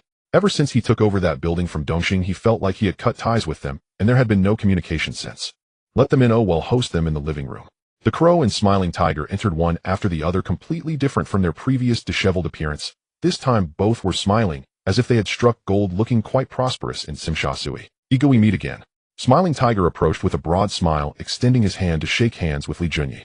The Crow behind him looked a bit stiff, nodding as a greeting, not daring to say much. Get to the point, no beating around the bush. The Crow didn't even dare to sit at the table, finding a corner to nestle in, as if afraid that Li Jinyi would flip the table if he was displeased. Igu, we want to collaborate with you on a business deal.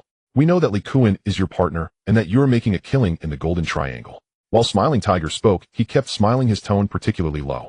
We at Dongxing have connections in the Netherlands, and can get this batch of goods into the European mafia, opening up a brand new channel. We can all split the profits. There's definitely a good return to be had. Li Jinyi's expression immediately turned cold. How would Dongxing people know about his shipments? Could it be that Li Kuan leaked the information? If that were the case, he would have to cut ties with Li Kuan immediately and find a way to eliminate that person. In this business, the worst fear is leaking information and attracting police attention. Where did you hear this news? Li Jinyi's face darkened, and the atmosphere in the room instantly tightened. Fei Quan subtly signaled to his subordinates. Smiling Tiger and the Crow also sensed something was amiss, and quickly began to explain. We and Li Kuan both deal in the number 4 goods, and had previously placed undercover agents in each other's ranks. The brothers below heard that Li Kuan was exploring new routes, and later at the dock Fei Quan's men were spotted making deliveries. Damn, the powder-selling circle is playing undercover. Has the business become this twisted? Once he heard it wasn't Li Kuan who leaked the information, Li Junyi's expression eased. As long as that person is reliable, everything else could be discussed. How much can you ship in a month? Li Junyi had already intended to expand this business, and Dongxing's Double Tigers held the channel to Europe, making it a perfect match. These people who dealt in number 4 are astute and not careless. Moreover, the more distributors there are, the more he earns, and his strength can reach its peak in the shortest amount of time. Iguar Dongxing may not be that impressive in Xinjiang, but in our little piece of land in the Netherlands we Chinese have the say, and even the locals don't dare to clash with us. We can move at least 20 million a month. This is no exaggeration, feel free to check it out. The reason why the Netherlands has become a hotbed for crime is mainly due to very lenient laws. Using that stuff isn't illegal. Even if you sell it, the worst that can happen is a few years in prison. Moreover, the Netherlands is a port in Europe, goods land there, and then spread out naturally, becoming a hub. Alright, for the first batch, I'll give you 20 million worth of goods. For the first few months, only cash will be accepted, no credit. After 3 months, once your credit is established, we can settle quarterly. Li Junyi nodded. 20 million worth of goods could yield 15 million in profit. The gains were clear, and there was no reason to turn it down. As long as he didn't deal with white powder and trafficking people, he had no psychological burden in doing business. After all, the biggest players in this world are all selling goods. Once the Americans finish their wars, they sell afterward, making more than anyone else. Li Junyi was just picking up scraps on the side. Pleasure doing business with you. Li Junyi shook hands with Xiao Mianhu and Wu Ya in turn. The three had worked together before. On that occasion, Wu Ya had personally seen off Jiang Tianxing, the dragon head of Hongxing. Fei Quan, coordinate with these two brothers. I want metal. Li Junyi handed the hand over to Fei Quan, a deliberate move to reduce risk and avoid the police sweeping them all up at once. These days it paid to be cautious. The next morning, a rumor raced through the underworld. Deng Wei, the most senior elder of Lianxing, had tumbled down the staircase and died on the spot. The matter not only threw Lianxing into uproar, it set the police on edge. Everyone feared Deng Ba's death might become the fuse. Who did it? People demanded.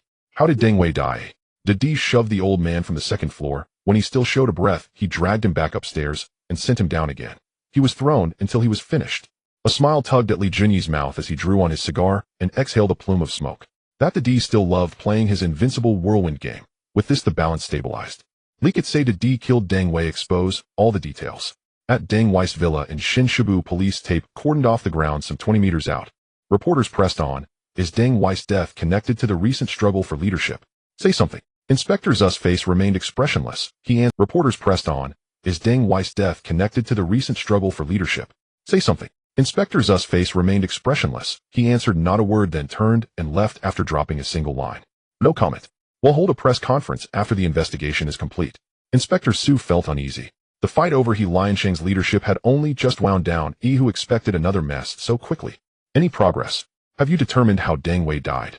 A forensic specialist clutching a folder approached Inspector Su to report. According to the preliminary examination, the deceased fell from the second floor. His body bears multiple blunt force injuries. Time of death is estimated around 1 in the morning. Another inspector named Mike stepped forward and continued. Our major crimes unit checked into it. Deng Wei has always gone to bed at 8. It's inconceivable he would be climbing stairs at 1 a.m. Something's very wrong here. This can be classified as a homicide. Mike belonged to major crimes while Inspector Su worked OJI's anti-triad unit. The two were pooling leads on the case. Mike, my people on the street heard that Didi was unhappy because Deng Wei favored Lu as the new boss. They say Didi personally pushed Deng Wei down the stairs. This Didi is no stranger to violence. He once kicked Long Jin down a mountain. The man is still in hospital, paralyzed from the waist down. Mike lit a cigarette, grinding his teeth as he said, these thugs of society ought to be rounded up and finished, scum whose time is up. Inspector Su smiled faintly and replied coolly, you cannot speak so bluntly. Wipe out one batch of ruffians and another will sprout like chives. If a gang falls, a new Lianxing will surface tomorrow. As police, what we seek is calm, peace and order. Inspector Su knew the ways of the society far better. He had his own methods for handling men of the underworld, a far different mindset from Mike's returnepolis approach. Lao, you bring a Lu Liangzi and Didi in. I want to speak with each of them. Understood. They'll take care of it. Su interviewed Didi and Lu first, then summoned Liangzi. What are you playing at? When others fight for leadership, you involve yourself as well. Don't forget, I planted you as an undercover. Zu's face was written with helplessness. The mole head placed had run wild. If this continued, the man might truly seize the leadership seat. He could not let anyone know Liangzi was his plant. Who would believe it? Liangzi was harder than most, burdened with several murders, a man with no path back. Inspector Sue, if I take the leadership, your OG will have less to do. Peaceful days mean fewer deaths. Isn't that good for everyone? When I truly take the helm, it'll straighten out my brothers. No drugs, at most well-run legitimate entertainment businesses, and the like. Li Junyi spoke with the polished rhetoric of a man taking the stage. Inspector Sue listened to this inaugural spiel, and against his better judgment, found the notion strangely plausible. Peace and prosperity, gangsters shunning narcotics and living by rules. How harmful could regulated vice and entertainment businesses really be? In Macau, such trades were almost openly legal. Can you really keep He Lianqing's hall leaders under control? Alu and Didi are not to be underestimated. Zu's expression grew complicated. The young man had nearly wrapped him around his finger. Li Junyi grinned. Unless forces are smaller than mine, Didi is a cannon with little sense. Dealing with them will be effortless. Sue rested his chin on his hand, his face softened. All right, go. Don't give me any leverage to hold over you. Li Junyi rose with a jaunty smile. Until next time, Inspector Sue, may your prospects rise. He idly placed an envelope on the table. Inside lay a 1 million check. He had already learned Sue was short of cash and that his mother was ill. Only after Li Junyi's back had disappeared past the door did Sue notice the envelope. He opened it to find an HSBC check and a short line written beneath. Inspector Sue, a small token for your aunt's urgent hospital expenses. Zu's face changed instantly. For a moment, he wanted to run after the man and return it. But the image of his sick mother on the bed froze his hand. Filial duty prevailed. Ensuring no one watched, he slipped the envelope to the bottom of the drawer. Sometimes in life, a wrong turn leads you onto an entirely different road. Li Junyi left the Shi Julong headquarters. Gao Jin waited by the car and opened the door of the stretched Mercedes for him. Tell Chuanbao to call everyone in He Lianqing. Convene a meeting. The news seemed to sprout legs and run. Chuanbao immediately summoned all the uncles and district hall leaders tomorrow at the tea house in Shinshibu, not one absent, to discuss the future of He Lianqing. Elsewhere, Lu received the news of Deng Ba's death. He locked himself in and cried through the night, more distraught than if his own mother had died. His child, doing homework outside, looked up bewildered. What is wrong with Dad? Only yesterday he had been merry humming while drinking beer. Today, he was a sobbing wreck. The next day, the tea house in Shinshibu filled. On both sides of the street, thugs clustered in small groups, smoking and trading gossip. They were the lieutenants brought by the various hall leaders. These rank-and-file men could not enter the room. They stood watch outside, ready to charge in on their boss's order. One by one, the hall bosses appeared at the doorway, becoming the subject of the thugs' exhausted chatter. Brother Lu is here. Of all these bosses, he is the most approachable. Bah. Lu is a smiling tiger. You really think he's a good man? Lu stepped from his car with a grin, greeting his underlings one by one, walking into the tea house with an almost disarming affability. Yu Tubio and Depuhe have arrived. These two hold considerable sway in the society. See those behind them. They're Lieutenants Feiji and Dongguanzi, all ruthless characters. Yu Tubio had a cigar lodged in his mouth. Depuhe was in a sharp suit, both flanked by a swarm of men striding in with swagger. Here comes Liang Zi, the boss with the most backing in our society. 10 brand new Mercedes formed a convoy that blocked the tea house entrance. The stretched bulletproof one in the middle drew all eyes. Li Junyi stepped from his car with dozens of black-suited, sunglass-clad men rigidly behind him. Draped in a trench coat, he swept a cold gaze around, nodded to his brothers. The spectacle left no doubt of his power. Did you see? Brother E just smiled at me. He's my idol. Come on, Brother E smiles at all his brothers. That's how he is close to the people, you know. Brother E has gone in. If he becomes our leader, who would He Lianqing fear? Li Junyi had no idea how much ground had taken in the past year. He had driven Hongxing down, flattened Sim Sha Sui, exterminated the Chang'e gang, seizing swathes of territory and amassing loyal followers. He and Didi entered the private room. The major bosses and uncles were mostly assembled. Only Longan, still hospitalized, was absent. Guan Zizhen, surprisingly energetic for his age, had been discharged early and sat firmly in his seat. You two traitors dare to show your faces, he barked. Dengbo died by your hands. He Lianqing will not let you go. Yao Mati's boss Guan Zizhen leapt to his feet and attacked him verbally. He had long been at odds with Didi and Liang Zai. Taking advantage of Deng Ba's murder, he erupted and sought to use the society's power to crush them. The uncles and hall bosses were stunned. What manic impulse had seized Guan Zizhen? Was he bought by a low? Guan Zizhen, watch your tongue. Which I saw me kill Deng Bo. You. Before Didi finished his sentence, a shot cracked. A hole bloomed in Guan Zizhen's forehead, and he slumped straight. Christ. Didi's eyes nearly popped from their sockets. He turned and saw one of Li Junyi's men holding a smoking pistol. Guan Zizhen slandered his own brothers, violating Hongman's 23rd oath. To fabricate quarrels, spread slander, and sow discord among brothers, such a one shall die beneath a myriad blades. Li Junyi looked around, without hurry, his tone light, as if the man had killed were no more than a chicken. I am purging the society's ranks. Any objections? As his gaze passed over them, both uncles and hall bosses bowed their heads. Not one dared meet his eyes. What a joke, they thought to themselves. Didi leaned in and whispered. Guan Zizhen was just speaking his mind. his blood is still warm. "Ae, this is ruthless. If you anger the masses, he is crazier than you. Keep him in check," someone muttered. "Are you out of your mind? This is a power grab, not a dinner party." Reasoning with people. Start a debate first. Li Junyi rolled his eyes and cursed inwardly. These teammates were utterly useless, true dead weight. Alu stepped out smiling and smoothed matters. Guan Zizan sowed discord and deserved death. "Ae, your purge is not only justified but meritorious." His words were flawless and reassuring. Li Junyi walked straight over and seized Ale's hand. He smiled on his face, but his eyes were utterly devoid of. "Alu, I don't mean to single you out, but the position of washerin is too vital. It demands someone of both virtue and talent capable of leading our brothers toward prosperity. As for you, you're simply too young. Spend another 2 years refining yourself. I'll fully back you in the next election." Ali's smile froze instantly, his expression twisting into something grotesquely bitter. Wasn't this his own line? Alu stared speechless. The Bing Wang couldn't sit still any longer. He'd always prided himself on his ability to play the part. Yet Li Junyi had just shattered all conventions. Weren't those 4 characters, virtue and talent, meant for him? Alu ached to step forward and demand an accounting who among them truly embodied merit and integrity most. But Guan Zizan's corpse still lay starkly in its pool of blood. Clenching his teeth, Alu forced out, "Let the uncles vote on this matter. We hold no authority here." "Fine. I love this rule, 1 man, 1 vote. The old way where one family dictated everything should have been discarded long ago." Li Junyi grinned, a sly, unsettling light dancing in his eyes as he shrugged his shoulders. He raised a hand toward Chuan Bao, signaling him to organize the vote. By tradition, candidates were barred from the hall during voting to preserve impartiality. Yet in this moment, no one cared for protocol. Power resided not in rules, but in fists. The elders exchanged glances, then swept their eyes backward. Black-clad men stood behind them, bulging holsters visible at their waists, their gazes cold and unyielding. Mao Dun spoke first. "I back Liang Zai. His strength is undeniable, and he treats his brothers with unwavering loyalty."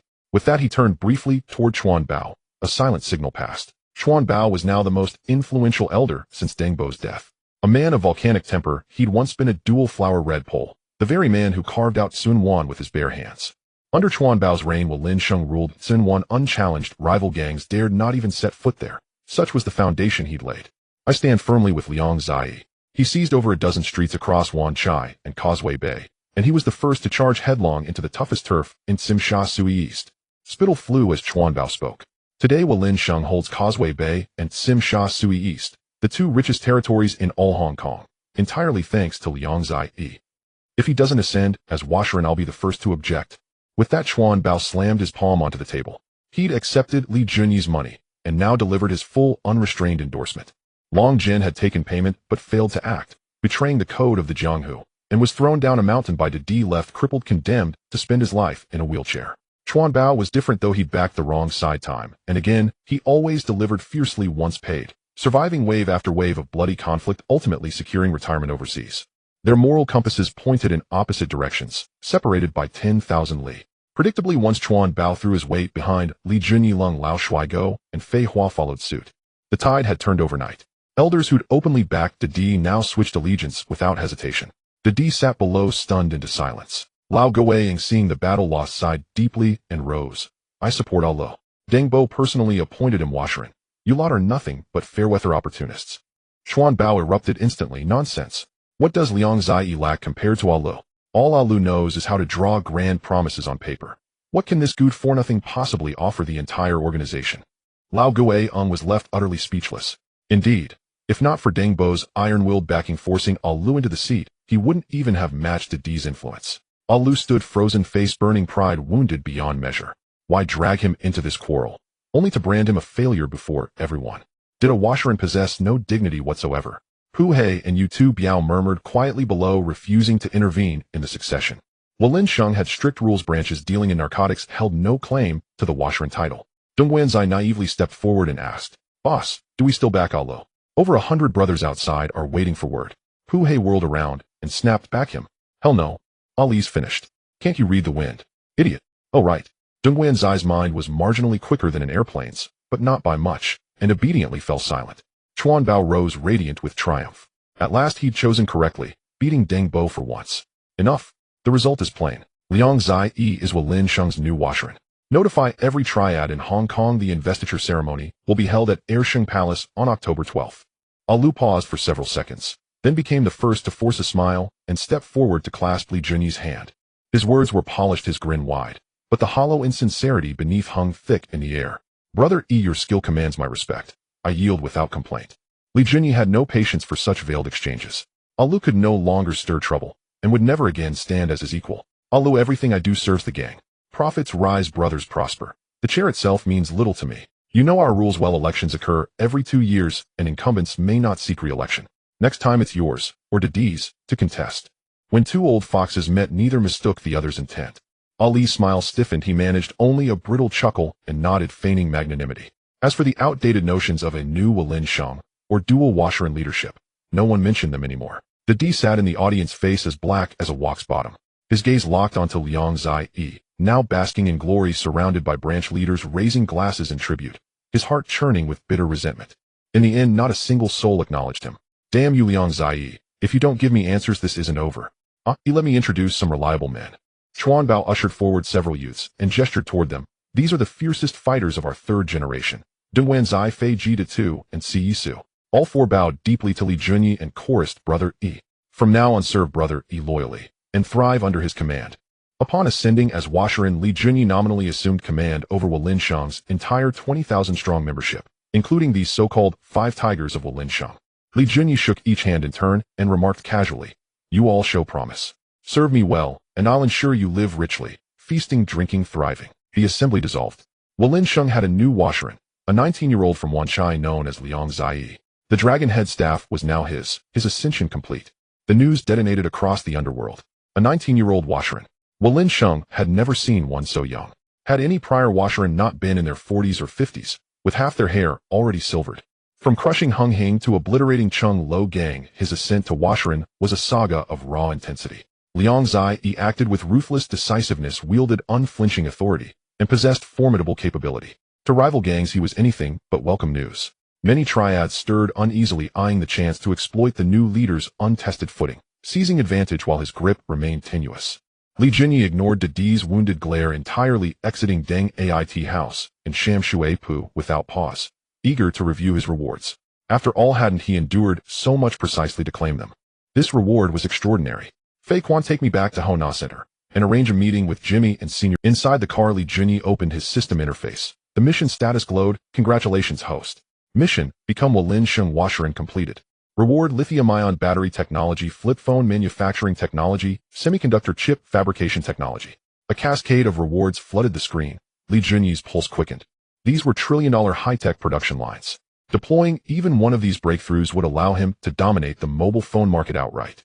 But what captivated him most was the chip technology. Semiconductors had long lain under firm Western control. Across consumer electronics, Asian nations had been systematically outmatched. Only South Korea and Japan retained marginal leverage. Mainland China lagged severely, unable to keep pace. To lead the world in chip technology, its commercial implications were incalculable.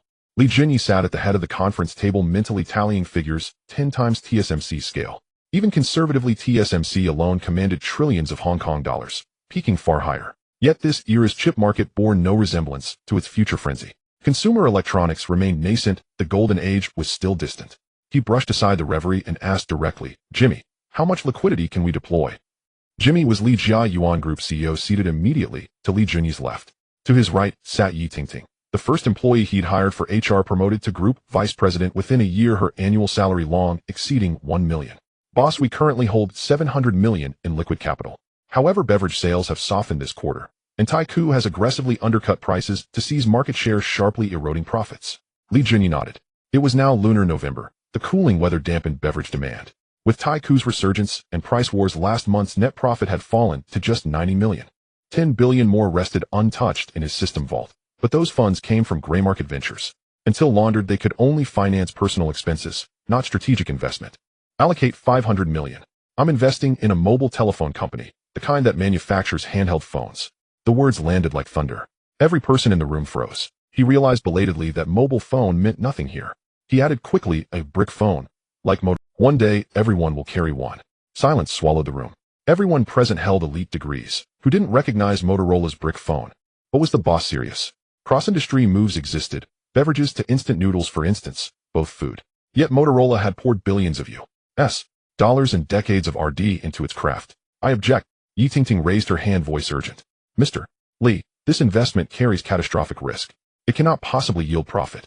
She'd ridden the company's journey from inception. Her loyalty ran deep. She refused to watch her boss gamble away everything on a reckless whim. Murmurs swelled around the table. Not a single voice supported the plan. Some likely cursed, inwardly convinced their boss had lost his mind. Li Junyi's expression remained impassive, objection overruled. You may retain your dissent. What I require is execution. Jimmy, your stance. Jimmy froze for 2 seconds, privately acknowledging how preposterous the matter sounded. Yet when a senior executive spoke, compliance was non-negotiable. I believe the chairman possesses extraordinary foresight. The brick phone market certainly warrants serious exploration, and our company holds distinct advantages. Jimmy trailed off, utterly unable to fabricate further. Gritting his teeth, he led the applause. In any case, I fully support the chairman. Our company is undoubtedly poised to ascend to a new tier. The applause was sparse and half-hearted. Li Junyi's composure visibly faltered. His authority within the company remained insufficient. Being openly challenged by subordinates during meetings was profoundly embarrassing. Jimmy, go to Hong Kong and acquire an electronics factory, then another battery manufacturer. Electronics manufacturing ranked as Hong Kong's second-largest industry, with over 1,000 factories clustered densely, most engaged in radio assembly outsourcing, while others produced under Motorola's brand. Jimmy reasoned that acquiring Motorola's OEM factory alone would save considerable effort. These factories possessed foundational infrastructure and retained usable technical expertise. As soon as the meeting adjourned, Yi Tingting sidled up beside him and whispered sharply, flattery comes readily to your lips, but it's precisely men like you who've corrupted this company's culture. Emerging from the conference room, Jimmy wasted no time. He rushed straight into Li Junyi's office and pressed him once more. Was the investment in handheld telephones truly final? Sir, have you truly weighed this decision? This industry is a bottomless pit. Tens of billions poured in may yield not even a whisper of return. Jimmy's tone was earnest, genuinely rooted in concern for the company. Yet Li Junyi could not disclose the system's rewards outright. He merely mentioned possessing several novel technologies. What? We have lithium-ion battery technology. Chip RD has also borne fruit. Is this claim genuine? Jimmy stood stunned for several long seconds. He could scarcely fathom where Li Junyi had acquired such assets. Yet a CEO would never deceive him on matters of this magnitude. He instantly shifted his stance. Very well. I recommend securing financing from HSBC and dramatically scaling up investment in both chips and batteries. Our conglomerate is about to take flight. Jimmy frequently attended lectures at the University of Hong Kong, keeping himself acutely attuned to future commercial trajectories. Real estate generated profit, but paled in comparison to the technological sector. I'll handle this immediately. I'll resolve management resistance. Battery and chip subsidiaries must be established without delay, both placed under Huawei Technology Group. Over the following week, Jimmy and his team acquired an electronics manufacturing plant, formerly Motorola's mobile phone OEM facility, for 30 million Hong Kong dollars, rebranding it as Huawei Technology Group. They swiftly followed with the acquisition of a battery company dedicated exclusively to lithium-ion battery RD. Leveraging the system's foundational support, the research team achieved breakthrough success with minimal difficulty. Lithium-ion batteries leverage lithium's exceptionally low atomic mass as the anode material, yielding extraordinarily high energy density, combined with remarkable lightness, compact size, extended lifespan, superior performance, and negligible environmental impact. Integrated into mobile phones, they would have device dimensions. A mere 5-minute charge would sustain 5 hours of continuous conversation, maximizing battery endurance entirely. All initiatives progressed methodically. Hongming Group bustled ceaselessly until Spring Festival arrived. It was Li Junyi's first Lunar New Year since his rebirth, though family was absent. Companionship came from Xiao Jiabalan King and others. Fei Quan and Gao Jin regularly visited his Repulse Bay villa whenever free. Barbecues, card games. The days passed in easy, unhurried contentment. By the first lunar month of 1986, Li Junyi traversed the globe attending social engagements, banquets, civic associations, official functions, not missing a single opportunity to forge connections. Amidst the whirlwind, he carved out moments of leisure with Xiao Jiabalan King and Kowloon. The clamshell phone remained unrealized. Jimmy invested heavily, recruiting numerous doctoral supervisors and allocating 200 million Hong Kong dollars to establish a dedicated research institute. Yet high technology, even with the system's advantage, demanded meticulous step-by-step progression. With tens of thousands of components comprising a single handset, complexity was staggering, haste was futile. Upon learning that Lu Jialing had recently secured no film roles, Li Junyi placed a call to invite her out. It's been ages since you last called. I'd begun to think you'd forgotten me entirely. Lu Jialing's heart leapt at the sound of his voice. 2 months had passed since their last meeting, both deeply immersed in their respective endeavors. Weren't you filming? I wouldn't dare disrupt a major star's schedule. Li Junyi teased, playfully eliciting a soft, chiding laugh from her end of the line. Enough of that. I'm nearly unemployed. Let's dine tonight. Agreed, the Peninsula Bar. It's near your home, and I'll come fetch you. At the thought of spending the evening with a celebrated actress, and perhaps catching a glimpse of her legendary split, Li Junyi instantly ordered his chauffeur to prepare the car and sped towards Saikong to collect Lu Jialing. Oh, and I'll bring along my best friend. Would an extra guest inconvenience you? Lu Jialing's tone danced with playful mischief. At her age, she remained blissfully unaware that introducing a boyfriend to a close friend carried perilous implications, a testament to her still shallow grasp of worldly experience. How does your friend look? If she's unattractive, best leave her behind. You're insufferable. I'm hanging up now. Their light-hearted banter continued briefly before Lu Jialing ended the call, turning to her companion with quiet triumph. Jess, my boyfriend's coming to pick us up shortly. I want you to meet him. Behold true elegance, wealth, and charisma. Li Jiesin stood poised and statuesque, her figure draped in a dress paired with a tailored jacket. Her features were exquisitely refined, a high-bridged nose, full lips, and legs of breathtaking length. Her very presence radiated peerless beauty and grace. If Lu Jialing scored 90 points, Li Jiesin easily surpassed 98. A paragon of transcendent beauty unmatched across Hong Kong's entire entertainment industry. Fine, I'm curious to see what sort of man could make you discard the illustrious Mr. Liang Chaowai. Li Jiesin admitted her intrigue. Her friend's standards had always run exceptionally high. Their recent breakup with the charismatic Liang Chaowai had dominated entertainment headlines. You mock me all you like. By the way, Jiesin, wasn't there a wealthy suitor courting you recently? The two young women chatted animatedly, similar in age and both artists under TVB, bonding effortlessly over shared experiences. I'm still deliberating. Yes, he commands a fortune exceeding several billion, but he's married with children. I refuse to become a stepmother for now. I'll keep him gently on hold. Though Li Jiesin cherished wealth, ordinary tycoons held little appeal. She cultivated her options deliberately, like tending a well-stocked pond, selecting with practiced ease. My boyfriend has arrived. Let me introduce you. In the distance, a procession of Mercedes-Benz sedans glided smoothly forward. Dozens of black-suited, sunglasses-clad bodyguards simultaneously opened doors, revealing a strikingly handsome man emerging from the center vehicle. Li Jiesin's eyes lit up instantly. The man before her possessed arresting good looks and commanding stature. A bespoke Armani suit lent him an aura of rare sophistication and aristocratic poise, making even Hong Kong's famed heartthrob Tony Leung appear subtly diminished by comparison. Jialing, why don't you introduce your friend? Lu Jialing bubbled with excitement, eager to facilitate the introduction, her pride swelling in direct proportion to Li Junyi's excellence. This is my boyfriend Li Junyi, chairman of Hongmeng Group with personal assets exceeding 2 billion Hong Kong dollars. At his young age, he ranks among Hong Kong's most prominent billionaires. Li Jiesin clapped a hand over her mouth, disbelief flooding her expression. She had encountered countless affluent men, but most were middle-aged or elderly, some even octogenarians with unsettling gazes. A man so youthful, yet commanding such staggering wealth, existed only in her dreams. In that instant, a subtle pang of disquiet stirred within her. This is my dearest friend from TVB, Li Jiesin, a promising newcomer still training at the academy. Li Junyi, of course, recognized Li Jiesin instantly. In his past life, he had long admired her visage, an enduring, luminous ideal. Now facing her at 20, he found her less maturely alluring, yet brimming instead with vibrant, unspoiled youth. Pleased to meet you. I'm Li Junyi. You're astonishingly handsome, far more so than Liang Chaowai. Jialing's taste is impeccable indeed. 18-year-old Li Jiesin gazed at Li Junyi, her eyes sparkling with undisguised admiration. A man both exceptionally attractive and professionally accomplished exerted irresistible magnetism upon her. Hey, this is my boyfriend. Show some restraint, or you'll drip drool right onto the table. Lu Jialing beamed with smug satisfaction.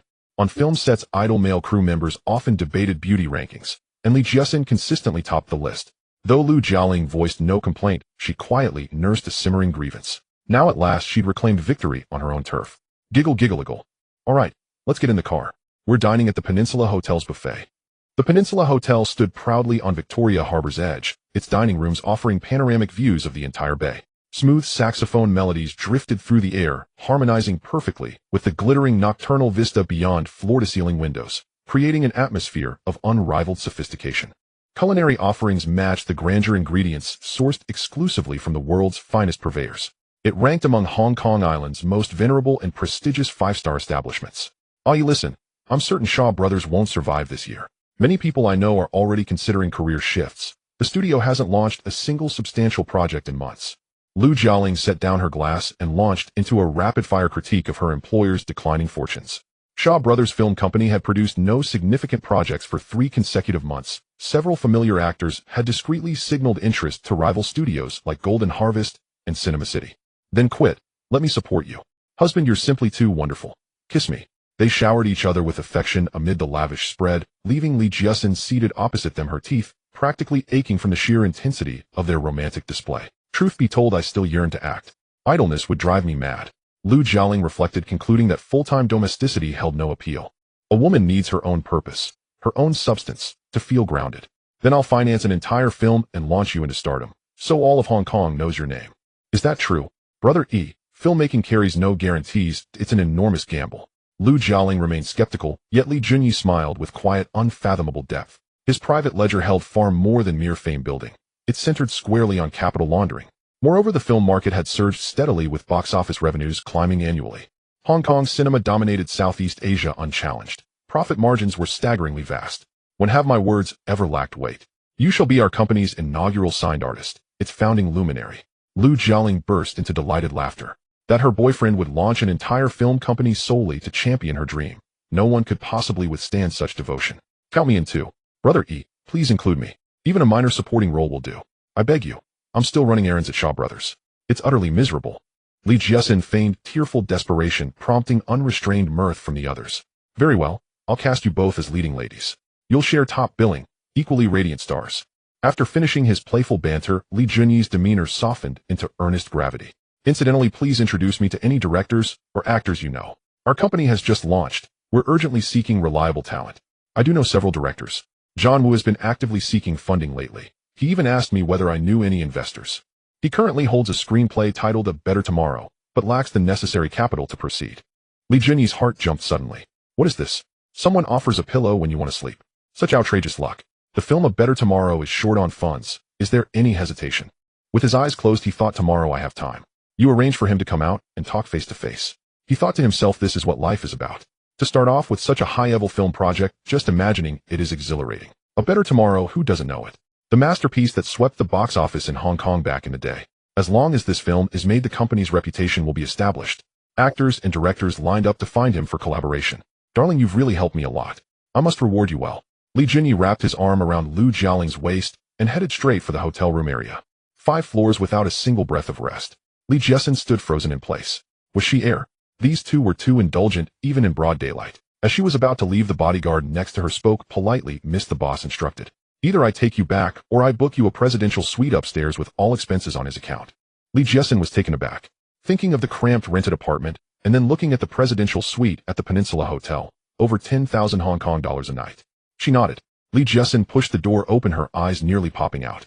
This presidential suite had 4 rooms and a living room, and the living room alone was twice the size of her shabby rented room. The sofa was so soft it could swallow her, the television screen wider than her head, and the sheets on the big bed, clearly not cheap.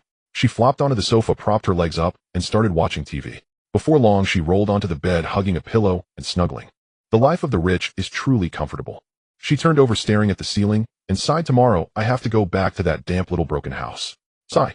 Li Jiesin was born in Macau, raised by her mother alone alongside her sister. Her father, a Portuguese national, left when she was 3, abandoning the 3 of them. In a place like Macau, men abandoning their wives and daughters is not uncommon.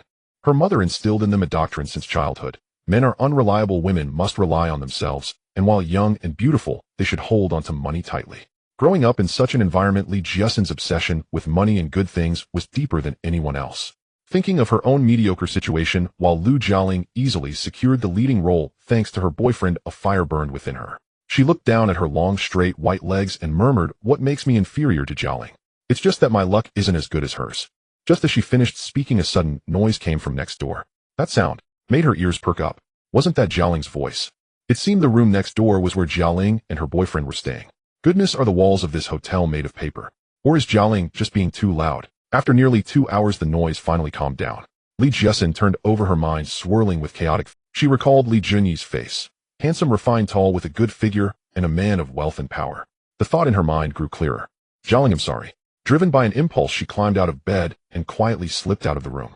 The bodyguard at the door glanced at her, smirking slightly, but didn't stop her or say a word. Li Jiesin tiptoed into the living room and peeked through the slightly ajar door. Jialing was fast asleep, and Li Junyi was sitting on the edge of the bed, staring blankly at her. She wore a white shirt, her long hair cascading over her shoulders, her height of 1.7 meters, making her appear both slim and tall, with her long legs subtly visible beneath the shirt. She put a finger to her lips and whispered, is Jialing asleep? Li Junyi raised an eyebrow and replied in a low voice, she's exhausted. Ew, she fell asleep early. What are you? He smirked, a hint of playfulness in his tone. Here to help your best friend. You two really are good. Lee Jessen remained silent, the hesitation in her heart already suppressed. She had seen on TV how good friends often fought over each other's men, leading to a falling out. She had thought it was all scripted. She never expected it would happen to her today. Forget it, meat served on a platter should not go uneaten. As for morals, she had never carried such things with her. Over an hour later, Lee Junyi lit a cigarette leaning against the headboard and Jessen, he exhaled a puff of white smoke. This isn't very good for Jialing, is it? Lee Jessen was taken aback, feeling a little guilty, and quietly said, brother, let's not let her know. Tisk, he flicked the ash from his cigarette. I'm cheating on my girlfriend. I'm really not a good person. Lee Jessen kicked him lightly. Who told you to be so handsome with such a good figure and to have so much money? Lee Junyi looked helpless. As being handsome also my fault? The heavens feed me, what can I do? He extinguished the cigarette, and waved her off. Hurry up, if Jialing wakes up, it'll be hard to explain. Lee Jessen slipped off the bed, tiptoeing to the door, and before leaving turned back and shot him a glare. This man is truly annoying. Lu Jialing winced in pain and called director Wu Yusin early the next morning, arranging to meet at the Michelin restaurant in the Peninsula Hotel. At noon, Wu Yusin arrived on time. His previous endeavors in Nuicheng had not gone well. Nuicheng had focused solely on comedies since its establishment, and thus comedic style indeed thrived in Hong Kong. However, Wu Yusin was not cut out for comedy. He forced himself to make a few films, but all flopped, not making it. In middle age with one flop after another, he finally got a script called A Better Tomorrow a few days ago. The character Brother Mark in the story seemed to be venting all the frustrations Wu Yusin had bottled up. I've been unlucky for 3 whole years waiting for a chance to turn things around. Unfortunately, Wu Yusin, excited with the script, went to find the boss of Nuicheng Maijia, but was met with cold water. Maijia said that making a modern gunfight film is too risky and they wouldn't do it. The Hong Kong film industry had always focused on comedies and no one had ever tried gangster hero films. Who would dare to gamble? Wu Yusin was turned away at the company, but didn't lose hope, running around looking for investments. Unfortunately, after a round, not a single person was willing to cough up money. This perfectly gave Lee Junyi a chance to pick up a bargain. Director Wu, hello, I am Lee Junyi from Hongming Group. Upon seeing this young man, Wu Yusin felt puzzled. He looked too young, about the same age as his son, and was even more handsome than many stars. If it weren't for his good friend Jialing making the connection, Wu Yusin wouldn't believe that this person across from him was the wealthy boss of Hongming Group with a fortune of several billion. Mr. Lee, you are too polite. Here is the investment plan. Don't rush, let's talk while eating. Lee Junyi flipped through the script, which was nearly identical to the one he had seen in theaters in his past life. The 3 male leads performed brilliantly, showcasing brotherly loyalty, and compared to the films currently on the market in Hong Kong, it was on a completely different level. How much does this film cost? Lee Junyi set the script down and took a sip of Romanicani. 10 million. Gunfight scenes need to be shot on location to capture the most realistic effects, which naturally increases the costs, and also. Wu Yusin was anxious. This was his last lifeline. 10 million is not a small sum in today's film market. Now Hong Kong films are all low budget. Everyone hopes to spend less and earn more, and small productions in comedy are the most popular. Alright, I'll give you 20 million. I'll give you half a month. Aim to start within a month. Lee Junyi didn't even blink. He needed to launder money. The larger the investment in the film, the more dirty money he could wash. Wu Yusin was dumbfounded. He agreed just like that. Indeed, he was a wealthy man, and money meant nothing to him. He asked for 10 million and the big boss directly threw out 20 million. Now Wu Yusin felt the pressure. What if it flops? It would be impossible to survive in the film industry afterward. Thank you, Mr. Lee. I can start filming tomorrow. The actors and pay had long been negotiated. As soon as the money was in place, work could begin immediately. By the way, Director Wu, do you know Shi Nanxing? After finalizing the collaboration, they began to chat. Lee Junyi casually asked about this legendary producer. I know her very well. Shi Nanxing is the wife of my good friend Su Ku. We often discuss films together. Why does Mr. Lee suddenly bring her up? Lee Junyi knew nothing about the film industry. Even Jimmy was a layman. But he did know that Shi Nanxing had significant connections in the film circle and hadn't truly made it big yet. Since that's the case, it wouldn't be too much to intercept a deal, right? Shi Nanxing was well versed in film distribution and financing, adept at the television station's operations, and had worked on films such as Dragon Gate and Infernal Affairs and Detective D Mystery of the Phantom Flame. What position does she hold in Nuicheng? What's her salary? They'll offer double. She can decide on company matters and only report to me. Alright, I'll mention it to her, but whether she comes or not is uncertain. Wu Yusin felt uncertain, but had to make this happen. If Lee Junyi pulled the plug on him, it would all be over. In the film industry, a benefactor is like a lifeline. By the way, has the female lead been confirmed yet? I recommend a newcomer, Lee Jessen, though she has played a few minor roles at TVB. Lee Junyi shifted the topic. Wu Yusin understood the industry well. This was just the usual play. Fine, I'll arrange it. She'll have enough scenes playing the girlfriend of a Jia. Lee Junyi was quite satisfied with this girl. Those long legs were fair and slender enough for him to enjoy for a month. Just thinking about it excited him. No wonder so many big shots pour money into the film industry. The thrill of such unspoken rules, the once lofty divas actively crawling into your bed. Isn't that feeling exhilarating? By the way, there can't be any kissing scenes or intimate scenes. If the plot requires it, just use a double. The boss woman acting. It wouldn't do to let other male actors take advantage. Li Junyi wouldn't allow it. I'd rather betray the world than let the world betray me. Wu Yusen's mouth twitched. For the sake of that 20 million investment, he endured all this. The next day at the Hongmeng Group headquarters, Li Junyi met Nanqing. She sported a neat short haircut, dressed fashionably, and spoke in an extraordinary manner, exuding the aura of a strong businesswoman. President, sure, it's a pleasure to meet you. Fang Ting poured 2 cups of coffee. While Li Junyi assessed Nanqing, she was also observing him. Her first impression was that this young man was too young and too handsome. If it weren't for knowing who he was, Nanqing would genuinely want to pull him into acting. He would definitely be a sensation across Southeast Asia. It's truly a pity that Mr. Li is not mixing in the entertainment industry. You are a movie star hindered by business. You flatter me. Mr. Sure, let's get straight to the point. I would like to invite you to be the general manager of the film company with an annual salary of 1 million plus a 1 share of the box office. Li Junyi opened with a strong offer, double what Nanqing currently earned, making it impossible for her not to be tempted. Indeed, after a few seconds of hesitation, Nanqing nodded. Who would turn down money? Moreover, the position is higher and allows her to unleash her commercial value. The company has already been registered, named Huaxing Film Company. This is just the beginning. In the future, newspapers, magazines, television stations, and records will all be brought together. Mr. Sure, you will be the head of a 100 billion media group, know the master of it. Li Junyi had been in the underworld for a long time, and had also learned the art of grandiose promises. However, this tactic worked quite well in business. Nanqing's eyes indeed sparkled, and her entire demeanor became invigorated. On the same day, the shooting of A Better Tomorrow began. In Xiangjiang, there are rules for filming. One must worship the gods before starting. The opening ceremony was held at Shaw Brothers Studios, and Li Junyi attended as well. His first production meant something different to him. On the altar were statues of Guangdong, with a roasted suckling pig offered on the table. Li Junyi stood in the front row with the director, and Nanqing in the second row, while the actors were arranged according to their ranks. Li Junyi led everyone to offer incense to Guangdong, resembling the practices of the underworld, but not entirely the same. In Xiangjiang, whether in the light or the dark, everyone worships Guangdong, honoring the loyalty of Lord Guan. The opening ceremony proceeded smoothly through its rituals. Actors like Zhou Ruifa, Leslie Chung, and Di Long queued up to greet Li Junyi. Li Junyi was quite polite, shaking hands and exchanging pleasantries with each of them. Alpha, have you considered signing with our company? The pay is 200,000 per film. Taking advantage of Zhou Ruifa not yet being fully famous, Li Junyi directly swung the axe, planning to pry a corner off Shaw Brothers. As Huaxing Film Company was officially established, Li Junyi had Nanqing set up another talent agency. The first signed was Li Jiasen with a signing fee of 200,000. Alpha, what are you hesitating for? Sha Yifu can't provide this amount. Come over, and we can work together. Nanqing was good at seizing the moment, and gave a gentle push from the side. Having been with TVB for several years, she was well acquainted with Zhou Ruifa, and had a well-managed network of relationships. Mr. Sure, it's not that I don't want to come over. My contract with Shaw Brothers hasn't expired yet. Zhou Ruifa was indeed moved inside. Sha Yifu was notoriously stingy in the industry, offering actors ridiculously low salaries that didn't match their efforts. Previously, when the TV series Shanghai Bund was a massive hit, Shaw Brothers only paid Zhou Ruifa 5,000 a month.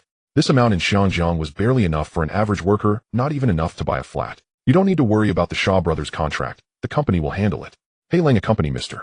Zhou to resolve the contract issue today, then report directly to Huaxing Talent Agency. Pei Lang, standing at 6 feet 3 inches with a face full of muscles, had 2 brothers following behind him. Anyone with eyes could tell what he was there for. All right, boss. Pei Lang led his 2 brothers, escorting Zhou Ruifa away. As for how to resolve the contract issue, there was no need to elaborate. Ahem. Boss, I heard you are. I am a legitimate businessman. It's just that my subordinates here are a bit but don't worry, they won't lay hands on their own people. Nanqing's face turned dark. I would be crazy to believe you. She only realized the boss background after joining the company. I heard this person is the decision-maker of the XING-2A gang with tens of thousands of subordinates. It's not new for the underworld to intervene in the film industry, but seeing a big boss of this level personally come to make a film was a first. This scared Nanqing so much that she couldn't sleep a wink all night. However, after a few days, she found this person quite amicable, completely unlike a typical gang leader. She even doubted if she had made a mistake. Now it was set in stone. The gang leader was not going anywhere. However, looking at it from another angle, having such a big Buddha to protect her made the film company's affairs much easier. Nanqing felt delighted. Now she was a film general under the big boss who would dare to mess with her. She couldn't help but let out a smug laugh. Li Junyi stared at her like she was a fool, beginning to doubt whether the 1 million he spent to hire her was indeed enormous. At the entrance of Shaw Brothers Studios, a Rolls-Royce Phantom was parked. Hua Jingliang leaned against the car with a cigar in his mouth, holding a bouquet in his hand with 4 bodyguards standing behind him. Are you sure Li is filming here? Absolutely. I saw her get into a Mercedes and she hasn't come out yet. Upon hearing his subordinate's words, Hu Jingliang's anger flared up. The woman he had set his sights on was actually being pursued by someone else. The last time he saw Li Jiesin, he was so captivated that he couldn't sleep at all. He had played with many actresses and models, but none compared to Li Jiesin's beauty. Yet yesterday his subordinate came to tell him that Li Jiesin seemed to have caught the attention of a rich second generation. Now Hu Jingliang couldn't sit still. He tossed aside his business and rushed over early in the morning to wait outside the door. Li is coming out. There was also a man next to her. Li Jiesin, tall and striking, stood out in the crowd. She was linking arms with a tall man as they slowly walked out, both displaying a very intimate demeanor. Damn, who do you think you are? How dare you compete with me, Hu Jingliang, for a woman? Two bodyguards in suits directly blocked Li Junyi's path, blocking his way. I have nothing to do with him. Boss Wu pursued me, but I completely ignored him. Li Jiesin was anxious and hurried to clarify her relationship with Hu Jingliang. It was hard for her to finally cling to Li Junyi's golden thigh. How could she let him misunderstand? That Hu Jingliang was indeed rich, but he was old and ugly with a wife and kids at home. Any woman with eyes would know how to choose. I understand. I went through the same thing that night. Li Junyi grinned, implying something. That night was quite the ordeal. Li Jiesin grimaced in pain, and the next morning there was blood on the sheets, just as Lu Jialing happened to walk in. He cleverly said it was his nosebleed, managing to fool Lu Jialing. Hu Jingliang stood opposite, watching the two of them flirt, completely ignored, and angrily smashed the flowers to the ground. Damn, do you know who I am? Offend me, and it'll make you unable to walk away. Do you believe that with one phone call your family's business will go under? Be sensible, take this 50,000 and get lost. Hu Jingliang was used to walking arrogantly in Xianjiang and didn't take young people seriously at all. In his eyes, these youngsters were just dogs wagging their tails for food. The rich second generation before him was no different. After all, no one in Xianjiang was wealthier than him. He was one of the top 10 richest men, and he could use the stock market to bankrupt anyone he disliked. You're making too much noise, clown. Li Junyi stood there unmoved, casually snapping his fingers. Gao Jin rushed up, landing a punch on a bodyguard's face, and another kick hit another in the chest, sending him flying into the car, creating a large dent. In just 10 seconds, two burly men fell to the ground motionless. Hu Jingliang was dumbfounded. These were retired special forces he had hired from abroad. They couldn't take a hit. Could it be he bought a fake? Hu Jingliang, do you believe that with one word from me, you'll lose your underwear? Li Junyi grabbed Hu Jingliang's collar and leaned in close, sneering. When it comes to being ruthless and showing off, Li Junyi had never been afraid of anyone. He pushed Hu Jingliang away and slammed him to the ground, looking down at him. Your bodyguards are useless. I have a security company, why not hire two for your protection? Hey, race my business card, I'll remember to call me. Otherwise I'm afraid one day you won't be around anymore, ha. A naked threat along with some mockery. Should I send a pack of wolves to protect this little sheep of yours? A group of desperate men following you, just ask if you're scared. Li Junyi wrapped his arm around Li Jiesin's waist, got into the Mercedes, and drove away, leaving Hu Jingliang behind to be pointed at by others. Mister, who are you, alright? A bodyguard got up and wanted to help him, but was met with a slap from Hu Jingliang, leaving him dazed. Useless, what do I feed you for? A dog is better than you. Contact Wang Bao from the Xing2A and tell him. Hu Jingliang, who was used to being arrogant, couldn't swallow this anger. In Xianjiang, no one dared to speak to him like that. So what if he was an underworld boss? He also had backing. Wang Bao, the decision-maker of Xing2A, was his business partner.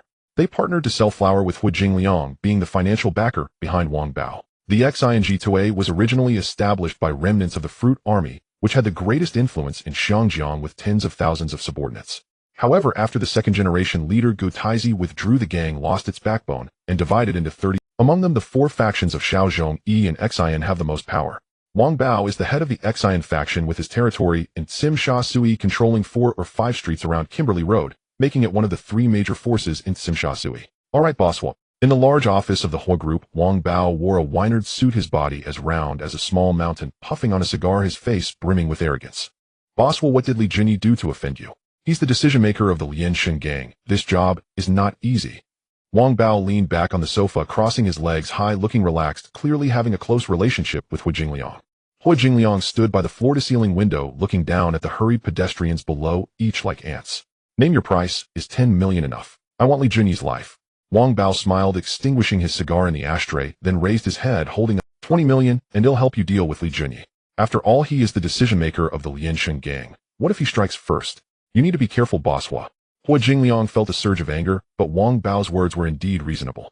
Moreover, he wasn't short of this 20 million, so he could only grit his teeth and nod. Alright, act quickly, my woman is still in his hands. Just thinking of Li Jiesin's stunning beauty being held by Li Junyi made Hu Jingliang's chest hurt, like being cut by a knife. He had to act quickly. Li Jiesin was his, and no one could touch her. Damn, old Hu, you're still so lustful, you'll die in the hands of women one day. Wang Bao joked. Although this man was ruthless, he was genuinely devoted to his wife, never fooling around outside. No matter how late he was occupied, Wang Bao always returned home to sleep, making him a well-known good man. All right, go back and prepare. I'm waiting for your good news. Wang Bao's laugh fell away, a ruthless glint hardening in his eyes. Meanwhile, Li Junyi received word from the laboratory the flip phone had finally been perfected. He set aside thoughts of dealing with Hu Jingliang for the moment, pressed the accelerator, and drove straight to the Huawei Group Research Laboratory in the suburbs. The laboratory sat near Wanzai Paoma, a five-story villa ringed by some 30 security guards with rifles, standing watch day and night. The security was absolute. Li Junyi's Mercedes passed the checkpoint at the gate and drove into the research compound. An elderly man with hair gone white came out to meet him. Dr. Huang, thank you for your efforts. Please show me the recent results. Dr. Huang was a world-class physicist, a bona fide doctoral supervisor in semiconductors and communications. Li Junyi had paid handsomely to bring him over from the mainland. The old man had already retired, but least technology and salary had persuaded him. He brought several students from the mainland and enlisted experts from Xianjiang University. Together, they tackled the problem and finally wrestled the lithium battery technology into being. A week earlier, relying on that technology, they had produced the world's first flip phone. Mr. Li, behold this new flip phone. It weighs only 250 grams, and the call function is flawless. Dr. Huang produced a black flip handset, an entire size smaller than the car phone, less than half the weight, easily slipping into a pocket. We've achieved a major technological breakthrough. This is the first of its kind anywhere in the world. Dr. Huang was beside himself with excitement. He understood precisely what this meant. For the first time, Chinese engineers were eclipsing the West in this realm. It fits in a pocket, vastly more convenient than the car phone. Let me demonstrate. Dr. Huang dialed a number, and the flip phone in the next room rang. The call quality held up. The voice came through clear. It was still the 1G era then. Phones could do nothing but make calls. Text messaging was unheard of. The flip phone in Li Junyi's hand squared off against the Motorola 8000X, the world's first commercial mobile that had dominated the market. Motorola's car phone was heavier than a brick, weighing a full 2G. It had to be clutched constantly and was a crushing. Worse, it required 10 hours of charging for at most half an hour of talk time. Once the battery drained, it was nothing but a lump of scrap metal. In size, weight, looks, and practicality, Li Junyi's flip phone thoroughly humiliated Motorola. They had above all cracked the battery problem. A half-hour charge could sustain 10 hours of conversation. Dr. Huang and everyone on the research team, you've all worked hard these past days. They'll put up 10 million as a reward and give you half a month off to enjoy Xianjiang, he proclaimed. Most of the research team had come from the mainland. Even with Li Junyi's schematics as a blueprint, turning the drawings into a real device still required nearly 3 months of relentless toil. Mr. Li, that's generous. Magnanimous. Finally, we can stroll the streets of Xianjiang. The lab erupted in celebration. The programmers jumped for joy. Li Junyi handed the prototype to Jimmy and face set commanded, release on the 10th of next month. The factory must deliver 100,000 finished units. I intend to take a bite out of the mobile market in one sweep and secure the leading seat in mobile telephony. At present, Motorola was effectively the only player, an uncultivated field. In a year or two, Nokia, Sony, Samsung will squeeze in. Understood, Chairman. Elsewhere, Li Jiesin had just finished work and climbed into a Mercedes. The car had been provided by Li Junyi. It ferried her to shoots and came with 2 female bodyguards and a driver. Li, please get in. Li Jiesin nodded lightly. She was content with her present life, playing the female lead in films, chauffeured everywhere, and receiving $1 million a month in pocket money. It felt like the life of a true socialite. With her boyfriend, Li Junyi's career ascending, she believed she had reached the pinnacle. Return to the Shinshuwen villa and tell Mr. Li to come to my place tonight. I have no work this evening. As a bodyguard opened the car door, a young man in white and sunglasses approached, instantly putting her on high alert. A knife slid from the white-clad youth's sleeve. He closed the distance in a few strides and slashed at the bodyguard. The woman's pupils contracted, and she shouted hoarsely, "The knife! So fast! Li, run!" Aji in white flicked his wrist, and the knife flew, plunging into another female bodyguard's throat and killing her instantly. Ah, help! Li Jiesin had never seen such a scene and screamed, collapsing to the ground. Take her back and don't touch a single finger of hers. This is an order from Master Bao. 2 small thugs were about to drag Li Jiesin away when gunfire suddenly erupted. Rat-a-tat. Both thugs fell in pools of blood, one shot in the abdomen, the other's forehead torn open. Aji sensed something was wrong, dove back into the car and seized the moment to start the engine and speed away. Aji sensed something was wrong, dove back into the car and seized the moment to start the engine and speed away. These men answered to Gao Jin, hiding in the dark and devoted to protecting the women around Li Junyi. They were like shadows, never seen, utterly loyal to Li Junyi. You are Brother Yi's men? Yes. We'll take you back to Shinshuwen. Brother Jin has been notified. Li Jiesin finally exhaled in relief. She recognized Gao Jin. He was always at Li Junyi's side like a living shadow. When Li Junyi reached Shinshuwen, Li Jiesin ran to him, clinging and gasping for breath. Sob. I thought I'd never see you again. That man was monstrous. Li Junyi swallowed his anger, and patience soothed her. It's fine, it's over. They'll have more people follow you these days. No, I want you to stay with me tonight. I'm frightened. Li Jiasin wound around him like a constricting snake. Li Junyi could only half laugh, half lament. The girl smelled sweet, but her clinginess was suffocating. Be good. He'll come back to you when I'm done tonight. Stay put, and don't wander off. Everyone has a soft spot. Li Junyi's were his woman and his brothers. Wang Bao's stunt had detonated his wrath. What followed could not be settled without bloodshed. A reckoning. Shenchuan Villa. Li Junyi had finally put the clingy one to sleep here in the living room. He found Gao Jin, Abeo Fei Chuan, the Dr. Chiu Gongao, and Jimmy assembled. Brother, we've checked. It was Aji under Wang Bao. They not only assaulted your sister-in-law, but also kidnapped the retired Chuaji, and they want you to go to Jiandong Jinbali Street to find him. Wang Bao. Li Junyi knew the man well, entrenched on Jinbali Street in Jianshazui, peddling illicit business, ruthless and audacious, with significant underworld clout. Brother, you cannot go. Jinbali Street is his nest. If we barge in, we'll suffer heavy losses. Jimmy hurried to restrain him. The group's new phone was due to launch next month. Any trouble to the chairman now would be disastrous. Brother, you let me go? I promised to bring Chuaji back for you, Fei Chuan said, thumping his chest.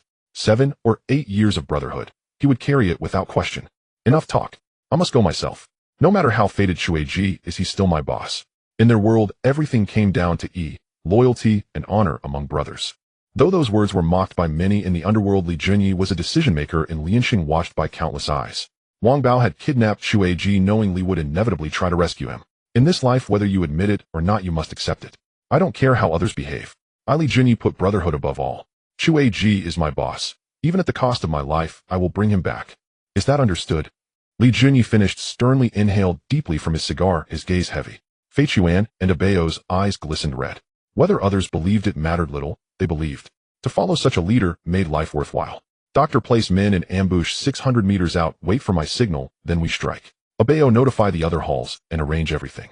We're staging a big operation. Let the entire Xiangjiang syndicate see clearly what we can do. Jinbali Street. The lane was short but crowded with lowlifes and addicts. This was the lair of Wang Bao's. Shops shuttered before nightfall, pedestrians thinned, replaced by clusters of thugs. A Mercedes pulled up at the. Li Junyi stepped out of the car, 20-odd suited brothers at his heels, and together they strode into Jinbali Street. The sight of newcomers hardened the eyes of the Zinzaduist small-time thugs. Those who had stood idly began to edge closer, closing in. The crowd swelled, 50, 100, 200, until 500 to 600 at least packed the street, making it impact. A yellow-haired kid chewing a straw with hair like a feather duster charged forward and barked, "Handsome, you don't expect to leave here alive today." Fei Chuan could not stand it, and shoved the yellow-haired kid aside, snarling. "Who do you think you are? How dare you shout at our boss? Make Wang Bao come out and speak." "Fuck, you're asking for death? This is Zinzadui territory." Surrounded by 500 or 600, Li Junyi strolled, as if in his own backyard, a smile playing on his lips as he watched the chaos like monkeys at play. "Wang Bao, I'm here. Why aren't you coming out to greet me? Scared to wet yourself?" Li Junyi's roar froze the pushing crowd. The air seemed to harden around them. Wang Bao appeared dressed in a Weinert suit, hair slicked back, a bottle in hand. He tapped the railing and sauntered downstairs with the swagger of a tiger descending a slope. "Handsome, you've got guts. Bringing just these salted fish and daring to storm Jinbali Street." Wang Bao grinned, his face full of smug certainty that he had cornered. "Someone's put up 20 million for your head. Tell me, should I take that money?" He stepped before Li Junyi, eyes brimming with provocation. "Haven't you heard? After midnight, this street belongs to me." Wang Bao spat the line, threw back a gulp of beer, and smashed the bottle on the ground. With a crash, 400 or 500 followers imitated him, bottles shattered in a thunderous roar. Surrounded, Li Junyi did not cower. Instead, he laughed. "Ha! Wang Bao, is that your full measure? This street belongs to you. You can't even pretend to be tough. When I give you a chance, you're useless." Li Junyi mocked. Li Junyi's expression darkened as he raised his hand and slapped Wang Bao's face so swiftly that it was barely perceptible. "Let me tell you, this entire Xiangjiang is under my command." Wang Bao was completely dumbfounded. "I am known for being a nimble fat guy," he exclaimed, covering his stinging face, and instantly erupted with rage. "Aji, make sure to kill him. Kill him." Being slapped in front of hundreds of underlings, Wang Bao had to reclaim his dignity, otherwise he would become a laughingstock in the underworld. In this line of work, a person's face is more valuable than life itself. Without a face, one would lose their way and no underlings would follow a spineless coward. Aji, wearing sunglasses and brandishing a folding knife, walked over slowly, suddenly accelerating into a sprint when he was 10 steps away. "Your opponent is me." Gao Jin stood in front of Li Junyi, his suit impeccably sharp, his face devoid of. He delivered a high kick that sent Aji flying and followed up by smashing his knee into Aji's abdomen. Aji dodged quickly, and the two engaged in a fierce struggle. 4 to 500 of Jiang's underlings surged forward while Fei Chuan and the remaining 20 bodyguards fiercely defended, but within moments 4 or 5 of them fell. Take action. Li Jinyi picked up the walkie-talkie and coldly uttered 2 words. Received, Wolf King. He drew a Glock 17 and shot each of the advancing underlings, hitting every target. Fei Chuan and the bodyguards felt an immediate relief as the opposing side hesitated to charge forward. Wang Bao's face turned green with anger as he yelled at the yellow-haired kid, "Get a gun." You think Jiang's underlings are unarmed? Not a single one is allowed to escape. 3 SUVs wildly crashed in with 8-barreled Gatling guns mounted on their roofs, opening fire pouring down like a torrential rain. The underlings from Xianjiang didn't even have the chance to pull the trigger before they fell one after another, screaming as the ground quickly became soaked with blood. Is this a Gatling? How can such a thing exist in Xianjiang? Wang Bao thought. I only earn a few thousand a month. Is it worth risking my life? Run. The uninjured underlings from Xianjiang were completely scared out of their wits, dropping their weapons and scattering in all directions, their legs almost sparking from the speed. Wang Bao stood dumbfounded, looking down at the black star in his hand, then up at the 3 still smoking Gatling guns, his mouth twitching slightly. This gap is ridiculous. Are the police in Xianjiang just sitting idly by? How can they turn a blind eye when gang conflicts escalate to such heavy firepower? Li Jinyi was completely unpredictable. That 20 million was nothing but a death sentence. Damn it. I must increase the price. This won't end without 100 million. Baoga, stop being dazed. The SUVs are charging at us. Aji dashed out from the side, pulling Wang Bao back. Dozens of people were in a chaotic scramble, rolling and crawling onto the street. Wang Bao seized a car, flooring the gas pedal, and the vehicle surged ahead, speeding toward Yaomati. The more he thought about it, the more wrong it felt. Chuaji was still in their hands. Wasn't Li Jinyi afraid of pushing him to the edge? It was as if he couldn't be bothered to pretend, showing no concern for Chua's fate. The more he thought about it, the more wrong it felt. Chuaji was still in their hands. Wasn't Li Jinyi afraid of pushing him to the edge? It was as if he couldn't be bothered to pretend, showing no concern for Chua's fate. Wolf King, there's a cop following us. A patrol car is sticking to our tail. Li Jinyi glanced back and saw indeed a vehicle tailing them, identifying it as a mobile unit. The mobile unit was not made up of regular patrol officers. These individuals were fully armed with standard equipment, including 870 shotguns, MP5 submachine guns, and Glocks, all having undergone professional tactical training. Inside the patrol car were 5 officers led by Sergeant Ma Jun, who stared wide-eyed at the 3 SUVs ahead. A Gatling gun. Are these people insane? He grabbed the walkie-talkie. PTU 3456 calling headquarters. A large-scale gunfight is happening at Sim Sha Sui's Kimberley Road. With an estimated 100 participants, the criminals are armed with heavy weaponry, requesting urgent backup. After saying that, he drew his sidearm and pushed the door open, preparing to exit the vehicle. The officers beside him turned pale with fear. Ma, sir, don't chase after them. They have heavy weapons, but it's too dangerous to follow. The other officers in the car also looked grim, their palms sweating so profusely that they nearly soaked the gun grips. Ma Jun turned his head, coldly glaring at them. If you wear this police uniform, don't fear death. If you're afraid, take off your clothes and scram. The driver caught a glimpse of a figure emerging from the window of the SUV ahead, shouldering a cylindrical object. From such a distance, he couldn't see clearly. Officer Ma, the gangsters are moving, or it looks like they're aiming something at us. The driver, lacking experience, couldn't recognize, but Sergeant Ma was a well-trained officer who immediately identified it. This was none other than the infamous arm. Such weapons often appeared in the hands of armed factions in the Middle East and Africa. Ma Jun had seen pictures of it in military journals before. Damn, it's an anti-tank rocket. Jump out of the car. RPG. The group of officers stood frozen, their minds seemingly frozen in time. A rocket that could only be seen in war movies was detonating in the bustling streets of Xianjiang, and no one had time to react. Ma Jun was the first to push the window and leap out, but the rest of the officers were paralyzed like wooden stakes. One hit. The rocket struck the moving patrol car directly, flames shooting up as the entire vehicle was engulfed in a fireball. Ma Jun got up from the ground, seeing the patrol car crackling and burning. He dashed back in a frenzy. Those were his comrades he fought alongside every day. Help! Quick, lend a hand to rescue them. Ma Jun shouted at the passing cars, and a few brave pedestrians hesitated for a few seconds before getting out of their vehicles and approaching. On the other side, Li Jinyi ordered Sang Bang to fire the rocket. The police patrol car was completely obliterated, leaving no trace behind. Now only Wang Bao's car was still desperately fleeing ahead. Machine guns unleashed a barrage at the car. Wang Bao's car crashed against the curb, finally coming to a halt with dark red blood seeping out from the gaps of the car. Sang Bang, holding an MP5 submachine gun, with 2 companions providing cover, opened the back door and dragged the injured Aji out. Aji's white leisure outfit had long been stained dark red with gunshot wounds in his abdomen and leg. Li Jinyi stepped forward, raised his gun, and fired a shot that struck Aji squarely in the forehead, ending his life instantaneously. Li Junyi then bent down and picked up a pair of sunglasses from the ground, placing them on Aji. At least he would have some dignity in death. Take Wang Bao away, don't let him die, that would be too easy for him. Wang Bao had also been shot twice, but the doctor pressed a drug-soaked towel against Wang Bao's mouth, knocking him out, then instructed 3 strong men to lift him into the car. Be quick, the cops are coming soon. If we get surrounded, it will be troublesome. Li Junyi took out a radio walkie-talkie, a high-end encrypted model that was powerful enough to evade interception. Calling Falcon, reporting police location. Wolf King, the nearest cops are only 2 kilometers away, expected to arrive within 5 minutes. No sign of the Flying Tiger unit's helicopters detected for now. Falcon cut off the police radio channel. Acknowledged. Received, Wolf King. An armed helicopter hovered over the city, and Falcon opened a box with an antenna extending from it. This was currently the most advanced radio jamming equipment. They activated it and input the frequencies just intercepted from the police. Pressing the button, the entire Tsim Sha Sui radio and walkie-talkies went dead. Meanwhile, Ma Jun had finally managed to drag his team members out of the car one by one. But the result was 1 dead, 3 injured, and all the survivors severely burned. Aqiang, wake up. Damn, how could this happen? Ma Jun knelt on the road, crying out while holding the lifeless eye. Passers-by who witnessed the scene were deeply moved. Isn't this all your fault? What kind of hero do you think you are? You got a whole car of people killed. Ma Jun, Aqiang is dead because of you. Even in death, he won't spare you. To hell with you. Fine. This matter has nothing to do with Brother Ma. If there's blame, it lies with those ruthless outlaws who dared to attack even uniformed officers. Ma Jun's eyes turned red as he grabbed the walkie-talkie to contact headquarters. He needed to pinpoint the locations of those scoundrels and bring every single one of them to justice. Headquarters, this is Sergeant Ma Jun. Oh, what direction are the suspects in? Please respond. ZZZZ. All that was left in the walkie-talkie was a piercing noise. Ma Jun's eyes widened in disbelief. What a joke. The new equipment that had just been installed last month was already malfunctioning. Headquarters. If you hear me, please respond. Ma Jun calling headquarters. No matter how loudly he shouted, all he received. Damn it, these logistics guys are just slacking off. They even dare to tamper with the walkie-talkies.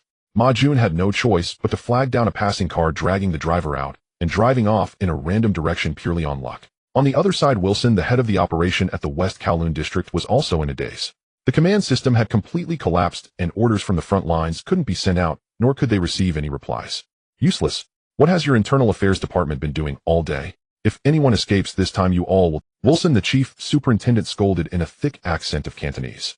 The police communication system was hacked, and the criminals had caused it to collapse. Who would believe such a story? The group of inspectors and superintendents below were scolded to the point where they couldn't lift their heads. This blunder was too serious. Even the commissioner of police couldn't cover it up. By the way, has the casualty toll from the gunfight come out yet? Were any civilians harmed? Wilson asked with a dark face, turning to Superintendent Chan Kwok-chung from the Serious Crimes Unit. Chan Kwok-chung sighed, only able to report the situation on Kimberley Street. A total of 35 died, mostly from Zhangjiang's underlings. No ordinary citizens were harmed. However, our PTU had an accident during the operation, 1 dead and 4 injured, quite unfortunate. Hearing that no civilians were harmed, Wilson breathed a sigh of relief. Then it wasn't a big deal. Outwardly, we will state that the police were pursuing drug dealer Wang Bao and engaged in a firefight with Wang Bao's men on Kimberley Street, resulting in 35 drug dealers being killed with 1 dead and 4 injured on the police side. Wilson spoke without changing his expression.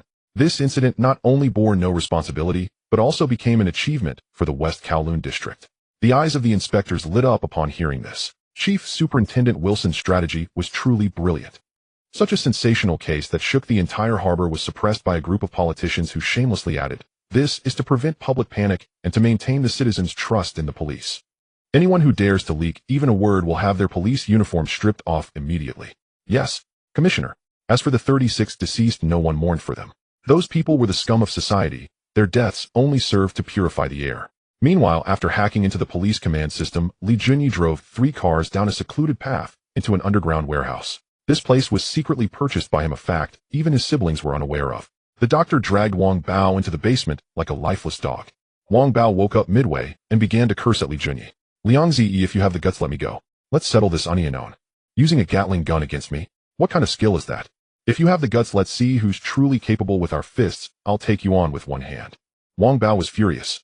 This Liang Zi, he had no sense of rules, making him utterly disgusting. In the society, there was a rule that during gang fights, guns were not allowed, only bare hands. This was the police's. But Li Junyi not only pulled out a gun, but also launched rockets and Gatling guns in the territory of Xiangjiang.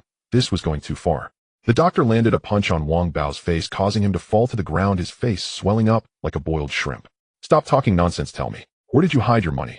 Li Junyi focused on the wealth Wang Bao accumulated over decades. Having sold powder in Tsimsha Sui for many years, he must have had at least 100 million in savings. Dream on. Even if I die, I will never give you a single cent. Wang Bao had worked hard over the years to leave a way out for his wife and children. He was a family man. Even if he were to die on the street one day, his wife should at least have enough money to get by. For that reason, he stubbornly refused to yield. The doctor jabbed into Wang Bao, causing his whole body to convulse as thousands of volts of electricity coursed through him, a sensation only those who had been to northern Myanmar could comprehend. Wang Bao let out a miserable cry, gritting his teeth, unable to stop shouting, "I'm not afraid. Come again. Damn it, if you have the guts, kill me." Li Junyi, with a cigar between his lips, watched Wang Bao nearly on the brink of death, yet still defiant. "Wang Bao, you're indeed a tough nut. Bring her out, let brother Bao see his sister-in-law is here to visit." Li Junyi snapped his fingers, and his men pushed in a beautiful woman. It was Liang Ku, Wang Bao's newlywed wife, her belly slightly swollen, having just gotten pregnant. Upon seeing this scene, Wang Bao's eyes nearly popped out, and his whole body trembled uncontrollably. Liang Ku was Wang Bao's lifeline, and no one could lay a finger on her. With this move, Li Junyi had directly grasped his weak point. Liangzi calamity shouldn't involve family. I'll let my wife and child go. Wang Bao's tone softened, losing all his earlier ferocity as he knelt and pleaded incessantly. You know calamity shouldn't involve family. Then why didn't you say that when you harm my girlfriend and brother? Li Junyi asked coldly. So you think you can play double standard? You can only bind other people's family, but others can't touch yours. Ego, I was wrong. It's all that bastard Hu Jingliang's fault, but it has nothing to do with me. Wang Bao now hated Hu Jingliang to the bone. If it weren't for that scum, he wouldn't have gotten involved with a madman like Liang Ziyi. He pushed all the blame onto Hu Jingliang, kneeling on the ground with snot and tears all over his face. However, the moment Li Junyi brought Liang Ku out, Wang Bao completely broke down, crying more pitifully than a woman. Stop wasting my time. Where's the money hidden? Are you going to say it or not? Li Junyi suddenly raised his hand and shot Liang Ku in the leg. Although it didn't hit a vital spot, Liang Ku still screamed in pain. Oh, they'll give you one last chance. The next shot goes straight to your forehead. It's in the backyard of my villa under the big poplar tree. I've buried all the money there. Wang Bao's spirit completely collapsed. Liang Ku's scream was like a knife stabbing into his heart, and he blurted it out without being able to stop. Li Junyi smirked. Wang Bao was indeed capable of hiding money, not putting it in a safe, but burying it in the backyard. No wonder the people sent before couldn't find anything after turning the place upside down. Li Junyi picked up the walkie-talkie. Wang Bao's money is under the big poplar tree in the backyard. Dig it out. Understood, Wolf King. Wolf King was Li Junyi's codename in the Blood Wolf Corps. Executing secret missions must use codenames, a rule among mercenaries to ensure one's identity cannot be traced. 5 minutes later, a reply came through the walkie-talkie. Wolf King, the money has arrived. Got it. Upon hearing this, Wang Bao collapsed to his knees, his head pressed low. Ego, you've received the money. Can you let me go now? Moving forward, we each go our separate ways, and let's consider this matter closed. Just moments ago, he had been shouting loudly in Tsimsha Sui, declaring, after midnight, Tsimsha Sui is under my control. Now he was as meek as a dog with its tail between its legs. Close the chapter. Li Junyi curled the corner of his mouth, smiling coldly. Weren't you quite arrogant? After midnight, this place is under my control. Very imposing indeed. His eyes were as cold as a knife, the gun barrel pressed directly against Wang Bao's forehead. Bang! A bloody hole appeared on Wang Bao's forehead. His sturdy body crashed to the ground, eyes wide open, filled with unyieldingness. Ah, Baogu. Ah! Liang Ku screamed in terror, the pain in her leg making her gasp for breath. This sudden turn of events scared the woman so much that her soul nearly flew away. Li Junyi took out a handkerchief, unhurriedly wiping the blood off the gun, and strode outside. The doctor leaned over and asked, what about this woman? In this line of work, one must keep their word. I said I would keep his family intact, so not a single one can be spared. Handle it cleanly, leave no traces behind. Li Junyi's tone was as flat as discussing the weather, not a single ripple stirred in his heart. Wang Bao had harmed countless people selling white powder, and his wife Liang Ku had enjoyed a lavish life. Her hands weren't clean either. Killing these two, to put it bluntly, Li Junyi felt no guilt. Instead, he believed he was serving justice. He was not a good person, but he tightly held onto his moral line. As he stepped out of the basement, his phone rang. He answered, Li Junyi, what kind of trouble are you causing? What chaos have you stirred up at East Sim?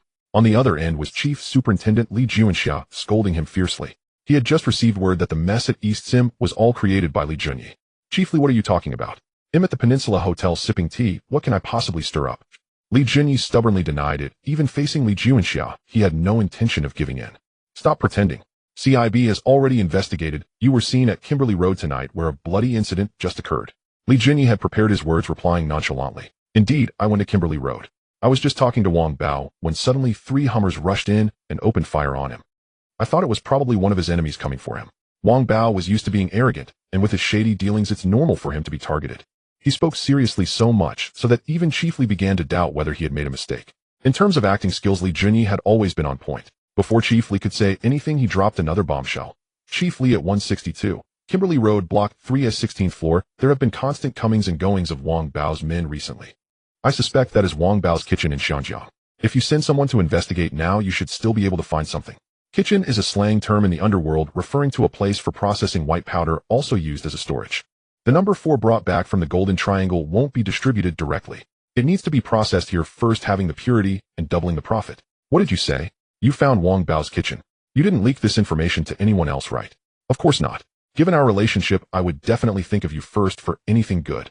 Chief Li couldn't care less about the bloody incident on Kimberly Road anymore. He heard that the West Kowloon district was planning to handle it discreetly. It wasn't his place to interfere. Wang Bao's drug trafficking case was different. As long as he could locate his stash in the kitchen and seize a large batch of number 4, he could use this achievement to climb up a rank to become the assistant police commissioner. This position seemed only one step below the chief superintendent, but some people had spent their whole lives without reaching it. The police commissioner was a position at the director level eligible to compete for the top spot in the future. The more Li Junxia thought about it, the more excited he became. He only said thank you on the phone, hung up, and arranged for staff to handle the case. Damn, these officials, their eyes lit up as soon as they heard about potential merits. Li Junyi hung up the phone and saw his subordinates struggling to drag 2 burlap sacks into the car, which was headed toward the seaside of Saikong. Boss, everything has been handled smoothly. Is there anything else you need? The doctor changed into a black suit, donned white gloves, and slicked back his hair, looking both refined and slightly sinister. Li Junyi glanced at him and felt that the doctor's image was indeed presentable. Although his looks were slightly inferior to his own, his aura was undeniably strong. You go back to the Chagwaling base first, train another batch of people, and integrate them into the Blood Wolf Corps. Previously, the Blood Wolf Corps had about 100 members who had trained for more than half a year. This time, Li Junyi planned to expand the Corps, training 400 people at once to quickly build their combat strength. After all, these people were all summoned by the system, completely loyal to him. Understood, boss. The doctor left with several subordinates, all of whom were mercenaries who had worked alongside him, each of them quite capable. Especially that Song Bang, who was tall and strong with formidable close-quarters combat skills. All the money in Wang Bao's villa has been accounted for, totaling 1.2 billion Hong Kong dollars. The entire backyard was filled with cash, and the brothers digging for money were stunned, thinking they were dreaming. In the small garden as they dug, they unearthed nothing but money. This was truly outrageous. I never expected these gangsters to be so wealthy. Boss, why don't we hit one more score? Why bother with proper business? Just take down those gang leaders, and in the blink of an eye we could pocket over 10 billion. How exhilarating. Even Gao Jin was feeling the pressure. Wang Bao's wealth was simply too frightening. Stop dreaming. Wang Bao is the biggest demolisher in Simsha Sui. The others don't have that much wealth. By the way, allocate 2 million from the company's account to distribute among the brothers. This money cannot be touched right now. Li Junyi was also quite troubled, having gained a windfall, but there was simply no way to spend this money. Ugh, Li Junyi fell into a funk. The money earned from legitimate business was nearly exhausted, yet over 2 billion in dirty money lay dormant in the system space. If only there were a legitimate bank nearby. Unfortunately, all he had under his command were dark underground money houses completely unsuitable for laundering money. Go find Master Su from the gang for me, and tell him the negotiator has business to discuss with him. Gao Jin nodded. He held the position of a red stick in the gang. Although he wasn't good at socializing, he recognized Master Su, the white paper fan. Li Junyi met Master Su in the living room of the Deepwater Bay Villa. The man wore a white shirt and glasses, and when he saw Li Junyi approaching, he respectfully called out, "Brother E, are you looking for me?" Master Su lowered his stance. Young Master E was indeed the negotiator of the gang, and a person whose words carried significant weight. Li Junyi was also appraising Master Su. This man came from a legal background, looking quite refined, not at all like someone involved in the gang. Master Su, are you familiar with people from the money laundering group? Master Su managed the legitimate business of the gang, his position roughly equivalent to Chun Yao of Hung Hing as a helper assigned to the negotiator. Brother E, there are quite a few people involved in money laundering, and our gang often interacts with them. However, if you want fair pricing, Mr. Gao from the DOA fund is the most professional, laundering cleanly and with the highest safety. Li Junyi nodded. He had indeed heard of Mr. Gao from the DOA fund, who was quite a prominent figure in the money laundering business. Tell him I have some funds that need to be processed, and ask him what price he can offer. Also have Fei and Dongguan. Half an hour later, Fei and Dongguan arrived at the Deepwater Bay Villa, one after the other, to meet Li Junyi, both respectfully addressing him. Brother E, do you need us for something? Dongguan glanced at the loyal subordinates standing beside Fei, Quan A Bao, and Blind Snake, feeling a bit apprehensive of the atmosphere. Didn't seem to bode well. Don't be nervous. The hurdler Prince Dongguan has quite a reputation. Dongguan was taken aback. He was merely known for his impressive athleticism, and even the gang's negotiator had heard of it. Fei, if we're talking about who is the most ruthless in the gang, it has to be you. Young people have such vigor. Fei had a buzz cut and was dressed in denim, appearing a bit simple-minded. He scratched the back of his head shyly, feeling a bit more fondness for the new negotiator. Wang Bao's business is done, and my men will go to Jimbali Street in half an hour to stake a claim. If you're willing to come along, then let's go together. Li Jinyi finished speaking and led Fei Quan A Bao and the others out of the villa, getting into his Mercedes. Dong Guan was startled for a few seconds before quickly following. Turning back, he saw Fei still standing there. Fei, what are you dawdling for? The negotiator values us. Hurry up and follow. Those in the game all wanted to rise up, and Dong Guan was no different. He had previously followed Dapu He selling pills and had never had a chance to shine. Working under the master had no prospects. If you wanted to succeed, you had to follow the negotiator. Dong Guan opened the car door and plopped down beside Li Jinyi, and Fei followed suit. All right, I'll take you to see the world. One cigar each. Li Jinyi took out 2 Cuban cigars, and Dong Guan hurried to light one for him, being overly cordial. Brother E, from now on I want to follow you. I want to acknowledge you as my godfather. What did you say? You want to acknowledge me as your godfather? Li Jinyi was a bit stunned. He knew that in this place there was a custom of acknowledging godfathers, and it was not uncommon to see such arrangements in the gang. Once you acknowledged a godfather, there was no turning back, otherwise you would never be able to hold your head high. Just like Lu Bus, 3 surnamed slaves who were looked down upon by lords wherever they went because they broke the rules. This kind of relationship was much stronger than that of an elder brother and a younger brother. Many in the trade did this to bind their subordinates. But he was only 19, and now he was being called father. Moreover, this godson looked to be a few years older than him. Li Jinyi smiled and didn't directly refuse. Think about it carefully before you speak. Once this is settled, it's for life. They'll give you a week to ponder it. No need to think, godfather. Dong Guan was too eager to climb up. His ambition was not any less than a less, but he was not as clever as a Lu, making him easier to handle. If it were a Lu wanting to acknowledge a godfather, Li Jinyi would have to weigh it carefully. He certainly didn't want to become the second Deng Bo. Godfather, I want to as well. Seeing Dong Guan speak up first, Fei felt he would miss out if he didn't acknowledge, so he quickly shouted the same. Fei was simple-minded and didn't have so many twists and turns. He just wanted to find a backer. The 2 men in their 30s completely forgot how young Li Jinyi was. The new negotiator's performance on the street was just too intimidating. Yesterday, he had directly killed the ruthless Wang Bao. How exactly did Wang Bao die? The rumors in the underworld were chaotic, but the most outrageous claim was that he was personally eliminated by young Master E. Wang Bao had taken the boss of young Master E hostage, and in a fit of rage, young Master E charged into Jimbali Street alone, taking on 100 men and incapacitating Wang Bao on the spot. The rumors in the underworld became increasingly absurd, directly elevating young Master E to the status of a paragon of loyalty and righteousness. Coupled with his identity as the negotiator of Lianxing, his name had already spread far and wide. Dong Guan's eagerness to acknowledge a godfather was in simple terms because of the name Li Jinyi. Once others heard he was young Master E's godson, which big shot wouldn't give him some face. Fei, what are you meddling in? All right, we've arrived at Jimbali Street. Li Jinyi quickly interrupted, pointing out the window. A dark mass of Lianxing's men was charging into the street, and the leader was none other than his fierce Lieutenant Fei Quan. Godfather, let me get out and lend a hand. It'll help you seize territory. Dong Guan's eyes lit up as he seized the opportunity to show off. Fighting was his forte, and it was the perfect chance to demonstrate his skills in front of his godfather. Hearing this kid call him godfather repeatedly made Li Jinyi's toes curl and his shoes, wishing he could dig a hole, but the words were his own. He couldn't just stitch them shut. Dong Guan jumped out of the car, snatching a weapon from a younger brother's hands and smoothly leaping over the railing.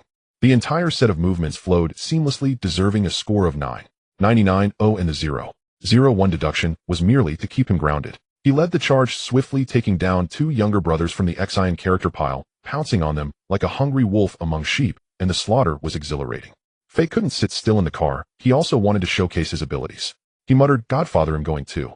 He pushed open the car door, following Dong Guan's example, to snatch a knife from a younger brother and charged alone to a shop's entrance. Helping the gang do business, anyone who dares to come over will be cut down. Jia Hui was indeed fierce when attacking people, and the brothers were just waiting to be cut down. Though these 2 weren't the brightest, they were indeed skilled fighters. A Bao and Fei Quan watched in astonishment. These 2 daredevils were ruthless. Fei Quan's competitive spirit surged. I am the #1 fierce general under the negotiator. I cannot allow the newcomers to outshine me. Each of the subordinates acted as if they had been injected with adrenaline, while the younger brothers from the Xian character pile were in trouble. Wow, have you considered our feelings? The big boss from the Xian character pile had been taken out yesterday, and this group of younger brothers couldn't withstand the pressure any longer. They dropped their weapons and fled. Jimbali Street, the most prosperous street in Sim Sha Sui, thus fell into the hands of Lianxing. Other streets were similarly consumed by young Master E, who had at least occupied 90 of Wang Bao's territory. The remaining scraps would be shared with other gangs to let them taste some sweetness. Lianxing couldn't monopolize everything. Now 2/3 of Tsim Sha Sui's territory belonged to Lianxing, and with the territory in Wanchai, the title of the largest gang in Hong Kong was secure. The other gangs were now panicking, coming together for a meeting, and no one knew what they were mumbling about. Previously, it was the Chong Le gang, now it's the Xian character pile. Who would be the next unfortunate soul? Li Junyi had always considered this place his stronghold. Brothery Mr. Gao from the DOA fund said he wants to meet you in person to discuss cooperation. Master Su stood straight, speaking in a very low voice, his entire demeanor tense. Li Junyi's aura was becoming increasingly formidable, who, just sitting there, made his subordinates unconsciously nervous. Li Junyi also wanted to be a bit more approachable, but with his strength it was difficult to keep a low profile. Master Su, take a seat. We are all brothers, no need to be so formal. My big brother once told me that you were the most cultured in the gang. I need to learn more from you when I have the time. Li Junyi had also been in office work in his past life, and these formalities rolled off his tongue smoothly. Mentioning Chu Ji, this long-past big shot he had saved without a scratch, which also earned Li Junyi a reputation for being loyal and value friendships. Brothery, you flatter me too much. Mr. Gao mentioned that he wants to meet at the Shangri-La tomorrow afternoon. I'll accompany you then. Master Su's speech was slightly stammering, but clear in its logic. Li Junyi shrugged and glanced at him. All right, I'll send someone to pick you up tomorrow. Let's have a drink first. He raised his wine glass and downed it in one go, with Master Su smilingly joining him. The next day, Li Junyi and Master Su arrived at the Shangri-La together. At the entrance stood a cold-faced man, hands behind his back, resembling Gao Jin somewhat. Mr. Gao asked me to pick you two up here. I'm his bodyguard, Ghost. Li Junyi scrutinized him for a moment and couldn't help but tease. Gao Jin, do you have a long-lost twin brother? You two really look alike. There is somewhat of a resemblance. Gao Jin also glanced at the man, and the two sized each other up for a moment. Li Junyi brought over a dozen bodyguards into the hotel, leaving them all in the hallway. He, Master Su, and Gao Jin entered the presidential suite. Mr. Gao was already waiting, greeting them politely and inviting them to sit down. He wore glasses and looked like a proper businessman, his appearance rather ordinary. Mr. Gao, this is our negotiator from Lianxing. Mr. Li. Brother E, this is Mr. Gao from the DOA group, specializing in money laundering. Seeing that Li Junyi was quite young, Mr. Gao was momentarily surprised, then began to flatter one another. I never expected the negotiator of Lianxing to be so young, Mr. Li. Truly impressive for your age. I heard you were recently looking for partners. Our DOA group is the most professional money laundering team in the industry, with fair fees, but most importantly, absolutely reliable. Mr. Gao spoke confidently, appearing quite professional. Li Junyi shrugged, asking in a neutral tone, sounds good. Oh, what's your commission? Mr. Gao was taken aback, chuckling a couple of times. I don't know how much Mr. Li plans to launder. 20 billion. Mr. Gao's expression suddenly changed, his mouth opened in shock, unable to close for quite some time, as he turned his head to glance at his assistant Su. Mr. Li wants to launder 2 billion. This. Previously he had come through Su to launder a few million at a time, with a maximum just over 10 million. Just like that, Liansheng had become a major client of the DOA group. How much? Mr. Li, I must have misheard, did you say 2 billion? Even Mr. Gao, who had seen the world, was stunned by this number. Let's not forget it's only the 1980s. Even the richest man in Xianjiang, the Pak family, might not have 20 billion in cash. The wealthy play capital games, but despite their high net worth they owe even more to the banks. Mr. Gao took a deep breath, forcing himself to calm down. This is a super major client at the group level, we must keep him. 10%. Mr. Li, we will only charge you 10%. After hearing this, Li Junyi felt that the price was reasonable, even lower than what he had learned before. But he maintained a poker face, shaking his head with a cool tone. That's too expensive. Mr. Gao, your DOA group lacks sincerity. Mr. Gao became anxious and quickly began to explain. Mr. Li shrugged his hands, speaking casually. Boss Gao, charging you a 10% commission is already a fair price in the entire industry. Just look, Eagle Sauce's opening offer is 25%. Boss Su from Xianjiang also wants 20%, even that brat Yao Wen charges 15%. After saying this, he turned to his still-dazed assistant Su and called out, let's go, this place lacks sincerity, or we'll find someone else. Seeing that this major gold master was really about to leave, Mr. Gao's face changed again, and with a final determination he called out to Li Junyi just as he was about to step out the door, 5%. 1% is the price for outsiders, but Mr. Li, you are our most precious guest, I will only charge you 5%. He had already calculated in his mind, after deducting various costs, 5% was still profitable. Although the earnings per transaction were smaller, the amount to be laundered was staggering. This way at least 50 to 60 million would be pocketed. Li Junyi finally displayed a smile, shaking hands with Mr. Gao. Agreed, let's have a pleasant cooperation. Mr. Li, you truly are a savvy businessman. After years of experience, Mr. Gao found himself being led by this young man, sweat forming on his brow. 5% commission. This is definitely a first for the DOA group. Li Junyi felt quite satisfied with the price he had negotiated. Pushing for more might truly make the other party turn against him. He casually asked, How long will it take to get this batch of 2 billion Hong Kong dollars sorted? Within 3 days, stock's legal bidding and auction will be completed, and the 2 billion will be laundered clean, directly transferred to your designated account. That's professional enough. Li Junyi gave a thumbs up. He tossed a bank account to Mr. Gao, then asked his people to withdraw cash and simply waited at home for news. As for anyone daring to blackmail him, no need to worry at all. No one in this world would dare to touch Li Junyi's money. Assistant Su was completely bewildered throughout. 2 billion in cash. How much space would that take up? Even more outrageous was the fact that the negotiator somehow slashed the commission to 5%. Previously, when he represented Lian Sheng in talks with DOA, Mr. Gao had initially demanded 12%. Is this new negotiator really so adept at business negotiations? While his mind was a mess, Assistant Su followed Li Junyi into the back seat of the Mercedes. Li Junyi pulled out a check from his pocket and handed it over. Assistant Su, please accept this token of appreciation. Thanks to you for connecting me with such a reliable pathway. In recent months, Li Junyi had invested heavily in the development and production of flip phones, and cash flow was a bit tight. Moreover, as the film company had just started, he had no way to launder money. If it weren't for Assistant Su connecting him with DOA, he might have had to go to HSBC for a loan, and the interest would be a hefty sum. Assistant Su glanced at the number on the check, 1 million, and quickly waved his hands to decline. Brother E, handling matters for the society is my duty. Please don't be polite. Li Junyi smiled, forcing the check into Assistant Su's hands, and said leisurely, what if it's for personal matters? Rest assured, those who follow me will not suffer losses. Assistant Su quickly understood, hesitating for just a few seconds before tucking the check into his suit pocket. Brother E, just say the word, and I will be at your service. Li Junyi laughed heartily, took a puff of his cigar, exhaling the white smoke slowly, and patted Assistant Su's shoulder. Smart man, work hard, and your future will be boundless. Compared to the airplane and the Dongguan boys, he had higher hopes for Assistant Su. This man had exceptional social skills, and his identity as a lawyer allowed him to navigate the elite circles with ease. Director Shi from the mainland, Brother Jiao from the number gang, Mr. Gao from DOA. These people were merely a small part of Assistant Su's network. On the other side, at the top of the Hua building, Hu Jingliang sat in his boss chair with a dark expression, a cigar clenched in his mouth, his voice heavy. Have you found out what's going on? What happened to Wang Bao? Is he already gone? Across from him sat a balding man in a suit, the assistant president of Hua Group, known as Xiao Yi, who had some connections from his past in the field. Boss Wang Bao is basically finished. His territory has all been swallowed by Lian Sheng. As for Liang Zai, he is living quite well. He is praised with a thumbs up whenever he is mentioned in the underworld. Hua Jingliang's face darkened. He felt frustrated inside. That kid's life is too tough. Even Wang Bao is flipped over. Wang Bao is just a waste. Can you take care of Liang Zai for me? 20 million is yours.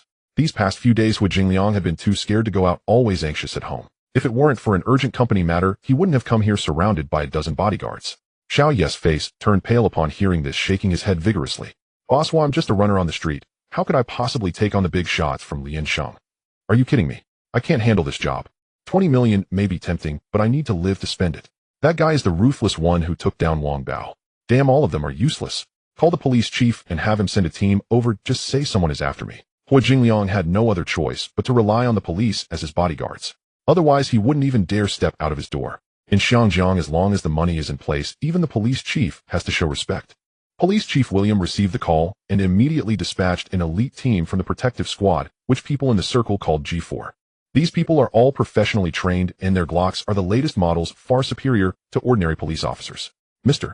Hua, our team consists entirely of Britons well-equipped and will guard you 24 hours a day. You can rest assured to go out and work. No one will dare to come looking for trouble. The leading officer, Tom, spoke confidently as he introduced the 8 members, 4 of whom would specifically accompany Hua Jingliang. All right, take this 100,000 to treat the brothers to tea. Tom took the money, his face showing disdain. Damn, as one of Xiangjiang's top 10 wealthy, is this all I get?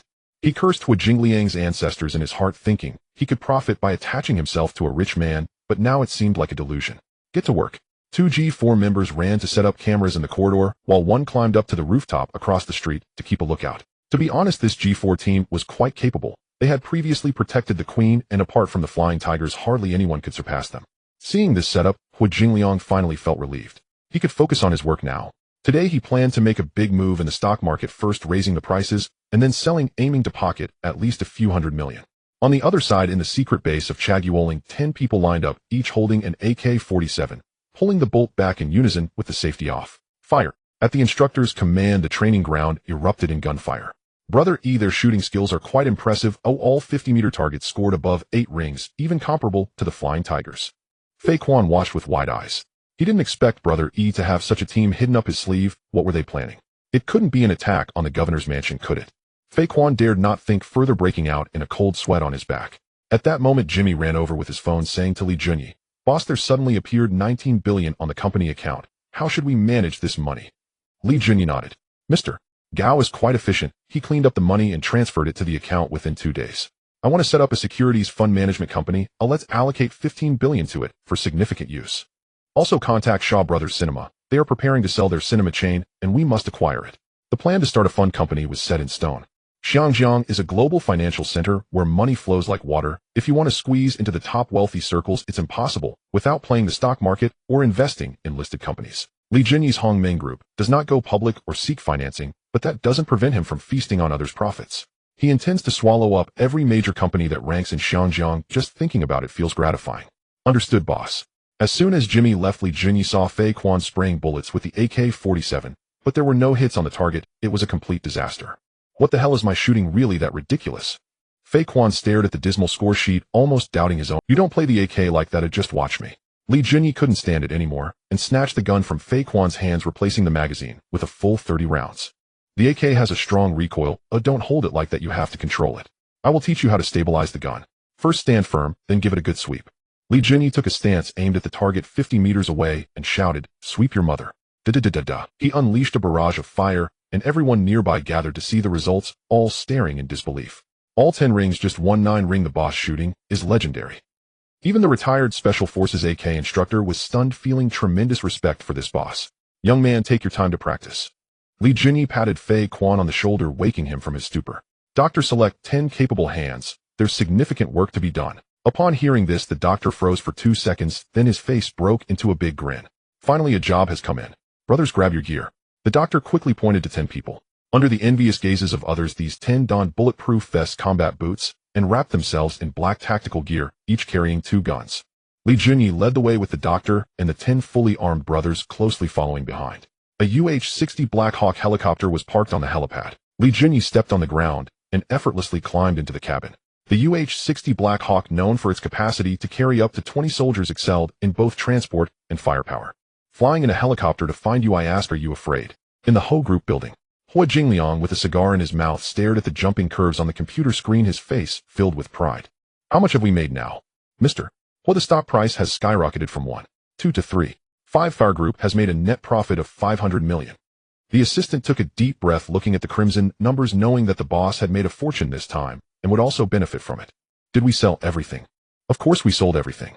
Those greedy retail investors are born to be cut down. There's no need to feel sorry for them." Hua Jingliang laughed crazily. If he sold all his shares in Li Tian, this new stock would crash immediately and the retail investors would lose everything. But what does that have to do with Hua Jingliang? As long as he fills his own pockets, whether retail investors live or die is none of his business. These fools throw in their hard-earned savings, dreaming of getting rich overnight. Little do they know they are just the chives in the hands of the dealers, cut down one batch after another. Hua Jingliang, with a cigar in his mouth, stood in front of the floor-to-ceiling window on the top floor, spouting nonsense, his mouth full of sarcasm. "Boss, we have cleared out everything, netting 560 million. Hua Jingliang leaned back on the leather sofa, crossed his legs, and laughed with a face full of wrinkles. "Where are we partying tonight?" "At the Shangri-La. I called someone from a modeling agency to have a party together tonight."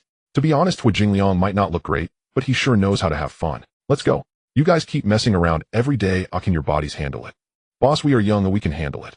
2 flunkies laughed and flattered him, excited about the free chance to meet girls at night. A group of people took the elevator down with G4 police officers escorting them. Hua Jingliang happily jumped into the car, which drove along Qingshan Road. After about 10 minutes, Hua Jingliang's convoy reached a suburban area where cars were few and far between, with only one passing by occasionally. The trees by the roadside swayed wildly in the strong wind, and a roaring sound came from the sky. Why is the wind so strong? The weather in Xiangjiang is really strange. Xiao Yi in the passenger seat looked up and saw a helicopter descending. The wind generated by the rotor blades was howling, causing the trees to bend and sway. "Mr. Hua, there's a helicopter coming straight for us." Hua Jingliang didn't take it seriously and joked with his G4 escort, Tom. "Tom, is that your colleague? Is he coming in a helicopter to protect me?" "No, this helicopter doesn't look right if our police force doesn't have this model." Tom's heart tightened. Peering out, he realized that it was an armed helicopter, something Xiangjiang had never. As the helicopter door opened, a masked man appeared holding an M4 assault rifle, glaring at Xiao Yi and gesturing for him to stop. "Mr. Hua, the people in the helicopter want us to stop. They don't look friendly. They're probably ruthless bandits." Hu Jingliang was taken aback. What the hell was going on? Robbers. At that time there hadn't been any major tycoons or notorious bandits. The rich lived comfortably. Bandits using helicopters to rob. What a joke. Could it be a special task from the Flying Tigers? Everyone thought that robberies were something those local thugs from the mainland did who were so poor they couldn't afford a helicopter. Do they really come out to rob with a helicopter? Seeing Hu Jingliang's convoy didn't stop the person in the helicopter reported to Li Junyi, Wolf King requesting to open fire. Li Junyi turned to Gao Jin, his expression darkening. Are you sure all the bodyguards protecting Mr. Hu are foreigners? No Chinese. Gao Jin nodded, his tone heavy. I checked. G4 is the protection unit for important personnel, all foreigners. These foreigners don't trust our Chinese police. Li Junyi exhaled, feeling relieved. These foreigners who robbed Xiangjiang and bullied our Chinese should all die. Open fire. Received. Launch Hellfire. Under the wings hung 4 Hellfire missiles, 2 of which launched simultaneously, locking onto the 2 bodyguard cars ahead. Whoosh whoosh. The 2 missiles flew towards Hu Jingliang's car, and an explosion erupted instantly. God, what the hell is that? Well-informed Tom was also dumbfounded, looking like he had seen a ghost. His mouth agape. This is an attack, damn. The G4 team in front had already turned the steering wheel to dodge, but it was chasing them, and no matter how fast they went they couldn't escape. A thunderous explosion erupted. Boom. The first 2 security vehicles were sent flying. No matter how thick the bulletproof steel was, it was useless against a genuine rocket. It was at least 30 millimeters and above. The flames shot up 2 stories high, and the 2 vehicles burned to scrap in the blink of an eye, leaving no chance for the occupants to even scream. They were gone. Hu Jingliang was completely stunned, his mind buzzing. What the hell is going on? Where am I? In such a scene he could understand it in a broken place like the Middle East, but the problem is this is Xiangjiang. Are we stopping or not? The driver asked him with a long face, and Hu Jingliang was so angry he almost passed out. Has your brain been kicked by a donkey? If we don't stop, we'll all be blown to bits. He didn't have time to curse anymore. The driver slammed on the brakes, and everyone in the car was thrown forward by inertia, nearly all of them hitting the floor. The helicopter began to descend, and 8 masked armed men slid down ropes, all holding MP5 submachine guns, their movements clean and swift, clearly experienced. Get out of the car. Hands on your heads, walk out slowly, dare to move recklessly, and you'll face the consequences. The lead man holding a gun had 2 grenades hanging from his waist, and stared fiercely at Hu Jingliang. Hu Jingliang turned pale. Officer Tom, please save me. These people are really here to kidnap me. They'll donate 100 million HKD to the police station. You must call the Flying Tigers to come. He yelled again. They have a helicopter. With just you guys you can't stop them. The Flying Tigers must be involved. He was already rambling. Rich people fear death more than anyone else. 3 vehicles set out, and the G4 members in the front were all gone, with not even a complete bone found. Xiaoyi in the passenger seat was even worse off, having completely wet his pants with a large wet patch on his suit pants, his legs weak and unable to stand. These elites who usually held themselves high had never seen such a scene. Their fierceness was all hidden in their hearts. When really facing a group of desperate men pointing guns at their heads, they all turned cowardly. It's too late. The Flying Tigers won't arrive for at least 10 minutes. We can only go out and surrender. Tom was green with anger. Hu Jingliang, what kind of person did you offend? You caused the deaths of 8 noble soldiers of the sun never sets, you lowly Chinese. Hu Jingliang was stunned by the scolding, but Tom had already opened the car door, raising his hands over his head as he walked out. Damn, these foreign devils are indeed unreliable. Hu Jingliang also raised his hands, but as soon as he got out of the car he was kicked to the ground, his face landing straight in the mud. With a gun pressed against the back of his head, he was so scared he didn't move, lying in the dirt without daring to lift his head. You bandits are simply foolish. You are killing noble citizens of the sun never sets. Our empire will issue a global warrant for your arrest. Oh, wait to face the consequences. Although Tom had surrendered, he was still cursing, trying to intimidate them with the old tactics. Li Junyi laughed coldly, pointing his gun at him. Do you think it's still the same as before? Are you still still issuing global warrants? Wake up. I tell you, this place in Xiangjiang is now under the control of us Chinese. You white pigs go back to Europe, okay?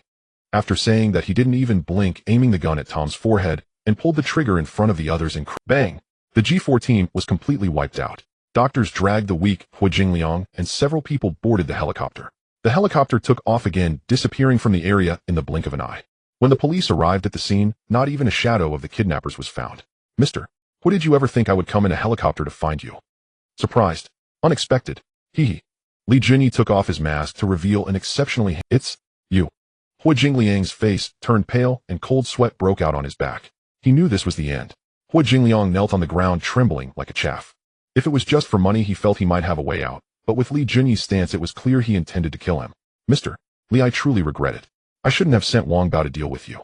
This businessman was fundamentally afraid of death. Hu Jingliang knelt there, disregarding all dignity, begging for his life. I am willing to pay no matter how much. Can we just let this go? He looked up at Li Junyi pitifully, hoping the other party would be swayed by money and let him off. Sure, name your price. Hua Jingliang's mind was racing as he timidly extended 5 fingers. 50 million. I'll give you 50 million. Let me go, and we'll pretend this never happened. Li Junyi couldn't help but laugh. He had seen many stingy people, but this was the first time he encountered a businessman who valued money over life. Boss Hua, is your life worth just 50 million? I heard you made 500 million today. You really are stingy. 50 million. You can't even buy a leg. The rest would have to be chopped off to feed the dogs. Li Junyi's expression suddenly darkened, glaring at Hua Jingliang, scaring the old man to the brink of losing his mind. How much do you want? Just name a number, and I'll try to gather it. Hua Jingliang had no choice. He knew he had to pay up. Though it hurt, it was nothing compared to his life. 20 billion. I want sequential old banknotes. To you it's just plucking a hair. Li Junyi opened his mouth with a demand of 20 billion. With Hua Jingliang's background, he could scrape that together if he gritted his teeth. 20 billion. Why don't you go rob someone? My total assets are only 75 billion, most of which are tied up in the stock market. I can only gather 8 billion in cash at most.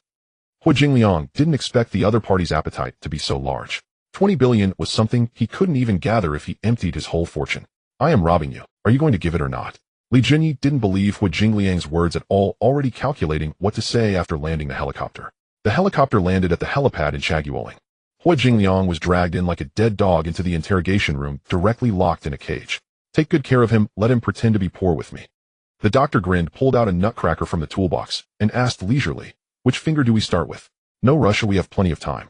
I'm not pretending to be poor. I really can't pay. After 10 minutes of torment, Hua Jingliang was nearly at his breaking point, finally relenting. Let me go. I can't take it anymore. I've sold all the company stocks and properties. I can gather 20 billion. His 10 fingers were covered in blood, and he looked utterly disheveled. He no longer resembled a financial magnate, but rather a stray dog that had lost its home. There's always a way to overcome difficulties. Why not agree early on? Call him and let him contact his family.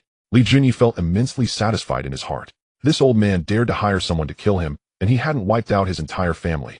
That was already quite merciful. Hua Jingliang couldn't even hold the cell phone steady and had to rely on Li Junyi to help him. Beep, beep. Hello, is this Lisa? Hi.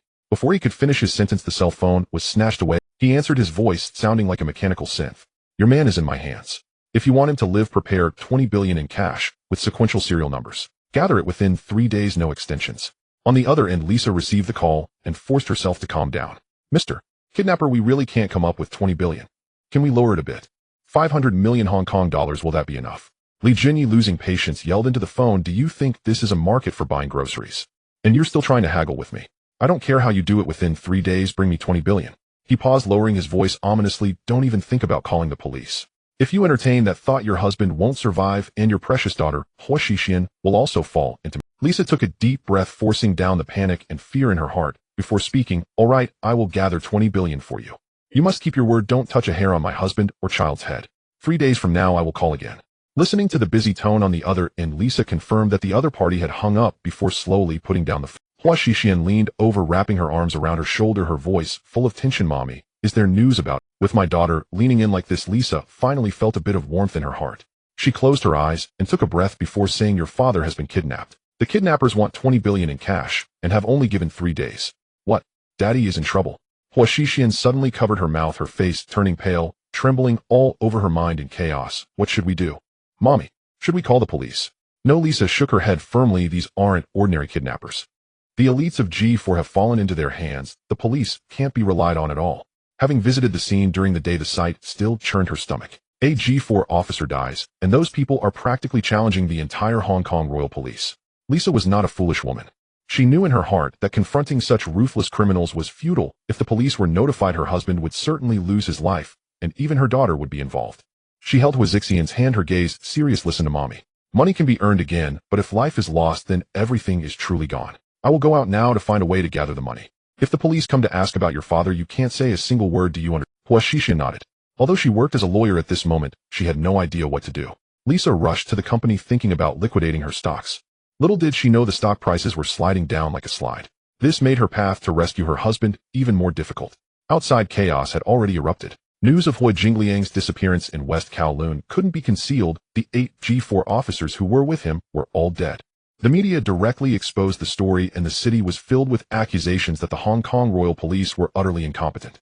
Hua's stock price plummeted from 3.5 to 3.2 and continued to drop.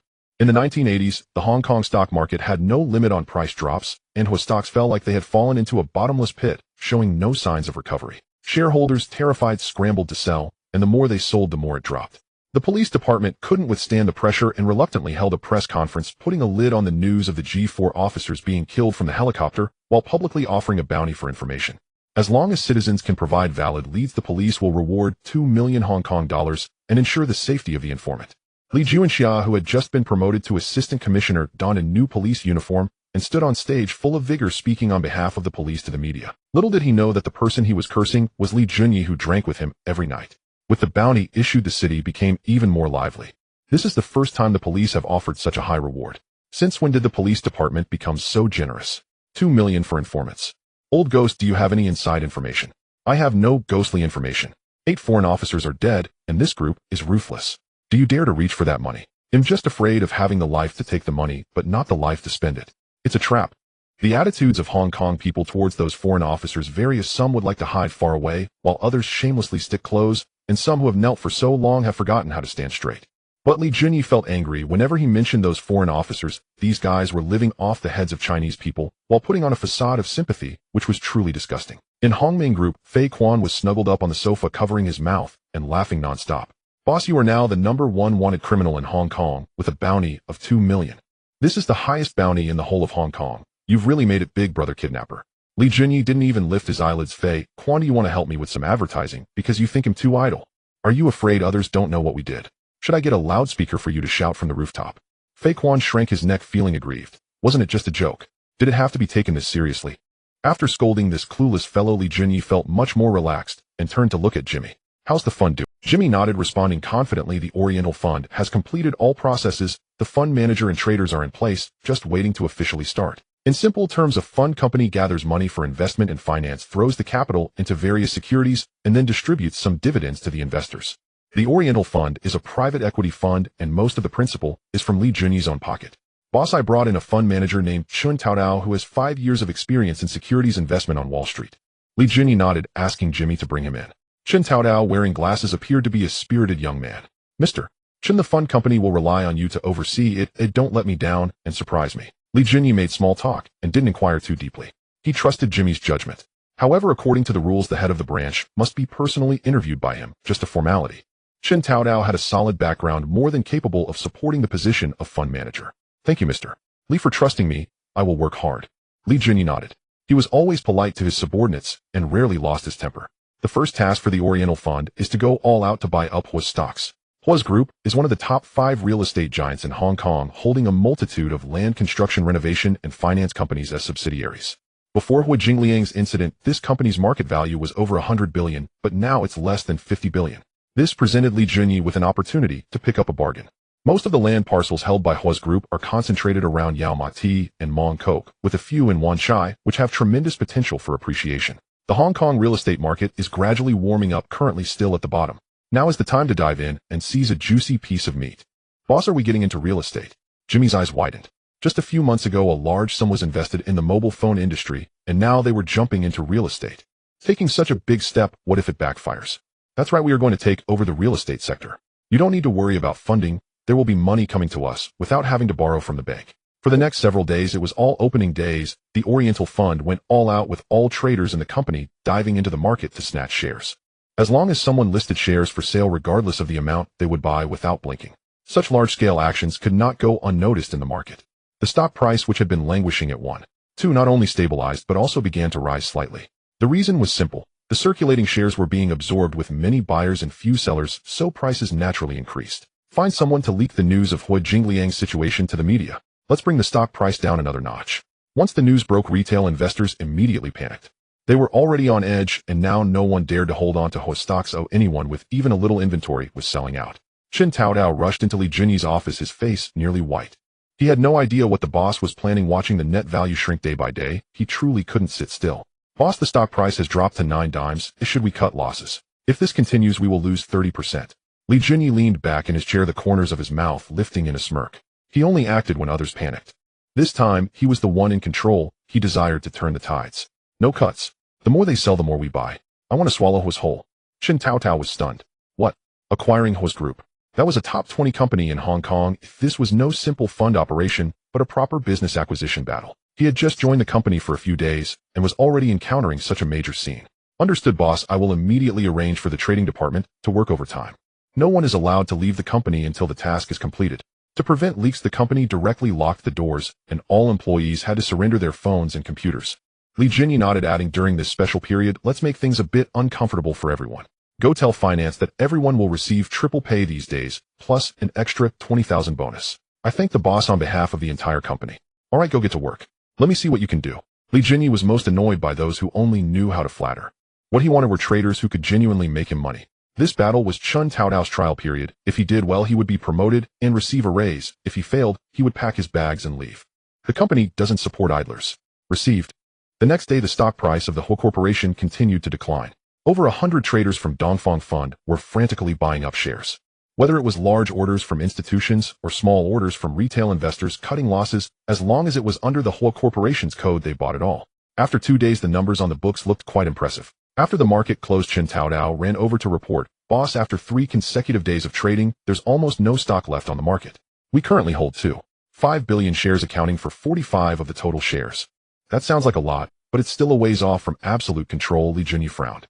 According to company law, only with more than half the shares can one truly call the shots and directly remove the board.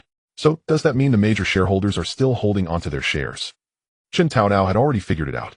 Aside from a few minor shareholders, there was one person firmly holding on to 10. Lisa, the wife of Hui Jingliang, holds 10 of the shares. Moreover, she is currently in urgent need of money and is looking for buyers. The specific reason for her urgency is not clear. Li Jinyi smiled knowingly. He understood that reason better than anyone. With her husband in trouble, a wife would do anything to help him, spending whatever money was necessary. While Jimmy prepared the car for the boss, Li Jinyi leaned back on the sofa contemplating. That old man Hui Jingliang really had a hard life. He married a good wife, but didn't cherish her, insisting on fooling around outside. As a result, he ended up in this predicament. A scoundrel nothing to pity about. Jimmy, help me schedule a meeting with Lisa from the Hui Corporation. I need to discuss something with her. Jimmy nodded in agreement and turned to arrange the vehicle. An hour later, a black sedan stopped at the entrance of Hui Corporation's headquarters. This 68-story office building was a commercial center built by the Hui family 3 years ago. The first 15 floors were reserved for their own use, while the rest were all leased out, generating over 100 million HKD in rental income annually. Jimmy, what do you think of this building? Li Jinyi got out of the car and looked up at the glaring glass curtain wall, a smirk forming on his lips. Soon it will belong to us. Jimmy followed the boss up the stairs, a mix of emotions swirling in his heart. Just a year ago, he was still selling pirated tapes on the streets. Who would have thought today he could step into such a place and become the new owner of this building? It felt like a dream. A dozen or so people entered the lobby in a grand fashion. Li Jinyi led the way in a white Armani suit, his wrist adorned with a watch by Vacheron Constantine gleaming subtly. Behind him were a group of elite followers, accountants, lawyers, cashiers, and legal advisors, all impeccably dressed in suits, carrying briefcases, walking as if they were there to close a deal. Several female front desk employees stared dumbfounded. Who are these people? They look like bankers. Could they be here for bankruptcy liquidation? Don't scare me, I just got confirmed. Finding a job these days is so hard. A few girls huddled together, gossiping, even forgetting to flip through the documents in their hands. Don't scare me, I just got confirmed. Finding a job these days is so hard. A few girls huddled together, gossiping, even forgetting to flip through the documents in their hands. Li Jinyi and his group entered the elevator, heading straight for the 15th floor. The secretary had been waiting at the door, leading them into a large conference room. Helen, please brew a cup of tea for Mr. Li. The speaker was Lisa, with short, neat hair and elegantly dressed, every gesture exuding the flavor of high society. Helen is the English name of Hua Shixian, Hui Jingliang's daughter and a professional lawyer. Mr. Li, it's an honor to meet you. Lisa extended her hand, gently shaking hands with Li Jinyi. Li Jinyi skipped the small talk and directly sat across the conference table. Mrs. Hua will get straight to the point. I'm very interested in the 10 shares of Hui Corporation you hold. Would you be willing to part with them? Lisa felt a surge of joy inside, but maintained her composure. These days she was not seeking buyers, but rather negotiating prices. Everyone was trying to take advantage of the situation, not a single sincere offer. I wonder what price Mr. Li can offer. My psychological expectation is 500 million shares bundled for 500 million HKD. Deal. Li Jinyi decisively agreed, showing no sign of hesitation. Lisa was taken aback. She was prepared for a negotiation, expecting at least 3 to 5 rounds to settle on a bottom price. As a result, just like that, it felt more casual than buying a cabbage at a market. This kid must really be. What Li Jinyi was thinking was another matter. After all, this money would eventually return to him, so why bother negotiating? Mr. Li, I have an additional condition. Lisa's tone held a hint of probing. I need all the cash. Payment must be made in full, no credit. After she spoke, her heart was in her throat. This price was already hard for any wealthy person to accept, and with the cash requirement, the other party might very well back out. Li Junyi nodded. That's fine. I can manage 500 million in cash. Can we sign the contract now? Lisa was stunned for 2 seconds, her eyes almost turning red. She took a deep breath and called out, Xin, bring the contract over. When Helen was brought to Li Junyi, he spoke first. This is our benefactor, Mr. Li, thanks to his help. The woman dressed plainly was tall with a gentle demeanor, her skin as white as a peeled egg. With that affluent background, it was impossible to see her as anything but a standard rich beauty. Mr. Li, thank you so much. Helen smiled and lingered her gaze on Li Junyi's face for a couple of seconds. There have been many company matters lately. Once things settle down, I'll treat you to a meal. Being handsome really has its perks. The smile on the man's face made her feel quite favorable towards him. Li Junyi coughed awkwardly, his expression slightly stiff. No need to be so polite. He felt extremely embarrassed, clearly being the one who forced her to sell her assets, and now she was treating him like a benefactor. His conscience hurt a bit, but only for 3 seconds. The lawyers on both sides quickly finalized the contract, and the 10 shares in Lisa's hand were directly transferred to Li Junyi. All right, Mrs. Hua. Li Junyi pushed the document forward. I am now a major shareholder of Hua Corporation, and a board meeting will be held tomorrow to elect a new chairman. Lisa's mouth fell open in shock, unable to close for a long time. She never expected that the empire she and her husband built would change hands so quickly. Well, money and power, you can't take them with you when you die, she sighed, reaching into her bag for the keys. Mr. Li, I will cooperate with you for this meeting. This office will be yours from now on. She handed over the keys, but Li Junyi did not take them. Let's talk about this office after the meeting tomorrow. For today, it's still yours. The next day, the board meeting of Hua Corporation was held as usual.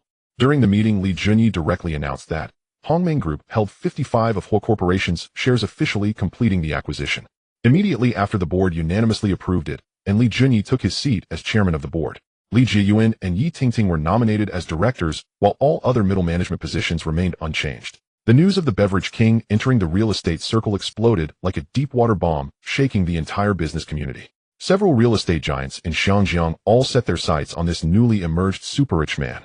The stock market reacted first, with Hua Corporation's stock price soaring by 20 in a single day, returning to a market value of 10 billion. Li Junyi's 55 shares amounted to a fortune of 6 billion HKD. This figure directly placed him on the list of the top 10 richest in Xiangjiang, ranking 7th after Lin Baixin of Leasing Group. As Li Junyi stepped out of Hua Corporation's gate, he was immediately surrounded by reporters. Microphones were shoved into his face, almost as if they wanted to stuff them into his mouth. Mr. Leon from the Hong Kong Daily. What prompted your acquisition of Hua Corporation? Mr. Li, from the Island Daily. I'd like to ask about your upcoming plans. The bodyguards quickly formed a wall to block the frenzied reporters. Make way, make way. Mr. Li is not accepting interviews. Jimmy rushed out to save the day. If you have questions, direct them to me, who I'll handle it. Li Junyi struggled to get into the car. If it weren't for the bodyguards holding firm, he might have ended up in trouble today. These reporters were terrifying, especially the few female reporters who tried to get close during the chaos. The young and pretty ones were one thing, but those who looked like that still pushed forward. Did they not have any self-awareness? A handsome man really needed to protect himself outside. Being taken advantage of was minor, but if trouble arose, it would be hard to explain. Boss, Mr. Bao from Universal Shipping wants to meet you for tea next week. He says he wants to get to know you. Gao Jin flipped through the schedule book. Also, Mr. Hua Yingdong is getting married next month and invites you to the wedding. Gao Jin is now Li Junyi's personal bodyguard and secretary, arranging all of his schedules. Boss, now that we've taken over Hua Corporation, all the prominent figures on the island are eager to befriend you. The Hua family and the Bao family are both prominent tycoons in the Chinese business circle. Boss, we've officially stepped into the top tier. Gao Jin's face was filled with excitement. In the past, Li Junyi could only be considered a gang leader. In the eyes of legitimate wealthy individuals, someone who came from the streets could never be taken seriously. Over the years, few could clean up their dark pasts. Li Junyi taking over a listed company was equivalent to washing away his past, already stepping half a foot into the elite circle of Xiangjiang. Don't be so loud, broaden your horizons. Today's little matter is nothing. Wait until we swallow the 4 major shipping companies, then we can truly say we've established ourselves in Xiangjiang. By the way, has there been any movement from the police lately? Li Junyi crossed his legs, casually asking Gao Jin. Boss, they don't have any evidence of what can they do except stare.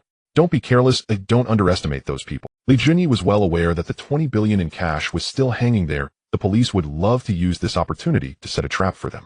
Meanwhile, at the West Kowloon Police Headquarters, Chief Wilson had not slept for several days. In his jurisdiction, 2 major cases had occurred in quick succession. The previous gun battle on Kimbar Street had barely settled down. Just a couple of days ago, the wealthy Hu Jingliang had run into trouble, and the news had leaked to the media, causing quite. The top brass directly summoned Wilson to the office, berating him thoroughly, and left him with the words, "If you can't solve the case, you can go back to where you came from and raise cattle." Chen Guozhong, what exactly have you found out? The Hu family has been missing for over 3 days, and my patience is. Wilson slammed the document hard against Chen Guozhong. Under pressure from above, he could only vent his frustration downwards. This rule applies everywhere. Chief, I have some clues. This matter is closely tied to Li Junyi, the spokesperson for Helian Sheng, the financial genius who recently acquired the Hu Group. What? Officer Wilson was left dumbfounded. You mean the chairman of Hongmeng Group? One is a powerful financial tycoon in the market, while the other is a desperate criminal who kidnaps wealthy individuals. Are you sure they are the same person? Officer Chen, you need to be responsible when you speak. Mr. Li's current status is not ordinary. He is a well-known wealthy figure in Xianjiang, a respectable member of high society. It's easy for the police to take down a gang leader. But if they want to take on a super-rich person, it becomes a big problem. With just a slight misstep, they might not even keep their police uniforms. Chief Wilson did not dare to be careless. This matter was serious, and even the police force was cautious about taking action. Chief Li Junyi has a gang background. I checked it out. He had conflicts with Hu Jingliang over a woman before. Looking at his sudden acquisition of the Hu Group, Chen Guozhong laid out his reasoning, but in the end it was all. Are you suggesting that he was also behind the bloody incident on Kimberley Street? Did he also eliminate Wang Bao? On the surface, he is a wealthy philanthropist in Xianjiang, but behind it all, he is the most notorious criminal who acts without hesitation. After hearing this, Wilson was completely stunned. This information was outrageous. Not even a movie would dare to depict it. Yes, I suspect he did it all. Otherwise, where would he get so much money to acquire the Hu Group? Is it reasonable for someone in their early 20s to make it onto the top 10 wealthy list of Xianjiang? Chen Guozhong nodded, his tone firm. He had investigated quite thoroughly, and all evidence pointed to one person. Li Junyi, the double-faced man. God, all of this is just your wild speculation. You don't even have a shred of evidence in your hands. Wilson rubbed his temples, his head pounding. The more they investigated, the stranger it became. There was even a wealthy figure from Xianjiang involved, which could lead to major trouble. Chief, as long as Li Junyi wants to take that 2 billion, we can catch him red-handed. Chen Guozhong leaned in, lowering his voice to suggest a plan. The two of them, heads close together, whispered for a long time. When we determine the transaction location, I'll dispatch the elite from the Flying Tigers to take them all down. And once we uncover who is behind this, we can pin it all on Li Junyi. Chief, if you solve these 2 major cases, would Li Juanxiao, the director, still dare to act in front of you? Wilson tapped his fingers on the table, his expression dark. Li Juanxiao took advantage of the messy situation during the Kimberley bloody case and directly snatched the position of assistant director. I heard that Li Juanxiao is very close to Li Junyi. There could be some shady dealings there. Chen Guozhong continued. The Wang Bao case was originally under his watch, but Li Juanxiao relied on his position as chief constable and directly took the credit. Damn, none of these Chinese are good. Li Juanxiao is just an ungrateful dog. Chen Guozhong, you are fully responsible for this case. Find out who is behind it and clean out all the corrupt elements within the police force. Chen Guozhong's muscles twitched on his face. Damn, why does this posture make me look more and more like a lapdog? But then he thought, with promotion and wealth in sight, how could he care about that much? He straightened his back, his voice booming. Yes, SIR. With a slight smile, this police officer who looked just like a Lu finally managed to hug the leg of the foreign devil. Chen Guozhong wasted no time and headed straight to the Hua family's villa in the mid-levels. As the door opened, he showed his badge to the servant, West Kowloon Major Crimes Unit Officer Chen. I need to ask Mrs. for a few questions. The lady is in the living room. Follow me. The servant led him in. Lisa was sitting on the sofa, and when she saw him enter, a flash of panic crossed her face. Mrs. Why haven't you reported Mr. Hua's disappearance? Lisa steadied her nerves, took a sip from her teacup, and said, Officer Chen, my husband is just on a business trip. Those newspapers are all fabrications. I can't be bothered to beat around the bush with you, Mrs. Hua. Stop pretending. Even the lady who cleans the toilets knows that Mr. Hua's been kidnapped. How could you not know? You say he's on a business trip. Fine, call him in front of me. How about this?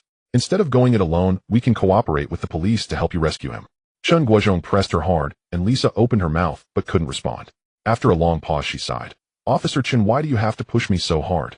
You think I can handle this myself? Do you think those ruthless kidnappers will play fair with you? Don't be naive. For those 600 or 700 kidnappers, the first thing they would do with the money is execute their hostages.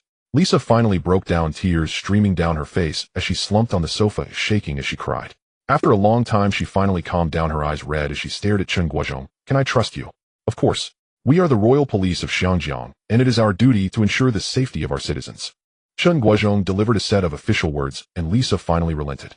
The kidnappers called earlier. They arranged to make the exchange tonight at the West District Pier. Chen Guozhong's heart was filled with joy. Finally, he had found leverage. This time he had to catch the big shot from Helian Sheng on the spot and expose the mastermind behind it. Officer Chun, I have gathered 20 billion Hong Kong dollars. Can we release my husband first and then catch the criminals? I beg you to ensure his safety. Lisa clutched Chen Guzhong's sleeve, tears welling up again. Chen Guozhong merely smiled, faintly not responding. Don't bring real money tonight. I just use 20 billion ghost money to fool them. These rural bumpkins wouldn't even know the difference. I've already arranged things with HSBC. The real money will be escorted by my colleagues. You just need to cooperate with the police. Don't worry about anything else. Chen Guozhong finalized the plan using counterfeit money as bait. As soon as the henchmen appeared, the flying tigers would immediately close the net. Not a single one would escape. He felt quite pleased with himself, believing that after this operation his name would be remembered throughout the Xianjiang police force. At the West District Pier, the night was shrouded in danger with sporadic lights flickering on the sea. In the distance, an iron boat was slowly approaching the shore. Sir, that boat looks suspicious. It stopped near the pier in the middle of the night. It might be a trap. Lu Guanhua lowered his voice, asking whether to move in directly. Chen Guozhong waved his hand to stop him. Don't rush, let's wait until they are on land. Notify the brothers to stay steady. No one is allowed to act first. The pier was filled with containers and many officers were hidden in the shadows, including the most elite flying tigers. Everyone was waiting for that command. Action! Chen Guozhong led a dozen brothers from the major crimes unit, guns drawn, charging ahead. On the other side, the flying tigers commander also ordered an attack. Hundreds of police surrounded the area and the sound of helicopter rotors echoed from the sky. Put down your weapons. We are the royal police of Xianjiang. You are surrounded by the police. Raise your hands and walk out one by one. Chen Guozhong shouted with great momentum, but the people on the other side were confused. 20 or so young men who had just crossed over from the mainland looked at each other, completely unaware of what was happening. Brothers Yuzi, aren't we just smuggling? Why did they send helicopters too? I don't know. It's my first time in Xianjiang. Could it be that they're going to deport us directly? The smuggler Ah Chong was also bewildered. Looking at the scene before him, his head was buzzing. Isn't this the legendary flying tigers? In a helicopter? Ah Chong was almost in tears. I just organized a group. Is it necessary to make such a big fuss? Sir, this is a misunderstanding. I'm just bringing people across the border. Have you made a mistake? Ah Chong was pressed to the ground by two police officers, desperately shouting his innocence. Organizing a group would at most get a 2 or 3 year sentence, but if framed for drug trafficking, he would be dead. What did you say? Chen Guozhong was taken aback and then sneered, don't try to play tricks on me. You were caught red-handed. Do you still want to deny it? Chen Guozhong didn't believe the smuggler's words at all. He yanked open the bag behind Ah Chong, only to find it filled with everyday items like shorts and t-shirts. Where are the guns you brought? Where are the guns? Still not giving up, he rummaged through 2 or 3 more bags, only to turn pale. This was a group of complete novices just arrived from the mainland. Sir, we really don't have guns. We're just here to find work. Who would bring something like that? Chen Guozhong, the Flying Tigers commander. After a whole night of chaos deploying hundreds of police elite, even the Flying Tigers helicopter was airborne, and in the end they caught a group of laborers. Are you kidding me? The head of the Flying Tigers, Johnville, had a face as dark as ink. His gaze towards Chen Guozhong was filled with daggers. Brother Zhong, Mr. Ho is not on the boat. We searched inside and out. We've been played. A subordinate rushed over to report, and as these words were spoken, the atmosphere grew even more tense. Chen Guzhong's heart sank. It was over. This was truly over. Inspector Chen, I will have a good talk with your superior about this matter. You better give me a reasonable explanation. Johnville threw down this sentence and turned to leave, leaving Chen Guozhong standing there in confusion, muttering to himself. This isn't right. Where did it all go wrong?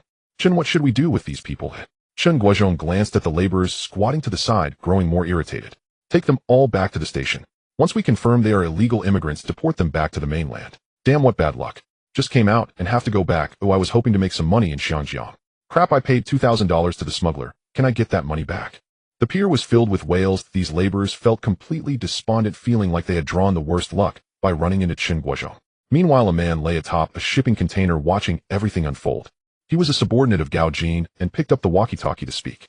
Brother Jin, the police indeed took the bait. They've been busy at the West District Pier all night. On the other end, Gao Jin chuckled as he relayed the news from the West District, full of admiration in his tone. Boss, your trick was brilliant. You made the police look like monkeys. It's not that I'm clever, it's just that these police are too stupid.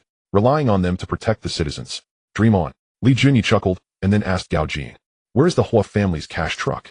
It just left the Peak Villa 10 minutes ago. It's in Shek Kip Mei right now, and will be on this road in another 2 minutes.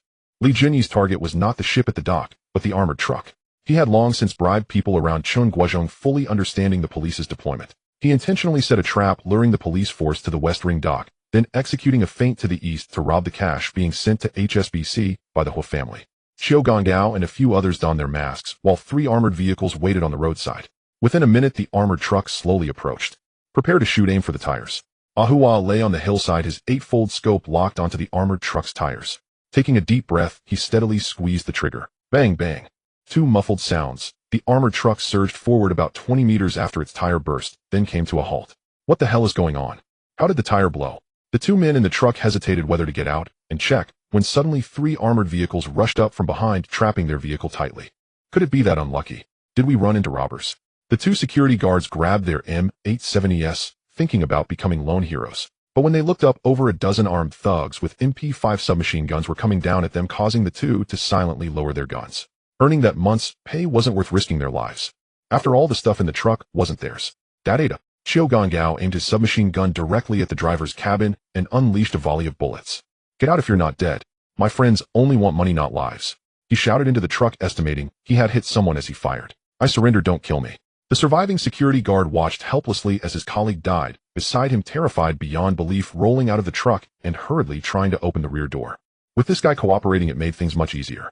With a quick jab, the rear door opened and boxes of cash were moved onto the armored vehicle. One thug stood in the armored truck tossing boxes down, while 5 men caught them stacking them onto the armored car. The whole process was slick, clearly the work of veterans. They handled the robbery so professionally that the nearby security guard was left dumbfounded, almost wanting to applaud. This efficiency surpassed even that of a legitimate moving company. The thugs worked hard. Within 3 minutes, all 20 billion was loaded. Xiao Gongao tied up the remaining security guard. Boss, why not just kill him? Being a thief also requires keeping one's word. There's a code, you know. Having spent enough time with Li Junyi, Xiao Gongao had developed a moral code. He was no longer the madman who killed everyone on sight. Before finishing, he poured a bucket of gasoline over the armored truck. Xiao Gongao tossed a cigarette, but onto the truck, igniting a massive fire. They cleaned up the spent shell casings one by one, swiftly tidying the scene before driving off in the armored vehicles. By the time the patrolling officers received the report and arrived, all that remained was a charred wreck, unrecognizable as a vehicle. Victoria Peak, Hua family villa. Lisa was curled up on the sofa waiting for news. The fact that she still hadn't found Hua Jingliang meant there was still hope. The phone rang, and Lisa grabbed the receiver. Mrs. Hua and the manager at HSBC. I just received a notification that the 20 billion you were sending to the bank was robbed midway. This money has not been accounted for. A bolt from the blue. Lisa froze, her mind blank. What did you say? This was your bank's responsibility. The money is lost, as shouldn't you compensate? Lisa completely broke down. Her husband wasn't saved, and now 20 billion cash was gone. This was the money she had gathered by selling stocks and properties, putting her life on the line. I'm sorry, but once cash leaves the counter, our bank is not responsible. The bank manager hung up directly. Lisa trembled with anger. These bank managers were friendly as could be when asking you to deposit money, calling you, but when something went wrong, they ran faster than rabbits. Chen, sir, is this what you call no problem? I shouldn't have believed your nonsense in the first place. Chen Guozhong sat on the sofa, completely defeated, his gaze hollow. He also received news of the armored truck being robbed. Chen, I will complain to the police department about you. Lisa pointed at Chen Guozhong's nose, cursing him. A wealthy lady was turned into a shrew just like that. Mrs. Hua, calm down. It's not that serious yet. All right, stop talking. Mrs. Hua, stay calm. The most important thing now is to get Mr. Hua back. Right, Mom, don't panic. Maybe the kidnappers will let him go once they get the money. Hua Shixian, standing nearby, also advised Lisa, helping her to gradually calm down, still holding a glimmer of hope. That's true. Maybe those kidnappers will really release him after getting the money. Lisa stood by the landline ready to answer as soon as the phone rang, finally waiting for the movement from those people. Hello, the money has arrived. You should release the hostages now, right? Grabbing the receiver, Lisa asked straightforwardly. The kidnappers on the other end sneered. What money? How dare you bring it up? You secretly called the police, trying to set me up, which breaks the rules of the game. Fortunately, I had my guard up and didn't go to the West Ring dock. Mrs. Hua, I warned you beforehand that if you dared to involve the police, Hua Jingliang would be as good as dead. Lisa's heart sank like a stone, and she panicked, quickly trying to backtrack. I didn't call the police. You were supposed to take that 20 billion, right? She was truly exasperated with these robbers having stolen the money, but refusing to take responsibility. You can't be this shameless. We never got the money. Whoever robbed your money, go find them. Just wait for Hua Jingliang's corpse. The call abrupt. Lisa was completely despondent. She had done everything she could, and the police had ruined what was initially a good situation. Mrs. Hua, what did the kidnappers say? Get lost. Haven't you made me miserable enough? Get as far away as you can. Lisa exploded with rage, hurling all her pent-up anger at Chen Guozhong. If it weren't for this fool, she wouldn't have ended up in this situation. Chen Guozhong knew he had become a scapegoat and left with his subordinates in disgrace. On the other side at Chaguoling, Hua Jingliang was locked in a cage without a single piece of clothing, having gone a whole day without water. His throat felt like it was on fire. Water.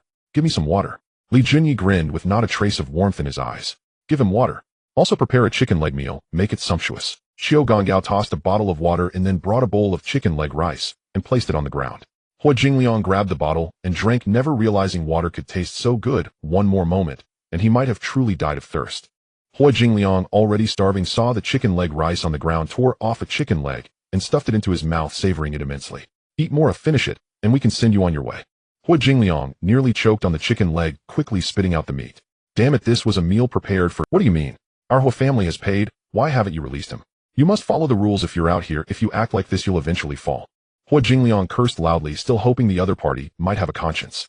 Hua Jingliang, your wife, not only refuses to pay, but she has also teamed up with the police to deal with us.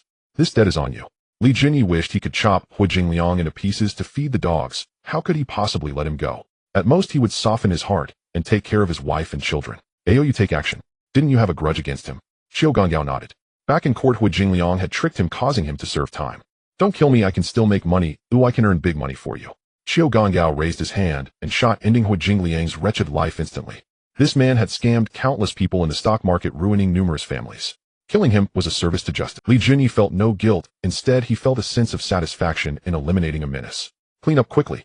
Ayo, take 20 million to share with the brothers. Give them 3 days off to enjoy themselves. Having eaten through 20 billion after deducting 1 billion for money laundering, there was still 19 billion left. Li Jinyi was never stingy with his brothers. Thank you, brothery.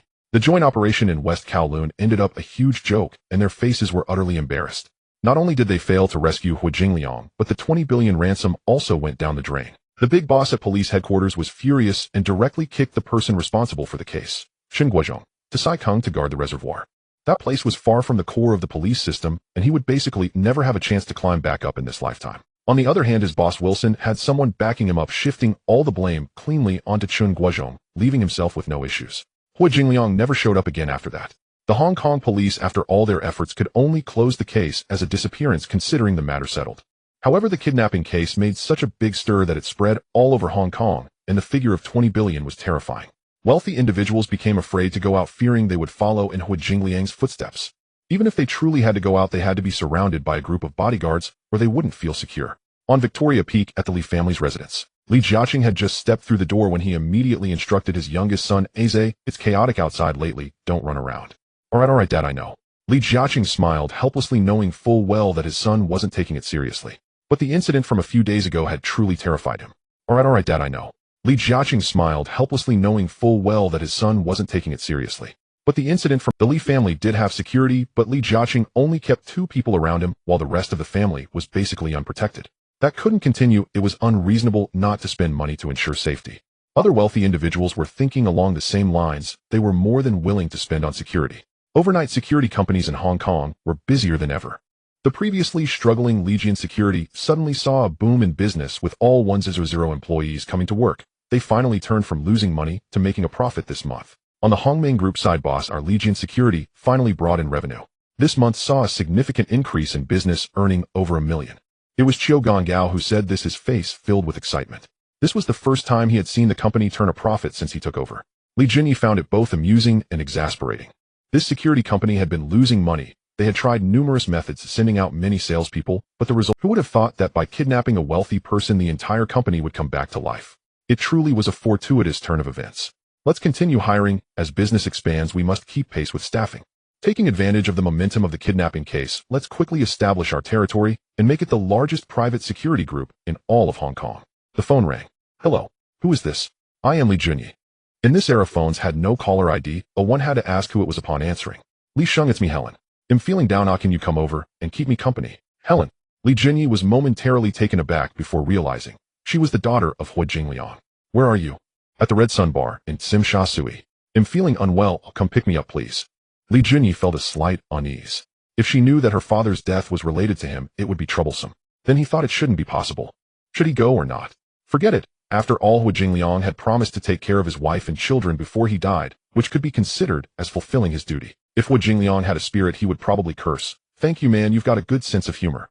Lisa was older. Li Jinyi found it hard to take action, but he could treat her as a mother-in-law.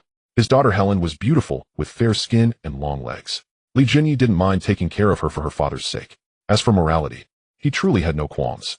By the time Li Jinyi arrived at the Red Sun Bar, Helen had already drunk quite a bit.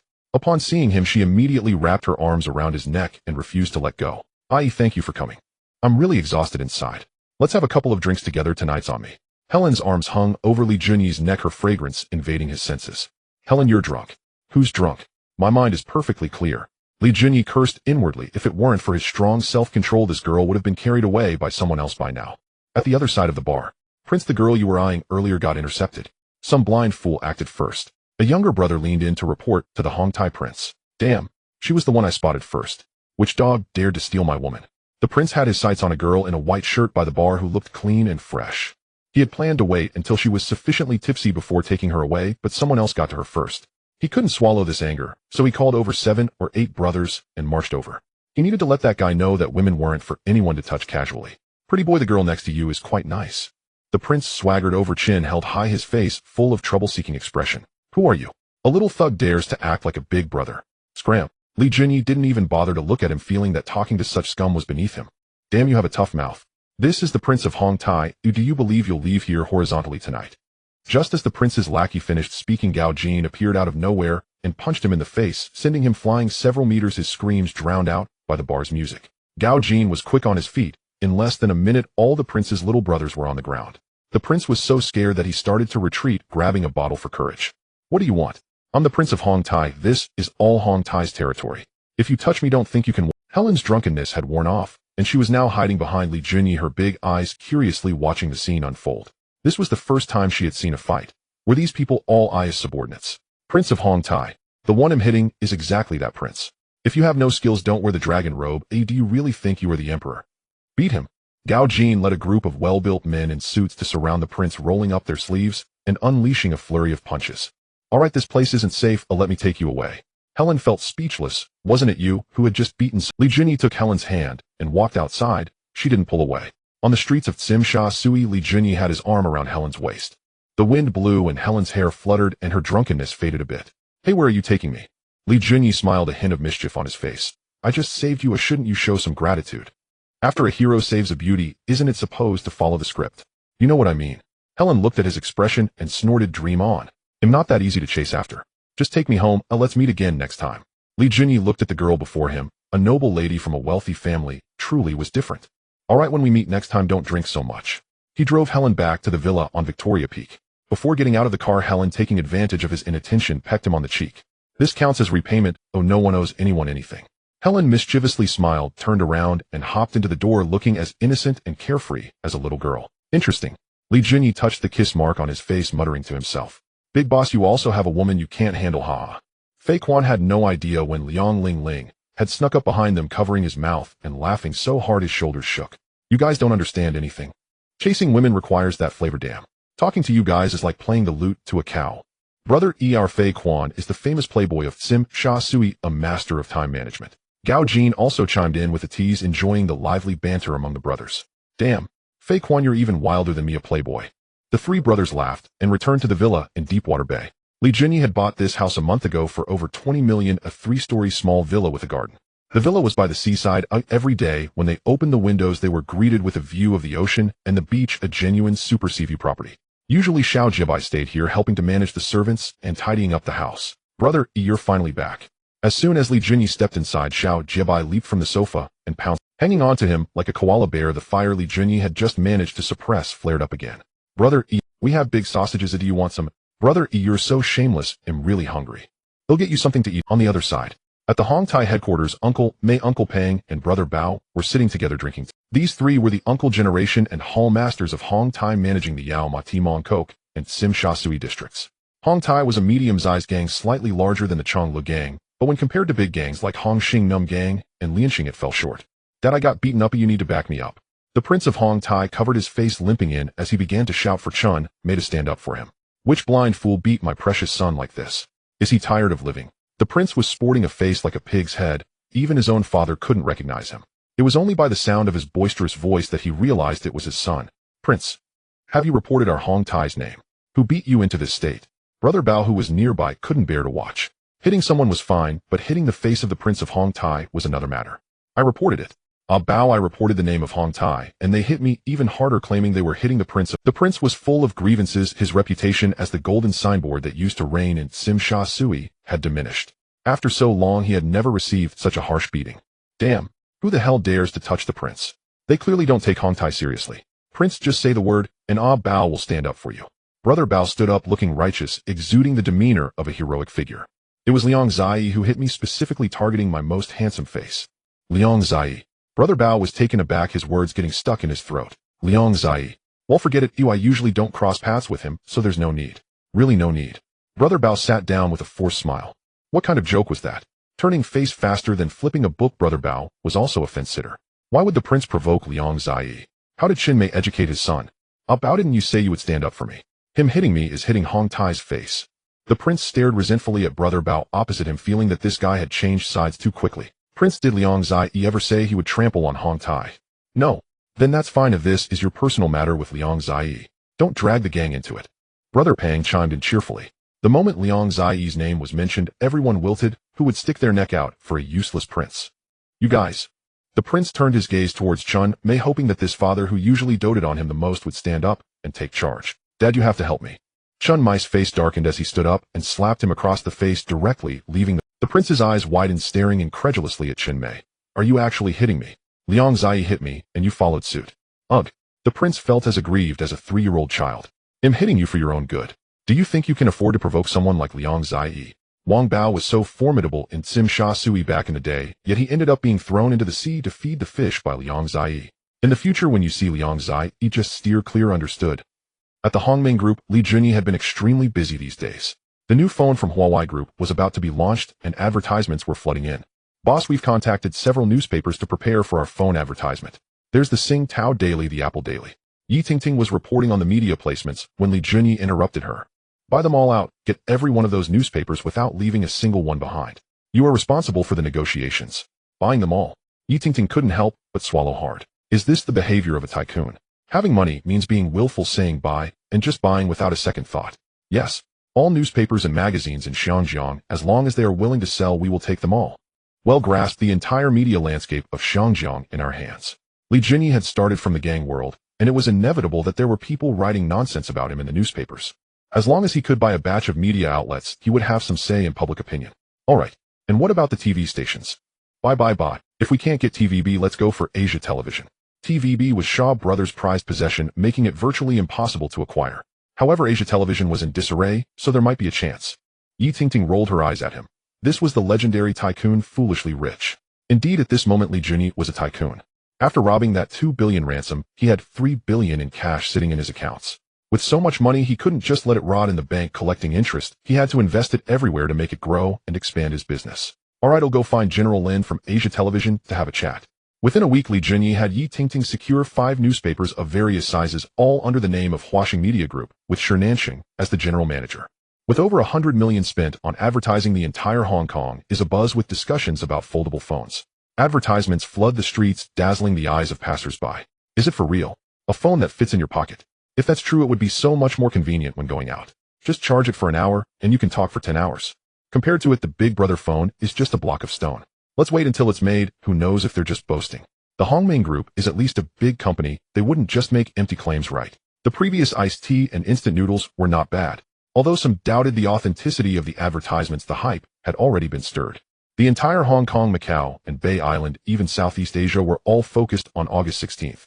August 16th, 1986. The first phone from Huawei Technology under the Hongmeng Group, codenamed Pioneer, was launched simultaneously in Causeway Bay and Tsim Sha Sui. Li Junyi opened a Huawei flagship store in both Causeway Bay and Tsim Sha Sui. As soon as the doors opened, it was already jammed with people. At the launch event, Li Junyi announced the price of the Pioneer, not for 20 or 30,000, but for just 19999, significantly cheaper than Motorola's Big Brother phone. But as Li Junyi approached the front of the Times Square store, seeing the long line outside, he was stunned. Look at this, it seems our Hong Kong really has a lot of wealthy folks. Boss, mainly because our phone is tough enough, Motorola's Big Block can't even compare. Li Junyi had been murmuring to himself, wondering if such a high price would affect sales in Hong Kong. In the end, he underestimated the purchasing power of the citizens. Back then, the average salary in Hong Kong was only about 4,000 to 5,000, but that didn't stop everyone from tightening their belts to buy a foldable Pioneer. This thing is much smaller than Motorola, and the call quality is crystal clear. Finally, I can carry it in my pocket. Exactly. Charging used to be such a hassle, now I can charge it at home, and it lasts the whole day. Walking around the street in the best-looking one. My girlfriend said if I don't buy her a Pioneer, she'll break up with me tonight. Wah. The Pioneer just launched, and its reputation exploded. The positive reviews flooded in, and its performance ground Motorola's Big Brother phone into the dust. Long lines formed outside the mall to buy phones. Who has seen such a scene? That big block that used to cost over 30,000 suddenly felt unappealing. In Hong Kong, no one even bothered with it. What would you do with such a hefty thing? Smash walnuts. 76. Seeing your wife at that moment, I've made my decision. Boss, something's wrong. There's a commotion outside. The vice president Yi Tingting, who was monitoring sales on site, rushed back to report the sudden situation to the boss and president. Li Junyi frowned. On the first day of opening, someone was looking for trouble. Fei Quan, take a few dozen people over to see which organization dares to cause trouble on our turf. Understood, ego. Upon hearing this, Yi Tingting turned pale and quickly blocked Fei Quan's way, anxious to explain, no, it's not that. It's the customers fighting over the last phone. What the heck? Everyone was stunned. Customers fighting over a phone. I've never heard of such a thing in my life. It's outrageous. Is it really that hot? These customers have such tempers. Why is there no stock? Didn't you prepare enough in advance? Li Junyi's face darkened. Such matters should have been prepared beforehand. Not having enough stock is just pushing customers away. No, we prepared 20,000 units, but they were all gone in less than half a day. Boss, what should we do now? Yi Tingting was almost in tears. The customers on site were furious. After being scolded by them, she would also be wronged by the leaders. All sold out. That's so exaggerated. Li Junyi's eyes lit up, and he was overjoyed. He had guessed the Pioneer would be popular, but he never expected it to be like this, to the point where people would fight over phones. These people must be acting like phones are free. Fei Quan, you take 100 guys to maintain order. Pick the ones that look spirited and are friendly. Yi Zong, you are responsible for registering customer information and collecting deposits for pre-sales. Tell them that once the goods arrive, we will arrange for them as soon as possible. Li Junyi stabilized the situation with just a few words. After all, people wait for houses to be pre-sold. Is it too much to do a pre-sale for a phone? After 100 well-dressed, strong men entered, the agitated customers were finally calmed down. These friendly, strong men had their ways of teaching them what politeness meant. Hongming Group Chairman's office. Jimmy has the sales statistics for the Pioneer come out today. Li Junyi, with a cigar in his mouth, leaned back in his boss chair, looking quite relaxed. The financial director, Liang Yongqi, just brought the report. I just finished reading it. I'll let her report to you. Liang Yongqi was promoted to financial director and legal advisor and was considered a core executive of Hongming Group. The first day sales of the Pioneer phone reached 76,000 units with a total sales amount of 1.5 billion. After deducting production and operational costs, the net profit is about 1.28 billion. The cost of one phone from parts to finished product is roughly 600 Hong Kong dollars. Our profit margin is ridiculously large, and since we are the only ones playing in the entire Hong Kong market, we can create such a windfall. After Liang Yongqi finished speaking, she looked up and found everyone staring at her as if they had lost their souls. She straightened her back and added, the finance department has double-checked the accounts several times. There's no need to worry about professionalism. However, Li Junyi's gaze was completely off track, not focusing on the numbers at all. While this is impressive, Yi Tingting swallowed. Over 10 billion in revenue in a day. Who would believe that? Right now, the most profitable company in Hong Kong barely makes a few hundred million a day. Compared to giants like Chung Kong Holdings and Hutchison Whampoa, Huawei Group is far ahead, firmly sitting in the top chair of Hong Kong. Thinking back to when she tried so hard to stop the boss from pouring money into the phone industry, Yi Tingting felt her face burn, and she didn't even dare to look up at the boss.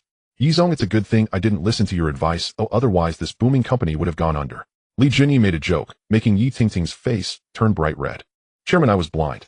I underestimated your capabilities. You are much more impressive than I thought. Yi Zong has, for Huawei to be where it is today, none of you three can be left out. To reward you, I'll give each of you a point of shares.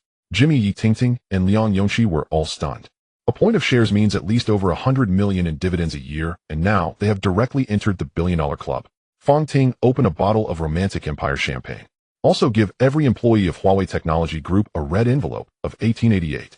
After making money, Boss Li has always been generous to those below. Oh, everyone enjoys when there's money, and that's all that matters. On the other side, the reputation of Huawei Group exploded in Hong Kong. The foldable phone was not only selling like crazy, but also had a solid reputation. Hong Kong's light. Huawei has directly outpaced the US in battery technology by a whole generation. Entrepreneur Li Junyi, the first Chinese to rub foreign companies' faces in the electronic consumer goods sector. The Pioneer phone is selling out. A foreign tycoon offered $50,000 to buy one, and scalpers can make millions flipping a phone. Technological innovation has broken new ground. Smartphones are set to become the new trend, and Huawei technology is the ancestor of modern smartphones. News flooded in, and the entire Chinese community in Hong Kong was thrilled. Having been suppressed by foreign companies for so many years and all technology in their hands, finally, there's an electronic product that can stomp on the foreigners. Many business people smelled the scent of money and lined up to seek cooperation.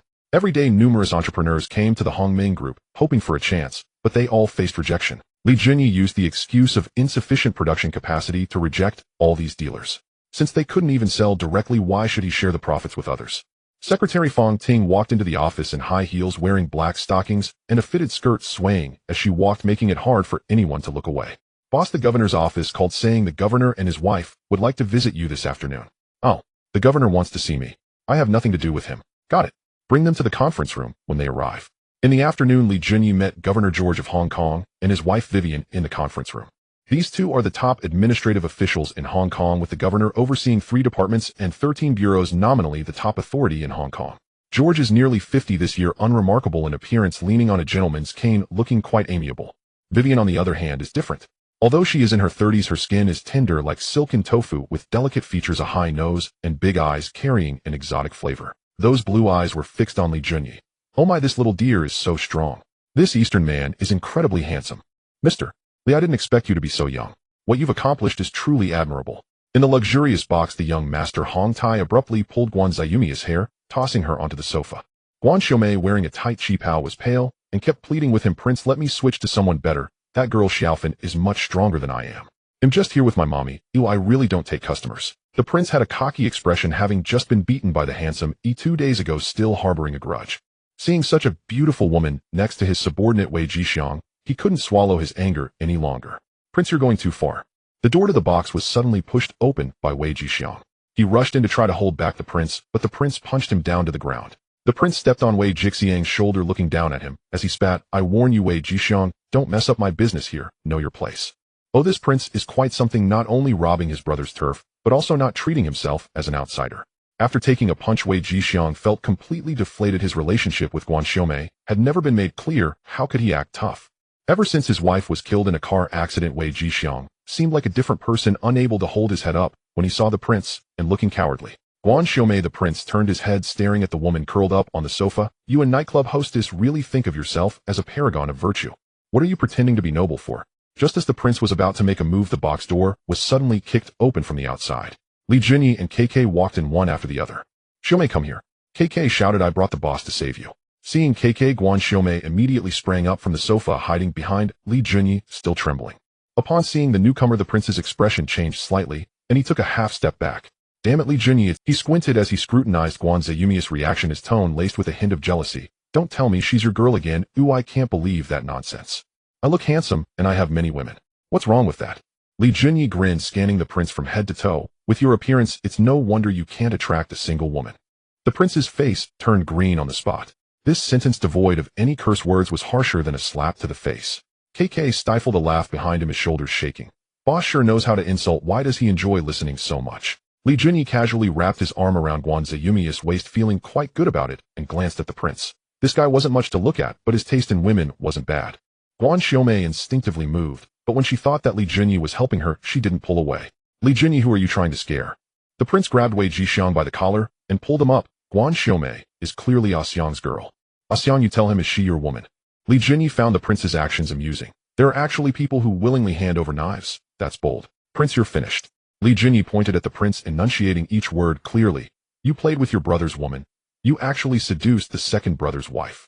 If Hong Tai has no rules, then I'll enforce the family law for you. Before the words fell, a folding knife appeared in Li Junyi's hand. He grabbed the prince's ear, and the blade flashed. Oh! Before the prince's scream had even faded, half of his ear had already fallen to the ground, blood gushing forth. It was too fast. By the time everyone reacted, the prince was already rolling on the ground, holding his head and howling, blood streaming down between his fingers, writhing in pain. KK and Guan Xiaomei were so frightened that their faces turned pale, not daring to make a sound. Don't move. If you do, you'll regret it. Gao Jin arrived with 4 bodyguards, their guns pressed against the back of the heads of the prince's subordinates. The gangsters stood frozen in place, watching helplessly as the prince rolled on the ground, not daring to move. Li Junyi slammed the bloody knife onto the table and turned to Wei Jixiang. Wei Jixiang, is this all you amount to?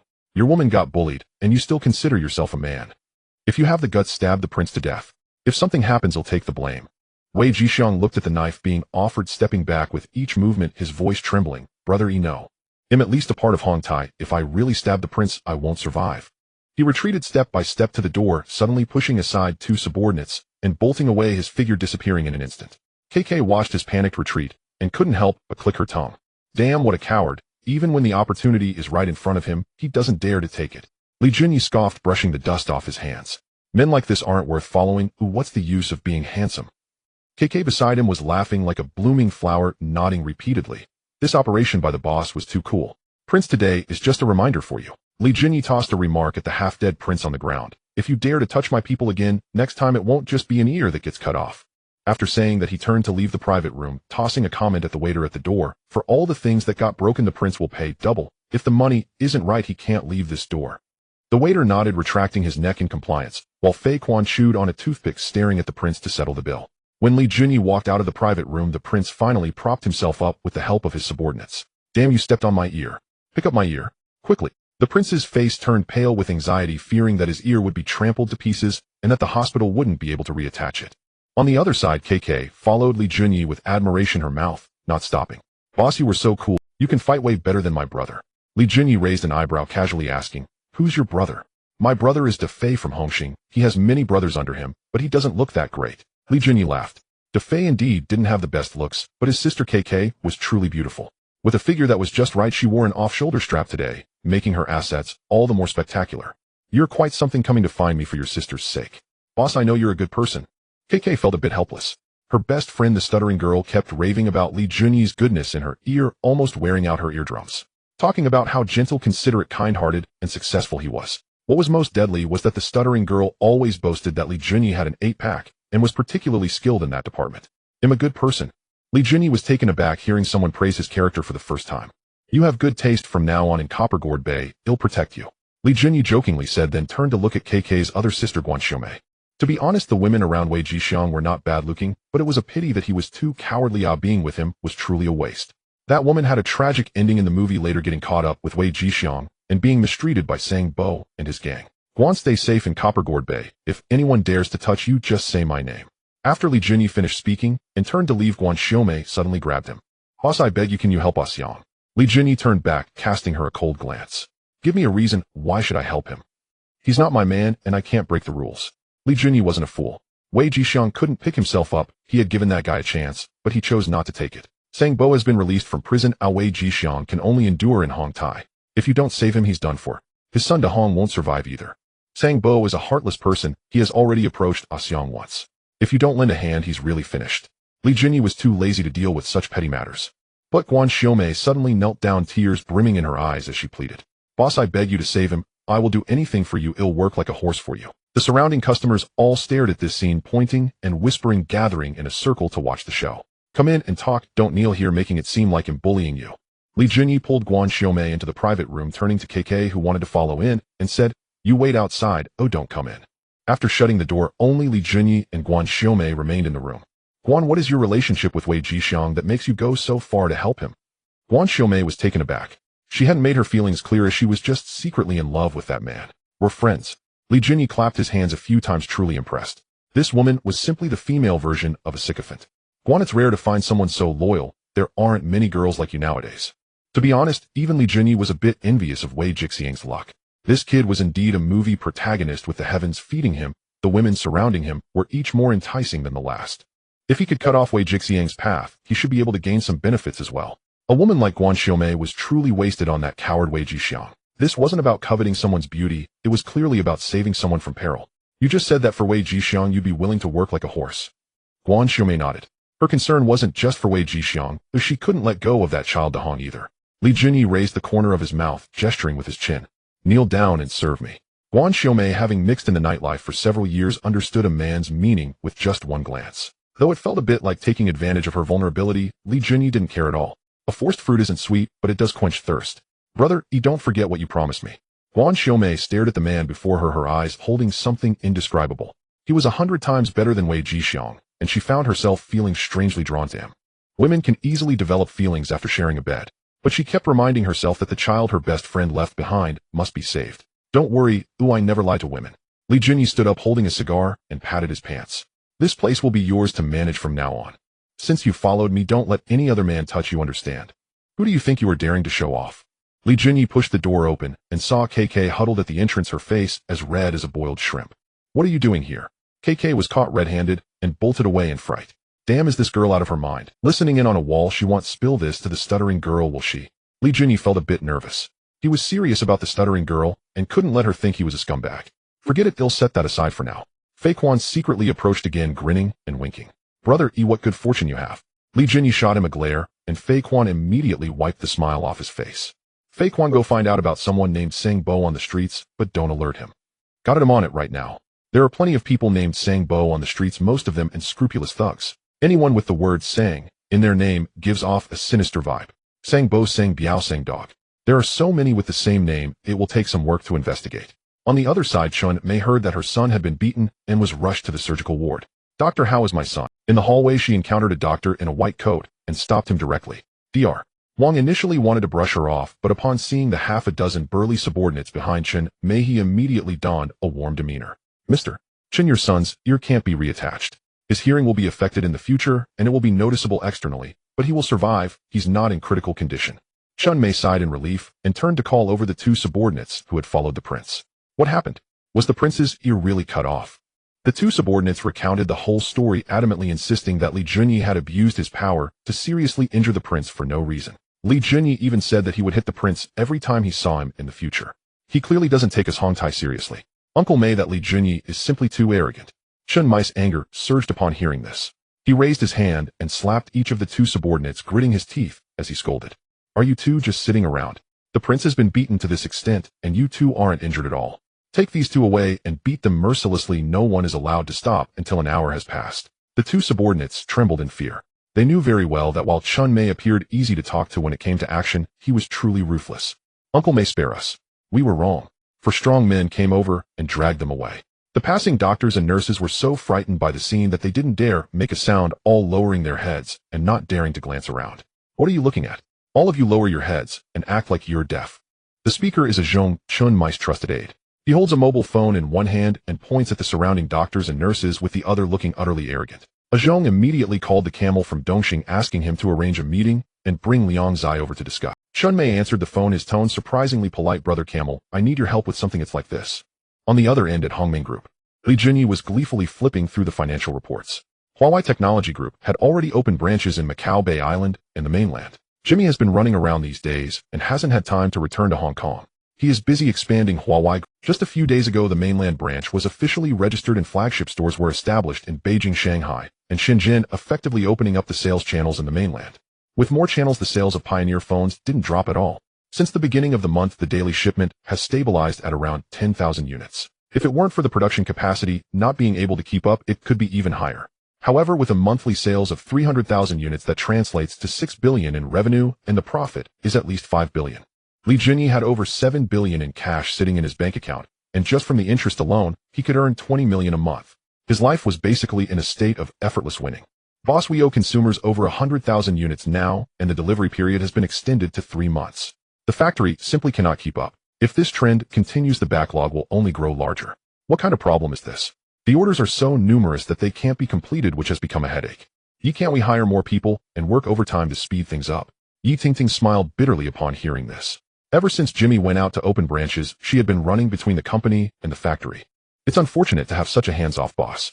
In the past few days, her hair was almost turning gray from worry. She felt utterly exhausted. Boss, we just have so few people here in Hong Kong. The factory in Kwun Tong is already the largest in Hong Kong. Even if wages are increased, we can't recruit many workers. Currently, Huawei Technology Group's factory is located in Kwun Tong, covering 500 acres with over 5,000 workers. This scale is already the largest in Hong Kong.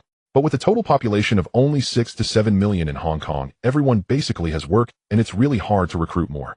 I plan to build a large factory in the mainland. In the future, let the mainland supply goods while Hong Kong will serve as a transit point and warehouse. What do you think? Li Jinyi suddenly proposed this idea, actually wanting to test Yi Tingting's insight. The mainland. But the policies in the mainland can be uncertain. What if? Yi Tingting expressed this concern, which is also what all Hong Kong businessmen worry about the most. I'm not worried. Why have insider information, so you don't need to worry about this. The mainland has a large population and labor costs are much lower than in Hong Kong. Shenzhen is just across a river from Hong Kong. This location choice is simply perfect. The more Yi Tingting thought about it, the more she felt that building a factory in the mainland was a good deal. As long as the policy doesn't change, this investment is absolutely stable. Alright, great minds think alike. Discuss this with Jimmy and leave it to you two to handle. Yi Tingting had a long face, realizing she would have to bear the burden alone again, as she urgently needed to find some help as she was overwhelmed with work. As she just reached the door, Gao Jin brushed past her. Boss Uncle Mei from Hontai left a message saying he wants to talk to you, and specifically invited Camel to mediate. Set for 6 o'clock tonight at the Baixian restaurant in Yaomati. Baixian restaurant is managed by Hongtai, but it's just a street away from He Liansheng's territory. Tell them I'm going. I want to see what these old folks can come up with. Night fell quickly. Li Junyi arrived at the entrance of Baixian restaurant in Yaomati, where thugs were scattered about on the street. He didn't bring many people, just 30 brothers, and walked straight in. The first floor hall was filled with people, all small-time goons, each casting untrustworthy glances at him. Fei Quan, chewing on a toothpick, nonchalantly snorted, "Egu, this setup clearly looks like another hongmen banquet. Ignore them, they're just a bunch of useless trash." Li Junyi didn't stop his steps, and went straight to the private room on the second floor. The room was packed, leaving only one empty chair. Present were not only Hongtai's Chun Mei and Brother Bao, but also Dongxing's Camel Crow and Lei Yaoyang. Camel stood up with a smile on his face, welcoming him. "Why did you take so long?" He wasn't tall, thin, and almost 60 years old, but still looked fit. Li Junyi had one hand in his pants pocket, his Armani suit crisp, while the other held a cigar, his presence firmly dominating the room. "When have I ever arrived on time?" Camel was momentarily taken aback, his face showing a bit of embarrassment as he forced a laugh. "Hee your mouth." Lei Yaoyang, always arrogant, was displeased by the atmosphere, and whispered to Crow, "This Liang Ziyi's verbal skills are pretty impressive. He doesn't even give the boss face." Crow grinned. "Don't provoke him, he flips tables faster than I do. Following him, you'll go hungry 3 days out of 9. I came after eating my fill today, so I'm not worried about him flipping tables." The more Lei Yaoyang listened, the angrier he became, directly retorting, "Flipping a table? That's nothing, I can throw stuff from high places too." Camel saw that everyone had arrived, and cleared his throat to speak. "Today, I called everyone here mainly to discuss the issue with the Hontai prince. You went a bit too far with this. It's not right for the prince to cause trouble in your territory, but you cut his ear off. How do you plan to explain that? You need to give Hontai a satisfactory explanation, otherwise it won't sit well." Li Junyi understood the implications immediately. This Camel from Dongxing is in cahoots with Chun Mei from Hontai. No wonder they both have such shifty eyes, as if they were carved from the same mold. "Camel, are you getting senile? What do you think you are to stand up and set the table? Guan Xiaomei is working for me. She was acting under my name, and if the prince bullied her, that's disrespecting me." Li Junyi, "Don't think that just because you're older and have more experience you can boss me around. I don't care whose words I don't like, I won't give face to anyone." Li Junyi spoke each word slowly, with a voice neither too low nor too high, but his imposing presence kept the people across from him from raising their heads. Camel's face flushed red and white, unable to speak. Lei Yaoyang stood up, slamming the table. "Damn. How can you talk to my boss like that?" Fei Quan, upon hearing this, exploded, pointing at Lei Yaoyang's nose and scolding, "What are you? What gives you the right to yell and shout at our decision maker? Want to fight? I'll accompany you to the end. Put your hands down. Oh, do you believe I'll chop it off?" On both sides, the younger brothers were at each other's throats, and after exchanging insults, they began to shove. It looked like a fight was about to break out. Chun Mei saw the situation getting out of control, stood up quickly, and slammed his hand on the table. "Everyone stop. Listen to me for a moment. Liang Zai, have your people back off." The air in the private room was as heavy as a wet towel, and Li Junyi raised his hand for a gesture, and his brothers immediately fell silent. "Old man, say what you need to say. Stop dragging this out." The situation on Wei Jixiang's side had already erupted. Even his subordinates dared to draw knives against the boss. Chun Mei was so furious while sitting in his chair that he felt like his lungs would explode. He had been in this line of work for 30 years, and this was the first time he encountered someone so reckless. "Liang Zai, my son was injured by you. You have to give me an explanation for this, right?" His chest rose and fell as he tapped the table with his finger. "He's currently lying in the hospital, and just the medical expenses have cost dozens of thousands. How do you plan to settle this bill?" Chun Mei believed he had already controlled his temper. If the person sitting across from him wasn't Liang Zai, he would have already had his people chop the guy into pieces. Li Junyi smirked, shrugged his shoulders, and wore a face full of indifference. "Who do I owe explanations to for my life in this world?" He leaned forward slightly. "And you have the nerve to bring this up? The prince laid hands on my second sister-in-law, and one of my girls from my place got sullied. She was still a clean woman. At least she was before last night, but now. I'll be blunt with you, if Hongtai doesn't pay out 50 million as compensation for emotional distress, this matter won't be over." Li Junyi immediately threw out an astronomical figure, demanding Hongtai cough up 50 million Hong Kong dollars for emotional damages. Is there even emotional distress? Who can clarify that? Anyway, if he says there is, then there must be. Last night he lost several billion, all of which he transferred to Guan Xiaomei, which meant the emotional damage was significant. What are you talking about? Liang Zai, you may have power, but you can't just bully anyone, right? Chun Mei almost choked. He had originally called people for negotiations, hoping to extract some benefits from He Liansheng, but ended up getting played by the other party. 50 million Hong Kong dollars. How about you go rob a bank? I won't pay a single cent. Camel, sitting nearby, felt a bit inclined to take sides, but Liang Zai on the opposite side was clearly not easy to deal with. After thinking it over, he decided to let it go. After all, it was none of his business, and it was better to watch the excitement than to get involved. Alright, I'm going to the restroom. You all can ponder slowly. Li Junyi stood up and walked towards the restroom, temporarily leaving the private room. That guy is too arrogant, boss. Why don't we just take him out here? I can't take it anymore, Bao said, leaning over to Chun Mai's ear and whispering, I'll tell little overlord to wait for my signal and bring a few hundred people to chop that Liang Zai into pieces. Chun Mei gritted his teeth, finally making up his mind. This Liang Zai, he was simply too arrogant. He decided to take him out right there at Baixian restaurant and also seize He Lianqing's territory in Simsha Sui. The bold will thrive while the timid will perish. Let's do this. Bao went out to make arrangements. Camel sat quietly, pretending not to hear anything. Crow's eyes wandered, contemplating whether he should warn Li Junyi. When Li Junyi returned and sat back at the negotiation, Chun Mei, have you thought it through? If you can't come up with 50 million, then hand over your bars and clubs to me. I can still leave you some retirement funds. Li Junyi crossed his legs, took a puff of his cigar, and leisurely blew smoke in Chun Mei's face. You're pushing it too far. Liang Zai, today is your end. Chun Mei smashed the wine glass in his hand onto the ground, the sound exploding throughout the restaurant. This was the signal for breaking the glass. Instantly, screams erupted from below. Li Junyi quietly watched Chun Mei perform, using the old trick of breaking glass as a signal. Camel, Lei Yaoyang, and Crow all watched from the side. The Dongxing members were happy to watch the drama, and no one wanted to get involved in something that offered no benefit. 5 minutes later, Hong Tai's little tyrant walked in covered in blood, followed by 40 to 50 brothers, each exuding a murderous aura. Boss, everyone downstairs has been dealt with. Chun Mai's eyes lit up, and she perked up, waving her hand at the little tyrant. Little tyrant, you came at the right time. Go and take care of that scum Liang Zai. The little tyrant ignored her and walked straight up to Li Junyi, standing behind him. Boss, all of Hong Tai's thugs downstairs have been cleaned up. It's just us brothers left now. Well done. Li Junyi clapped the little tyrant on the shoulder, a mocking glimmer in his eyes as he glanced over. Chun Mei was completely dumbfounded. Bao Gu was also stunned. Surprised. Unexpected. After all the fuss, the clown turned out to be herself. Chun Mei's mind couldn't comprehend it. The little tyrant had betrayed Hong Tai. Damn little tyrant, you treacherous dog, what has the gang ever done to wrong you?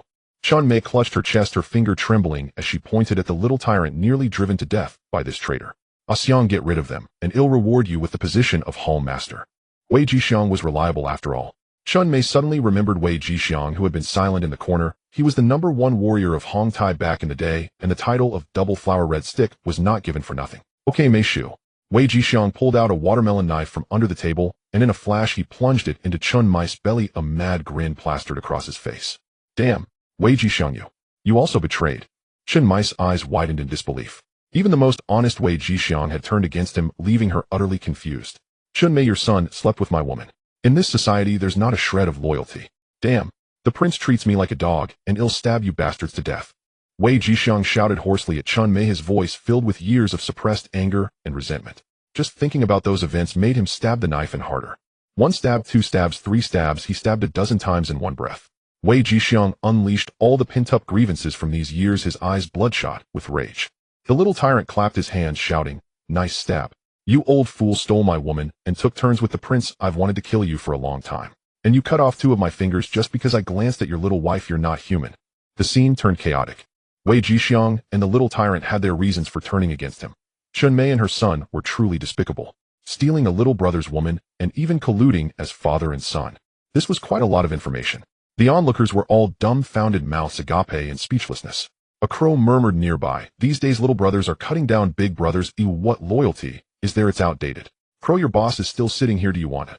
The camel hurriedly distanced himself from the crow upon hearing this. Chun Mei had completely spoiled the atmosphere. Boss, am the most obedient. In Holland you said whatever. Holland is Holland, but here it doesn't apply. The camel was seriously frightened by the scene.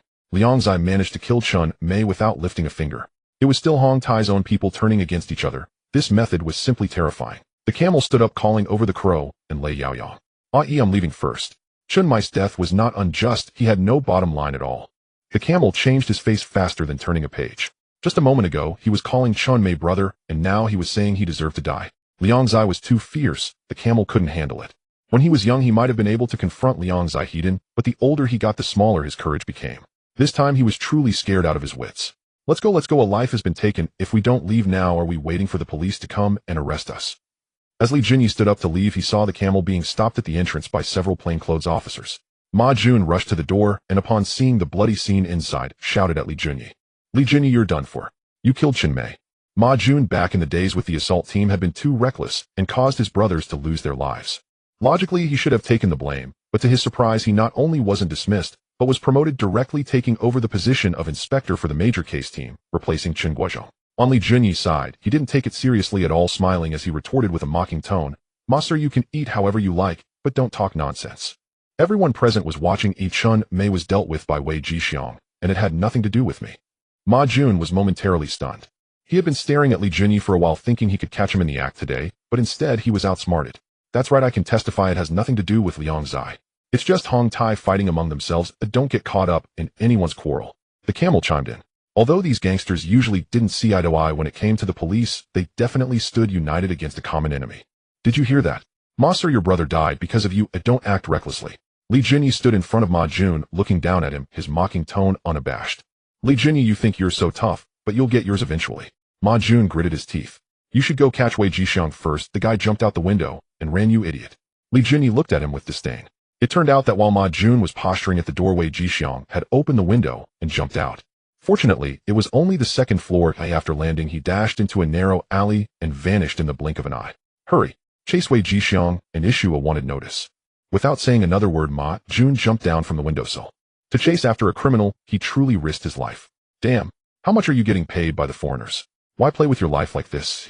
Li Junyi, indifferent, swaggered out of the hotel front door. None of the major case team members dared to stop him.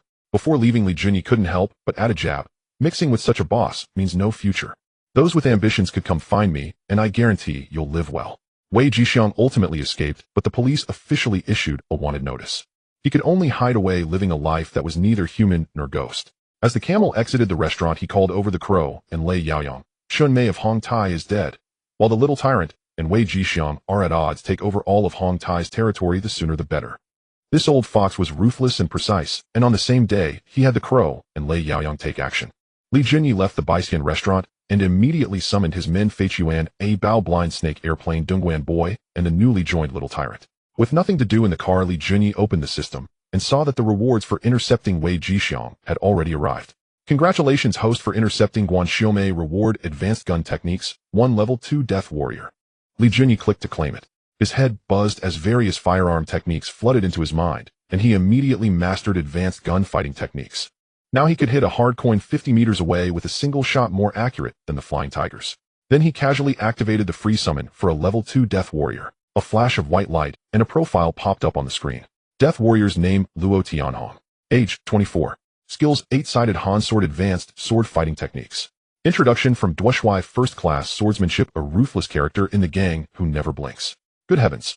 A killer named Luo Tianhong. This Death Warrior was quite interesting. The more Li Junyi looked, the more satisfied he became. Before long, the convoy suddenly stopped. Fei Chuan ran over to take a look and returned to report.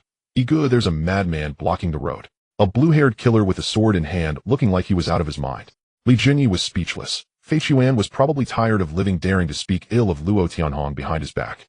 Luo Tianhong was brought back by Fei Chuan, and as soon as they met, they exchanged barbs, the atmosphere thick with tension. "Egu, you also bring this kind of person home? Are you out of your mind? Shut your mouth, what are you shouting for? Once Tianhong teaches you a lesson, you'll understand." Luo Tianhong, with a toothpick in his mouth, only regarded Li Junyi with respect. Everyone else was invisible to him, acting like a big shot. Li Junyi frowned, suppressing his anger. "All right, Luo Tianhong, this is Fei Chuan and Gao Jin, brothers who eat from the same pot. Let's be friendly and make money together, no need for conflicts." They were all his own men, but these Death Warriors were only absolutely loyal to Li Junyi. If it were someone else, they would. In the end, they were all Li Junyi's lackeys, and among the little brothers, they were competitive, each wanting to be the one favored by Li Junyi. The big tycoon was brightly lit. Luo Tianhong, Fei Chuan, Airplane, A Bao, and Gao Jin all arrived, with the Little Tyrant sitting at the very edge. "Fei Chuan, Luo Tianhong, Little Tyrant, you three take 300 brothers to Hong Tai's territory and wipe them out for me." "Understood, big boss." The Little Tyrant was originally from Hong Tai, leading the way to smash their base. He could find the door, even with his eyes closed. The three walked out side by side, 300 little brothers outside, tied black cloth strips on their arms, ready and waiting. "Let's go get in the car," Fei Chuan shouted, and a group of people poured into the van, rushing towards Yao Mati. On the other side, inside, Wei Jixiang, "Stop hiding, come out." Li Junyi raised his chin towards the door, and a figure slowly walked out, the very Wei Jixiang, who had been wanted all over the city. "Egu, you had me take down the Hong Tai leader Chen Mei, or I've done, as you said. You can't just leave me hanging, right? I don't want to." Wei Jixiang's face was bitter. He felt a bit displeased with Li Junyi's arrangement. "Xiang, I've already arranged for someone to take the blame. What are you worried about? The police have lifted your wanted notice. Didn't you receive any news?" Wei Jixiang was taken aback, and his expression brightened instantly. "Is that true? You're not joking with me, are you?" Li Junyi leaned back in his chair, a playful smile on his lips. What level am I at now to be messing around with a small thug? You can either wash your hands of this, or come and work for Lianxing as my subordinate. I choose your own path. He reached for his teacup, blew on the steam rising from the surface, and took a light sip. Think it over, then tell me. To be honest, Wei Jixiang had long wanted to live an ordinary life, taking good care of Dahong. But he had previously offended the people of Sangbo and Hongtai to the core. Those people wanted nothing more than to chop him into pieces and feed him to the dogs. Realizing this, he understood. Wash his hands of the matter. Dream on. In the underworld, it wasn't that easy to just leave. He could take me and I'll be your dog. Wei Jixiang dropped to his knees. No matter how disgraceful it was to be a dog, it was still better than having his whole family slaughtered. He made up his mind to walk this path to the end. If you want to follow someone, follow the fiercest boss. In this area of Xiangjiang, Yi is the top ruler of the underworld. Boss, here's to you. With anxiety churning inside, Xiang feared that Li Junyi would refuse, and then he would truly be finished. But I must make this clear to you. Once you step through the door of Jiang, you are no longer just a dog. We are all brothers here.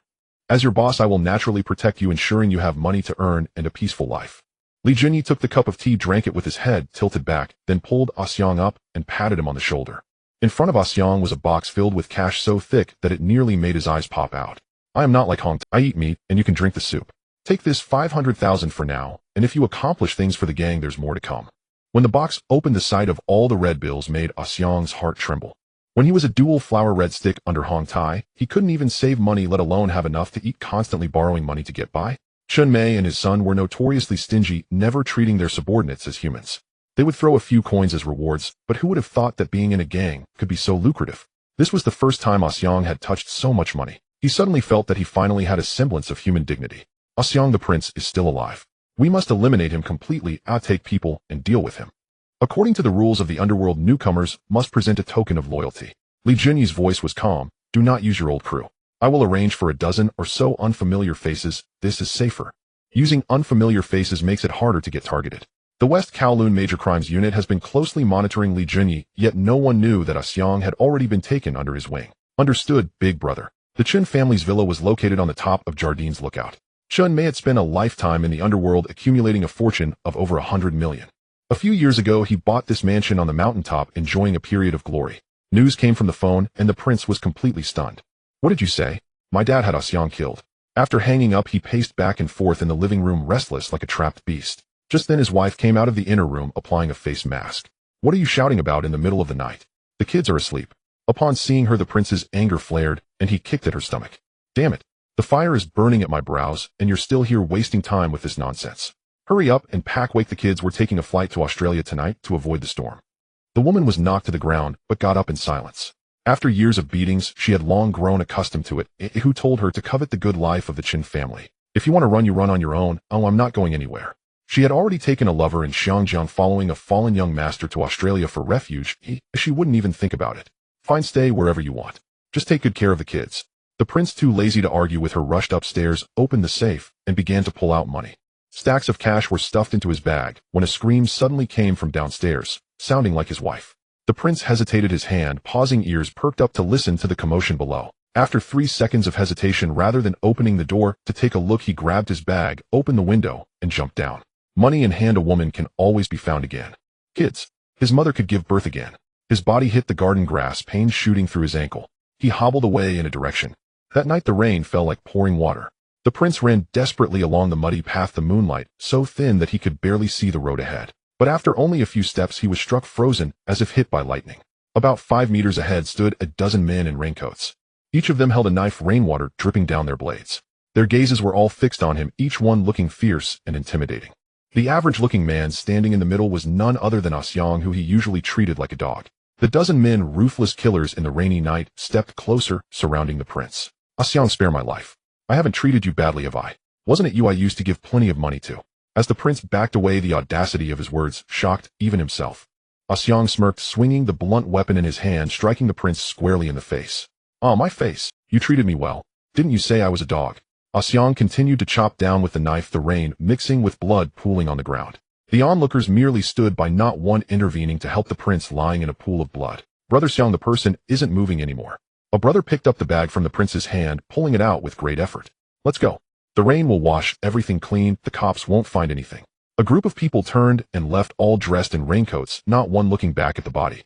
In Yao Ma Ti, several vans stopped a Luo Tianhong, and Fei Quan jumped down with their weapons, and over 300 people rushed towards Hong Tai's territory. Get out of the way if you're unrelated to Lianxing.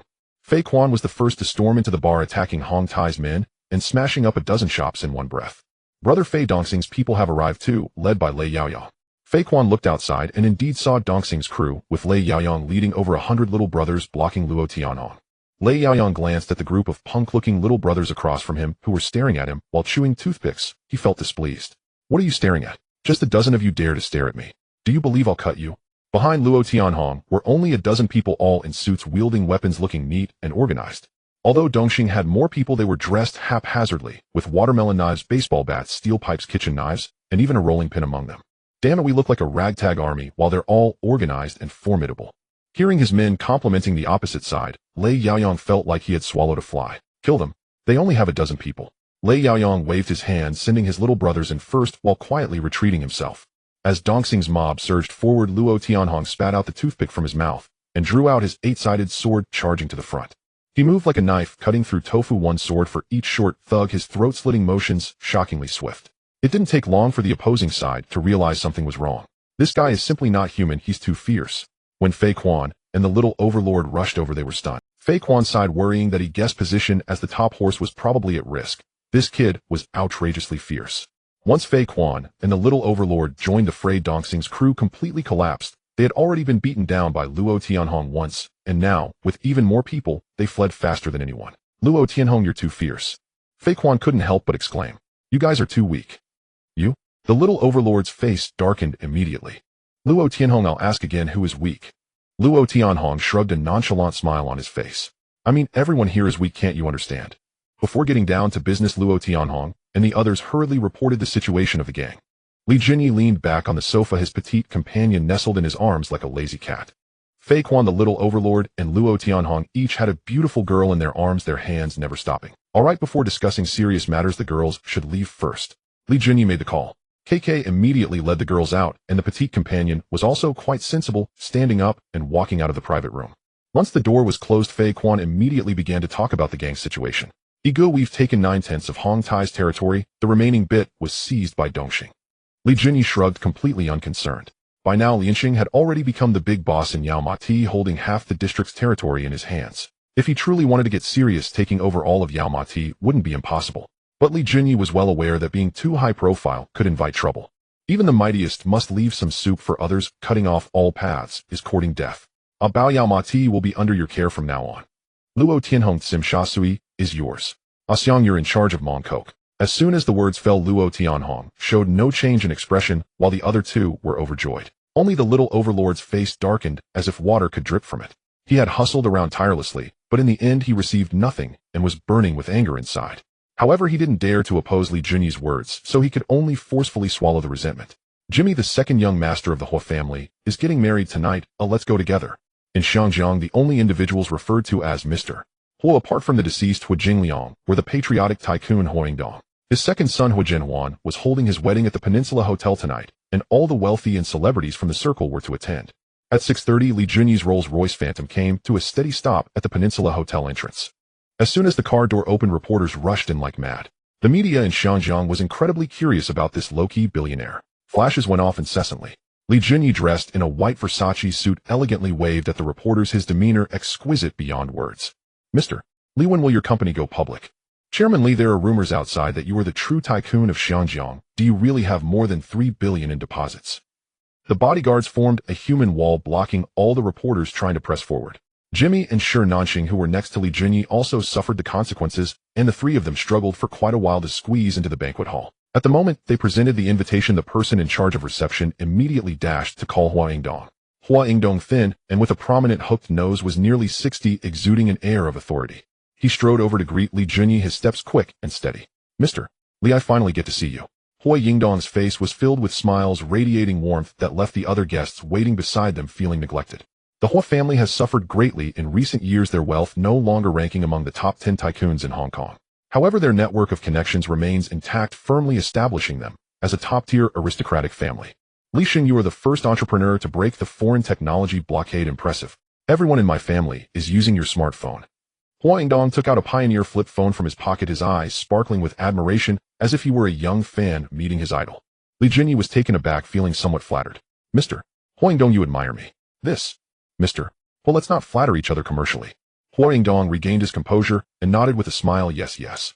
Let's go inside and sit. Your seat is at table 1, and we'll have a good chat shortly. Ajia take Li Sheng's 2 friends to sit aside.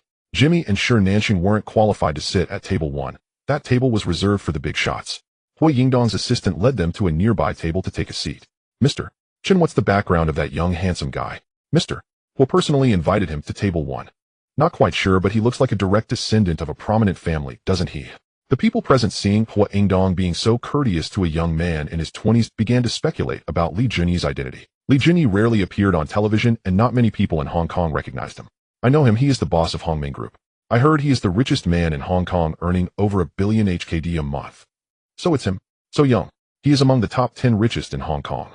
Everyone was stunned, even their breathing slowed for a moment. Earning over $1 billion a month. What a joke. Li Kashing's Hutchison Whampoa only makes about $1 billion HKD a year. Li Jinyi is 10 times that. It seems those low-profile tycoons are indeed the real wealthy ones, and Li Jinyi is clearly a potential financial giant lurking beneath the surface. Of course, some were skeptical, finding this story too absurd. Everyone, allow me to introduce this gentleman, Mr. Li Jinyi, chairman of Hongmeng Group. Hua Yingdong personally introduced Li Jinyi, introducing everyone at table 1 in turn. This is Mr. Bao Yugong, chairman of Wharf Holdings. Pleasure to meet you. Mr. Shen Bai from HSBC, Mr. Li Kashing, and Mr. Huing Xiang from Hopewell Holdings. Each of them was a heavy hitter, including Governor George and Peter Schweier from Swire Group. Li Sheng, young and accomplished, has brought honor to our Chinese community. Mr. Bao Yugong found Li Jinyi increasingly agreeable. As fellow Chinese entrepreneurs, they were pleased to see a younger generation succeeding. Li Jinyi and Mr. Bao enjoyed a lively conversation while Mr. was stepped out to greet other guests. Li Jinyi, don't think I don't know about your misdeeds. We Schweier won't let this go easily. A harsh voice suddenly interrupted. Peter Schweier fixed his gaze on Li Jinyi, his eyes filled with animosity. Mr. Peter, in business, each relies on their own abilities. Can you not afford to lose? As their words became increasingly heated, the elderly Mr. Bao quickly intervened, saying, Gentlemen, today is a joyful occasion for Mr. Hua's son. Let's not lose our decorum. Peter Schweier snorted coldly. In Hong Kong, no one dared to disrespect Mr. Hua, including Swire Group. Li Jinyi had a long-standing grudge with Swire Group dating back to the beverage business. Swire Beverages attempted to collude with the police to target him, and in a fit of rage, he blew up their factory. Because of this, Swire Beverages lost its position as the beverage leader in Southeast Asia. Hongmeng Group, on the other hand, secured its place as the leading beverage company in Hong Kong, earning its first bucket of gold. After that, everyone engaged in small talk. Li Jinyi found himself particularly compatible with Mr. Bao and Mr. Huing Xiang. I.e., I heard your group plans to expand into the mainland. Yes, Mr. Bao, it's true. I plan to establish a factory on the mainland with the smartphone production base there and Hong Kong serving as the marketing center. Mr. Bao perked up upon hearing this. He was very familiar with the mainland. I don't rush to leave after the banquet. I'll introduce you to someone who can help you a lot. Mr. Bao had visited the mainland 6 years ago and even invested in a hotel in the capital, but he mainly focused on commercial real estate, so his investment in the mainland was not substantial. If Li Jinyi could build a factory in the mainland, it would help solve employment and boost GDP. The two were indeed on the same wavelength. Old, who is your Hopewell Center for sale? I'm still paying rent to you. Hongmeng Group was renting from the 20th to the 35th floor of Hopewell Center, and as the company expanded, it became increasingly inconvenient to rent from others. Mr. Li, Hopewell Center is my storefront. Ooh, I can't just sell it. Hopewell Center at 66 floors was once the tallest building in Asia and a landmark in Hong Kong. Huing Xiang was also unlikely to push this building out. Haha, I knew you'd say that. How about collaborating on constructing the world's tallest building? Huing Xiang was taken aback. The world's tallest? Are you joking? The title of the tallest building had long been held by the American Willis Tower. Currently, the tallest building globally is the Willis Tower in the U.S., with 108 floors standing at 445 meters tall. Meanwhile, the highest in Asia was Hopewell Center with only 66 floors.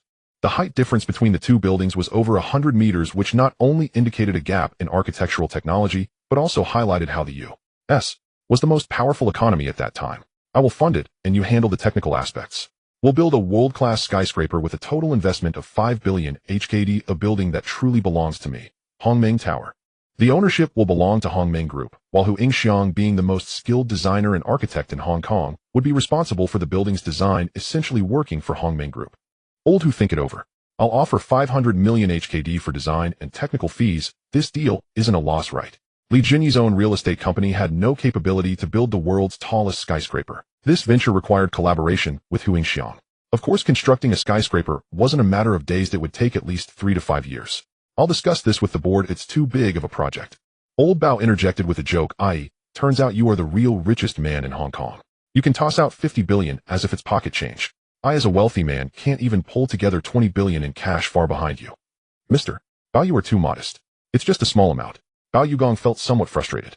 To casually toss out 50 billion as small change, what does that make the rest of us wealthy folks? Should we just go beg for money? The groom's second master Ho brought the bride over to toast. He went around to toast each person at table 1. Second master Ho married the Shaw actress Chen Chichi. The young masters of the Ho family seemed particularly interested in actresses. The banquet didn't last long before it dispersed. Mr. Bao took Li Junyi to a luxurious private room in the hotel, where Hua Ingdong and a middle-aged man in his 50s were already waiting. Director Lu, let me introduce you to a young man. This is Mr. Li Junyi, chairman of Hongming Group.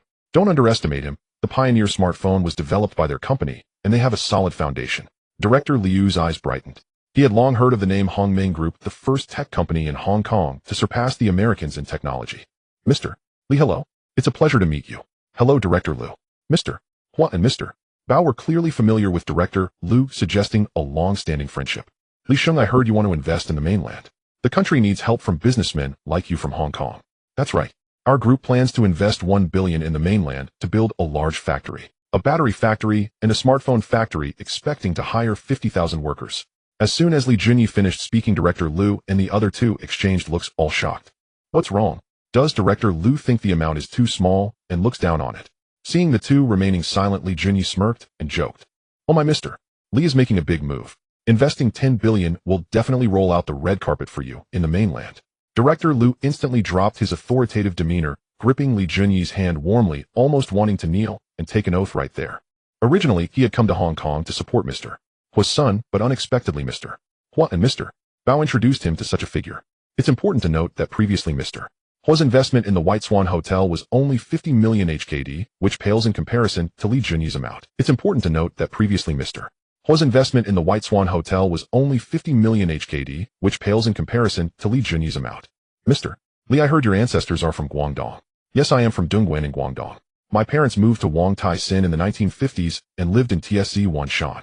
Make sure to come back more often. The mainland is indeed poor and has a weak foundation, but give us some time and the economy will revive quickly. As they chatted, they became like brothers. Li Junyi learned that Director Lu was at the provincial and ministerial level in the mainland, directly dealing with the great leaders. He had come to Hong Kong and Macau to attract investment. I've assigned Jimmy to manage the mainland projects. I'll let him contact you later, but you better not pretend you don't know me. Don't worry, Mr. Li. As long as it's your group's project, it will be smooth sailing in the mainland, absolutely no ambiguity. After sending off Director Lu, Li Junyi returned to the private room to drink tea with Mr. Hua and Mr. Bao. Mr. Hua jokingly remarked, i.e., it seems Director Lu really cares about you. I guess the great leaders will soon take notice of you too. How enviable. The Hua family had suffered greatly in recent years, their assets shrinking considerably, focusing most of their energy on real estate projects in Hong Kong. They wanted to invest in the mainland, but lacked the resources. The Bao family was the same. After the shipping industry took a downturn, King Bao took over Wharf Holdings and switched to real estate, pouring all their money into properties, leaving them with little to spare for ventures in the mainland. Haha, Mr. Hua, please don't flatter me. By the way, do you two have any shares in Swire Group? Hua Ingdong and King Bao immediately perked up. Was this young man planning to take action against Swire? I have some shares, not much, about 5%, but I can transfer them to you. King Bao was quite straightforward, and since they were all from the Chinese camp and shared a patriotic stance, he found it easy to converse with Li Junyi. HSBC holds 20% of Swire Group shares. I can help you make an introduction. You can negotiate with Shun Bai for the rest. King Bao had started to view Li Junyi in a new light, never expecting him to have the audacity to challenge even the most stable Swire Group in Hong Kong. While Jardine Matheson was the largest of the 4 major trading companies, it was known for throwing money around, and its assets in Hong Kong could not compare to the solidity of Swire.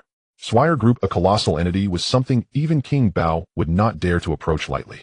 It encompassed Swire Beverages, Cathay Pacific, and Swire Properties, generating over 100 billion in revenue annually. I.e., you truly have guts daring to go toe-to-toe with Swire Group. Old Master Ho raised a glass of red wine and gestured to Li Junyi. Regardless of whether this matter would succeed, just this courage was enough to earn admiration. Haha, Hong Kong is no longer the domain of those foreigners. The new generation of flags must be carried by you. Old Master Bao patted Li Junyi on the shoulder. Li Junyi said little, merely smiling. He simply could not tolerate seeing foreigners acting arrogantly in Hong Kong. The valuation of Swire Group was 10.5 billion Hong Kong dollars. Old Master Bao transferred 5 of his shares priced at 300 million Hong Kong dollars to Li Junyi, and they signed a contract on the spot. Thus Li Junyi became a shareholder of Swire Group, but this small share was far from enough. The next day, he planned to meet Shun Bai at HSBC. Early the next morning, Li Junyi rode with Boat King Bao to HSBC, where Shun Bai personally waited at the entrance to greet them. Li Junyi had met Shun Bai once before, so it wasn't their first encounter. The executives of HSBC were stunned to see their chairman personally greet a young man in his 20s, each with their mouths agape, able to fit an egg inside. As a secretary, Fong Ting quietly followed behind. She had witnessed her young and handsome boss engaging in lively conversation with someone of Shin Bi's stature, causing her heart to flutter. What girl doesn't harbor admiration for a hero? Coming from a poor background, Fong Ting was completely captivated by the aura that Li Junyi exuded. She stood behind, her eyes secretly fixed on Li Junyi, unable to look away. Li Junyi and Shun Bai walked side by side into a small meeting room at HSBC. Boat King Bao did not hold back either and followed them in. Bao held the title of director at HSBC, and his efforts had significantly helped Shun Bai reach his current position. Because of this, Shun Bai had always treated Boat King Bao with great respect, not daring to be negligent. Although his name sounded Chinese in essence, Shun Bai was a true foreigner. However, unlike other foreigners, he did not reject Chinese merchants. The rise of Li Ka-shing's Chung Kong Holdings had connections to him. HSBC was the largest bank in Hong Kong and held the banknote license granted by the governor. In the business world of Hong Kong, Shun Bai was like a living god of wealth. Any enterprise wanting to borrow money or funds had to go through him first. The 20 shares of Swire Group are indeed in my hands. When they initially borrowed money from HSBC, they had not moved these shares since then. Shun Bai abruptly stopped speaking. Swire Group was also a major client for him, and if Li Junyi offended someone, it would be difficult to settle the accounts. Old Shun, do me a favor. AE is my friend, sell the shares to him. Boat King Bao interjected, and Shun Bai could not afford to ignore his words. Old Bao, Swire is also a major client of HSBC. I can't be lenient to one and harsh to another. Shun Bai was caught in a dilemma, unable to offend either side, making it hard to navigate. This is the difficulty of doing business, living in the cracks, unable to push or pull. Li Junyi picked up his teacup and took a sip, his mind racing. He had already examined the accounts. The Sher family only held 29 of Swire Group, which was not a large share at all. As long as he acquired the 20 from HSBC combined with his own shares, it would amount to 25. Collecting shares from retail investors in the stock market would easily surpass the Sher family. Holding over 50 would mean having control over the lifeblood of this century-old company. Mr. Shin, if you are unwilling to let go of the shares, I will have no choice but to withdraw the 5 billion Hong Kong dollars I have in your bank and transfer it to Standard Chartered across the street. Li Junyi clenched a cigar, crossing his legs and smiling as he made this move. Shin Bi's expression changed. Li Junyi was already a VIP client of HSBC. He was the only one with total deposits over 5 billion Hong Kong dollars. People outside thought the richest person in Hong Kong was Boat King Bao, but Shun Bai knew better. Bao had only around 1.5 billion Hong Kong dollars, nowhere near the smallest fraction of Li Junyi's wealth. Most of Li Junyi's companies were not listed, and outsiders had no clue how deep his pockets ran. If he lost this cash cow, would the board of directors let him off? He could easily be forced out. A thin layer of sweat broke out on Shun Bi's forehead. Li Junyi's move was aimed squarely at his weak point. Mr. Li, is it really necessary to escalate this? Are you deliberately making things difficult for me? Shun Bai hesitated, but the psychological barrier had been almost breached. Mr. Shin, I will offer 2.3 billion for the shares you hold. This amount shouldn't be too difficult for you, right? Li Junyi's smile was neither warm nor cold, his gaze fixed directly on Shun Bai. This price was an entire 100 million more than the market rate, asking if he felt tempted. Shin Bi's final psychological barrier crumbled completely. He swallowed hard, forcing a smile. Deal. I'll arrange for a lawyer to come over immediately to sign the contract. May our cooperation be pleasant.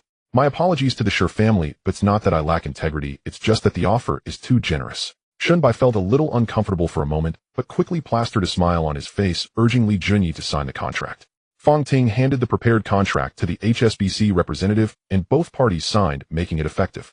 With this, Li Junyi secured 20 of the shares from HSBC. In just a few minutes, a transaction worth 2 billion Hong Kong dollars was finalized, leaving Fong Ting's heart in turmoil. Alright, let's have tea at HSBC when you have time, and we'll continue our discussion another day. Shun Bai politely escorted Li Junyi and Boat King Bao to the door, and once they were far away, he turned and dialed the old master of the Sher family. Upon returning to Hongmeng Group, Li Junyi immediately summoned Chin Tao Tao to see him. How much of Swire Group stock did I ask you to collect privately? Boss, there aren't many shares of Swire available on the market. We've accumulated about 20 million shares, approximately 12 of the total equity. Chin Tao Tao had been nearly out of breath these past few days. Collecting Swire's shares quietly without being noticed meant splitting into small orders and using thousands of accounts. After 3 days with hardly any sleep, Dongfang Fund swallowed all the available shares on the market, yet they had only managed to acquire 12. With 5 plus 20 plus 12, Li Junyi now controlled 37 of the shares. Though that was more than the Sure family, making him the largest shareholder, it was still not enough to fully control the situation. Jimmy, how's it going on your end? I didn't manage to close any deals. Those foreign devils are all asking for sky-high prices and have no intention. Jimmy had also been secretly meeting with the directors and shareholders of Swire Group, but these foreigners made it clear they didn't want to budge, only seeking to inflate prices for a big haul. Alright, you can leave now. Oh, I'll find a way to handle this. My head is pounding. Just one more push is needed. Fong Ting, come here and give me a head massage. I'm feeling a bit tired. Fong Ting's heart raced at these words. She had heard many rumors before claiming that her boss was quite the ladies' man with a number of women outside. Of course, boss. Being a secretary meant following his orders and handling all kinds of tasks. When there was work, she would do it. When there wasn't, she would still be at his beck and call. Fong Ting wore a small suit on top and a body-hugging skirt below, paired with black stockings and high heels, looking every bit the capable woman. She stood behind Li Junyi, trembling as she massaged his temples. Li Junyi leaned back in comfort, his head bumping against two soft things. Oh, boss, please don't do that. Fong Ting was startled and stepped back several times, her face turning red, clearly a girl who had never been close to a man. What's wrong with just giving a head massage? If the boss says it's fine, then it's fine. Hee. Teasing Fong Ting was quite amusing, and Li Junyi smiled broadly. Fong Ting had to endure for the sake of her job, constantly reminding herself the boss didn't mean it. On the other side, Peter Sherhuaya hung up the phone with Shun by furious and pacing, cursing loudly. HSBC. They sold my shares without any notice, these bastards. He swept all the documents off the table, feeling both alarmed and anxious. But his assistant Powell stood beside him, coldly reminding him, Mr. Peter, don't panic. Even if HSBC sells the shares to Li Junyi, we still hold 29. Adding the 15 in Bright's hands and 12 from the Carter family, we have no reason to fear that Chinese guy playing tricks. He's just asking for trouble. After hearing his assistant's words, Peter Sherhuaya snapped back to reality and quickly called Bright and Carter. Upon learning that neither had sold their shares, he laughed maniacally. I've reached an agreement with them. Those shares are absolutely not going to fall into Chinese hands. They're just a bunch of yellow-skinned monkeys, utterly unqualified to negotiate with us noble Brits. Powell, find a way to get me $1 billion from overseas. Within 5 days, I want to buy up all the shares in Bright and Carter's hands. At that point, no one would be able to threaten my position. Peter Sherhuaya finally felt a bit of relief. As long as he could wait 5 more days for the overseas parent company to transfer the funds, he would have the capital to repurchase shares and raise his holdings above 50, securing his position. Those yellow-skinned monkeys thought they struck gold with Kowloon Warehouse. The likes of Swire Group are not something they can meddle with. Keep dreaming. When I get back, I'll make that little stake in Hongming Group worth even less than toilet paper. Just you wait. Peter Sherhuaya hummed a tune as he slipped out at night to find a mistress, hoping to vent all the frustration he had. On the other side, Bright emerged from a bar in Mongkok, holding a heavily made-up woman and heading towards his Mercedes. Bright hailed from a prominent family in England and was sent to Hong Kong to manage the business here. With a beaming face, he exclaimed to the woman beside him, Baby, I'm about to make a fortune. I'll get you a set of jewelry later. The woman, excited by his words, gave him a hard kiss on the cheek. The two were just about to get in the car for some fun. Bright had no intention of selling his shares to the Chinese. The Swire Group had strong ties to his family, and as long as the price from Swire was right, he would definitely sell to them first. For now, he was just waiting for both sides to bid higher. If the Chinese offered a price he couldn't refuse, selling to them wouldn't be out of the question. Mr. Bright, our boss would like you to come with us. Please get in the car. Gao Jin brought 4 men dressed in suits, blocking Bright's path. Bright's expression darkened immediately. Fuck, who's your boss? I don't have time to chat with you. Even knowing they were from a gang, Bright showed no fear. In Hong Kong, the Brits felt inherently superior to the Chinese, accustomed to their sense of entitlement. Oh, Mr. Bright doesn't have time. Then how about we see if you have time? 4 men in suits simultaneously drew their guns, the barrels pressed directly against the chins of Braith and his companion. The two froze on the spot, not daring to move. Braith's face turned pale. Fine, I will accompany you. Put the guns away and don't fire. Braith had no choice but to get into the car. The car drove to a villa on the outskirts of Mongkok, which was the least conspicuous property under Li Junyi's. As soon as Braith entered the villa, he saw several familiar faces. All were directors of the Taigu shipping company whom he often encountered at board meetings. At this moment, each of them wore a look of terror, exchanging glances, unsure of how they had been brought here. Braith, do you know what's going on? Carter was still confused. He had been kidnapped right at home, initially thinking he was encountering kidnappers demanding a ransom. But upon seeing that Braith and the others had also arrived, he realized that the matter was far from simple. To kill foreigners in front of us. This was outrageous. While Braith, Carter, and the others exchanged bewildered glances, Li Junyi leisurely walked out from the inner room. He held a glass of red wine, specifically the 1982 Lafite, hidden in the wine cellar. Dressed in a white tuxedo, he walked with an air of calmness, appearing quite a refined gentleman. Gentlemen, welcome to my villa. I am Li Jinyi, the chairman of the Xiangjiang Hongming Group. Upon hearing Li Jinyi introduce himself, Braith immediately understood why he had been invited here. He spoke impatiently. Mr. Li, let's get straight to the point. We need to get back. Li Jinyi didn't rush to respond, a smile creeping on his lips as he spoke slowly. You are all shareholders of the Taiga Shipping Company, and I will make it clear today. I want all the shares in your hands. The price won't let you suffer losses. His smile faded, gradually replaced by a cold expression. This is my statement. Who agrees and who opposes? After finishing, he grabbed the wine glass on the table and downed it in one go, then smashed the glass on the floor, shattering it. His audacity left everyone in the room too intimidated to even breathe. The foreigners present exchanged glances, none daring to speak first.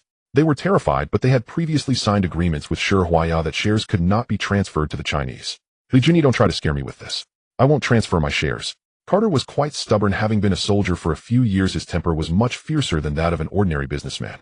I don't believe you really dare to touch me. Don't forget this Xiangjiang is still not under your Chinese control. Oh, there was indeed a fool who stepped up to be the one to take the hit. Dare not to touch you. Li Jinyi snapped his fingers, and with a crack, Luo Tianhong grinned, ready to take action. He rushed forward in a few swift steps, his knife moving like a flash of lightning, slashing at Carter's neck.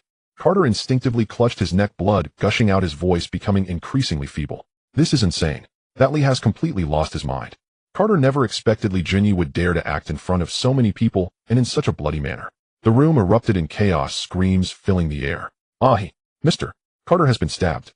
Among the foreigners, some shouted in panic, while a few stood frozen like wooden stakes in shock. Carter, who had just been lively moments ago, could no longer hold on as blood poured out his body, crashing heavily to the ground. The sight of his death was chilling. The effect of killing a chicken to warn the monkeys was immediate. Mr. Braith, you hold the most shares. Oh, what do you plan to do? Braith was still in shock, and upon hearing his name mentioned by Li Jinyi, his face fell as he bitterly replied, Sir, I'll sign, I'll give you the shares. Braith suddenly became very accommodating. With a knife to his neck, what good was money if he lost his life? To draw a knife in public, was there still any law? Was there any justice? Braith cursed the entire ancestry of the Xiangjiang Police Department in his heart. How could the law enforcement have become this worthless, unable to protect even the lives of foreigners? Li Jinyi extended his hand, and the contract was already presented. Braith glanced at the numbers on it, and his expression changed immediately. Mr. Li, this is different from what Jimmy told me before. He said 1.5 billion Hong Kong dollars for my shares. Braith was furious. Why was it different from what had been previously agreed upon? Li Jinyi smiled slightly. 1.5 billion was yesterday's price. Jimmy negotiated with you following proper business procedures. Blood has been shed in this room today, so the price naturally changed. Your shares are now worth 1 billion. Of course, you can choose not to sign. However, listen carefully. For every minute you delay, the price drops by 10. Not sign. Braith's forehead was dripping with sweat. Carter's corpse lay stiff on the ground, the consequence of not signing. He'll sign. I will sign right now. Braith did not hesitate at all, grabbing the pen and signing hastily. Once the contract was in hand, Li Jinyi immediately handed him a check for 1 billion. Braith finally breathed a sigh of relief. Oh, at least he got the money and didn't suffer the knife for nothing. I will sign too. Let me go next. Don't rush. One at a time. What's the rush? Just as Braith tucked the check into his pocket, a crowd of people around him panicked, scrambling towards the signing table, fearing that if they were slow, they would suffer the loss. Li Jinyi waited for everyone to finish signing, looked around, and spoke in a cold voice. Well, gentlemen, thank you for your cooperation, and let's have a pleasant collaboration. He then shifted his gaze, locking it onto Braith's face. Mr. Braith, your son Little Jack is studying at Elizabeth Academy in Xiangjiang, and your wife Injira works at the Finance Bureau. I know exactly how many people are in your family and which street you live on. If anyone dares to stab you in the back, I will ensure that they leave your family with nothing but their underwear. Braith's face turned pale. He had originally planned to head straight to the police station after leaving, seeking the Xiangjiang police to deal with this lawless situation. However, upon hearing those words, a cold sweat broke out on his back. Who would want to provoke this trouble? Since the shares were sold anyway, it was better to avoid conflict. Li Jinyi scanned the room and added, remember, if Peter Shi Huaya asks about it, just say the shares are still in your hands and you don't want to sell them for the time being. Everyone nodded in unison. Let this scourge deal with Peter Shi Huaya. They hoped he would not come back to find them. It was too terrifying. They would surely have nightmares tonight. A group of foreigners, dejected, were escorted away by Li Jinyi's men. Li Jinyi held a stack of transfer contracts. Jimmy rushed up and flipped through them, his voice trembling with excitement. Boss, including the scattered shares we just collected, that's a total of 25, plus the 37 we had previously. Now we own 62 of the Taiga Group. This means you have effectively brought the Taiga Shipping Company into Chinese hands. Brother E, you have acquired the hardest bone among the 4 major shipping companies, and tomorrow the entire island will be in an uproar.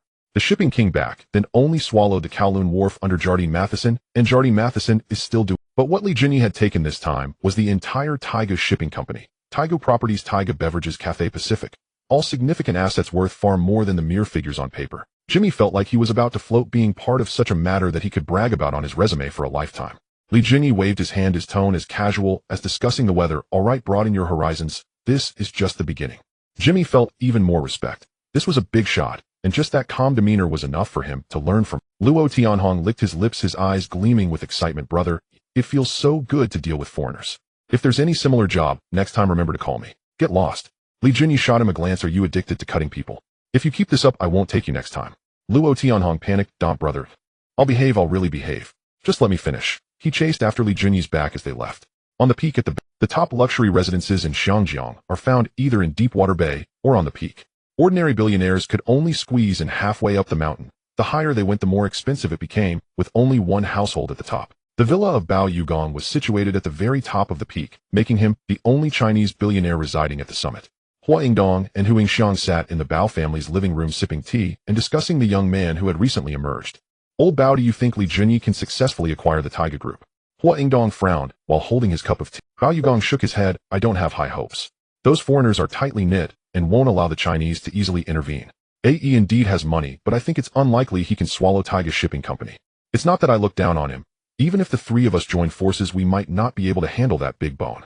Hu Yingxiang nodded in agreement, as the foundation of Taiga Shipping Company was much deeper than the other three major shipping companies. It was too difficult to tackle. Last year, the shipping king enlisted Chao Guangbiao Hua Yingdong and Hu Yingxiang to work on Hong Kong Dragon Airlines, hoping to compete with Cathay Pacific under Taiga Shipping Company. In just a year, Hong Kong Dragon Airlines was being beaten back relentlessly on the verge of collapse. A few patriotic rich merchants in Xiangjiang couldn't match Cathay Pacific under Taiga Shipping Company. Is there any Chinese who can successfully acquire Taiga Shipping Company? Both the shipping king and Old Hua think it's unlikely. After all, the British capital in Xiangjiang still has strong foundations. I heard that Taiga Shipping Company will hold a board meeting tomorrow and the media will be there. Should we go and watch the fun? Sure. I'm still a director of Taiga Shipping Company, so it's no problem to bring you in. Although Bao Yugong had already sold the shares he held, the board hadn't kicked him out yet, so he still held the title of a director in name. The next day, at the foot of the Taiga Tower in central Xiangjiang, journalists gathered in droves after receiving the news, all waiting to see the spectacle. The youngest Chinese billionaire in Xiangjiang is about to acquire Taiga Shipping Company. Most people regarded it as a joke. However, that did not stop the media from blowing it up. A 20-year-old business genius takes on a century-old giant. Just the headline alone was enough to set pulses racing. Young people all stared, eagerly waiting to see the outcome. A row of Mercedes-Benz cars slowly approached. As the doors opened, more than 20 men in black suits and sunglasses jumped out, surrounding the cars tightly. Each one stood tall and straight, far more imposing than ordinary bodyguards. Gao Jin personally opened the car door for Li Jinyi, a job only he was qualified to do. Li Jinyi, wearing sunglasses and a new trench coat, raised his hand and smiled at the reporters, exuding charm. Mr. Li, how is the acquisition progressing? Can you share a few details? Chairman Li, are you attending the board meeting because you've already secured most of the shares? Mr. Li, wait a moment. Li Jinyi was followed by a group of people, lawyers, accountants, and cashiers, all dressed in suits and carrying briefcases, moving along in a dense formation. The security guards at the entrance did not dare to stop them. Who knows if this young man truly bought the Taiku company? What if he became their superior? Fong Ting closely followed Li Jinyi, holding his briefcase, her eyes fixed on the man's back. The boss looks really handsome outside. It's just that they often bullied me in the company, humph.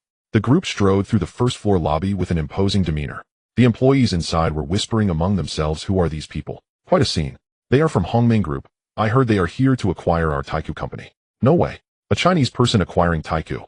That's a bit outrageous. That's ridiculous, isn't it? I hope they can succeed. Otherwise, we Chinese employees will never be able to hold our heads high. A few years ago, all the major enterprises in Xiangjiang were British-funded. Chinese people could only do menial work there, and very few mid-level positions were held by Chinese. The four major trading houses all discriminated against Chinese employees, but there was nothing to be done. The company was run by foreigners. When the lower-level Chinese employees saw a fellow Chinese coming to acquire the company, they wished they could stand up and cheer for him. Although they knew the chances of success were slim, at least there was some hope. Li Jinyi entered the elevator. The Taiku Group had its own building located at Taiku Square, which was 42 stories high. The boardroom was on the top floor. At this moment, the board meeting was about to begin. Peter Schweier scanned the room and noticed that Director Carter was absent. Brett, where is Carter? Brett stood there, his mouth moving, but unable to articulate a word for a long time. He wasn't feeling well, and Brett casually made up an excuse, not intending to tell Peter Schweier that Director Carter had long since left this world and would never attend another meeting. Fine, if he doesn't come, he doesn't come. You haven't sold those stocks, right? In a few days I plan to buy your shares at a high price, so keep them safe for me. The directors awkwardly nodded and Peter Schweier didn't sense anything amiss. The shipping king sat in the middle feeling that the foreigners seemed strange, as if they were hiding something. Peter, why wasn't I informed about the Taikou board meeting? I'm also a major shareholder of Taikou. The meeting room door was pushed open and Li Junyi stood at the entrance, a cigar in his mouth, grinning at Peter Schweier.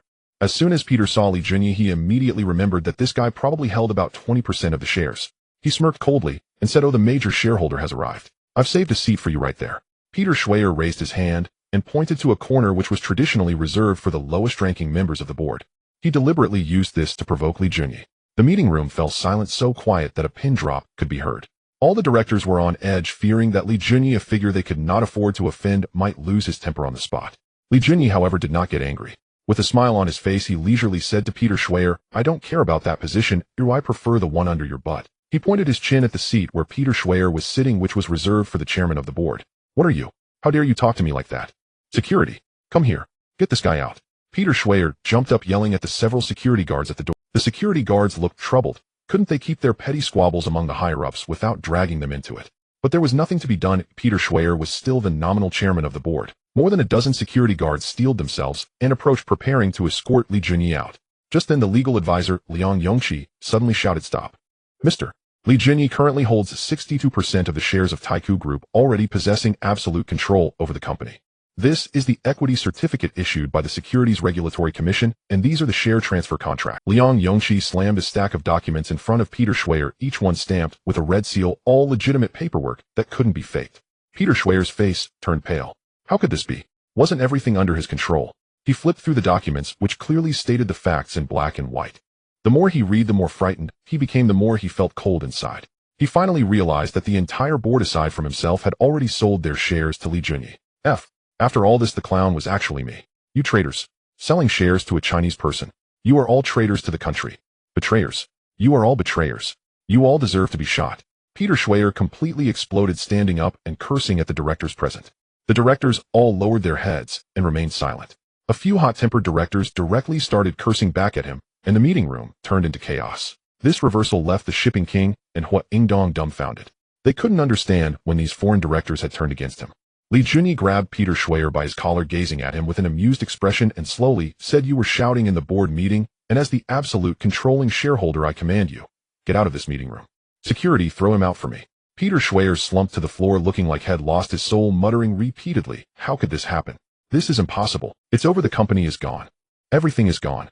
The more than a dozen security guards stood there exchanging. They knew that this man before them was now the new owner of Taikou Group, but no one dared to make a move. A security guard named Xiao Wu reacted quickly, realizing this was his chance. Without saying a word, he rolled up his sleeves and charged forward, grabbing Peter Schweier and dragging him toward the door. "What's your name?" Li Junyi smiled and asked, his eyes filled with appreciation. "Xiao Wu. Good, you'll be the head of security from now on." Hearing this, Xiao Wu felt overjoyed. Rising from a low-level security guard to a position of authority was risky, but the rewards were considerable. When the other security guards saw Xiao Wu getting promoted, they immediately swarmed in to help. Poor Peter Schweier was dragged out by a group of security guards he usually wouldn't even glance at, feeling incredibly humiliated. The Taikou Group in Xiangjiang, an old brand with 100 years of history, had been controlled by the Schweier family for generations. Who would have thought that one day he would be kicked out of his own company? What he found even harder to accept was that the one who kicked him out of the board was actually a Chinese person. Such a thing had never even crossed his mind before, yet now it was laid out before him. His heart ached, unable to catch his breath. A 100 billion market value company like Taikou Company, a behemoth founded a century ago, had just been swallowed by a Chinese. Peter Schweier felt completely drained. Li Junyi sat in the chairman's position, waving his hand at the foreign director. "You can leave too. If you don't have shares, don't occupy the seats." A group of people stood up and left in a hurry. In the meeting room, only 5 or 6 Chinese directors remained, looking at each other in confusion. The shipping king felt a bit awkward and tentatively suggested, "Should we leave too? I don't have any shares either." Li Junyi chuckled and waved his hand. "Old Bao, you can't leave. If it weren't for your help back then, I wouldn't have been able to take over Taikou Company today." He turned to Liang Yongqi beside him and said, "Transfer my 2% of shares to Old Bao for free. From now on, Old Bao will be the honorary director of Taikou Company, a stabilizing force." Upon hearing this, Old Bao's face lit up. More than 200 million worth of shares, just like that, they're given away. This kid knows how to treat people well. Old Bao smiled at Hua Ingdong beside him, his eyes full of satisfaction. "Look at how pleased you are. In the future, we old folks should support him more. The Chinese business circle will rely on him to carry the weight. Moreover, Yi Tingting, Li Jiyuan, and Liang Yongqi will be promoted to executive directors." The board now consists of 12 members. The list is as follows. The newly formed board is entirely composed of Chinese with no foreign directors left, and Taikou Group has completely become the favored child of Hongmeng Group. Li Jiyuan will serve as vice president, and Liang Yongqi will be the chief financial officer. You can choose people to promote yourselves and abolish all previous restrictions against Chinese employees in the company. As soon as Li Junyi took office, he abolished all promotion restrictions targeting Chinese employees. A large number of incompetent foreigners were swept out, leaving only a few capable individuals. All capable Chinese employees in the middle management were promoted. These individuals would follow Li Junyi wholeheartedly from now on. A new ruler brings in new advisors. Li Junyi thoroughly cleaned out the Taikou Group headquarters and several branches, replacing the upper management with his own people. The list of senior executives of Taikou Group had just been updated. Of the 36 people, 32 were Chinese, leaving only 4 foreigners still in their positions. At this point, the whole company had completely changed. The grassroots Chinese employees in the company were going crazy, shouting and cheering, overwhelmed with joy. In their eyes, the chairman Li Junyi was like a living Buddha descended to earth. Why? Because the path to advancement was finally open. Chinese no longer had to look to foreigners for their livelihoods. As long as there was a chance for fair competition, the skills of the Chinese would undoubtedly outshine those of the foreigners. Li Junyi's takeover of Taikou Group wasn't just a stir within the company. The entire Xinjiang and even the business circles of Asia were shaken significantly. At Chengkong Holdings, Li Ka-shing, upon hearing the news from his assistant, had his mouth agape, unable to close it for a long time. Say that again. Li Junyi swallowed Taikou Company. Where did Hongmeng Group get such confidence? Investigate, find out how he did it. Li Ka-shing is considered young in the circle of wealthy people in Xinjiang, just over 50. He always thought that his business talent was unmatched on the entire island. The prominent families of his generation were never worth his consideration, and he always suppressed them. But now unexpectedly Hongmeng Group emerged out of nowhere. The helmsman Li Junyi was only 20 years old, achieving feats even greater than Li Ka-shing. This made one ponder who was the true business genius. No, Li Ka-shing am still a genius, this kid. He's simply a monster. On the other side, in a royal garden, the great man was sitting in the yard drinking tea while Director Liu received a phone call, his voice trembling. Are you sure? The board announcement has been sent out. Okay, I'll go inform the chief right away. Director Liu jogged over, a smile plastered on his face. Chief, I just received the news. Li Junyi of Hongmeng Group has already taken down Taikou Group and gained control. This century-old enterprise now belongs to us Chinese. Upon hearing this, the great man stood up abruptly, his face filled with joy. Good. This Li Junyi is a good comrade. The three goods expressed his genuine delight. He had long been displeased with the British enterprises in Xinjiang, and Li Junyi's actions brought great satisfaction, especially with Cathay Pacific, the largest shipping company in Xinjiang, finally returning to Chinese hands. From now on, the discriminatory issues against Chinese people should come to an end. Director Liu, we must find a way to bring such talent over. If necessary, we can pay the price. Chief Li has already promised to invest 1 billion in the mainland to build a factory. It seems he has a quite friendly attitude towards us. The great man felt even more pleased. With wealth, capability, and patriotism, he was like a treasure found by the nation. Find a way to arrange a meeting. I want to meet this commercial genius from Xinjiang personally. Sure, I'll take. Director Liu happily left. Li Junyi was the one he introduced to the higher-ups, and as long as Li Junyi was appreciated, he could bask in the glory and smoothly advance his career. Li Junyi was busy at the Swire Group all day, completely overhauling the management and driving all the foreign executives out. He didn't stop moving for an entire day. From here on, it would be easy. Just leave the company to Jimmy and Liang Winky. After all, the group had professional managers overseeing things. As the chairman of the board, all he needed to do was check if there were any profits each month. This job was simply too easy. He only needed to collect money while others worried about making it. Jimmy was probably about to lose all his hair due to Li Junyi's relentless demands. As Li Junyi finished work and stepped out of the Swire Group's main entrance, the group of reporters waiting outside buzzed with excitement and swarmed towards him. A dark mass of over 100 people surrounded him tightly. Mr. Li, is the news about the acquisition of Swire true? Mr. Li, you are the first Chinese boss to take down the 4 major trading firms. Do you have anything to say? Can you reveal the acquisition amount? Can you talk about the specific details? Mr. Li, are you single? What type of girl do you like? Various questions bombarded him. Li Junyi was momentarily stunned, but this time, he didn't rush to leave. Instead, he stood firm, preparing to respond. As the flashlights popped relentlessly, he raised his hand to adjust his collar and calmly addressed the camera. Hongmeng Group has officially completed the acquisition of Swire Group. From today onwards, Xinjiang will no longer have the 4 major trading firms.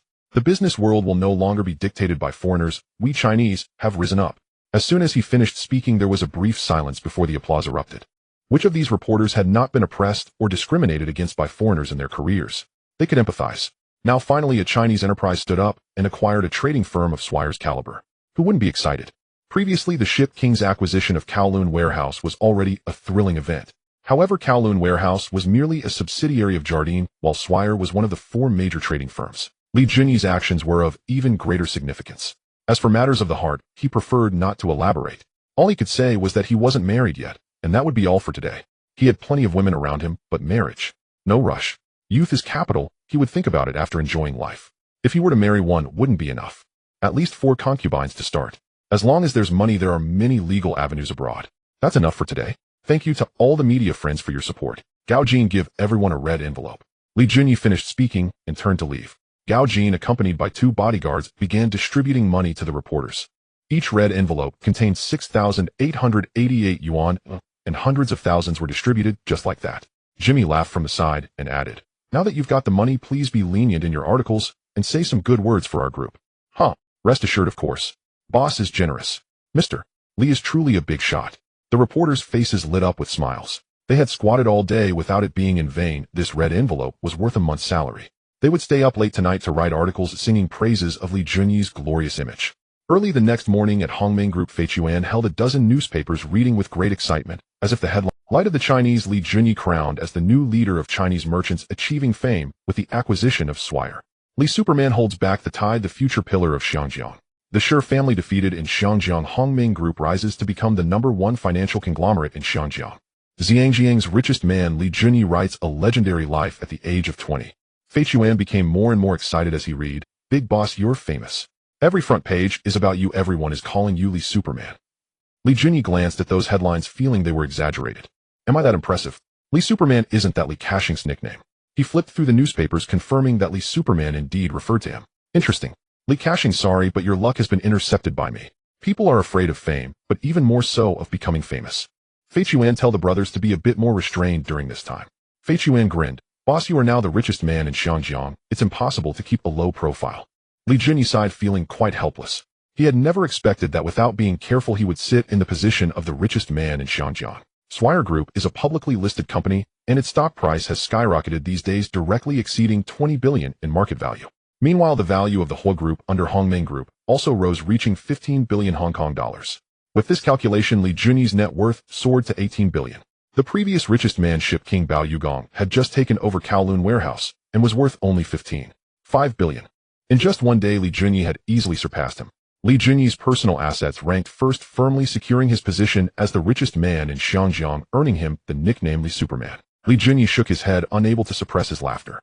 I also want to keep a low profile, but this strength is... Meanwhile, in the West Kowloon Serious Crimes Unit, Ma Jun stared at the articles praising Li Junyi in the newspapers, growing angrier with each read. He fiercely crumpled the newspaper into a ball and slammed it onto the table, cursing. What the hell? How much benefit have these media outlets received from Li Junyi? A street thug turned into a great hero? Is Xiangjiang going crazy? A criminal with a dirty past has become a national idol and Xiangjiang's richest man. Ma Jun continued to curse without stopping. He had always remembered that a former colleague from the mobile unit had been harmed by Li Junyi, but he lacked evidence and couldn't take action against him. Next to him, A Hua and A Chun hung their heads, saying not a word. They were victims of Li Junyi's actions, and mentioning it made them furious. The higher-ups have given their orders. Without solid evidence, no one can touch Li Junyi. He is no longer that small thug. If we want to bring him in for questioning, it's impossible, unless we have something concrete. The Xiangjiang police originally had the authority to detain anyone for 24 hours, but that rule only applies to ordinary people. For the wealthy and social elites, there's a different set of rules. Don't worry, I have a lead.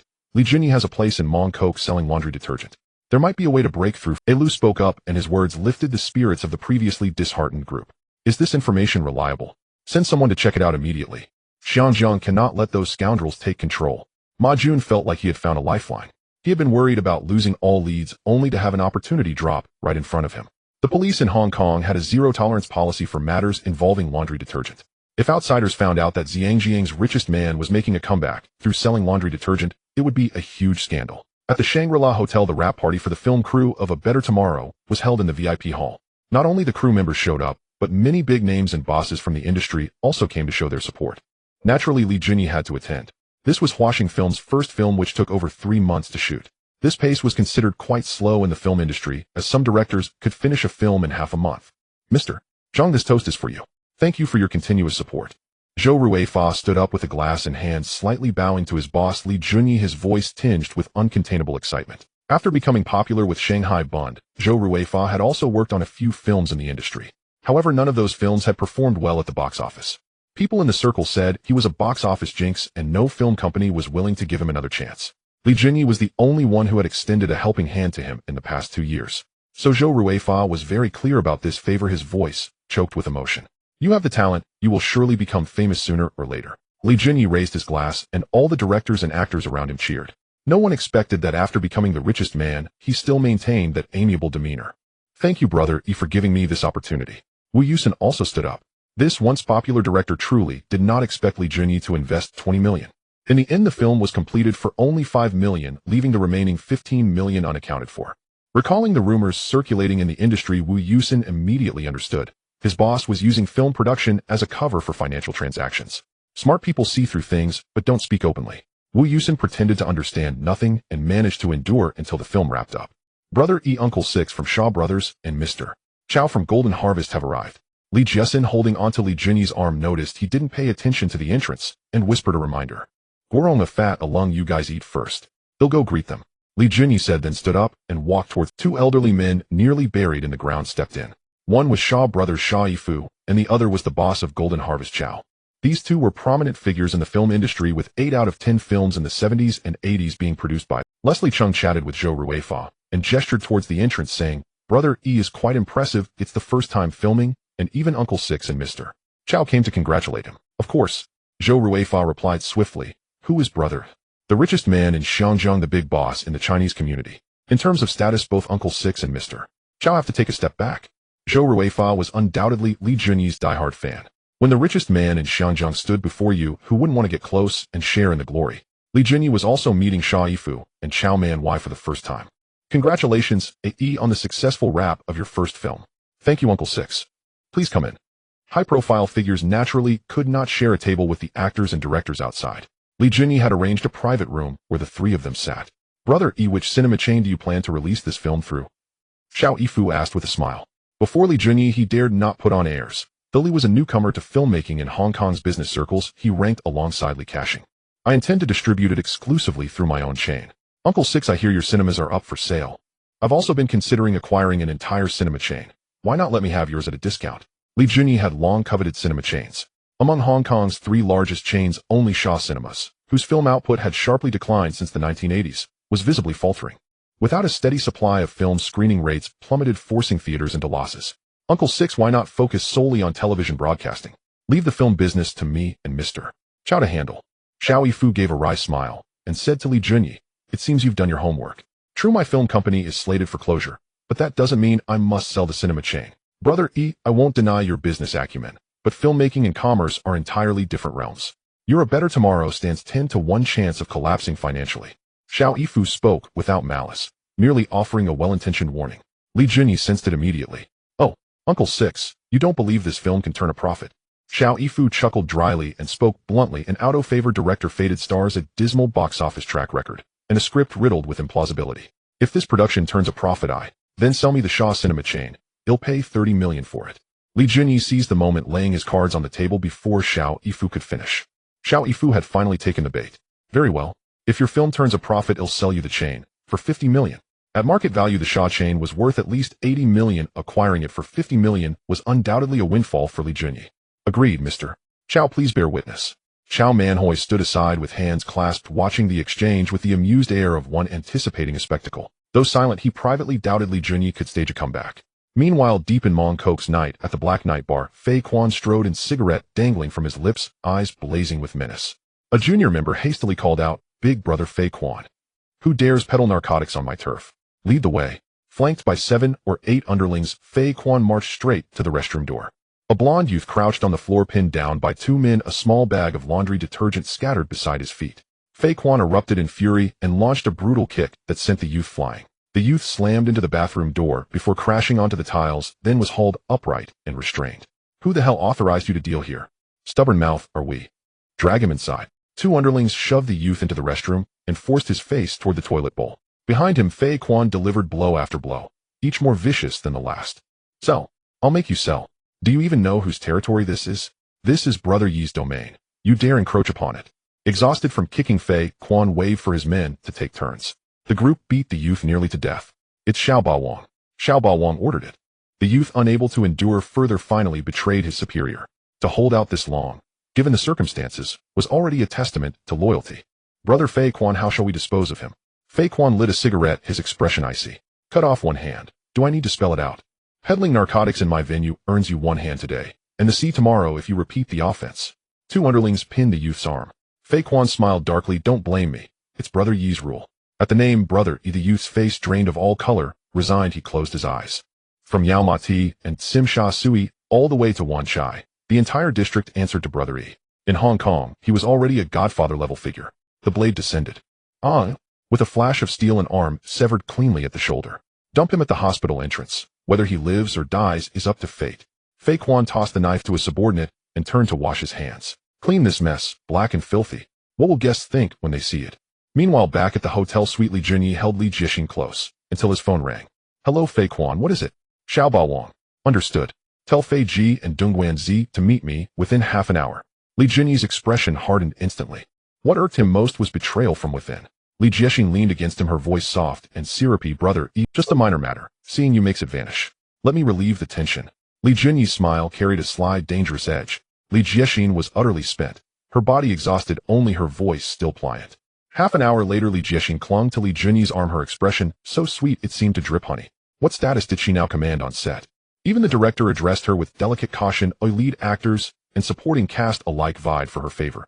Even though she was a raw newcomer, she knew with quiet certainty that this man was her entire world. He was perfect in every way, except for his promiscuity, and scrupulous women constantly threw themselves at him, leaving her perpetually insecure. Brother Yi, let's have a child. Li Jixing blurted unexpectedly. Li Junyi froze stunned. A child. He sprang upright from bed, fumbling frantically into his trousers and shirt, like a rabbit startled from its burrow. No nonsense. We're barely adults. Why rush into parenthood? Isn't building our fortune far more rewarding? Cold sweat slicked his back. He'd pondered fatherhood before, but at 20-something he refused to join the ranks of young fathers just yet. With countless beautiful women waiting beyond his door, life remained luxuriously unburdened. He would never hang himself on a single branch. Li Junyi emptied his drawer of condoms and inspected each one meticulously. Satisfied, none were punctured. He exhaled deeply and launched into rhetorical mode. Comrade Li Jixing, your thinking is perilously misguided. Our enterprise has only just taken flight. How could we squander precious time raising children? Think of all the critical work it would derail. And so he lectured rapid fire and relentless. Li Jixing was left dazed by the barrage. In the end, she nodded, admitting quietly that her vision had indeed been narrow. After departing the Deepwater Bay villa, Li Junyi boarded a helicopter bound for the Great Rich Man Club in Causeway Bay. Godfather, Brother. Upon entering his private lounge, Fei Ji and Dong Guanzi were already waiting, alongside the two fat shui. The three rose instantly as he entered. Please sit. No formalities here. Li Junyi gestured warmly, then retrieved 3 Cuban cigars from a cabinet and tossed one each to Fei Ji, Dong Guanzi, and to two. Each caught his cigar deftly. Cuban, top tier, over $200 apiece. Try it. If you like it, I'll send you several boxes later. Fei Ji, smoking his first cigar, inhaled deeply and choked violently, triggering uproarious laughter from the others. Thank you, Godfather. Fei Ji and Dong Guanzi chorused their gratitude. Li Junyi signaled to Gao Jin, who discreetly ushered all hostesses out of the lounge. Gao Jin closed the door and stationed himself guard outside. That treacherous dog Xiao Baowang betrayed us, selling laundry detergent on my premises. The two, what does the code prescribe? The two paused briefly, then recited flawlessly, 14th oath: he who secretly robs brother's property, or covertly aids outsiders in plundering it, shall be struck down by the 5 thunders. Li Junyi nodded, inwardly impressed. Truly a master of examination preparation. Next time the position of chairman came open, he'd appoint Fat Shui. His mastery of the Triad statutes was flawless, capable of leading the entire society through academic rigor. Fei Ji, Dong Guanzi, you two apprehend that traitor and deliver him to the tribunal for judgment. Understood, Godfather.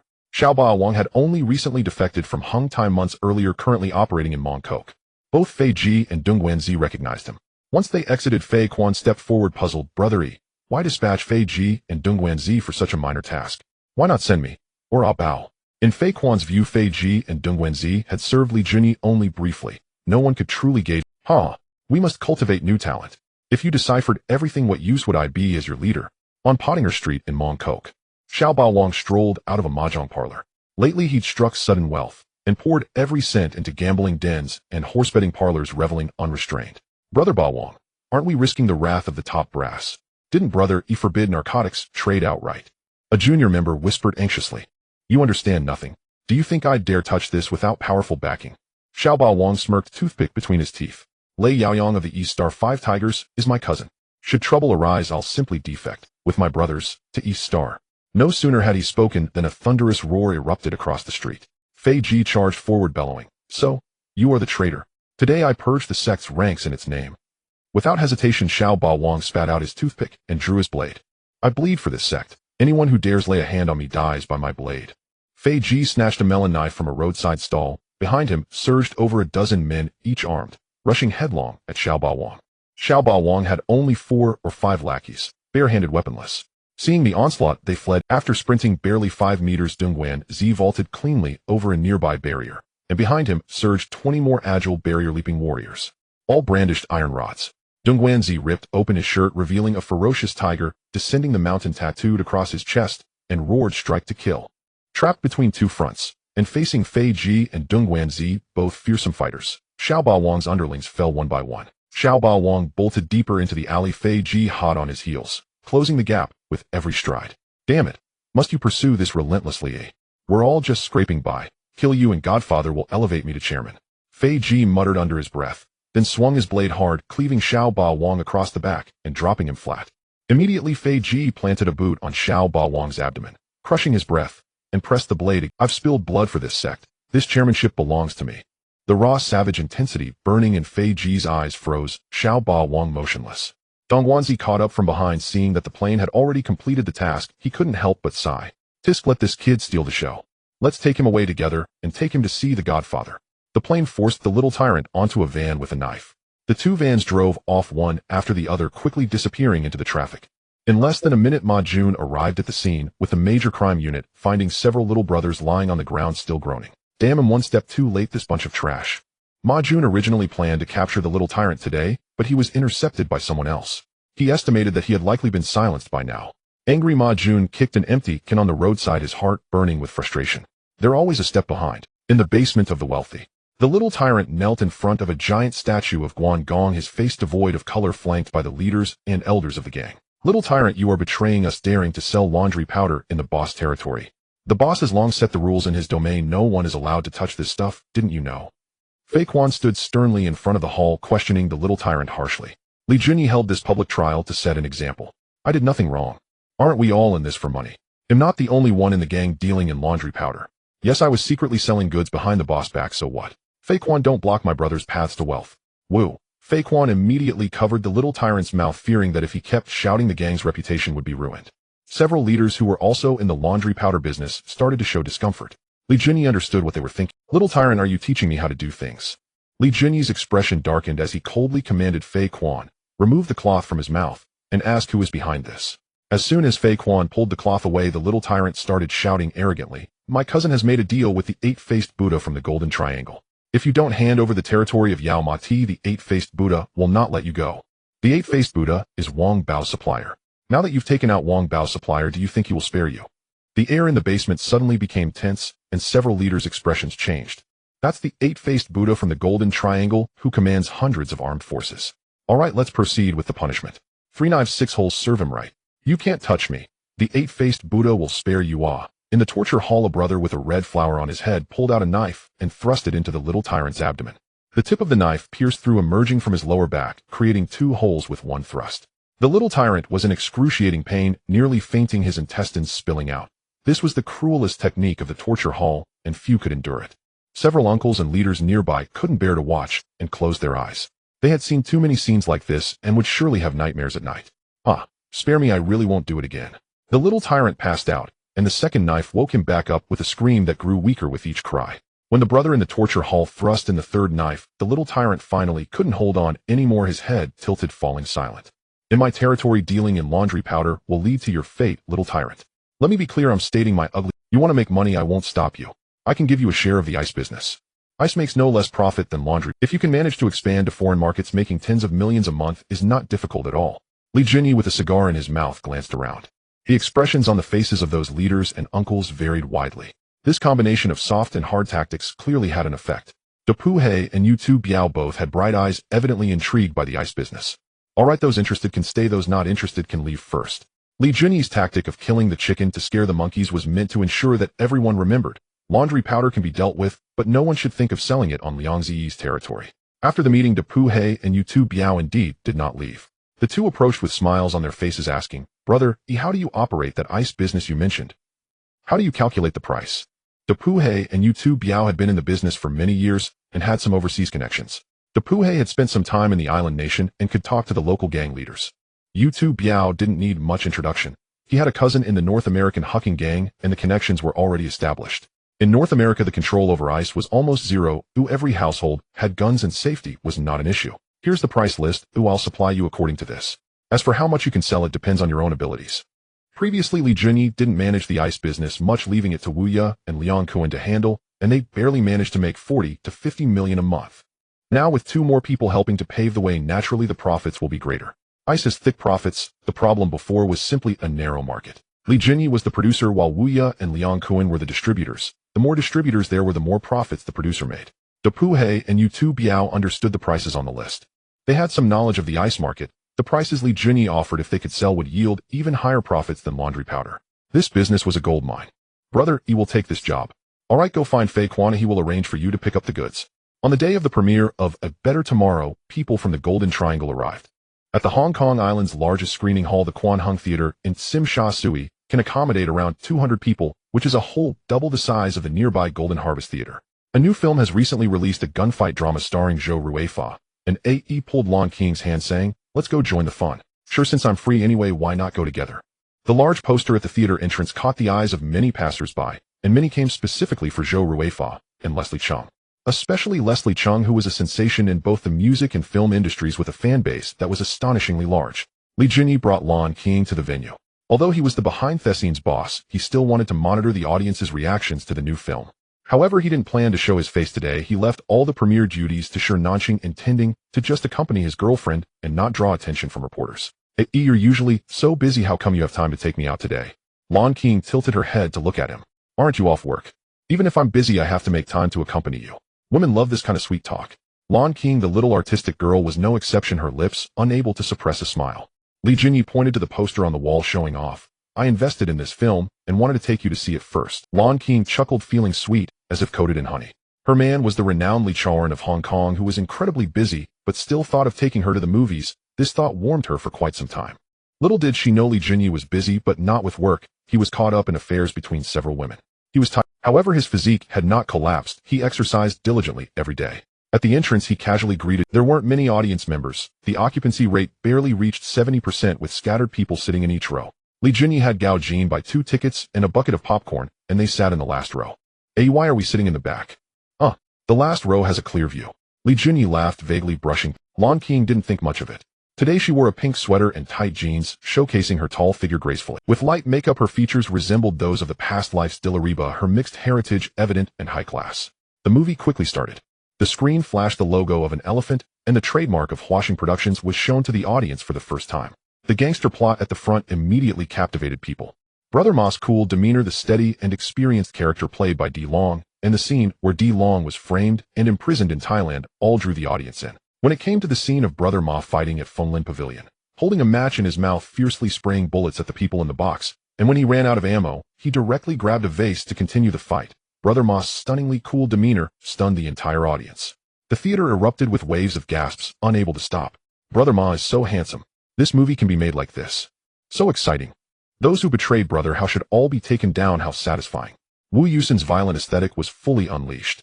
The Fonglin Pavilion scene made the audience's blood surge, but the plot slowed down for several minutes afterwards. Brother Ma, down on his luck, was washing cars, and Brother How was out working too. The handsome brother always misunderstood him. The brotherhood and father-son relationship tugged at the audience's emotions to the brink. Li Junyi didn't bother watching much after a while. He had seen this movie dozens of times in his past life and could recite the lines. He glanced at the audience's reactions and estimated that this film would do well. However, there was something more important at hand. When a young couple came to the cinema, who the hell was genuinely there to watch the movie?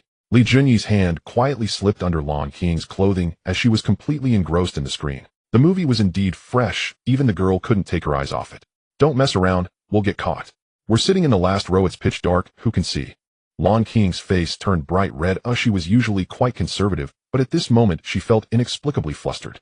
Sometimes the more serious a woman looks, the more hidden wildness she has inside. Get down, be obedient. Lan King shot him a glare, but still obediently lowered her body. The plot on the big screen became more intense, with Brother Hao trapped and Brother Ma racing back on a speedboat to save his brother. That moment of brotherhood made all the men in the audience feel their blood boil.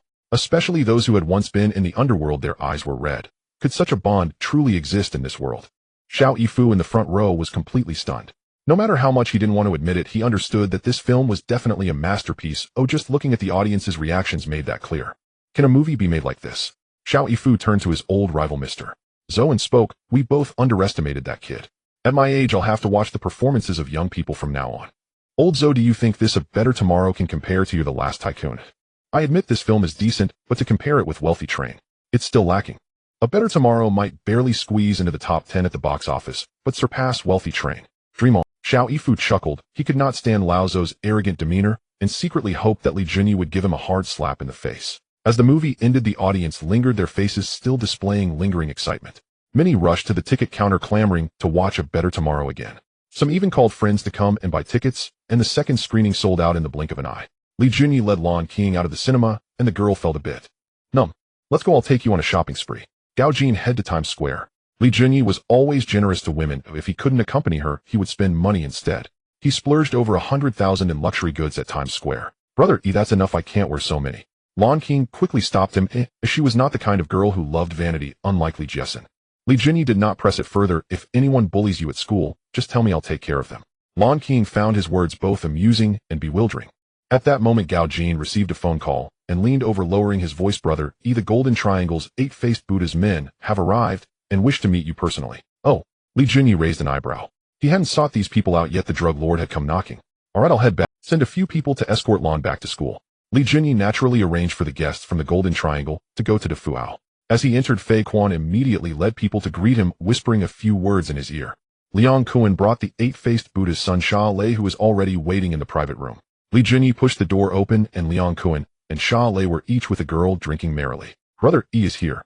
Liang Kuan quickly stood up. "This is young master Sha Lei, who specifically came from the Golden Triangle to discuss a big deal with you." He ordered the unrelated people out. The upcoming business couldn't be laid bare and needed to be kept discreet. "Brother Lei, this is Brother the head of Lianxing, who calls the shots in the Yaomati area." Sha Lei, with long hair and sunglasses perched on his nose, wore a face that screamed arrogance. He looked down on these street thugs from the bottom of his heart, took off his glasses, and grinned at Li Junyi. "So you're Brother. I wanted to discuss something with you." He leaned back on the sofa, relaxed, and continued. "Wang Bao was taken care of by you, right?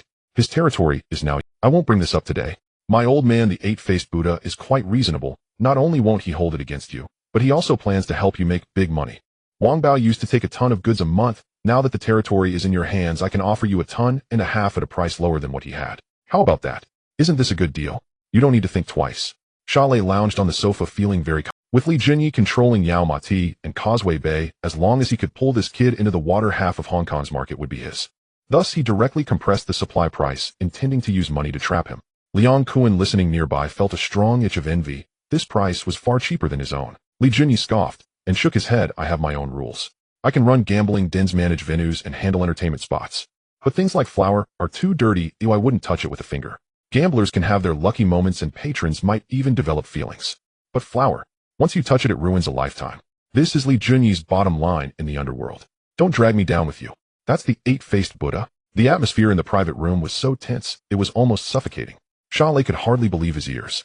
How could someone refuse such a good offer? "Aren't you plainly going against the 8-faced Buddha?" "Damn it." Sha Lei exploded with anger. "I'm teaching you. Don't block the Earth's rotation. I'm being kind and trying to help you get rich, and you're here putting on airs. Block my financial path, and you better be careful. Kill my whole family."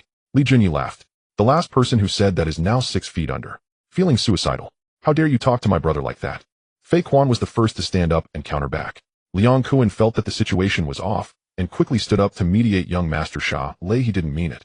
Before he could finish, Li Junyi pulled out a Desert Eagle from somewhere and pressed the muzzle directly against Sha Lei's forehead, pulling the trigger. Bang! The tremendous recoil almost dislodged the gun, but fortunately Li Junyi was strong enough to hold it tightly.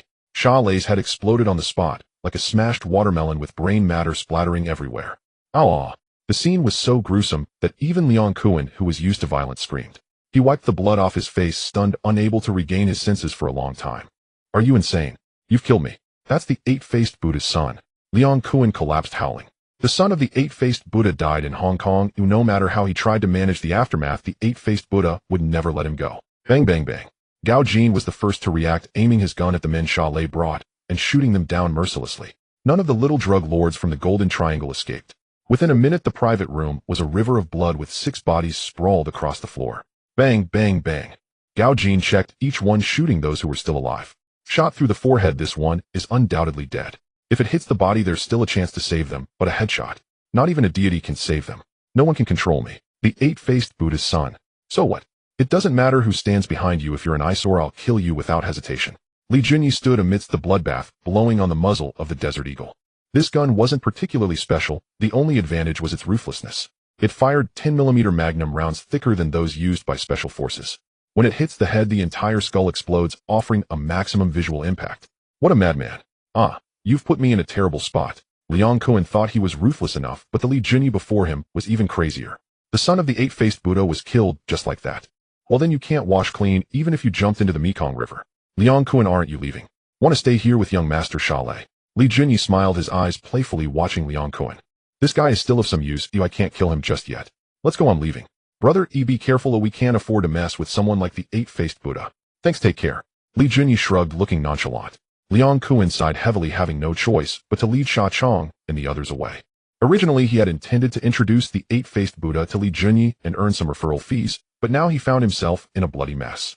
After leaving to Fuhao, Sha Chong finally came to his senses. Just now I was suffocated by Li Junyi's aura. The name Jade-Face Shura is no joke. Kuan Gu, what should we do? First, let's hide and avoid the storm. Don't stir up trouble for a while. Liang Kuan was genuinely frightened. He planned to retreat to the countryside. Even though he was the leader of Hongxing, they were up against the warlords of the Golden Triangle. Dealing with warlords is like a dimensional strike. Regular soldiers can easily crush a bunch of henchmen. Kuan Gu, you can't leave just yet. Come with us to the Golden Triangle. Gao Jin, accompanied by a dozen well-dressed subordinates, spoke politely, but those behind him had their hands resting on their gun holsters. What? To the Golden Triangle? Liang Kuan's mind buzzed. He was barely escaping, yet they wanted him to voluntarily head to the Golden Triangle and deliver himself to death. Gao Jin's group made it clear it was a threat, and Liang Kuan dared not turn against them. Not carrying a gun today, confronting them heathen, is like seeking death. All right, I want to see Li Junyi. Liang Kuan returned to the Fuhao, back to the same private room. The floor had been cleaned, looking as if nothing had happened. Li Junyi, cigar in mouth, leaned back on the leather sofa, casually tossing a cigar to Liang Kuan. Liang Kuan, I just spread the word. You were the one who killed the eight-faced Buddha's son. There's no way out for you now. Li Junyi watched him with a smile, this black pot securely placed upon him. Li Junyi, what exactly do you want? Why do you want to harm me? Liang Kuan's mentality completely exploded. This was too much bullying. I rely on your business for money, but you can't go this far. I am after all a decision-maker for Hongxing. Do you have no regard for face? Li Junyi slowly spread his hands, grinning at Liang Kuan. From now on, we are 2 peas in a pod. We go to the Golden Triangle together to deal with the eight-faced Buddha. Otherwise, you definitely won't survive. Liang Kuan struggled to calm himself, breathing heavily. Li Junyi was truly insane. The eight-faced Buddha had an army stationed in Guagan, at least 500 men. Although the equipment wasn't impressive, it could still be considered a proper armed force. Brother the eight-faced Buddha usually resides in a villa in Guagan, where dozens of soldiers guard it, making it easy to defend, but hard to attack. Liang Kuan thought this would scare Li Junyi. Instead, Li Junyi merely sneered, a few hundred men dare to call themselves generals. It's that simple, I can handle it myself. In Hong Kong, there are many rules and legal clauses restrict you at every turn, making it difficult to do anything freely. But in the Golden Triangle, it's a lawless land. Whoever has the biggest fist has the final say. No one can control you. Liang Kuan, lead the way, we leave for the Golden Triangle tonight. Huh. Liang Kuan and Sha Chong exchanged blank stares, completely bewildered. By the time they were stuffed into an armed helicopter, their mouths were agape enough to fit in a chicken egg. Brother, are we taking this? Liang Kuan spotted the fully armed Blood Wolf squad soldiers across from him, his tongue twisted in disbelief. What else? It'll take me 3 to 4 hours to fly to the Golden Triangle in this thing. How long does it usually take you? Liang Kuan's mouth twitched, and he smiled wryly without responding. His trips to the Golden Triangle usually took at least 10 days, most of which were spent on the road, as the mountain roads in northern Myanmar were both rough and winding, with vehicles unable to enter. From Chagwaling, 3 armed helicopters gradually took off, each packed with 20 soldiers, totaling 60 members of the Blood Wolf squad. Along with Liang Kuan, Sha Chong, Li Junyi, and Gao Jin, a total of 64 people flew towards the Golden Triangle. A fully fueled attack helicopter can fly up to 230 kilometers. The straight-line distance from Hong Kong to the Golden Triangle is barely over 100, making it more than sufficient for rapid transit. Meanwhile, at the Wailung Bar in Mongkok, Wei Jixiang had risen to become the undisputed boss of the district, flanked by his two lieutenants Dao Ba Quan and Xin Sha. Brother Xiang, last night's strike against Sang Bo was absolutely devastating. Our reputation as Twin Flower Red Sticks has been restored.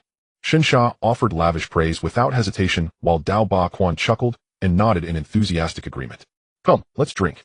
Ever since joining He Luin Sheng, life has grown better day by day. Wei Jixiang's face glowed with pride as he leaned forward and solemnly instructed his two brothers. Remember this, well, every bit of our prosperity today comes from Brother Yi. Wei Jixiang knew it all too clearly. Back in his days with Hung Tai, he'd lived worse than a stray dog. After transferring to Mongkok, had Li Junyi not extended a hand to lift him up, he would never have ascended to this position of authority. Exactly. Anyone who dares disrespect Brother Yi disrespects me. Dao Ba Quan, personally. Well said. You two are far more reliable than Fei Quan. A cold, unexpected voice cut in. Wei Jixiang turned and saw a blue-haired, flamboyantly dressed youth staring at them with a sardonic half-smile. Who the hell are you to insult Brother Fei Quan? Dao Ba Quan snapped instantly. Fei Quan was Brother Yi's most trusted confidant. Insulting him was tantamount to slapping Wei Jixiang across the face. Wei Jixiang slapped Dao Ba Quan hard across the back of the head and scolded, "Fool! This is Brother Tianhong, the fiercest warrior under Brother Yi's command." Brother Tianhong. Under Li Junyi's banner stood the four pillars: Jimmy Luo, Tianhong, Fei Quan, and Gao Jin, the four highest-ranking enforcers in his inner circle. Though Wei Jixiang now ruled Mongkok, he stood leagues below Luo Tianhong, and hurriedly bowed his head, offering a respectful, deferential greeting. Luo Tianhong grinned broadly, unceremoniously plopped himself down, and declared, "Your unwavering loyalty to Brother Yi does not go unnoticed. But pretty words alone are worthless. If someone dares trouble Brother Yi, shouldn't we, his subordinates, clear the path for him?" Luo Tianhong swept his gaze across the room. Seeing unanimous nods, he raised his glass, drained it in one swallow, then added, "That East Star faction, Lei Yaoyang and his cousin the Little Tyrant, has been openly peddling narcotics on our turf. You're aware of this, aren't you? Shouldn't we sever East Star's claws entirely and drive them out of Yao Mong?" Wei Jixiang had heard of the Little Tyrant, and just days earlier had witnessed the man's punishment firsthand in the tribunal hall. Upon returning, he'd issued strict orders to his men. Anyone caught trafficking narcotics would answer to him personally. "Brother Tianhong, is this Brother Yi's direct order?" Luo Tianhong shot him a sharp, disappointed glare. "Have you lost your mind? You've already become Mongkok's boss, yet you still haven't grasped the need to expand the Triad's territory. Seize Simsha Sui now. When Brother Yi returns, he'll reward initiative. Do you understand? In this world, survival hinges on wit, not brute force. Otherwise, you'll remain forever a stepping stone, never a sovereign." The air inside Wailung Bar tightened like a drawn bowstring. Dao Ba Quan was born with battle in his blood. At the mere mention of action, his entire body surged with electric excitement. His fingers trembled uncontrollably. He jumped in. "Brother Xiang, Brother Tianhong speaks truth. We've served He Luin Sheng for years, yet earned no distinction. It's embarrassing even to speak of it. And we'd have no justification before the Old Top." In Underworld parlance, Old Top referred unequivocally to Li Junyi, the supreme leader 2 hierarchical tiers above even the most senior lieutenants. Luo Tianhong idly chewed a toothpick, a faint knowing smile playing on his lips as his eyes locked onto Wei Jixiang. He spoke, "I'll ask only once. Do you dare act? Do you have the courage to join me in a decisive strike, to seize all of Simsha Sui?" He paused, his voice edged with ironclad resolve. "Phase 1 East Star leaves, permanently. Phase 2 the NI family and the Number Gang, erased without exception." Li Junyi's prior conquests covered barely half of Simsha Sui.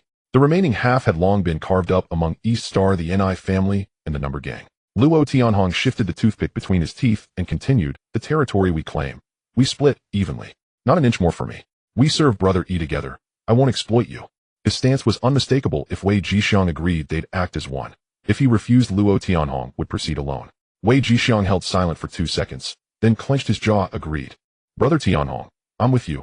Luo Tianhong oversaw the Simsha Sui branch. Wei Jixiang commanded Mongkok. From Mongkok to Simsha Sui, a mere 15-minute drive. "I'll bring 300 men to neutralize the NI family and East Star." As Luo Tianhong spoke, his gaze pinned Wei Jixiang in place. "The Number Gang falls to you. The NI family and East Star were allied, making them the harder target." Luo Tianhong deliberately took that burden upon himself, assigning Wei Jixiang the comparatively easier opponent. Done. Midnight, strike begins. Triad territorial seizures always occurred under cover of darkness, when police patrols dwindled and officers rested. By midnight, the new territories, Tunmun and Yuan Long, lay shrouded in total blackness. But Simsha Sui East remained ablaze with neon brilliance, its nightlife just beginning to ignite. Dozens of vans halted in unison along Carnarvon Road. a street East Star had only recently claimed. Hundreds of men poured out, all identically clad in black suits and cropped hair, forming an imposing, disciplined phalanx. At their vanguard strode Luo Tianhong, his hairstyle the most striking of all. Passers-by instantly erupted in murmurs. That's He Wensheng, no doubt about it. They're planting their flag right on East Star's turf. Tonight's going to be explosive. No question, it's He Wensheng. Those black suits don't lie. Just their presence dwarfs the opposition's aura. Isn't that Luo Tianhong leading them? They call him One Sword's Severed Throat, a ruthless master of the blade.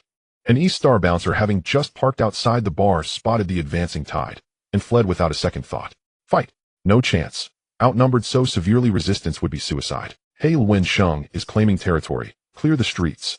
Luo Tianhong's men surged forward in relentless waves, storming venue after venue. We happened to be drinking at that very bar. Hearing the commotion, he rushed outside and went pale. What the hell, Luo Tianhong? What's the meaning of this? Hold on. I'm sworn brothers with your top negotiator. Don't do anything rash. Seeing Luo Tianhong's overwhelming numbers, we resorted to bluffing outright. In truth, he enjoyed cordial relations with Liang Ji, but swore brotherhood. Never. Luo Tianhong had long confirmed we shared no genuine bond with Li Junyi. Don't pretend familiarity. Brother E himself declared we share no ties with you. Lei Yaoyang of East Star dared instigate the little tyrant to traffic narcotics on our soil. And tonight I will expel East Star from Tsimsha Sui, forever. With a sharp gesture, cut him down. Hundreds of black-suited enforcers drew their cleavers in unison, surging forward like a ravenous tide, unstoppable. Wu Ya's face contorted in panic. Fuck. Hear me out. That business with Lei Yaoyang has nothing to do with me. He tried to clarify. Lei Yaoyang is Lei Yaoyang. I am I. Go hunt him and type. Justice has its due course, and debt its rightful claim. But Luo Tianhong denied him even a single word. Wu Ya glanced back at his trembling underlings, and felt his heart freeze solid. Gritting his teeth, he roared, cut him down. A dozen reckless youths charged forward with guttural cries, while Wu Ya silently slipped backward. A few sharper-eyed underlings caught the retreat, and inwardly cursed. Following Wu Ya meant surviving. Not feasting, not reveling, just clinging to life. Damn it. Where's the brotherhood we swore? I'm building up to something huge, yet you flee faster than rabbits.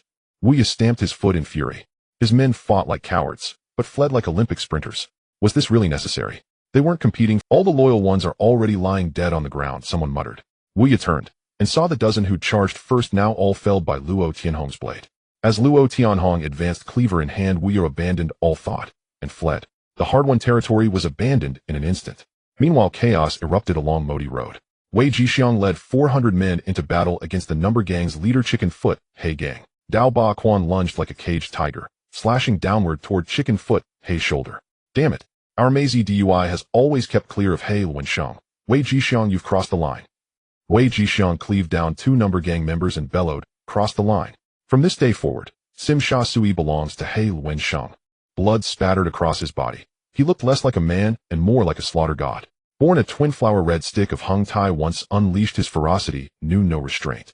Wei Jixiang's men were elite death squads, handpicked and dispatched by Li Junyi.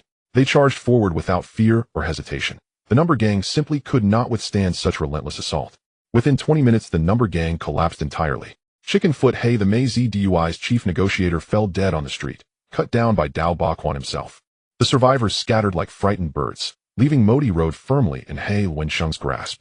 Of Tsimsha Sui's 26 main thoroughfares, every single one now bore the mark of Liang Ji. This district had been Hong Kong's wealthiest for centuries, unrivaled, unmatched.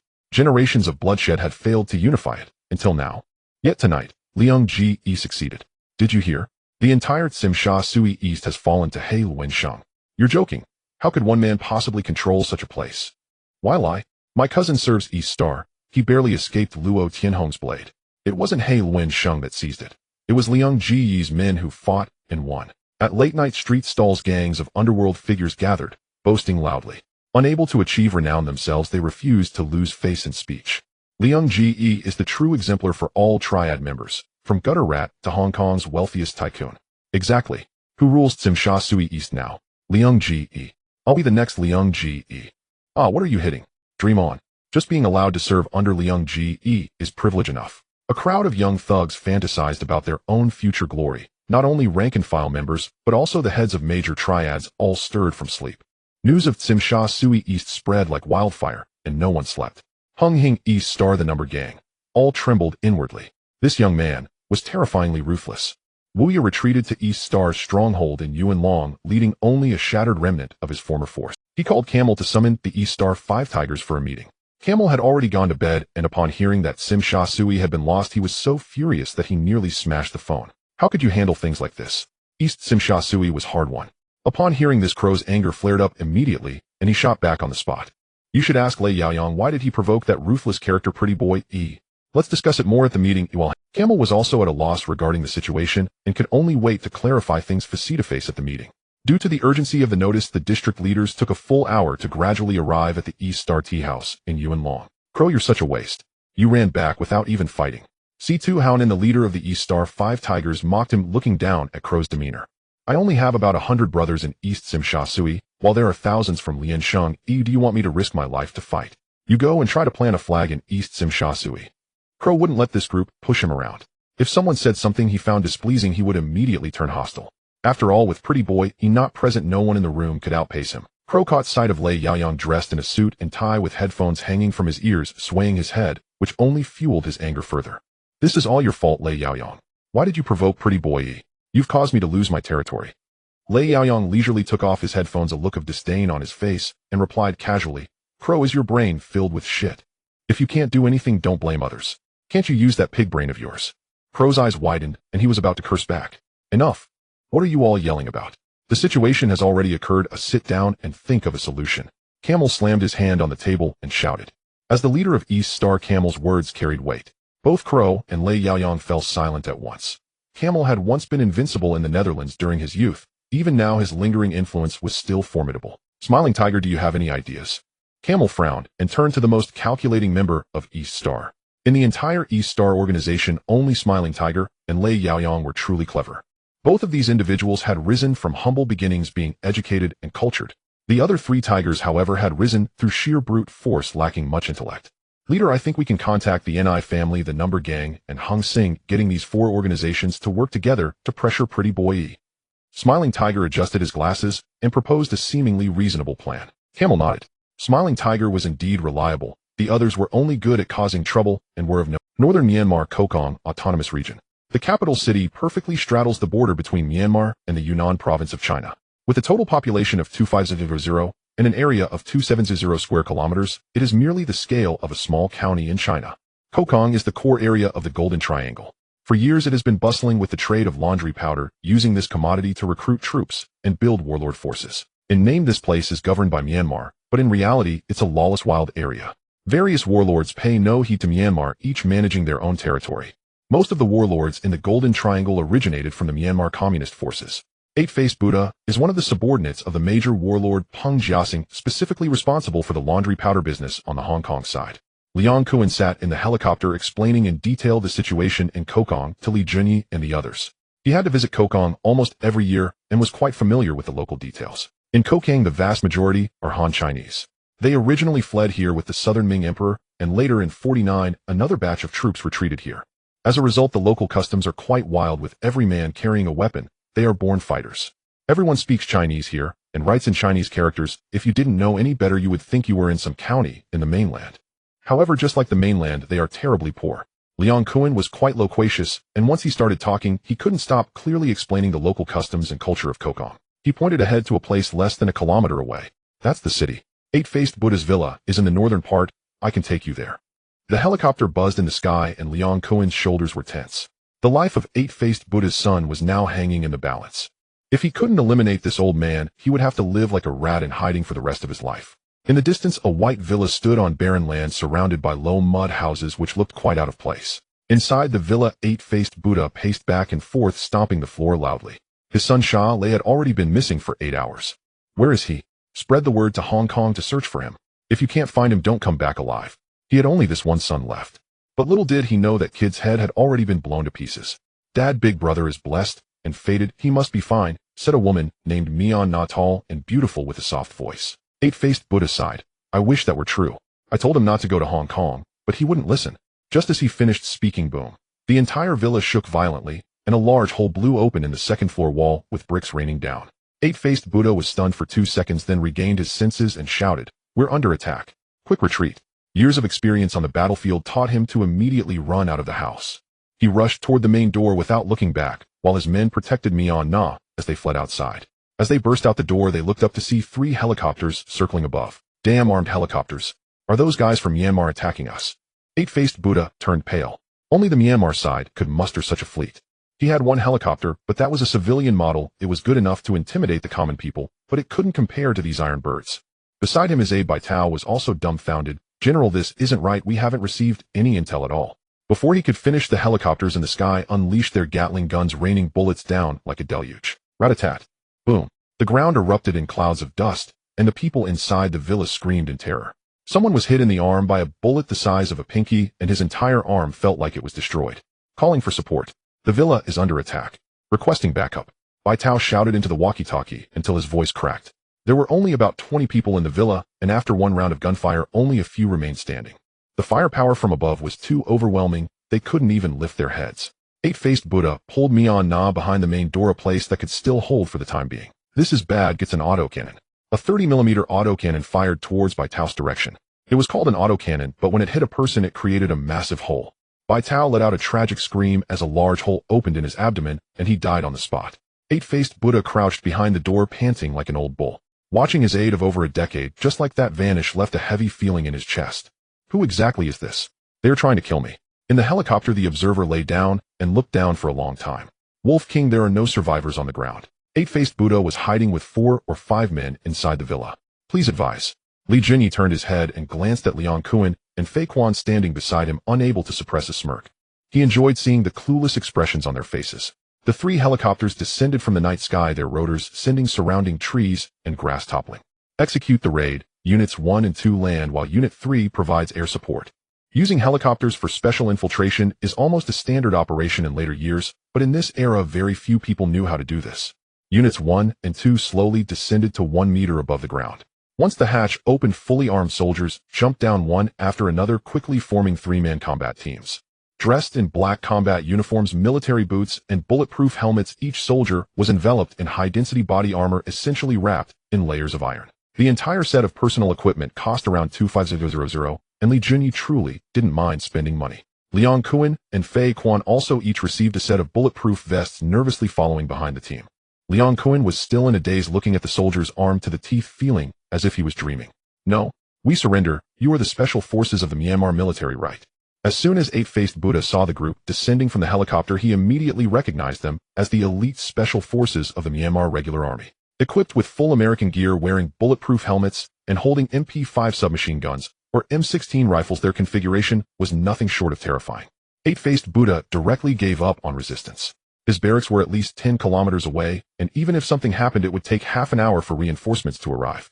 He only had 5 or 6 men with him, plus a woman who was completely defenseless. Not dragging his feet would be a blessing.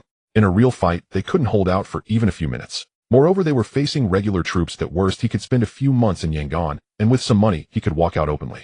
The current Myanmar is still under military rule, and spending money to pave the way is hardly a big deal.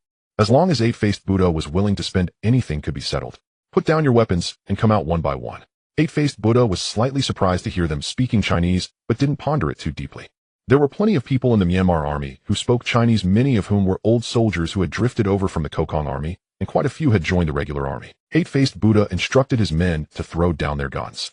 The guards also breathed a sigh of relief. If the boss was determined to fight, they were genuinely considering defecting. No, we have no weapons, we surrender.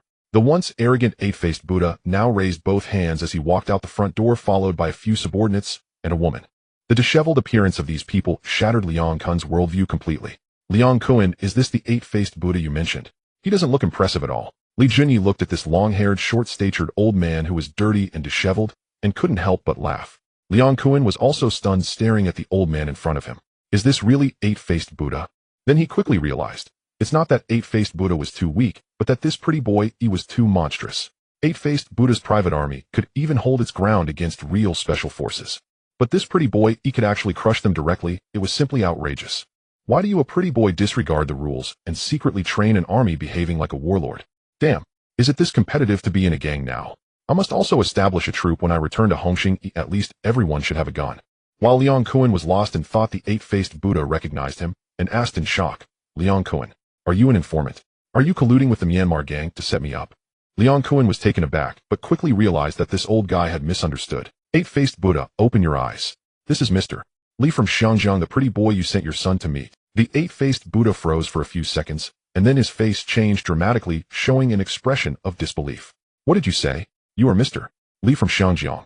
What a joke. The eight-faced Buddha's face turned pale, devoid of color. He could never have imagined that a gang member from Xiangjiang could command such a special force. Is there any justice left in this world? The eight-faced Buddha lay in a pool of blood, and Li Junyi stepped on the shell casings, laughing proudly. Didn't expect this, did you? You sent people to Xiangjiang to deal with me, and I came directly to your lair. This drug lord, relying on his numerous subordinates, never took the gangs in Xiangjiang seriously, thinking he could just send a few men to suppress them. But then a ruthless person who didn't play by the rules showed up and smashed the place to pieces. By the way, I also sent your son Shalei on his way. The two of them were just fine reuniting underground. The doctor, chewing gum, aimed his MP5 submachine gun at the eight-faced Buddha on the ground, and with a burst of fire the notorious drug lord from the Golden Triangle was riddled with holes. Liang Kuan stood by, nearly having his eyes pop out. This was how the eight-faced Buddha ended. This. The Golden Triangle is a good place to shoot until they're all dead. The doctor switched to an M16A1 assault rifle and fired another burst, turning the eight-faced Buddha into a shapeless mass. The remaining bodyguards were so frightened that their legs trembled, their faces as pale as paper. Wolf King, did all these soldiers just get wiped out? Li Junyi glanced at the terrified soldiers and shook his head. They're all poor kids from local families. They joined the army just for a paycheck. Those who want to stay, register later. Those who want to go home, drop your weapons and leave. The group looked at each other, and surprisingly not a single one wanted to leave with Li Junyi. They weren't stupid. They looked at the equipment and firepower and realized that following Li Junyi would definitely be better than being under the eight-faced Buddha. If they couldn't fight, they might as well join. It wasn't shameful in the Golden Triangle. Thank you, General. Thank you, General. Damn, you're lucky to be alive. Come with me to register. The doctor shouted fiercely, his face making it clear he was not to be messed with. He was now the leader of the Blood Wolf Regiment, commanding a group of desperados. Li Junyi stroked his chin, feeling quite pleased to be called general. But with this small number of people, it wasn't enough. He needed to seize more territory to become a true warlord. Only one woman was left in the venue, shivering in the wind. Mianna was tall and beautiful, crying heartbreakingly while hugging her father. Daddy, you killed my daddy, Wu. Her look truly evoked sympathy, and the older men present felt a twinge of compassion. Wolf King, can you give me this pretty girl? I can make her obedient and have her live with me properly. Fei Quan approached lecherously, his eyes fixed on Mianna in her backless evening gown, unable to suppress his saliva. Damn, Fei Quan, did a donkey kick your brain? That's a transsexual. It might be bigger than yours. Liang Kuan laughed so hard he nearly choked. Tai transsexual, could be bigger than yours. Fei Quan looked closely at Mianna's sexy figure, unable to resist envisioning the scene. Approaching men, it only gets worse. Ugh. Fei Quan started vomiting on the ground, cursing. A big guy dressed like this, have you considered other people's feelings? Disgusting, look at it. Li Junyi chuckled at Fei Quan's predicament. That's what you get for being a little king in Xiangjiang, firing off everywhere. Li Junyi signaled to the doctor. The doctor, lacking any sense of chivalry, raised his hand and fired a shot, sending the tall beauty away. Good riddance. Letting you pretend to be a woman to deceive people, spit. Fei Quan, weren't you just head over heels in love? How did you change your mind so quickly? Li Junyi teased, and those around him laughed madly. Brother, you don't tease me. After a burst of laughter, Li Junyi ordered the doctor to hurry and repair the defensive works. Notify Xiangjiang to send helicopters for support. The eight-faced Buddha's troops should be arriving soon. Relying solely on the 60 or so members of the Blood Wolf Regiment to withstand the entire drug lord's army was a bit strenuous. But it was only a 2 to 3 hour flight from Xiangjiang to the Golden Triangle. They just had to hold out until reinforcement arrived. Wolf King, do you intend to swallow the whole town? The doctor immediately reacted. Li Junyi's stance did not seem like he only wanted to take down the eight-faced Buddha. If it were just that, he would have flown back to Xiangjiang by now. But Li Junyi did not leave. Instead, he ordered the Blood Wolf Regiment to build fortifications on the spot. The doctor thought quickly and understood. Brother, he had his sights set on this unregulated territory. Exactly, from now on, this town will be the new den of the Blood Wolf Regiment. This is the real battlefield for training troops. In that tiny place of Xiangjiang, everything was too restricted. In this desolate place, as long as you don't throw things away, you can do whatever you want. The sky is high and the emperor is far away. Who cares? The members of the Blood Wolf Regiment each did their own thing, quickly building makeshift fortifications around the villa as per their usual training. 10 machine guns were mounted on the high walls, and a mortar position was also set up. A few people were busy refueling the helicopter, replenishing the ammunition they had used. Everything was ready when the sentry scout returned to report. There's a convoy 1 kilometer ahead, more than 10 large trucks estimated to have around 200 people. What did you say? They all came in big trucks. Yes, Wolf King, no mistake about it, the scout replied confidently. Li Junyi had no doubt about their eyesight. These guys were seasoned veterans. Do these people have no sense of caution? Do they still think we are easy to bully? With so many people packed into a truck, aren't they just live targets? One shell could flip a large area. Li Junyi grinned and immediately ordered, helicopters 1, 2, and 3, take off immediately and charge in to hit them hard. The 3 helicopters roared into the sky, heading straight for the enemies 1 kilometer away. The people under the 8-faced Buddha were still unaware, foolishly moving forward. Hurry up. Deputy Bai Tao sent a distress signal half an hour ago. We can't contact him now. Squad leader Wei Bing urged his men to hurry. He wasn't eager to rescue the 8-faced Buddha. He wasn't that loyal. The 8-faced Buddha hadn't paid his men for several months. He was going to collect debts. Damn it, if the man is dead, who will he ask for the money? Moreover, he was fully aware that the 8-faced Buddha had hoarded all the money he earned in the villa. As long as he got his hands on that money, he could start anew, recruit soldiers, and become a general himself. In this broken place of the Golden Triangle, anyone with people, guns, and money could taste the thrill of being a general. Wei Bing had it all planned out. Once he got the money, he would quickly gather a force of 500 to 600 people, take the entire town down, and force the locals to continue farming. This business was bound to be profitable. Later, he could swallow a few surrounding small towns and become a commander. Unfortunately, before his dreams were fulfilled, a shell fell from the sky and hit the front truck.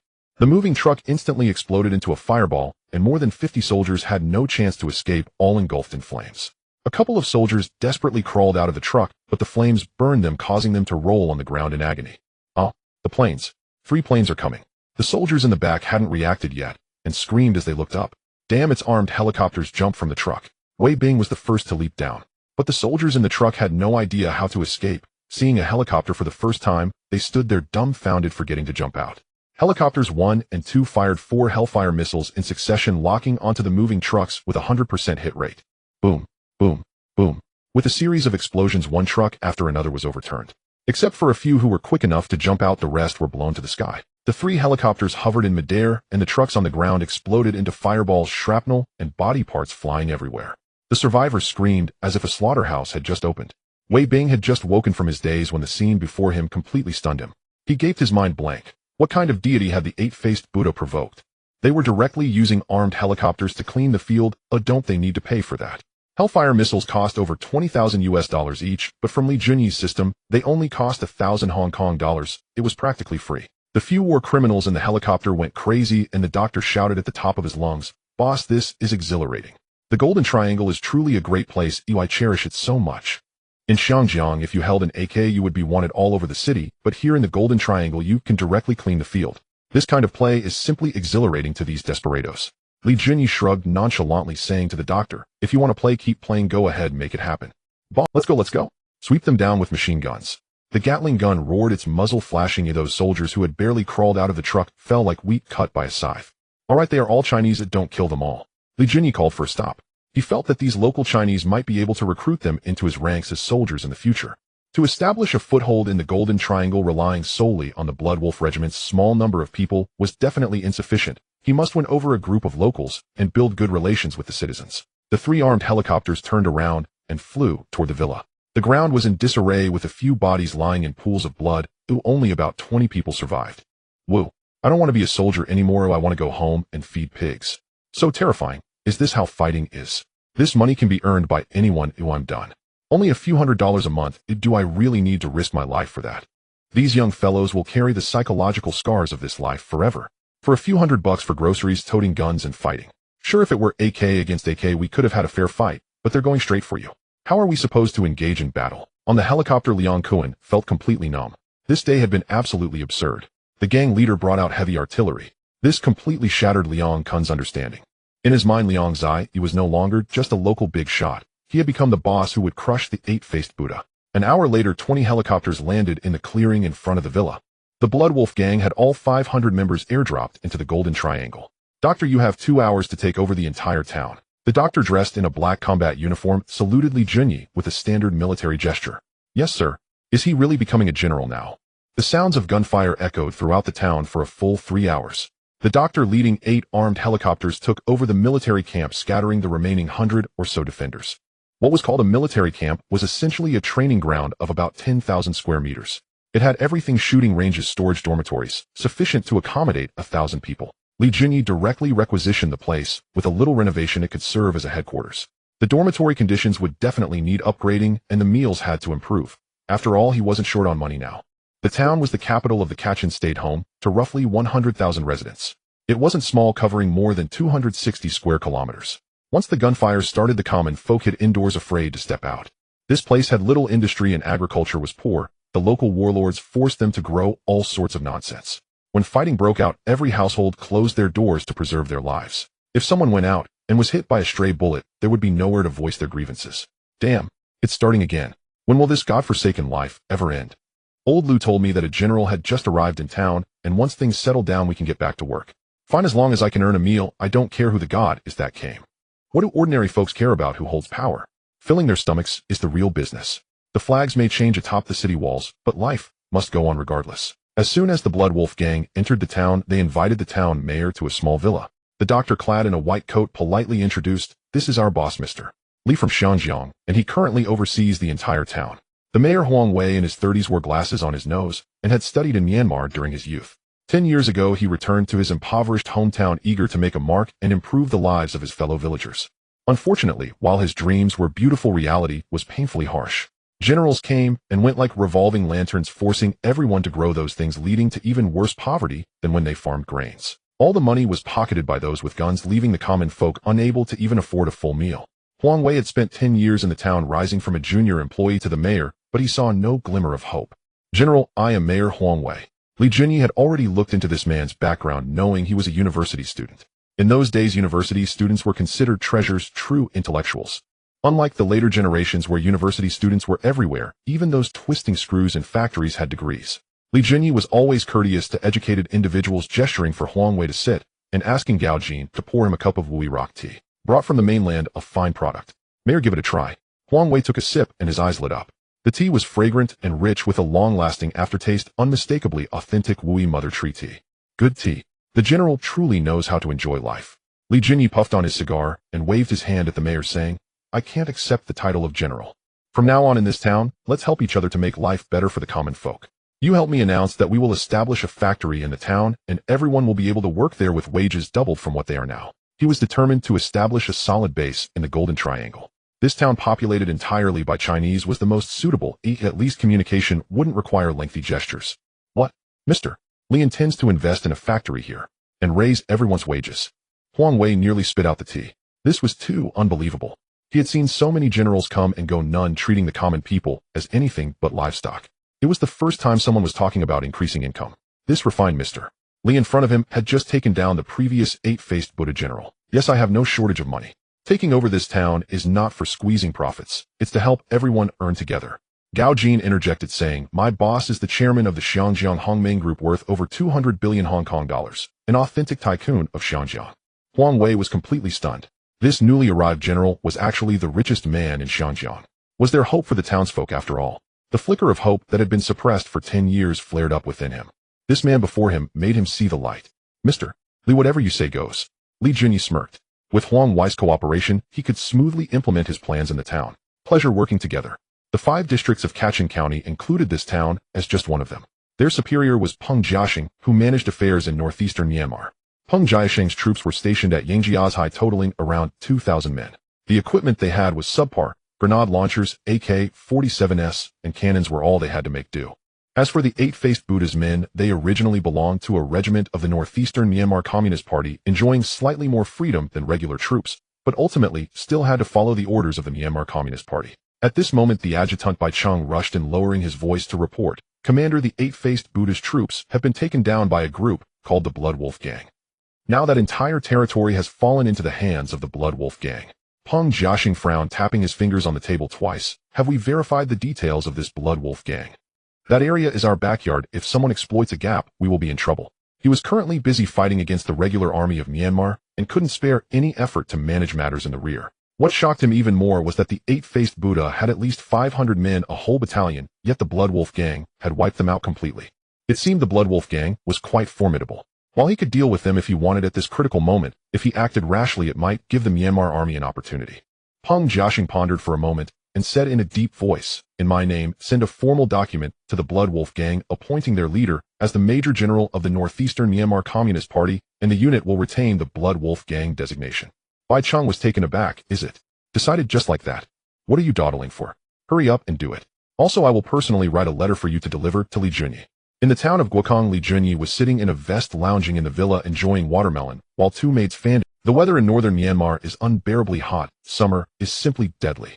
He picked up half a watermelon and devoured it, wishing for an air conditioner. In this small town, only the landlord's family could enjoy a few good days. Fei Quan sighed beside him. Brother, when are we going back to Xiangjiang? This godforsaken place is too boring. I can't even see a girl. When he first arrived, he was quite curious, wandering around and flaunting the general's prestige. But the town was so small that there wasn't even a place to pass the time. Fei Quan was nearly suffocating from boredom. Li Junyi laughed and pointed at the two maids across the way. Who says there are no girls? There are two right here, only 18 years old, fresh and tender. Fei Quan looked over, his face filled with despair. Are you sure they are 18? The two girls were dark and skinny with dirty faces, and it was unclear how long it had been since they had washed their clothes. Li Junyi burst into laughter. In northern Myanmar, the high temperatures year-round leave women increasingly tanned, and combined with poor nutrition, they are as thin as bamboo poles. The local girls don't even use cosmetics, and they look far from appealing. These are all natural beauties, no pollution. You young man don't know how to appreciate it. Enough, brother. I see you've gone celibate here too. Fei Quan scoffed.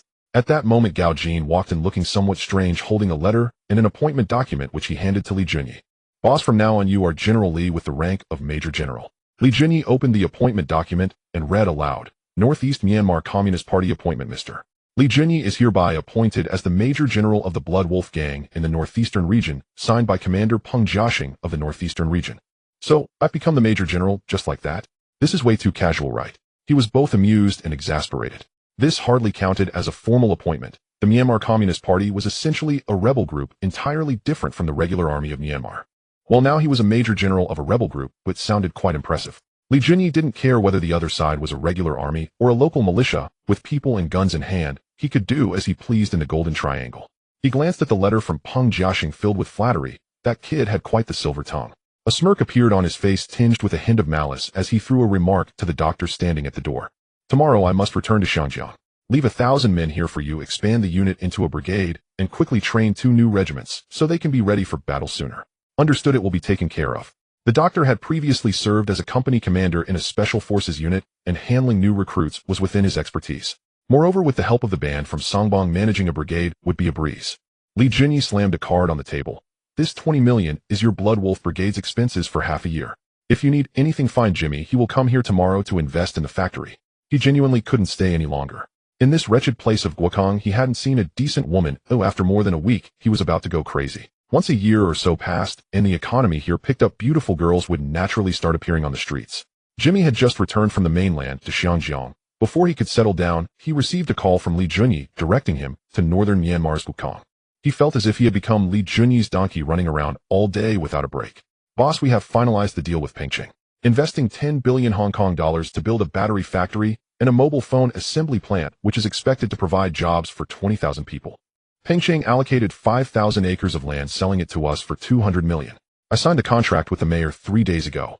Jimmy arrived in northern Myanmar without even stopping for water, rushing to report to Li Junyi. Li Junyi nodded, feeling quite satisfied. Securing 5,000 acres for 200 million was practically a steal. At that time, the mainland hadn't yet engaged in land finance, and Pengcheng was just getting started. The officials had no idea how valuable land could be. To attract investment, selling land at a loss was quite common. Jimmy's maneuver inadvertently garnered Li Junyi over 10 billion in land profits. The 5,000 acres in Pengcheng will soar in value over the next 20 years, eventually reaching a worth of over 100 billion. Thank you for your hard work, Jimmy. It's quite a hassle to call you all the way here for investment. Li Junyi handed over a cigar, and the two sat in the living room puffing smoke while discussing how to proceed with Guogang. Jimmy, I plan to impose a complete ban in Guogang. This means we will definitely need to set up several factories to provide jobs for the locals. What are your thoughts on that? The source of livelihood for the people in Guogang is the cultivation of opium. A complete halt would mean cutting off their lifeline. But as long as they are given a new job, who would want to engage in such immoral activities? Investing in factories in Guogang is essential. Jimmy, being a business genius, quickly generated an idea. Guogang only has a population of 100,000. A beverage processing factory would suffice. It would specialize in producing iced tea, Sprite, and mineral water. Since Guogang is adjacent to Yunnan province, we can set up a distribution center in Yunnan to push these beverages into the inland market.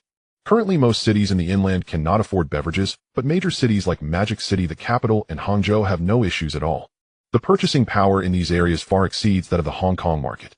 After a trip to the inland, Jimmy was optimistic about the momentum they're articulating his ideas with clarity. We also need to establish a logistics company specializing in cross-border transportation.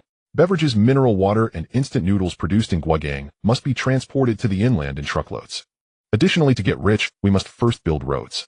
The road from Guagang to Yunnan must be constructed, which will also provide substantial employment.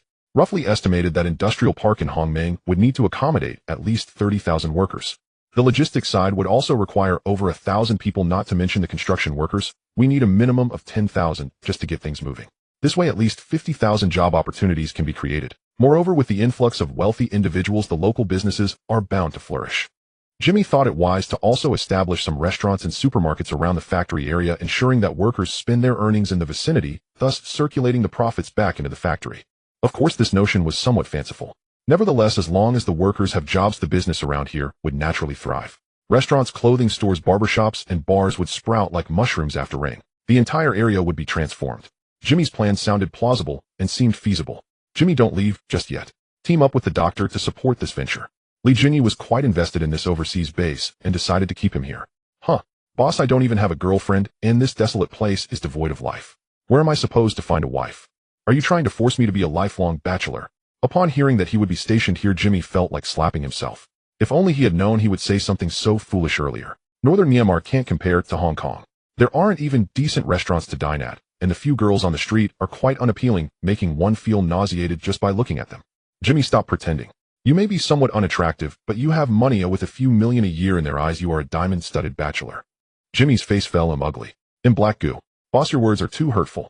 Li Jinyi didn't give him a chance to retort and overwhelmed him with generous offers, ensuring he was finally tied down. Thus, Jimmy was persuaded to stay and support the back end. The operations in Hong Kong and the inland were already on track, easily managed by professional managers. Li Jinyi turned around and boarded the helicopter back to Hong Kong. He had previously set up a makeshift helipad in the suburbs for convenient landings.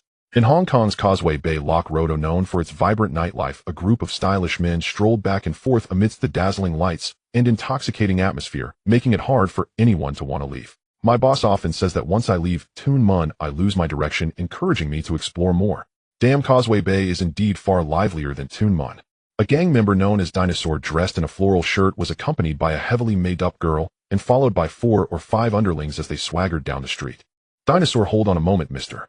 Lei wants to speak with you. 3 members of the East Star gang blocked his path, their tone surprisingly polite. Which mister? Lei.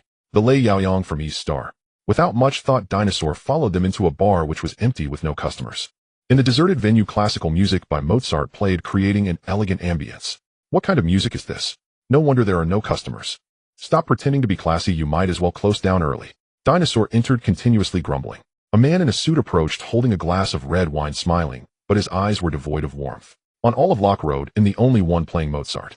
This is art, showcasing the difference between myself and you street thugs. The literati gangster Lei Yaoyang made his entrance, looking significantly more refined than a crow.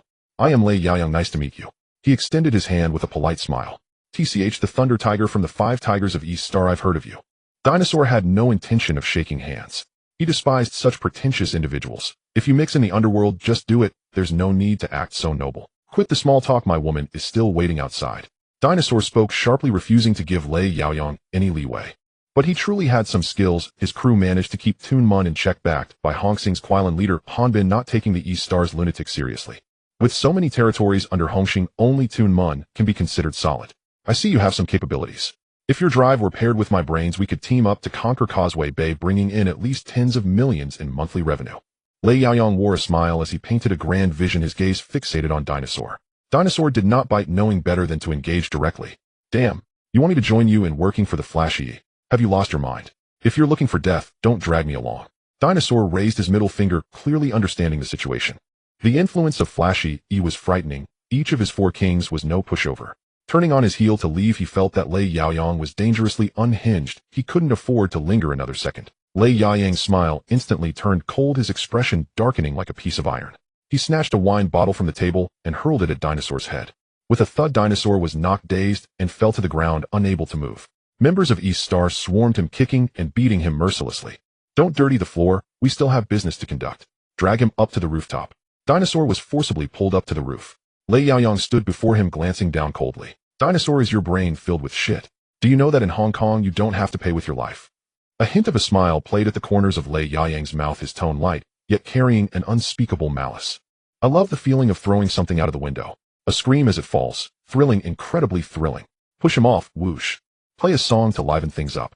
He pulled out an MP3 player and plugged in the earphones. The moment the music started, Dinosaur's body flipped over the edge of the building, his screams echoing as he fell. Surrounding pedestrians were left stunned, some covering their mouths to scream. Yay? Dinosaur died on Flashy E's territory.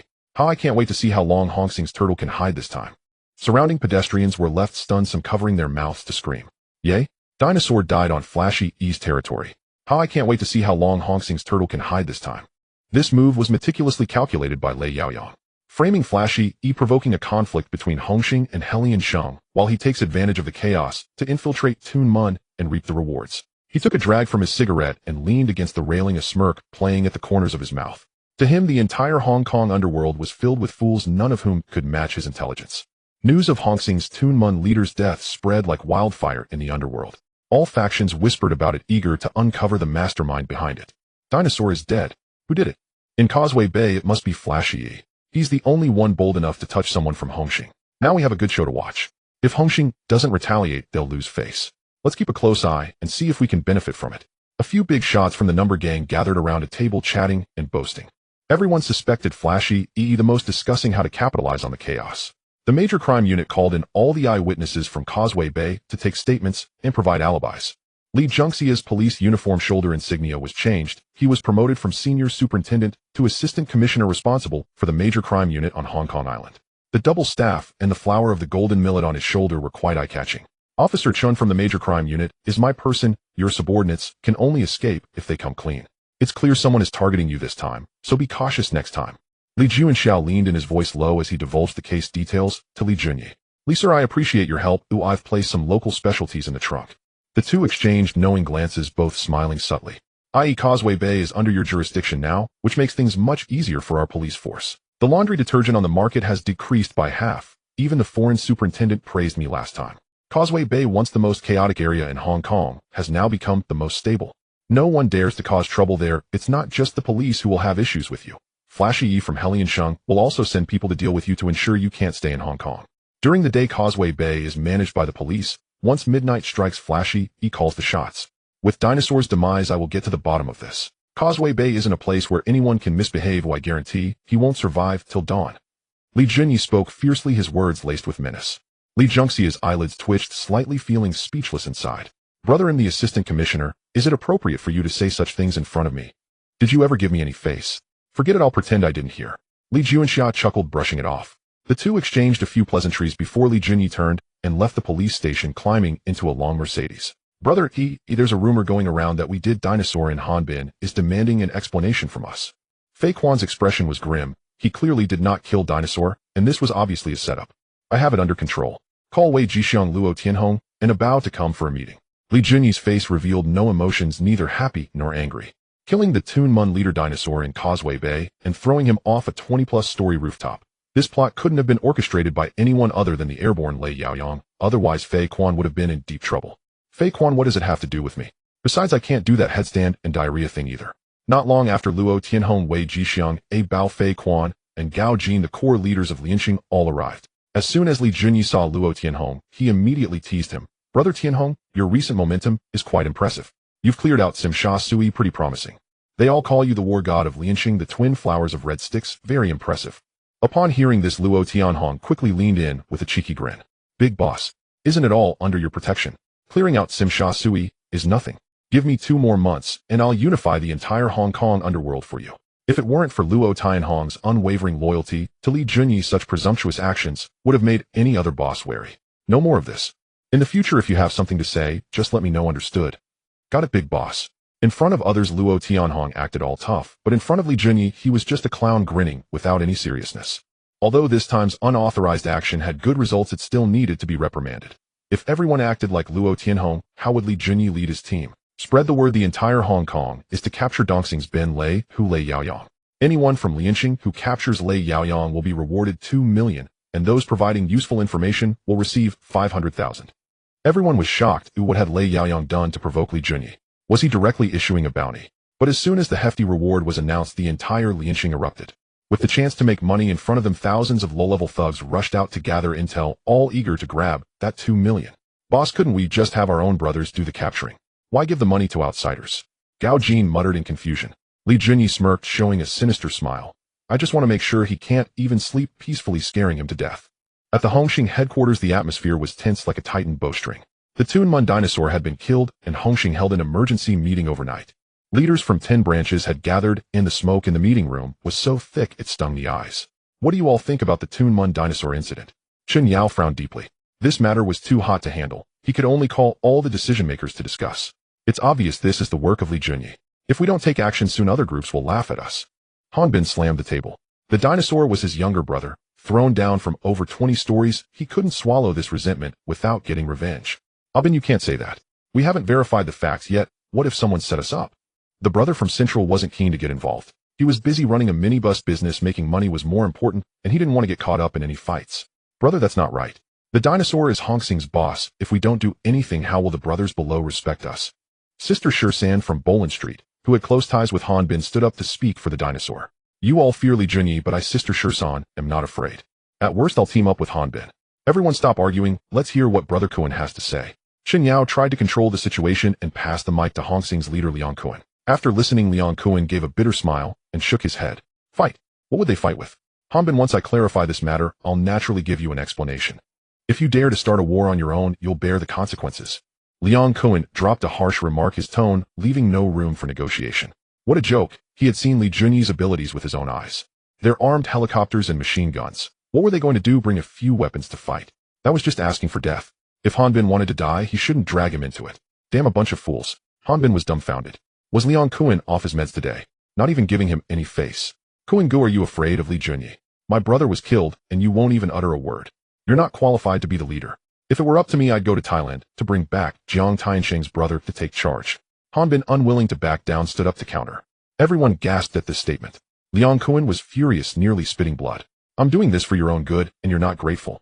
He slammed the table and shouted. Hanbin, do you want it? You want to use the Jiang family to pressure me? Liang Kuan knew that Jiang Tiansheng had a brother in Thailand named Jiang Tianyang who had been doing business there. Hongxing is originally Jiang's property. What's wrong with having Mr. Jiang Tianyang come back to be the leader? Don't you all agree? Hanbin was clearly getting worked up, tearing his face with Liang Kuan in front of everyone. Alright, enough. The meeting ends here. Everyone should calm down for a bit. Chen Yao saw that the situation was getting out of hand and hurriedly called a halt. The crowd dispersed unhappily. Damn it, Hanbin is deliberately opposing me. Ooh, I really want to kill him. Liang Kuan cursed as he walked out of the meeting room. Beside him, the simple-minded Chong fanned the flames. Kuan Go, why not just take care of Hanbin? No way. Sister Shursan has been flirting with him. Oh, we can't act against him for now. Inside Kowloon walled city, Lei Yaoyang had been hiding for several days. He hadn't stepped outside and tried to avoid meeting anyone. Flying man Lei Yaoyang, will you jump out on your own, or shall we help you? Hanbin had just hung up the phone when Lei Yaoyang threw his flip phone onto the bed and took a sip of red wine.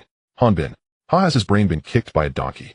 He swirled his wine glass, his eyes filled with disdain.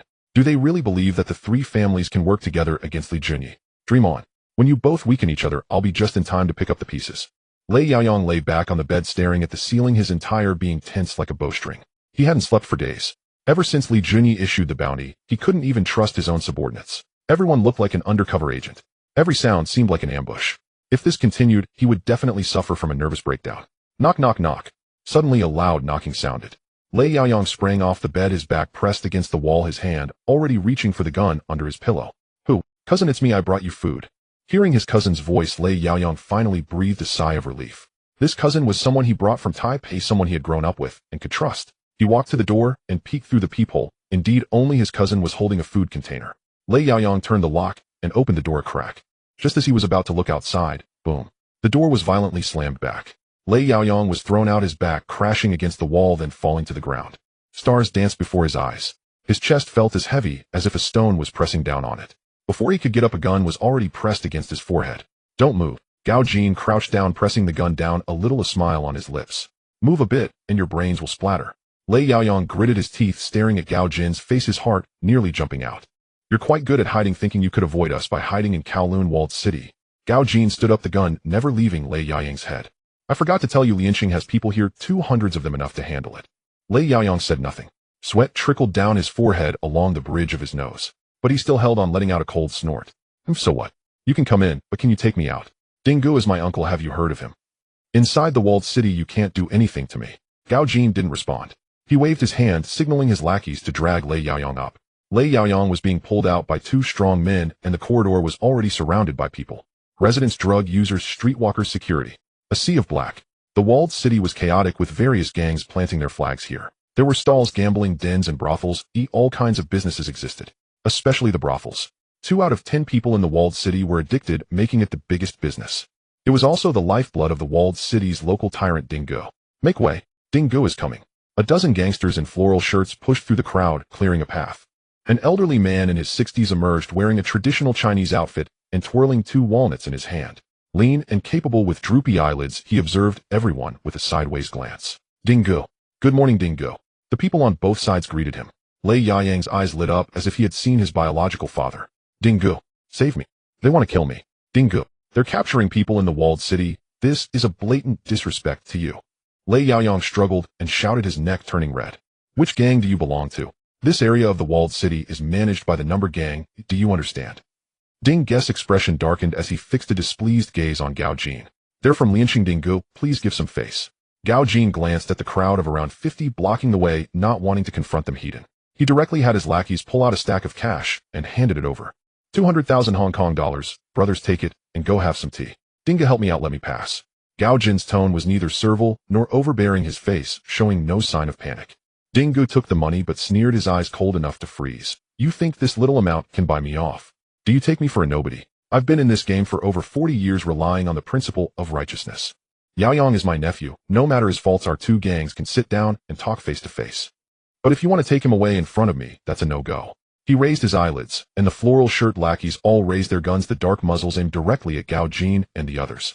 Over 20 guns in the walled city were simultaneously loaded. Huh? Gao Jin, did you hear that? Hurry up and let me go. I've said it before, in the walled city, you can't hope to take me away. Lei Yaoyang's face was full of smugness. He dared to hide here because he relied on his relationship with Dingo. He had promised that once they took over Tsim Sha Sui, he would give Dingo a street. Ding Ge's face darkened as he coldly addressed Gao Jin, still not letting him go. I'm giving Li Junyi face today. You let Yaoyang go, and I'll let you all leave the walled city intact. Or else what? Dingo, at your age, wouldn't it be better to find a place to drink tea and enjoy retirement? Why wade into this murky water? Be careful, you might ruin your reputation. Li Junyi strolled in leisurely from outside, a smile on his lips, but a glint of a knife in his eyes. Dingo recognized at a glance that the one who came was the dominant Li Junyi from Yao Ma Ti. He suppressed his disdain and spoke with a more serious tone. Young man, mind your words, or you may not get out this door. Dingo was infuriated that this young man had no sense of propriety and dared to threaten him in public. Li Junyi couldn't be bothered to bicker with him, his tone relaxed, grinning casually. Is that so? You might want to turn around and see who the guns are pointed at. Dingo turned his head, his pupils suddenly contracting. His trusted horse, Hua Rong, suddenly turned the gun towards himself. Master Ding's heart felt as if it were gripped tightly by a hand. His face turned as pale as paper, and after much stuttering, he finally managed to speak. Hua Rong, have you lost your mind? Do you even know what you're doing? The onlookers around were equally stunned. What is happening? Wasn't Hua Rong supposed to be Master Ding's most trusted man? What kind of act is this? Lei Yaoyang felt a pang in his heart, his face turning green. Damn it, Hua Rong, you traitor. Master Ding has treated you so well, and you betray him. He hasn't gone mad, it's just that you're too stingy. You only give him 2,000 to 3,000 a month. What can that amount do? Li Junyi leisurely lit a cigar as a nearby underling quickly came over to light it. I gave him 2 million to deal with you. Guess how he chose? Getting lost in Kowloon City isn't shameful, but in life you must not choose the wrong side. Lei Yaoyang, you agree, right? Lei Yaoyang stood there in shock. This line sounded so familiar. Isn't this the golden line he often uses to show off? Damn, Li Junyi, you old sick, stealing my lines and leaving me speechless. Bang, bang, bang. Hua Rong raised his hand and shot directly at Master Ding's forehead. After ruling the city for over a decade, the lake has just met its end. Hua Rong, in his 30s and quite handsome, signaled to his underling, and in the next moment the sound of gunfire erupted throughout the city. Bang, bang, bang, bang, bang, bang. Master Ding's loyal underlings fell one by one, the gunfire ringing out like firecrackers. With over 10 thugs lying flat, Hua Rong alone took down 4. Once the gunfire ceased, Hua Rong quickly put on a smile and approached, asking, Mr. Li, I've taken care of everything you assigned me. About that payment. Li Junyi flicked his fingers, and a well-dressed underling immediately handed over a black briefcase. 2 million, count it yourself. Hua Rong opened the case to find it neatly filled with $1,000 Hong Kong bills, his mouth agape in disbelief. No need to count, you're the richest in Xianjiang. Can I not trust your credibility? He hurriedly waved his hand to clear the way for his underlings, bending over to Li Junyi and saying, "Mr. Li, if there's any business in the future, remember to include me. I'm not greedy." Li Junyi casually replied. He had no respect for this kind of treacherous person. After exiting Kowloon City, they hopped into the car, and even Gao Jin let out a long sigh of relief. The scene they just witnessed was too precarious. At the Hehe Center, standing at 216 meters and 66 floors, the tallest building in all of Asia was right here. On the rooftop, Lei Yaoyang was pushed to the edge by someone screaming in fear, "Liang Zai, why did you bring me here? Don't do anything reckless." Li Junyi stood a few steps away, observing him with a smile, his tone dripping with mockery. "Lei Yaoyang, is your brain filled with crap? This building is the tallest in Asia, over 200 meters. I wanted you to experience the feeling of flying in the air. Aren't you the one who loves seeing things drop from high places? Over 200 meters, is that enough?" Lei Yaoyang was nearly in tears. "I like seeing others fall, not jumping myself. I have acrophobia, don't play with me. Liang Zai, they say a brave man has guts. How about we settle this with a duel? If I win, you let me go, alright?" Lei Yaoyang forced himself to calm down, trying to trick Li Junyi with a challenge to find an opportunity to escape. Li Junyi curled his lip. This kind of lame trick is something only Fei Quan would fall for. "Damn, do you think this is a Western movie? A duel? You think you can fight my brother?" Fei Quan shot back immediately. Li Junyi paused, glancing at Fei Quan. "This kid is improving quite fast. My brother wronged you earlier, it turns out you can think. Damn it, you killed the dinosaur, but still tried to pin the blame on me. I may not fear Hongxing, but I hate being schemed against. Today will you jump yourself, or should we give you a push?" Li Junyi raised his chin, indicating for Lei Yaoyang to jump down himself, even pulling out his phone to play some classical music by Mozart. "I've set the atmosphere for you, a jump." Lei Yaoyang's face turned as pale as paper as he looked down at the ground below. The height made him dizzy, his legs trembling uncontrollably. "You don't do this. Give me a way out. I can work with you. With my brains and your skills, the whole Xiangjiang." Lei Yaoyang forced a fake smile, having no other options. He could only try to sweet talk. Unfortunately, Li Junyi wasn't buying it. Bang, bang, bang. Li Junyi fired directly. 2 shots hit the ground, scaring Lei Yaoyang back several steps. The third shot struck right in Lei Yaoyang's thigh. Lei Yaoyang lost his balance, leaning back and screaming as he fell. His screams echoed. Lei Yaoyang fell from the 66th floor rooftop and landed on the ground, unable to even maintain a complete corpse. Li Junyi leaned over to take a look. It was too high and nothing was clear. Tragic, truly tragic. The airborne Lei Yaoyang met his end, and Li Junyi felt utterly pleased. The Hongxing dinosaur fell from the building, turning into a meat pie, while Dongxing's Lei Yaoyang followed suit by jumping off the Hehe Center. People on Xiangjiang Road were in an uproar. With 2 major figures from different factions taken down, many gang leaders felt a chill run down their spines. This situation is a storm brewing. People in the streets were murmuring. Some witnessed Li Junyi taking Lei Yaoyang from Kowloon City, and then it was rumored that the dinosaur was pushed down by Lei Yaoyang. As the news spread from 10 to 100, Liang Zai's name was thrust into the spotlight once again. That night, the leaders of Dongxing gathered for a meeting. Luo Tuo slammed the table in front of everyone, vowing to seek justice for Lei Yaoyang. Liang Zai first seized Dongxing's territory in Simsha Sui, and then eliminated the Thunder Tiger Lei Yaoyang, making Luo Tuo furious. Just after the meeting concluded, news reached Li Junyi's ears. Our leader Luo Tuo has declared he will join forces with the Number Gang and Hongxing to deal with you, bringing along at least a few thousand men. The speaker had a face full of smiles, looking just like a sycophant. "Why are you telling me this? You are from Dongxing, aren't you afraid they'll call you a traitor?" Li Junyi leaned back on the sofa, a smirk playing on his lips as he gazed at the Dongxing traitor across from him. The smirking tiger was unconcerned. "I'm here for the money. All this brotherhood in the underworld is just nonsense. Those bosses talk a good game, but they don't hesitate to fill their own pockets." Li Junyi felt a bit uncomfortable hearing this. While it was the truth, saying it out loud twisted its meaning. "Smirking tiger, you're capable. I'll give you the agency for the Pioneer and Helan, you handle it well." Li Junyi casually threw out a sweet deal, and the smirking tiger immediately agreed to work for him. Sure enough, upon hearing this, the smirking tiger's eyes lit up. He was well aware of how hot the Pioneer phone was in Xiangjiang. Although it was just an agency for one country, with proper handling, it would still yield profits of at least tens of millions. Most importantly, this was legitimate business. Who would want to live life with their head on the chopping block? "Thank you." The smirking tiger nodded, repeatedly thinking that taking the risk to ally with Li Junyi was a good gamble. This business was far superior to selling laundry powder, and he could mix into the upper class. "In the future, if there are any movements from Dongxing, just inform Gao Jin, and he will pass the message to me." Li Junyi spoke in a calm tone. He didn't particularly like this turncoat, but would use him for now. Letting the smirking tiger pave the way in Helan, bringing the Pioneer into the European market to earn foreign money, was a profitable deal. It would also make the smirking tiger grateful to him, killing 2 birds with 1 stone. Once the smirking tiger left, Gao Jin came in to report on the gang's affairs. A mole has been discovered in Simsha Sui, hiding in the restroom to send messages, caught red-handed by our brothers. The kid is stubborn and won't admit it. He's been filled with concrete. He was sent by the Major Crimes Unit Ma Jun.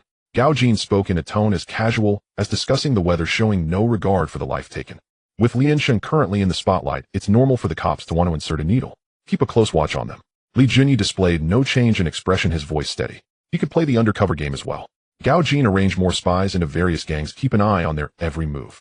Previously, Li Junyi had Gao Jin send 30 people into different gangs, but the results were unsatisfactory. So far, these individuals were still low-level lackeys, not one had risen to a significant role. Brother Jun, among those we sent out, there's one kid who's quite impressive. Within 3 months, he became a red stick in the number gang. After listening, Li Junyi revealed a satisfied expression. These were all summoned first-tier death warriors, and there was no chance of betrayal. Well done. Remember, don't connect with them too much and never expose your cover. In the world of gangs, nothing was hated more than traitors, especially those planted by the police. Once discovered, the outcome would be just one, bound with stones and sunk into the sea. These undercover agents could never be used casually, they could only be utilized at critical junctures. Every single one was a hidden bomb capable of turning the tide. There's one more thing.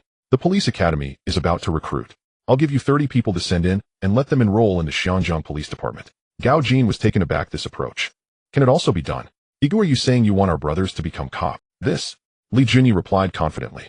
The police occasionally send moles into our gang, so why can't we turn the tables and infiltrate theirs? Let them also taste the experience of having spies planted in them. This idea came to Li Junyi from Han Chun. Since the police could send people in, why couldn't he send people into the police station? Brilliant. Boss, this move is truly brilliant. Li Junyi chuckled. At this moment, Han Chun had yet to rise to power. He was the first to play this undercover game. Moreover, the moles sent out by others might turn traitor one day, but the people he sent out were all death warriors who would never turn back. Playing the undercover game with me. Who can outsmart me? Produced by Hwashing Film, A Better Tomorrow had its box office soar after just 1 week of release. Every cinema under Shaw Brothers that screened this film was packed. Even standing tickets were unavailable. Exactly 1 month later, this phenomenon sweeping through Hong Kong officially ended. The total box office across Xinjiang surged to 38 million Hong Kong dollars. Overnight, the film dominated front-page headlines across major entertainment publications, including Cinema Biweekly and Entertainment Daily, leaving the entire Hong Kong film industry speechless. Hwashing Film's A Better Tomorrow shatters Hong Kong box office records, grossing 38 Hong Kong dollars million, and Hwashing Films enters the arena and immediately claims the summit. The Hong Kong film industry has entered a tripartite era, and A Better Tomorrow erupts onto the scene, dethroning the Lucky Express from the top spot. This year's most astonishing dark horse has arrived. The moment A Better Tomorrow's box office figures were announced, the industry exploded. No one had anticipated that this film, initially dismissed by nearly everyone, would claim the annual crown. Hwashing Films was a fledgling studio. John Woo had long since faded from prominence. Oh Chow Yun-fat bore the notorious reputation of a box office liability, and T. Lung had even been dismissed by Shaw Brothers. Amid such overwhelming odds, who could have believed it would triumph over The Lucky Express, a star-studded blockbuster? At the celebration banquet, Li Junyi raised his wine glass with a genial smile towards Sir Run Run Shaw. Mr. Shaw, our wager remains binding, does it not? And Sir Run Run sighed, his voice thick with reluctant admiration. And you truly are the rising tide, drowning us old-timers utterly upon the shore. He meant it sincerely. This young man before him was nothing short of preternatural. On his very first foray into film investment, he had seized the annual box office title. A prodigy born to master this craft. Comparisons breed despair. Shaw Brothers had produced films for decades, yet their output had steadily declined. This year, not a single title cracked the top 10. And meanwhile, Li Junyi's debut feature had shattered Hong Kong's box office record. A last time's passage could no longer be denied. Sir Run Run consoled himself with that thought, then quickly rallied, turning with a wry smirk toward his longtime rival, Sir Run Run's arch-rival Raymond Chow. Yet I am hardly the worst off. Brother Chow, does that slap sting particularly hard today? Brother Chow had deployed his top director Hung Cambo, investing 12 million Hong Kong dollars in the lavish production The Lucky Express, only to see it humiliated on the ground by A Better Tomorrow helmed by a supposedly washed-up filmmaker. No further words are needed. I concede defeat. I.e. your eye for cinema is truly exceptional. And Raymond Chow raised his thumb, genuine respect now evident in his gaze. This young man had not only built a business empire culminating in Hong Kong's wealthiest individual, but also on his maiden venture into filmmaking reaped extraordinary success. And Raymond Chow prized his dignity, but he was no sore loser. Few who reached such heights were ever ordinary men. And Brother Shaw, our wager stands, and I served as witness. Your cinema chain, I'm afraid, will not remain in your hands. These two veterans had sparred for decades, enemies perhaps, yet bound by an odd tangled camaraderie. And Sir Run Run ignored the jibe and turned instead to Li Junyi. The Shaw Brothers cinema chain may be yours, but not a single cent less than agreed. And I accept cash only, no credit terms. Sir Run's strategy was clear: divest the cinemas entirely and channel every dollar into television. He had long coveted a controlling stake in TVB and aimed to unseat the Lee family, its entrenched majority shareholder. TVB had surged in influence these past years, and Sir Run's instincts were sharp. Yet control remained firmly in the Lee's grasp. Burdened by real estate losses, the Lee family's assets had contracted significantly, making this the perfect moment to force them out. Agreed, and Lee Junyi nodded. Cash was his strongest suit. He ranked second to none in Hong Kong's liquidity hierarchy. A mere 110 million Hong Kong dollars. Trivial, like sprinkling water. However, since you demand cash, the price must be adjusted downward. What? Out of the question. I've already priced it well below market value. Don't push your luck. In the arena of commerce, the seasoned veteran and the young tycoon traded barbs for nearly half an hour, until at last the final figure was settled. 120 million Hong Kong dollars for all cinemas and land owned by the Shaw Brothers cinema chain, with full payment wired to Shaw Brothers' corporate account within 3 days of contract signing. Lee Junyi's legal team drafted the agreement immediately. Both sides reviewed it thoroughly before affixing their signatures. And henceforth the Shaw Brothers cinema chain became Huaxing Cinemas. Lee Junyi now commanded 15 wholly owned theaters, streamlining future financial operations and eliminating the need to pay Mr. Gao his intermediary markup. Good news for everyone. Huaxing Films has just acquired the Shaw Brothers cinema chain. We now own our very own theater. Inside the opulent ballroom of the Peninsula Hotel, Sylvia Chong raised her glass of red wine and addressed the cast assembled for the celebration banquet. Actors and directors alike froze in astonishment, exchanging wide-eyed glances. And especially Chow Yun-fat, who had long borne the label of box office poison, and had only joined Huaxing a few months prior. Many friends had quietly mocked him behind his back, calling his move to a fledgling studio a career regression. Yet here stood Huaxing, now in possession of its own cinema chain. Who would dare question Chow Yun-fat's judgment now? Brother Fat, congratulations. You found your true home at last, and your comeback is assured. Brother Guorong, you're no slouch either. At Golden Harvest, no one dares claim you're merely a pretty face anymore. A Better Tomorrow's meteoric success elevated its entire creative team. Overnight, Tony Leung's standing at Golden Harvest underwent a dramatic transformation. Brother Guorong, have you considered joining Huaxing? Our boss has declared he'll spare no expense to recruit you. And Sylvia Chong smiled warmly, raising her wineglass in playful jest. Huaxing Films now commanded prestige and deep pockets, but lacked talent. As a nascent studio, its roster remained slender. Tony Leung swirled his wine, weighing the offer carefully, then replied with practiced diplomacy, I'll reconsider when my current contract expires, in 2 years' time. He was genuinely tempted, but contractual obligations held him fast, leaving him no choice but to set the notion aside, for now. And Mr. Lee has arrived. Let us raise our glasses together and toast Huaxing Films' ever greater prosperity. Lee Junyi approached with easy charm, greeting each actor at the table. Huaxing staff rose as one, raising their glasses in loyal salute to their visionary leader. The newly signed talents felt buoyed. Working under such leadership promised a brilliant future. Huaxing's roster now included Karina Lau, Maggie Chung, Chow Yun-fat, and T. Lung among its performers, and had secured the directing talents of John Woo and Hark Sui. Though still modest in scale, Huaxing's acquisition of the Shaw Brothers cinema chain signaled undeniable momentum and ignited hope across the industry. Lee Junyi settled comfortably between Maggie Chung and Karina Lau. That evening, both actresses shimmered in elegant attire, Karina Lau radiant in a pristine white gown exuding grace and poise. The moment she saw him sit, she slipped her arm through his and cooed playfully, Where have you been? I've been waiting. Enough. Everyone's watching. And Lee Junyi glanced around, faintly embarrassed. After all, conducting such intimacy with a company artist risked damaging professional decorum. Complicating matters further, Karina Lau sat directly across from them. True to form, the moment she witnessed her best friend's affectionate embrace, her expression darkened instantly. She'd heard rumors of Karina's affair with Lee Junyi, but had dismissed them amid the whirlwind of filming. Now the truth stood irrefutable before her. Karina, do you have any shame left? Stealing your best friend's man. Her voice was low, but sharp-eared colleagues nearby turned immediately, eyes gleaming with gossipy delight.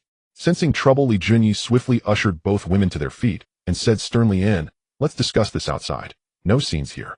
They retreated to an empty corridor.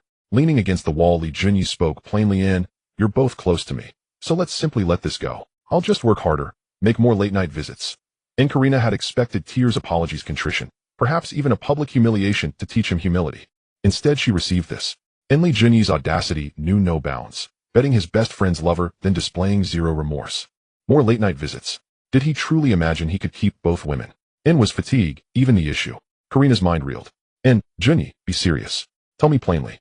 Between me and Karina, whom do you choose? Karina watched him intently, her arm locked tightly around his, refusing to relinquish her hold. Li Junyi shrugged, his expression deceptively earnest, his words utterly absurd. Only children make. I intend to have them both.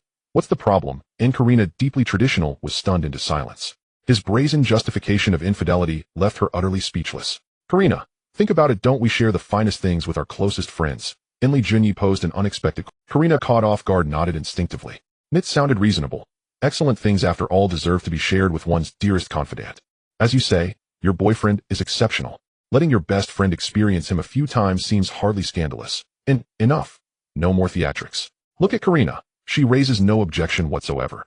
Li Junyi slid an arm around Karina's neck and leaned in for a kiss. Karina reeled, dazed by the sudden intimacy. When clarity returned, indignation flared. What twisted logic was this? She'd nearly been lured into accepting it. Karina, if you break up with Junyi, he'll be mine alone.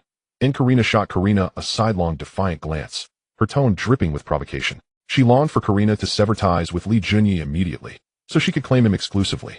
Karina clutched Li Junyi's arm fiercely and retorted, eyes blazing. Dream on. Junyi is mine. Keep your designs to yourself. A mistress should know her place. Across from her, the other woman held firm to Li Junyi's opposite arm. The two women locked in a fierce, avian stare down. Privately, Li Junyi exhaled in quiet relief. His calculated, callous rhetoric had stabilized Karina, at least averting an immediate explosion. With continued effort, obtaining Chigua's citizenship would soon be. They re-entered the banquet hall, faces composed in serene smiles, nodding politely to guests as if nothing had transpired. No one dared betray amusement at their employers. Chow Yunfat noticed Tony Leung's troubled expression and clapped him gently on the shoulder. Tony, you're still young. Hong Kong is full of women. Don't lose your head. That Mr. Li is not someone we can afford to cross. Liang Chaowei had already given up hope, but just now he witnessed Li Junyi straddling two boats, even managing to get close to Lu Jiaoling's best friend. He felt a tightness in his chest, thinking that Lu Jiaoling being with such a person was absolutely not worth it. That sense of unwillingness surged forth again. Brother Fa, I am not convinced. Li Junyi was not truly sincere towards Jiaoling. Zhou Ruifa shook his head, knowing this kid had already lost it. If you're tired of living, just continue to pester Jiaoling. I must warn you in advance. Li Sheng is the person in charge of Lianqing. Offending him might cost you your life. Liang Chaowei gasped sharply, feeling the air around him turn cold and his hands and feet suddenly became icy. What did you say? Mr. Li is the boss of the gang. The little hope he had just ignited was instantly extinguished. No matter how Lu Jiaoling was doing, Liang Chaowei absolutely dared not move forward. He knew all too well the ruthlessness of the Xiangjiang gang, though losing hands and feet was considered light, and every day someone was dumped into the sea, becoming just another number on the missing persons list. Brother Fa, I accept it. I will focus on acting and quickly become a big star. Zhou Ruifa patted him on the shoulder, glad he could understand. He feared this kid might get stuck in a rut and ruin his life. Suddenly, there was a commotion at the entrance as the security guard shouted loudly at a young man. Get out of here, you extra. There's no place for you inside. The young man, looking quite handsome, defiantly shouted back at the security guard, I am not an extra. I appeared in A Better Tomorrow. I was on screen at 23 minutes and 36 seconds. Still claiming you're not an extra. That kind of shot lasts only a second. Being an extra is being an extra. Hurry up and leave. The security guard was quick to judge people. This young man's shabby attire made it clear he was just an intruder. No, let me meet Mr. Li for just 1 minute. Stop wasting breath. Li Sheng is very busy and has no time to deal with you, an extra. The security guard showed no mercy. Every day there were many people seeking Li Junyi, from actors looking for roles to patients seeking help. All sorts of people came. Li Junyi curiously glanced towards the entrance and spotted a familiar figure standing there. Zhou Xingxing. Li Junyi immediately became interested and stood up to walk towards the entrance. Seeing the boss approaching, the security guard immediately recognized him as the richest man in Xiangjiang, his own boss, and quickly bowed and scraped. Li Sheng, I will get him out right away. I apologize for the disturbance. The attitude was like heaven and earth compared to how he treated Zhou Xingxing just now. Zhou Xingxing, dressed in a cheap suit with slicked back hair and a slightly youthful face, was nearly unrecognizable to Li Junyi. Mr. Li, I have acted in A Better Tomorrow. I am really good at acting. Once Zhou Xingxing saw that Li Junyi noticed him, he hurriedly seized the opportunity to recommend himself. Li Junyi looked him up and down, smiled, and waved let him in. The security guard hesitated, glanced at the young man in front of him, nodded, and quickly went to handle it. You lucky guy, Mr. Li is willing to see you. You will surely enjoy a prosperous future. The security guard's attitude changed faster than flipping a book. Zhou Xingxing rolled his eyes beside him. Was this really necessary? It was too realistic. Zhou Xingxing followed behind Li Junyi, his heart racing, pondering how he could convince this big boss. You are Zhou? Yes, Zhou Xingxing nodded, feeling puzzled. How did he know my name? I didn't introduce myself just now. You said you acted in A Better Tomorrow. I have no impression of you at all. Li Junyi had also spent time on the set before recognizing the main actors, but he couldn't recall anyone named Zhou Xingxing. I acted in the scene at Fonglin Pavilion, I was the first guy killed by Brother Fa, playing a small thug. Zhou Xingxing scratched his head awkwardly. That shot lasted at most 1 second, the big boss probably wouldn't have noticed him at all. Li Junyi couldn't help but laugh after hearing it. So this kid was just an extra in his own film, how interesting. After asking further, Li Junyi learned just how miserable Zhou Xingxing's situation was. He had clearly passed the audition for TVB's acting training class, but his looks were unremarkable, and he couldn't even snag a chance to appear. Later he was shoved into the children's program time machine to play a puppet jumping around in front of the camera every day. This life was simply a nightmare. That program was essentially similar to the later Teletubbies. Doing this job was basically equivalent to being banished to a cold palace. The pay was pitifully low, yet Zhou Xingxing loved acting, so he had to run around as an extra in various big studios in Xinjiang. He had been doing this for over a year. Today he heard that the film company boss would be appearing here, so he thought to try his luck, but almost got kicked out by the security guard. Fortunately, he had thick skin and argued with the security guard, finally attracting Li Junyi's attention. So you're Li Junyi smiled, looking at Zhou Xingxing with a strange expression. This future big shot in the film industry was now behaving like a primary school student waiting to be scolded. Yes, Mr. Li. Zhou Xingxing was incredibly embarrassed.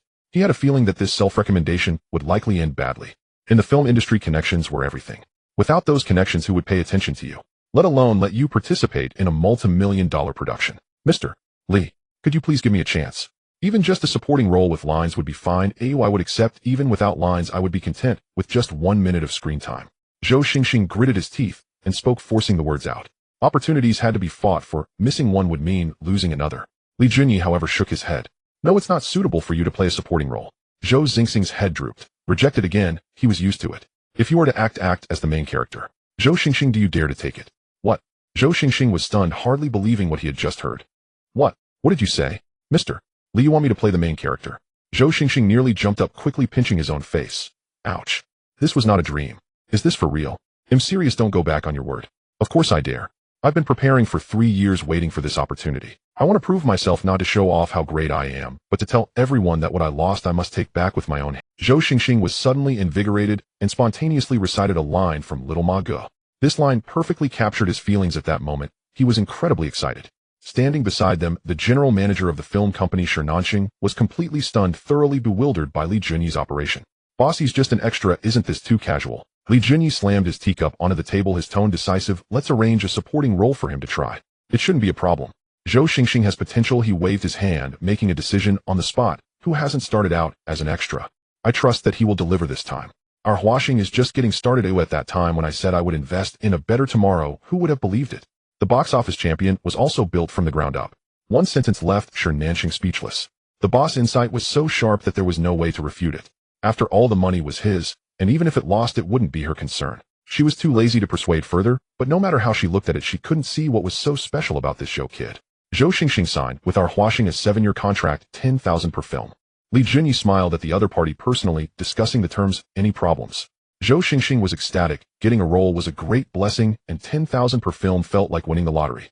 As for the 7-year contract being too long, he didn't have time to think about that now. He'll sign right now. Afraid that the boss would change his mind, Zhou Xingxing looked like he was afraid of missing the last train. Sure, Zone, you arrange it, and let's finalize the contract today. One saw this as a lucky star while the other saw it as a god of wealth, and the two exchanged glances. Mr. Li, rest assured I will give my best performance in every scene. Zhou Xingxing said this sincerely. After mixing in the film set for so many years, he was waiting for someone to give him a hand. Mr. Li, you are the mentor I've been waiting for. Ooh, I will remember this for life. Li Junyi patted him on the shoulder. Focus on acting. If you need anything, come find me. Seeing Zhou Xingxing, Li Junyi already had plans for the next step. 5 films opening simultaneously. Doing them one by one was too slow. He couldn't keep up with his money-making pace. Spread out 5 or 6 lines at once, that's the way to go. Sure, Zone, call all the senior management of Huaxing to headquarters tomorrow. Ooh, I will arrange next quarter's work. Okay, I'll notify them. Although Shernanxing was a woman, she was efficient in her work. Li Junyi valued her energy. Not only the film company, but even the cinema line was entrusted to her. Li Junyi returned to Deepwater Bay with 2 actresses. To avoid back and forth at night, he simply took them all in one car. The bed I just bought is spacious enough, over 3 meters wide. The 3 of us can lie down side by side, soft and comfortable, imported from Italy. He spoke enthusiastically, earning Lu Jialing a roll of her eyes. Pervert. Who wants to lie down with you? What's it like for 1 man and 2 women? Just thinking about it made her blush. Ooh, such a thing was unthinkable for someone as conservative as her. Why think so much? You've slept with Jiajin before. Oh, what's the big deal? Li Junyi's thoughts had ignited, imagining the 2 popular actresses accompanying him, making him blood boil. Lu Jialing was utterly speechless. Was this a matter of familiarity? But if she didn't agree, Li Junyi would definitely not come looking for her tonight. Fine, I guess I'm just that cheap. The next day, Li Junyi walked into the Huaxing Film Company with great energy. Good morning, President Li. Morning. He smiled and greeted the young lady at the front desk, who instantly blushed and nearly lost her balance. Oh my god, the boss just smiled at me. Does he have a crush on me? Are you dreaming? With your looks, how could the boss like you? If he had to choose, it would definitely be me. The two front desk girls exchanged banter, not backing down. They both knew that a man like Li Junyi, rich and handsome, was someone everyone wanted to get close to. Unfortunately, the reality was clear. Today was the first time the boss had truly looked at them. In the conference room of Huaxing Film Company, more than 20 executives plus the directors filled the room. Shi Nanxing sat in the main seat hosting the meeting, while Li Junyi, the big boss, occupied the highest position. Boss, this is the account for A Better Tomorrow. The box office in Xianjiang was 38 million, and after deducting various expenses, the net profit was 21. After the film is completed, money must be spent on promotion, and once released, the revenue must be shared with the theaters. The actors' salaries also need to be paid, and when calculated one by one, the amount is quite substantial. Moreover, the copyrights for Bay Island country, Korea, and North America have all been sold, totaling 250 million. As soon as Shi Nanxing finished speaking, the crowd erupted in a frenzy, whispering among themselves, all astonished by the profitability of A Better Tomorrow. Everyone says filming movies is profitable, but making over 200 million in profit from a single film was something they had never dared to imagine before. Li Junyi nodded as he had anticipated this. The profits from Hong Kong films have never relied on the local market. Among them, Bay Island is the most crucial. Their film merchants fly over directly and buy out the copyrights for Bay Island in one go. A Better Tomorrow alone has sold for a sky-high price of 50 million. Alright, thank you all for your hard work these days. All executives and employees will receive a 10% salary increase, and let's continue to work on the upcoming projects. As soon as Li Junyi's words fell, all the executives below were beaming with joy. Who wouldn't be happy about a salary increase? Applause erupted, and Li Junyi couldn't help but smile. No matter how grand the promises, nothing is more effective than a pay raise. This group of employees is becoming increasingly difficult to fool. Once the applause died down, Li Junyi smiled and addressed everyone. The next tasks won't be easy. Project 1: The Four Cs, starring Zhou Ruifa, Leslie Chung, and Lu Jialing, directed by Wu Yusen. Project 2: God of Gamblers, starring Zhou Ruifa, Andy Lau, Stephen Chow, and Wang Choulam. Li Junyi paused for a moment here. The Four Cs can start filming tomorrow, as director Wu Yusen is already assigned director with Huaxing, so there should be no issues. However, although the script for God of Gamblers is ready, the director is that kid Wang Jing. Is that guy still drinking the Northwest Wind over at Shaw Brothers? Fake Wang, go to Shaw Brothers and bring Wang Jing over to join our company. Wang Jing is a good hand at commercial films. The movies he makes not only sell well, but are also produced at light. Finishing a film in a week is just part of his daily routine. He's like a battle machine among prolific filmmakers, producing at least 10 films a year. This kind of talent is exactly what Li Junyi needs right now. High output allows for more money laundering. He has set his sights on this cash cow. A terrifying world of entertainment in Hong Kong, where people are forced at gunpoint to film. Wang Jing sat with a dozen Shaw Brothers colleagues, all of whom had grim expressions, their brows furrowed, as if they could crush flies. Jing, I've heard that there are fewer and fewer jobs at Shaw Brothers. I heard Shaw Brothers sold their theater chain. Is that true? If so, are we going to have to drink the Northwest Wind from now on? Du Chifeng asked with a troubled expression.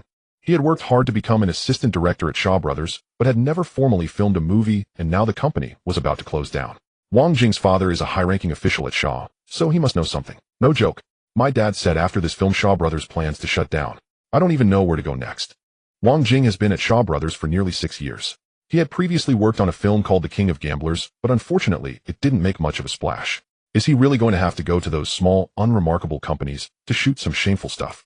He pondered with a frown. Although those kinds of films might allow him to have some interactions with female actresses, they ultimately aren't respectable. Oh no, are we really going to be left to starve now? I just signed a mortgage and I have to pay a large sum every month. A makeup artist's eyes were red. If the film studio goes down, this whole crew will have to pack up and leave. A group of people sighed, feeling that the road ahead was pitch black. Which one is Mr. Wang Jing? Suddenly, a strange voice interrupted everyone's thoughts. Everyone turned their heads to look. A dozen burly men in black clothing and sunglasses stood there, each with a sizable build. The leader had a face full of flesh and a scar on his neck, clearly not someone to mess with. Wang Jing glanced at the scene and his heart sank. Who in their right mind would go out with so many bodyguards? Moreover, these people exuded a fierce aura, their eyes filled with menace. I am Wang Jing. What can I do for you, gentlemen? He was about to drop a familiar name to ease the tension when the leader coldly interrupted him. Mr. Wang, our boss would like to see you. Please come with us. Wang Jing's mind went blank and beads of sweat started pouring down his forehead. He knew all too well how lawless these gangs were in Hong Kong. Previously a female star from Shaw Brothers was taken away by people from the Underworld and was found dead the next day, her clothes in disarray, and everyone guessed she had been violated and murdered. There were plenty of unfortunate souls who were taken by gang members only to either vanish without a trace or lose their lives, and none had a good ending. Ordinary citizens tremble at the mention of gangs, and Wang Jing was frightened, his legs quivering and his speech stuttering. Big brother, it's so late already. Why don't you leave an address and I'll personally visit your boss tomorrow? Wang Jing, quick on his feet, signaled his friends nearby. Seated nearby were 7 or 8 friends from martial arts backgrounds, all of whom stood up in unison. Damn, how impressive. A Jing with brothers here, what do you have to fear? Yuan Biao picked up a wine bottle, and the others followed suit, grabbing chairs and preparing to fight. After a few shots of liquor, they felt invincible, as if they could walk through all of Hong Kong. For the sake of their brothers, Wang Jing, the little fat guy, usually had good relations with people, and these martial artists wanted to show off in front of the director, all standing up ready to take down the group of black-clad men. I am a disciple of Yip Man. Oh, I can take on 10 with Wing Chun. Kai Li Fo Fist, who dares to spar with me? These martial artists had all practiced a bit. They surged forward in a swarm, ready to take down the leader, wielding bricks, wine bottles, and chairs. Usually they could handle 4 or 5 little thugs without issue, and there were only a dozen black-clad men. Similar numbers, so just go for it. Bang! As the group of burly men raised their chairs to charge, the leader raised his hand and fired a shot into the air, the loud sound stunning everyone. Yuan Biao abruptly stopped, staring at the gun in the opponent's hand, stunned. There's a gun. The faces of the other martial artists turned pale, staring at the dozen dark gun barrels aimed at their heads, all dumbfounded. The stall owner by the roadside was so scared that he turned to run. Oh my, these people have guns. Come on, keep being crazy. Weren't you all so tough just now? Wing Chun, Yip Man. Come on, show me a move. The leader pressed the gun against Yuan Biao's forehead and punched him. Yuan Biao curled up on the ground in pain, feeling like a shrimp. If anyone moves again, it'll blow him away. The dozen martial artists exchanged awkward glances, honestly putting down their weapons. What a disgrace. Each of them felt hot on their faces, as if they had been slapped. The little fat guy Wang Jing gulped, his legs shaking. Oh no, this time it seems I will really meet my end here. Wang Jing, Du Chiefing, you two come with us. The two exchanged a helpless glance. Seeing that the other side had revealed their weapons, if they resisted any further, they would likely end up dead in the street. After the group stuffed the 2 directors into a van and left, Yuan Biao finally got up from the ground. Biao, go, what should we do? Yuan Biao clutched his stomach, struggling to stand, his face full of displeasure. What else can we do? First, take me to the hospital. These gangsters all have guns. No matter how good your skills are, you have to fear a knife. We need to find Boss Shaw to mediate. At that moment, Yuan Biao was truly scared stiff. No matter how skilled one is, they can't resist that, can they? Washing Film Company. Li Junyi looked at the restless Wang Jing and Du Chiefing sitting in front of him. The 2 directors didn't even dare to look him in the eye, sitting on the edge of the sofa, as if they were sitting on pins. Fei Quan, I asked you to be polite in inviting people. Why did you bring weapons? We are civilized people. Seeing this situation, Li Junyi had a clear understanding. Fei Quan cried out in grievance, brother, if I hadn't brought weapons, those martial artists would have knocked me down long ago. They are really skilled. With their Wing Chun praying mantis fist, how could I stand a chance? At that time, Fei Quan was also frightened. Those martial artists truly had real skills, and if it came to blows, he might not fare well. Li Junyi ignored him and walked over to comfort the 2 young men. Both were under 30. Wang Jing was chubby and looked quite clever, while Du Chiefing was short and rather shy. Wang Jing, Du Chiefing, I am the boss of Washing Film Company. Filming with them. And receiving 200,000. Are those mixed up with gangs? So easy to talk to now. Should have said so earlier. They thought, filming with them. And receiving 200,000. Are those mixed up with gangs? So easy to talk to now. Should have said so earlier. They thought filming was all about getting something for nothing, at most a little bit, forcing them to shoot some unseemly things. Boss, you said you want to invite us to film. And offering a salary of 200,000. Wang Jing cautiously probed. He was well aware that the seemingly cultured young man in front of him was the gang leader with a bunch of underlings backing him. Li Junyi nodded, smiling warmly. Rest assured, we are a legitimate company and won't let you get involved in any messy. A Better Tomorrow was made by us. You must have seen it before, right? Wang Jing finally relaxed. He had truly been scared just now. Boss, you should have said so earlier. Afeng and I are both free right now, and with such good treatment, I'm eager to come knocking on your door. Du Kaifeng's eyes lit up. He had been working as an assistant director at Shaw and unexpectedly stumbled upon such a windfall today. Haha, it was all a misunderstanding before. I'm quite easy to talk to. Since that's the case, let's sign the contract. Li Junyi smiled as he smoothed things over, turning back to glare fiercely at Fei Quan. Wang Jing rolled his eyes in his heart. Easy to talk to. If I hadn't seen your little brother brandishing a weapon in the street, I would have almost believed it. It seems that working at Huaxing demands utmost vigilance. If the boss gets angry, he might just throw someone into the sea to feed the fish. Slacking off at work. That's a real life-threatening situation. Li Junyi tossed a script to Wang Jing. It was the script for God of Gamblers. This was a draft he had hurriedly put together overnight with specific details left for Wang Jing to contemplate. Wang Jing, originally from a screenwriting background before becoming a director, was stunned upon flipping through the script. This script was simply extraordinary. It felt as if it were tailor-made for him. This script is really good. Although some details need to be adjusted, I'll take on this. Wang Jing was brimming with energy, feeling that this film was tailor-made for him by the heavens.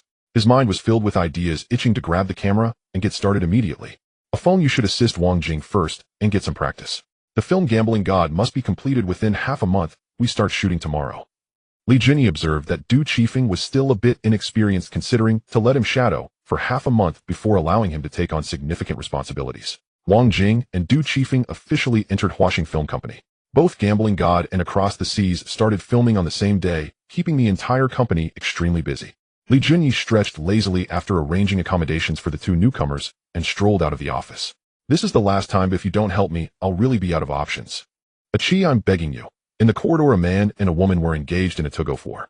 The man was a thin old man in his 50s, while the woman was none other than the company's legal director, Liang Yongqi. I've told you countless times, don't gamble anymore. Where am I supposed to get that much money? 120,000. If I don't pay them back, they will really kill me. I'm your own father. The old man pleaded, tears streaming down his face, while Liang Yongqi looked troubled. She didn't want to help. All her savings had been drained by her father, and she only had a few thousand left in her pocket. Li Jinyi watched this whole scene unfold. Many high-level executives peeked out to watch the drama, pointing and whispering. Liang Yongqi was in a panic, but he was her father, so she couldn't scold or hit him. Li Jinyi observed for a while and understood the situation. It was an old, worn-out script. An irresponsible father ran up a huge gambling debt and came to his daughter to fill the hole. All right, stop gathering around. Get back to what you were doing. Li Jinyi intervened to disperse the crowd. The employees who had been blocking the corridor quickly scattered, leaving only 3 people. Liang Yongqi met Li Jinyi's gaze, feeling a bit awkward. She didn't want her boss to see her in such a disheveled state. She had always maintained the image of a cold and strong woman at the company. Uncle, how much do you owe? Liang Dabin glanced up and recognized that this was the boss of Hongmeng Group, a wealthy tycoon well known in Xiangjiang. Mr. Li, I owe 120,000 Hong Kong dollars in Macau principal and interest. If I don't repay them, they said they would come to Xiangjiang to take my life. Liang Dabin's eyes lit up upon seeing Li Jinyi, as if he had grasped a lifeline. Fong Min, go to the finance office and bring 120,000 in cash to help Liang Bo urgently. Fong Min nodded and turned to head to the finance department. The company's safe had millions in cash stored year-round to cover such emergencies. Liang Dabin expressed his gratitude profusely to Li Jinyi, who merely smiled and turned to leave. This amount of money was hardly anything to him. He could simply deduct it from Liang Yongqi's salary later. Liang Yongqi was filled with gratitude. Her boss had saved her from embarrassment. A string in her heart was gently plucked. Thank you, boss. It's a small matter, just do your work well. Li Jinyi left with a casual wave, leaving Liang Yongqi stunned, standing in place for a long time. Liang Dabin took the money and left without even saying goodbye to his daughter. On the other side, Gao Jin and Boss Dongxing's camel has gathered over 1,000 members from the Numbers Gang and Hung Hing, planning to plant their flag in Sim East tonight. Li Jinyi scoffed. With such a large show of force, only over 1,000 people. This camel's ambition was limited. Who was he looking down on? Although Tsim East had only over 600 nearby, Mong Kok and Yao Ma Ti could easily send reinforcements. Combined, the 3 factions could muster at least 1,500. While it was unlikely they would all show up, gathering 100 or so would be easy. Against Dongxing and Hung Hing, they wouldn't necessarily be at a disadvantage. Li Jinyi first called Wei Jixiang and a Bao, instructing them to each pull 200 brothers to support Tsim East. Finally, he dialed Luo Tianhong's number, his tone laced with mockery. Tianhong Dongxing has brought in Hung Hing and the Numbers Gang, totaling over 1,000 people. Can you hold your ground? Bro, just relax. No matter how many come, I can handle it all. Luo Tianhong's tone was excessively arrogant, as if he could withstand anything, even if the sky were to fall. Be mindful and don't lose face for our gang. Damn it, that old camel, despite his age, still wanted to go against. Li Jinyi felt a surge of murderous intent. But then he thought someone like Camel wasn't worth his personal involvement. Slowly playing him to death would be far more interesting. Boss, Director Li's call. Gao Jin walked over with his phone and handed it to Li Jinyi. Hello, Director Li, are you? On the other end was Li Juanxia, who had just been promoted to Assistant Commissioner of Police, currently overseeing the entire organized crime and serious crimes unit, wielding significant power. Hey, what kind of trouble are you stirring up? There's quite a commotion in Sim East. Li Jinyi chuckled, lightly downplaying the situation. Li, sir, this has nothing to do with me. It's Dongxing's camel who insisted on provoking me. I can't just stand there and take a KIA. If you want to arrest someone, go after Camel. That old man is a troublemaker. Li Juanxia shook his head upon hearing this. Saying someone is a troublemaker, how much better could this kid be? I don't care about that, you need to resolve this issue. Sim East must be stable and cannot be chaotic. Li, sir, give me one night. By dawn tomorrow, Sim East will definitely be peaceful again. Li Junyi said this with utmost seriousness, even casually inviting Li Juanxia to come on-site for a visit. Are you free tonight? I'll take you for a tour. Leave Sim East to me, I guarantee it will be even livelier than before. Fine, I'll keep an eye on you tonight. Don't pull any tricks. Li Juanxia was still not entirely at ease and planned to personally check out Sim Sha Sui tonight. Stability in this area was crucial for his own future. At midnight, Sim East was still ablaze with lights, exuding an atmosphere of drunken revelry. Yet tonight the mood was clearly off. Bars and KTVs all closed early. Pedestrians hurried by, and before long the entire street with rustling footsteps surged from all directions. At the intersection, dark silhouettes kept emerging. These individuals wore floral shirts and jeans carrying an assortment of weapons, baseball bats, kitchen knives, and more clearly not regular troops. Sidu Haonan from Dongxing Hanbin from Hunghing and Jia Qianwu from the Numbers Gang walked at the forefront, followed by a throng of over 1,000 people. The three major gangs joined forces, obviously intending to snatch back control of Sim East. Where's Luo Tianhong? Is he too scared to show up? Sidu Haonan stood at the forefront of the street, the area before him completely empty, not a single figure in sight. They're over there at the intersection. Someone raised a hand to point. Luo Tianhong, chewing on a toothpick, carried a broadsword on his shoulder. Behind him was a dense crowd, all dressed in black suits and sunglasses, each holding a horizontal knife. The blades were narrow and long, about a meter in length, resembling the ancestral weapons of an island nation, mimicking the Tang broadsword. 800 people, all in identical black suits, formed a mass of darkness. Just this momentum was enough to leave the opposing side breathless. Clearly only 800 people, yet they exuded the presence of thousands. Upon seeing Li Junyi's forces finally appear, Dongxing's Sidu Haonan disdainfully cursed. What's the use of dressing so colorfully? Have you guys run out of members at Lianxing? Charge at them, kill them. With Sidu Haonan's command, over 300 people rushed forward. However, the 700 to 800 people behind were clearly slacking, obviously intending to fish in troubled waters. Slow down a bit. The people at Lianxing don't look easy to handle. They're much more organized than us. Aren't they? They're all armed with long knives, and here we are with some bricks. That's just too shabby. These small-time gangsters were experts at reading the situation, and those from Lianxing looked like seasoned fighters. In contrast, their three factions together seemed like a band of scattered soldiers. In favorable conditions, they could charge forward aggressively, but when faced with real resistance, they would surely flee faster than rabbits. The underlings knew this well, but the top leaders were still dreaming, thinking that numbers alone could crush others. As over 1,000 of them became a chaotic mess, Luo Tianhong charged to the front, slicing down with his sword, and an Eastern Star minion's arm flew off. Damn, my hand. The young man cried out in pain, fell to the ground, and was stomped on by others, his bones crunching, unable to get back up. On a nearby rooftop, Li Junyi swirled his wine glass and said to Li Juanxia, if we don't defeat Dongxing Hunghing and the Numbers Gang in one go, they'll keep stirring trouble.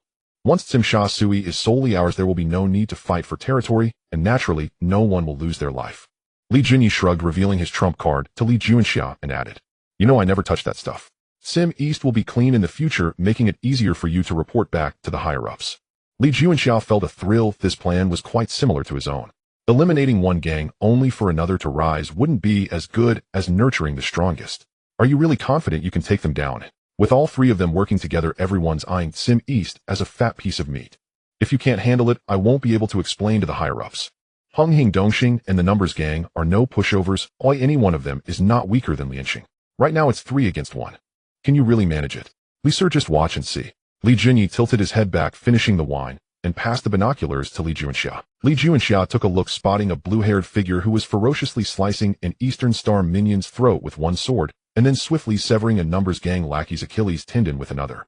No one could withstand a single strike from him. In the blink of an eye, he had taken down over 10, creating a clearing within 10 meters around him.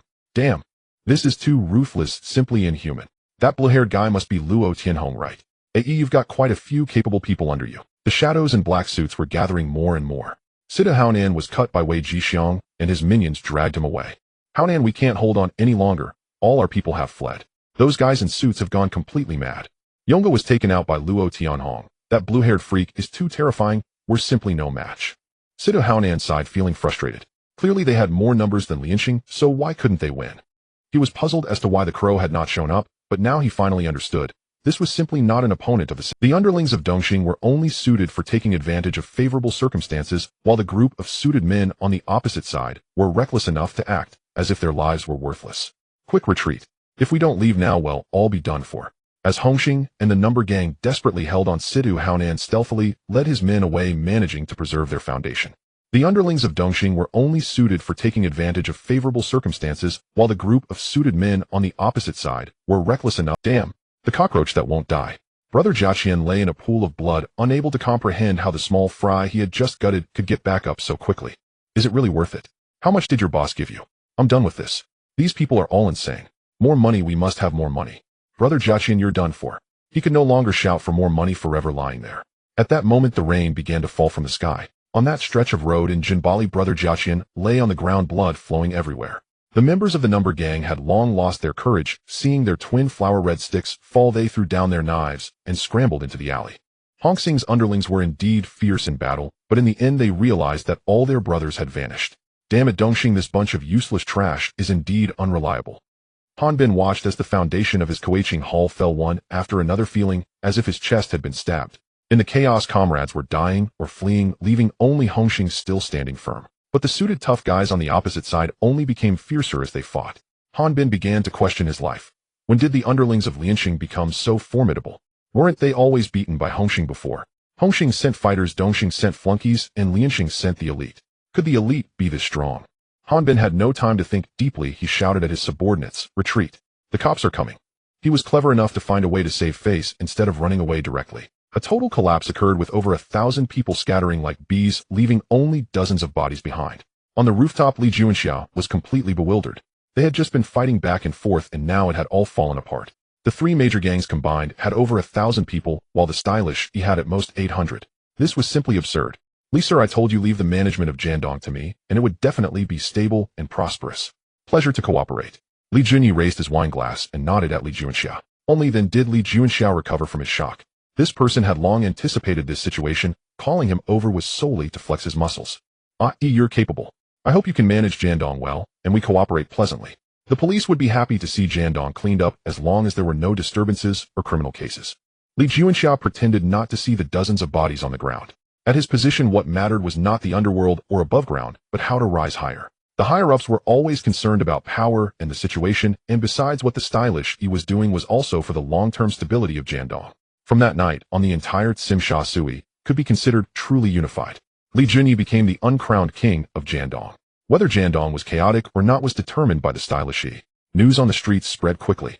Over 1,000 people from the three major gangs rushed into Jiandong, trying to establish their flag, only to be beaten out of Tsimsha Sui by Lianxing's 800 men, with the three major gangs being ground into the dirt. The news shook the entire underground world of Southeast Asia. The stylish he became famous overnight, and his reputation spread throughout Hong Kong, Macau, and Taiwan. The thugs of Xiangjiang each vied to join Lianxing. In one night, Lianxing rose to the throne of the number one gang in Xiangjiang, claiming to have 200,000 disciples, making an unprecedented splash. Dongxing, Hongxing, and the number gang all became stepping stones, retreating to a second-tier gang position, no longer able to touch the turf of Jiandong. In the countryside of Yuanlong, Luotaw strolled through the fields with the crow, the smiling tiger, and Situ Haonan, all wearing grim expressions. "Haonan, what happened to you? How could so many people not defeat a single Luotian Hong? You've embarrassed Dongxing. With so many brothers dead or injured, you'll have to cover the relocation fees yourself." "What?" Situ Haonan exploded upon hearing this. The relocation fees for a dozen brothers added up to 4 or 5 million. Where would he get that much money? "Boss, I don't have that much money. Besides, I was doing this for the gang." Situ Haonan felt increasingly aggrieved. He had brought his men to help the gang, resulting in over 30 injuries, and he had to cover the medical expenses himself. Now the gang wouldn't even cover the relocation fees. He felt like he could spit blood. He gained nothing, and instead lost several million. "Haonan, that's not how it works. This was your personal grudge with the stylish. It's unreasonable for us to pay together." The crow chimed in, fanning the flames while walking and punching the air. The crow exploded, glaring at Situ Haonan. "Stop passing the blame. Who knows, maybe it was you who stirred the pot behind the scenes." Situ Haonan's face turned dark with anger. He had previously asked the crow to send men to hold the line, yet all he got were sickly ones who fell over at the slightest breeze. There was no difference from sending them to their deaths. "Bullshit. What nonsense are you talking? Situ, you're dealing with stylish EU. I know you well. Who knows if you sold out information? Everyone knows you're the least trustworthy crow on the streets."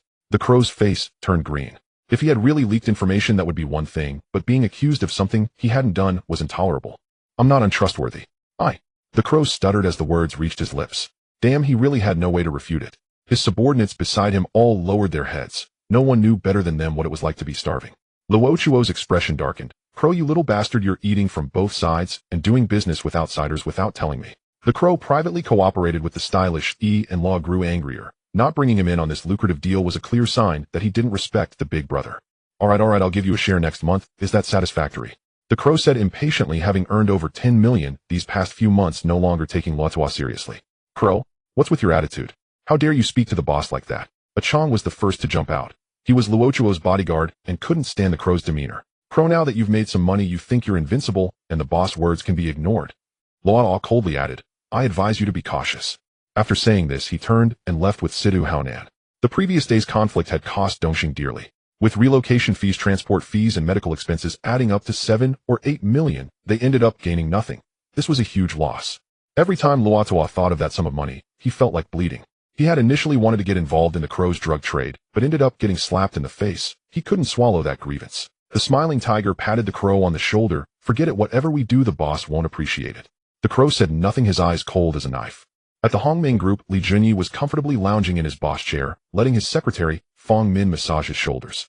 Fong Min, your skills are getting better. You've been practicing secretly at home in the evening, haven't you? Fong Min shot him a glare and remained silent. If you massage someone daily, even a fool would pick up a trick. One of Li Junyi's hands wandered inappropriately to Fong Min's black stockings, only to be gently blocked by her. Boss, this isn't convenient. It wouldn't be good if someone saw us. Fong Min wore a professional outfit, her figure alluring, and her long legs were striking. So a change of location would suffice. Li Junyi smirked, enjoying the sight of Fong Min's blushing face. Boss, I didn't mean it that way. Don't worry, this place generally doesn't have anyone coming. With a click, the office door suddenly opened. Liang Yongxi stood at the entrance, her expression frozen. Boss, what are you two? She wasn't a fool and immediately realized she had arrived at an inopportune moment. Li Junyi quickly withdrew his hand, assuming a serious expression. I'm just tired. It's normal to have the secretary massage my shoulders, right? Just as he finished speaking, he was smacked in the face. He had just said no one came, yet someone had just walked in. Li Junyi's expression darkened. Who could be in good spirits after being interrupted? Liang, what do you need?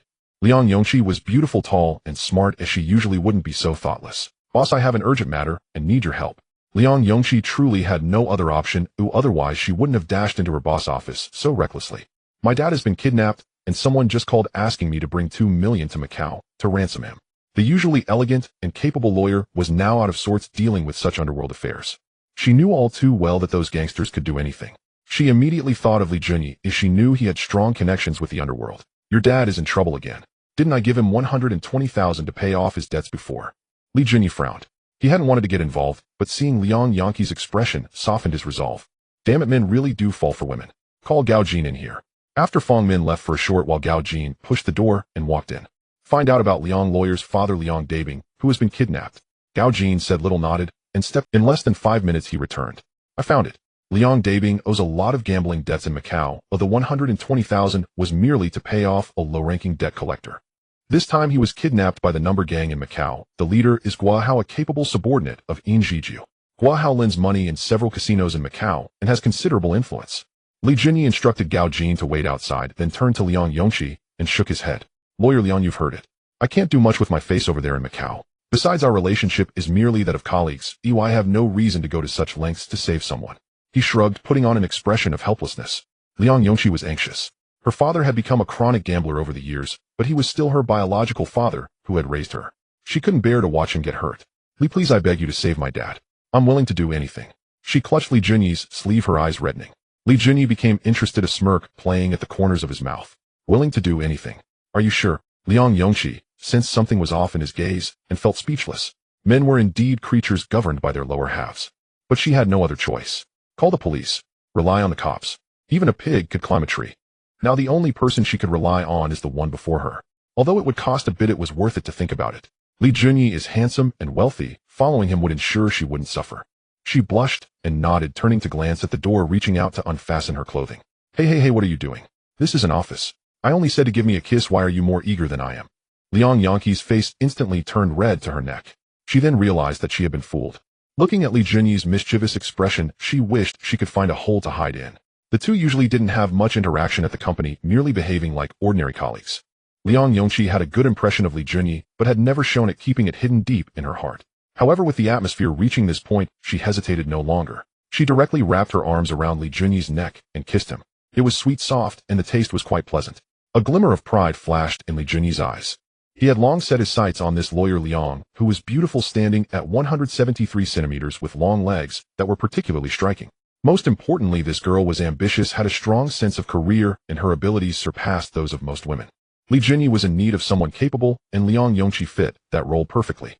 Alright, we've come this far, I will definitely take your father's matter to heart. To be honest, if it weren't for Liang Yongqi's good looks, he wouldn't even bother with a gambling addict. There are countless gambling addicts everywhere. How many families have been ruined because of that vice? He had long grown. Liang Yongqi's face turned slightly red. At work she was efficient, but when it came to matters of the heart, she was as naive as a young girl knowing nothing. Yiga, you must help me. My father has never been like this. I was able to go to university all because he worked hard at the construction site, paving the way for me to continue to graduate school. She linked her arm, with Li Jinyi's quickly defending her father.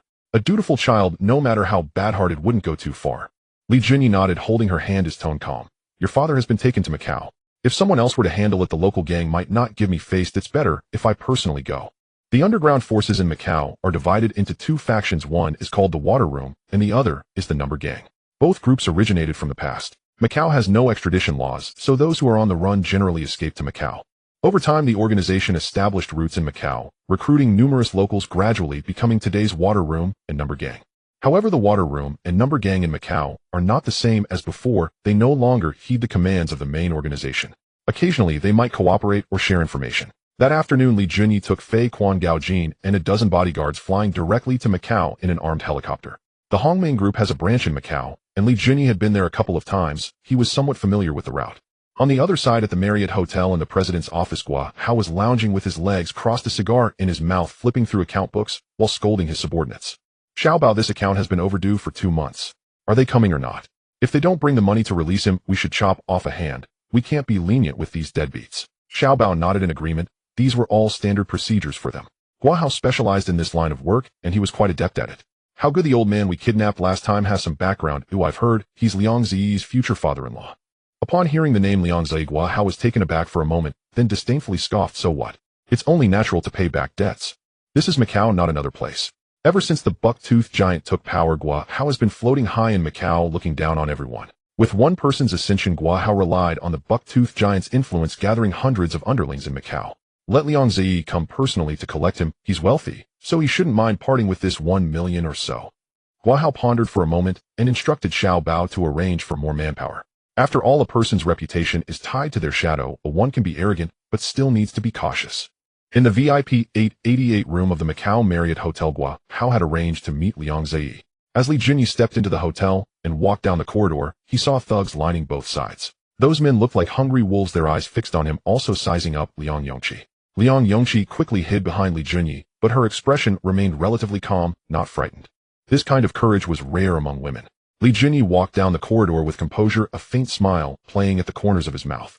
Gua Hao, is this how your boss teaches you to treat guests? You don't even understand basic rules of the underworld.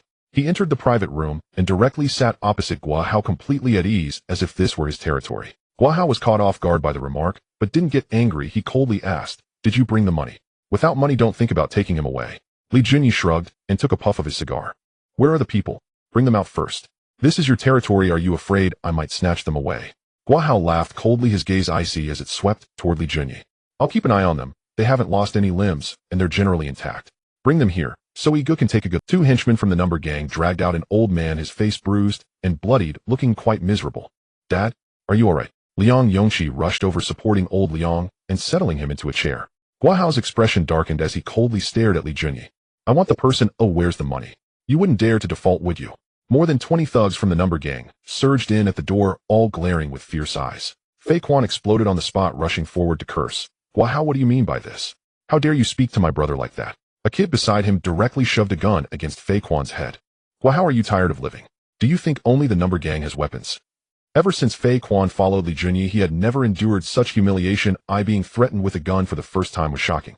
Gua Hao was not afraid at all. Instead, he laughed even louder. "This street is all our Number Gang's territory. I can say whatever I wanted. You dare to bite me? Let me tell you, the Number Gang is all about the guns. Do you think this is Xiangjiang? This is Macau. If you can't bring out the money today, not a single one of you will be able to leave this door." He slammed a Black Star pistol on the table, grinning as he stared at Li Jinyi.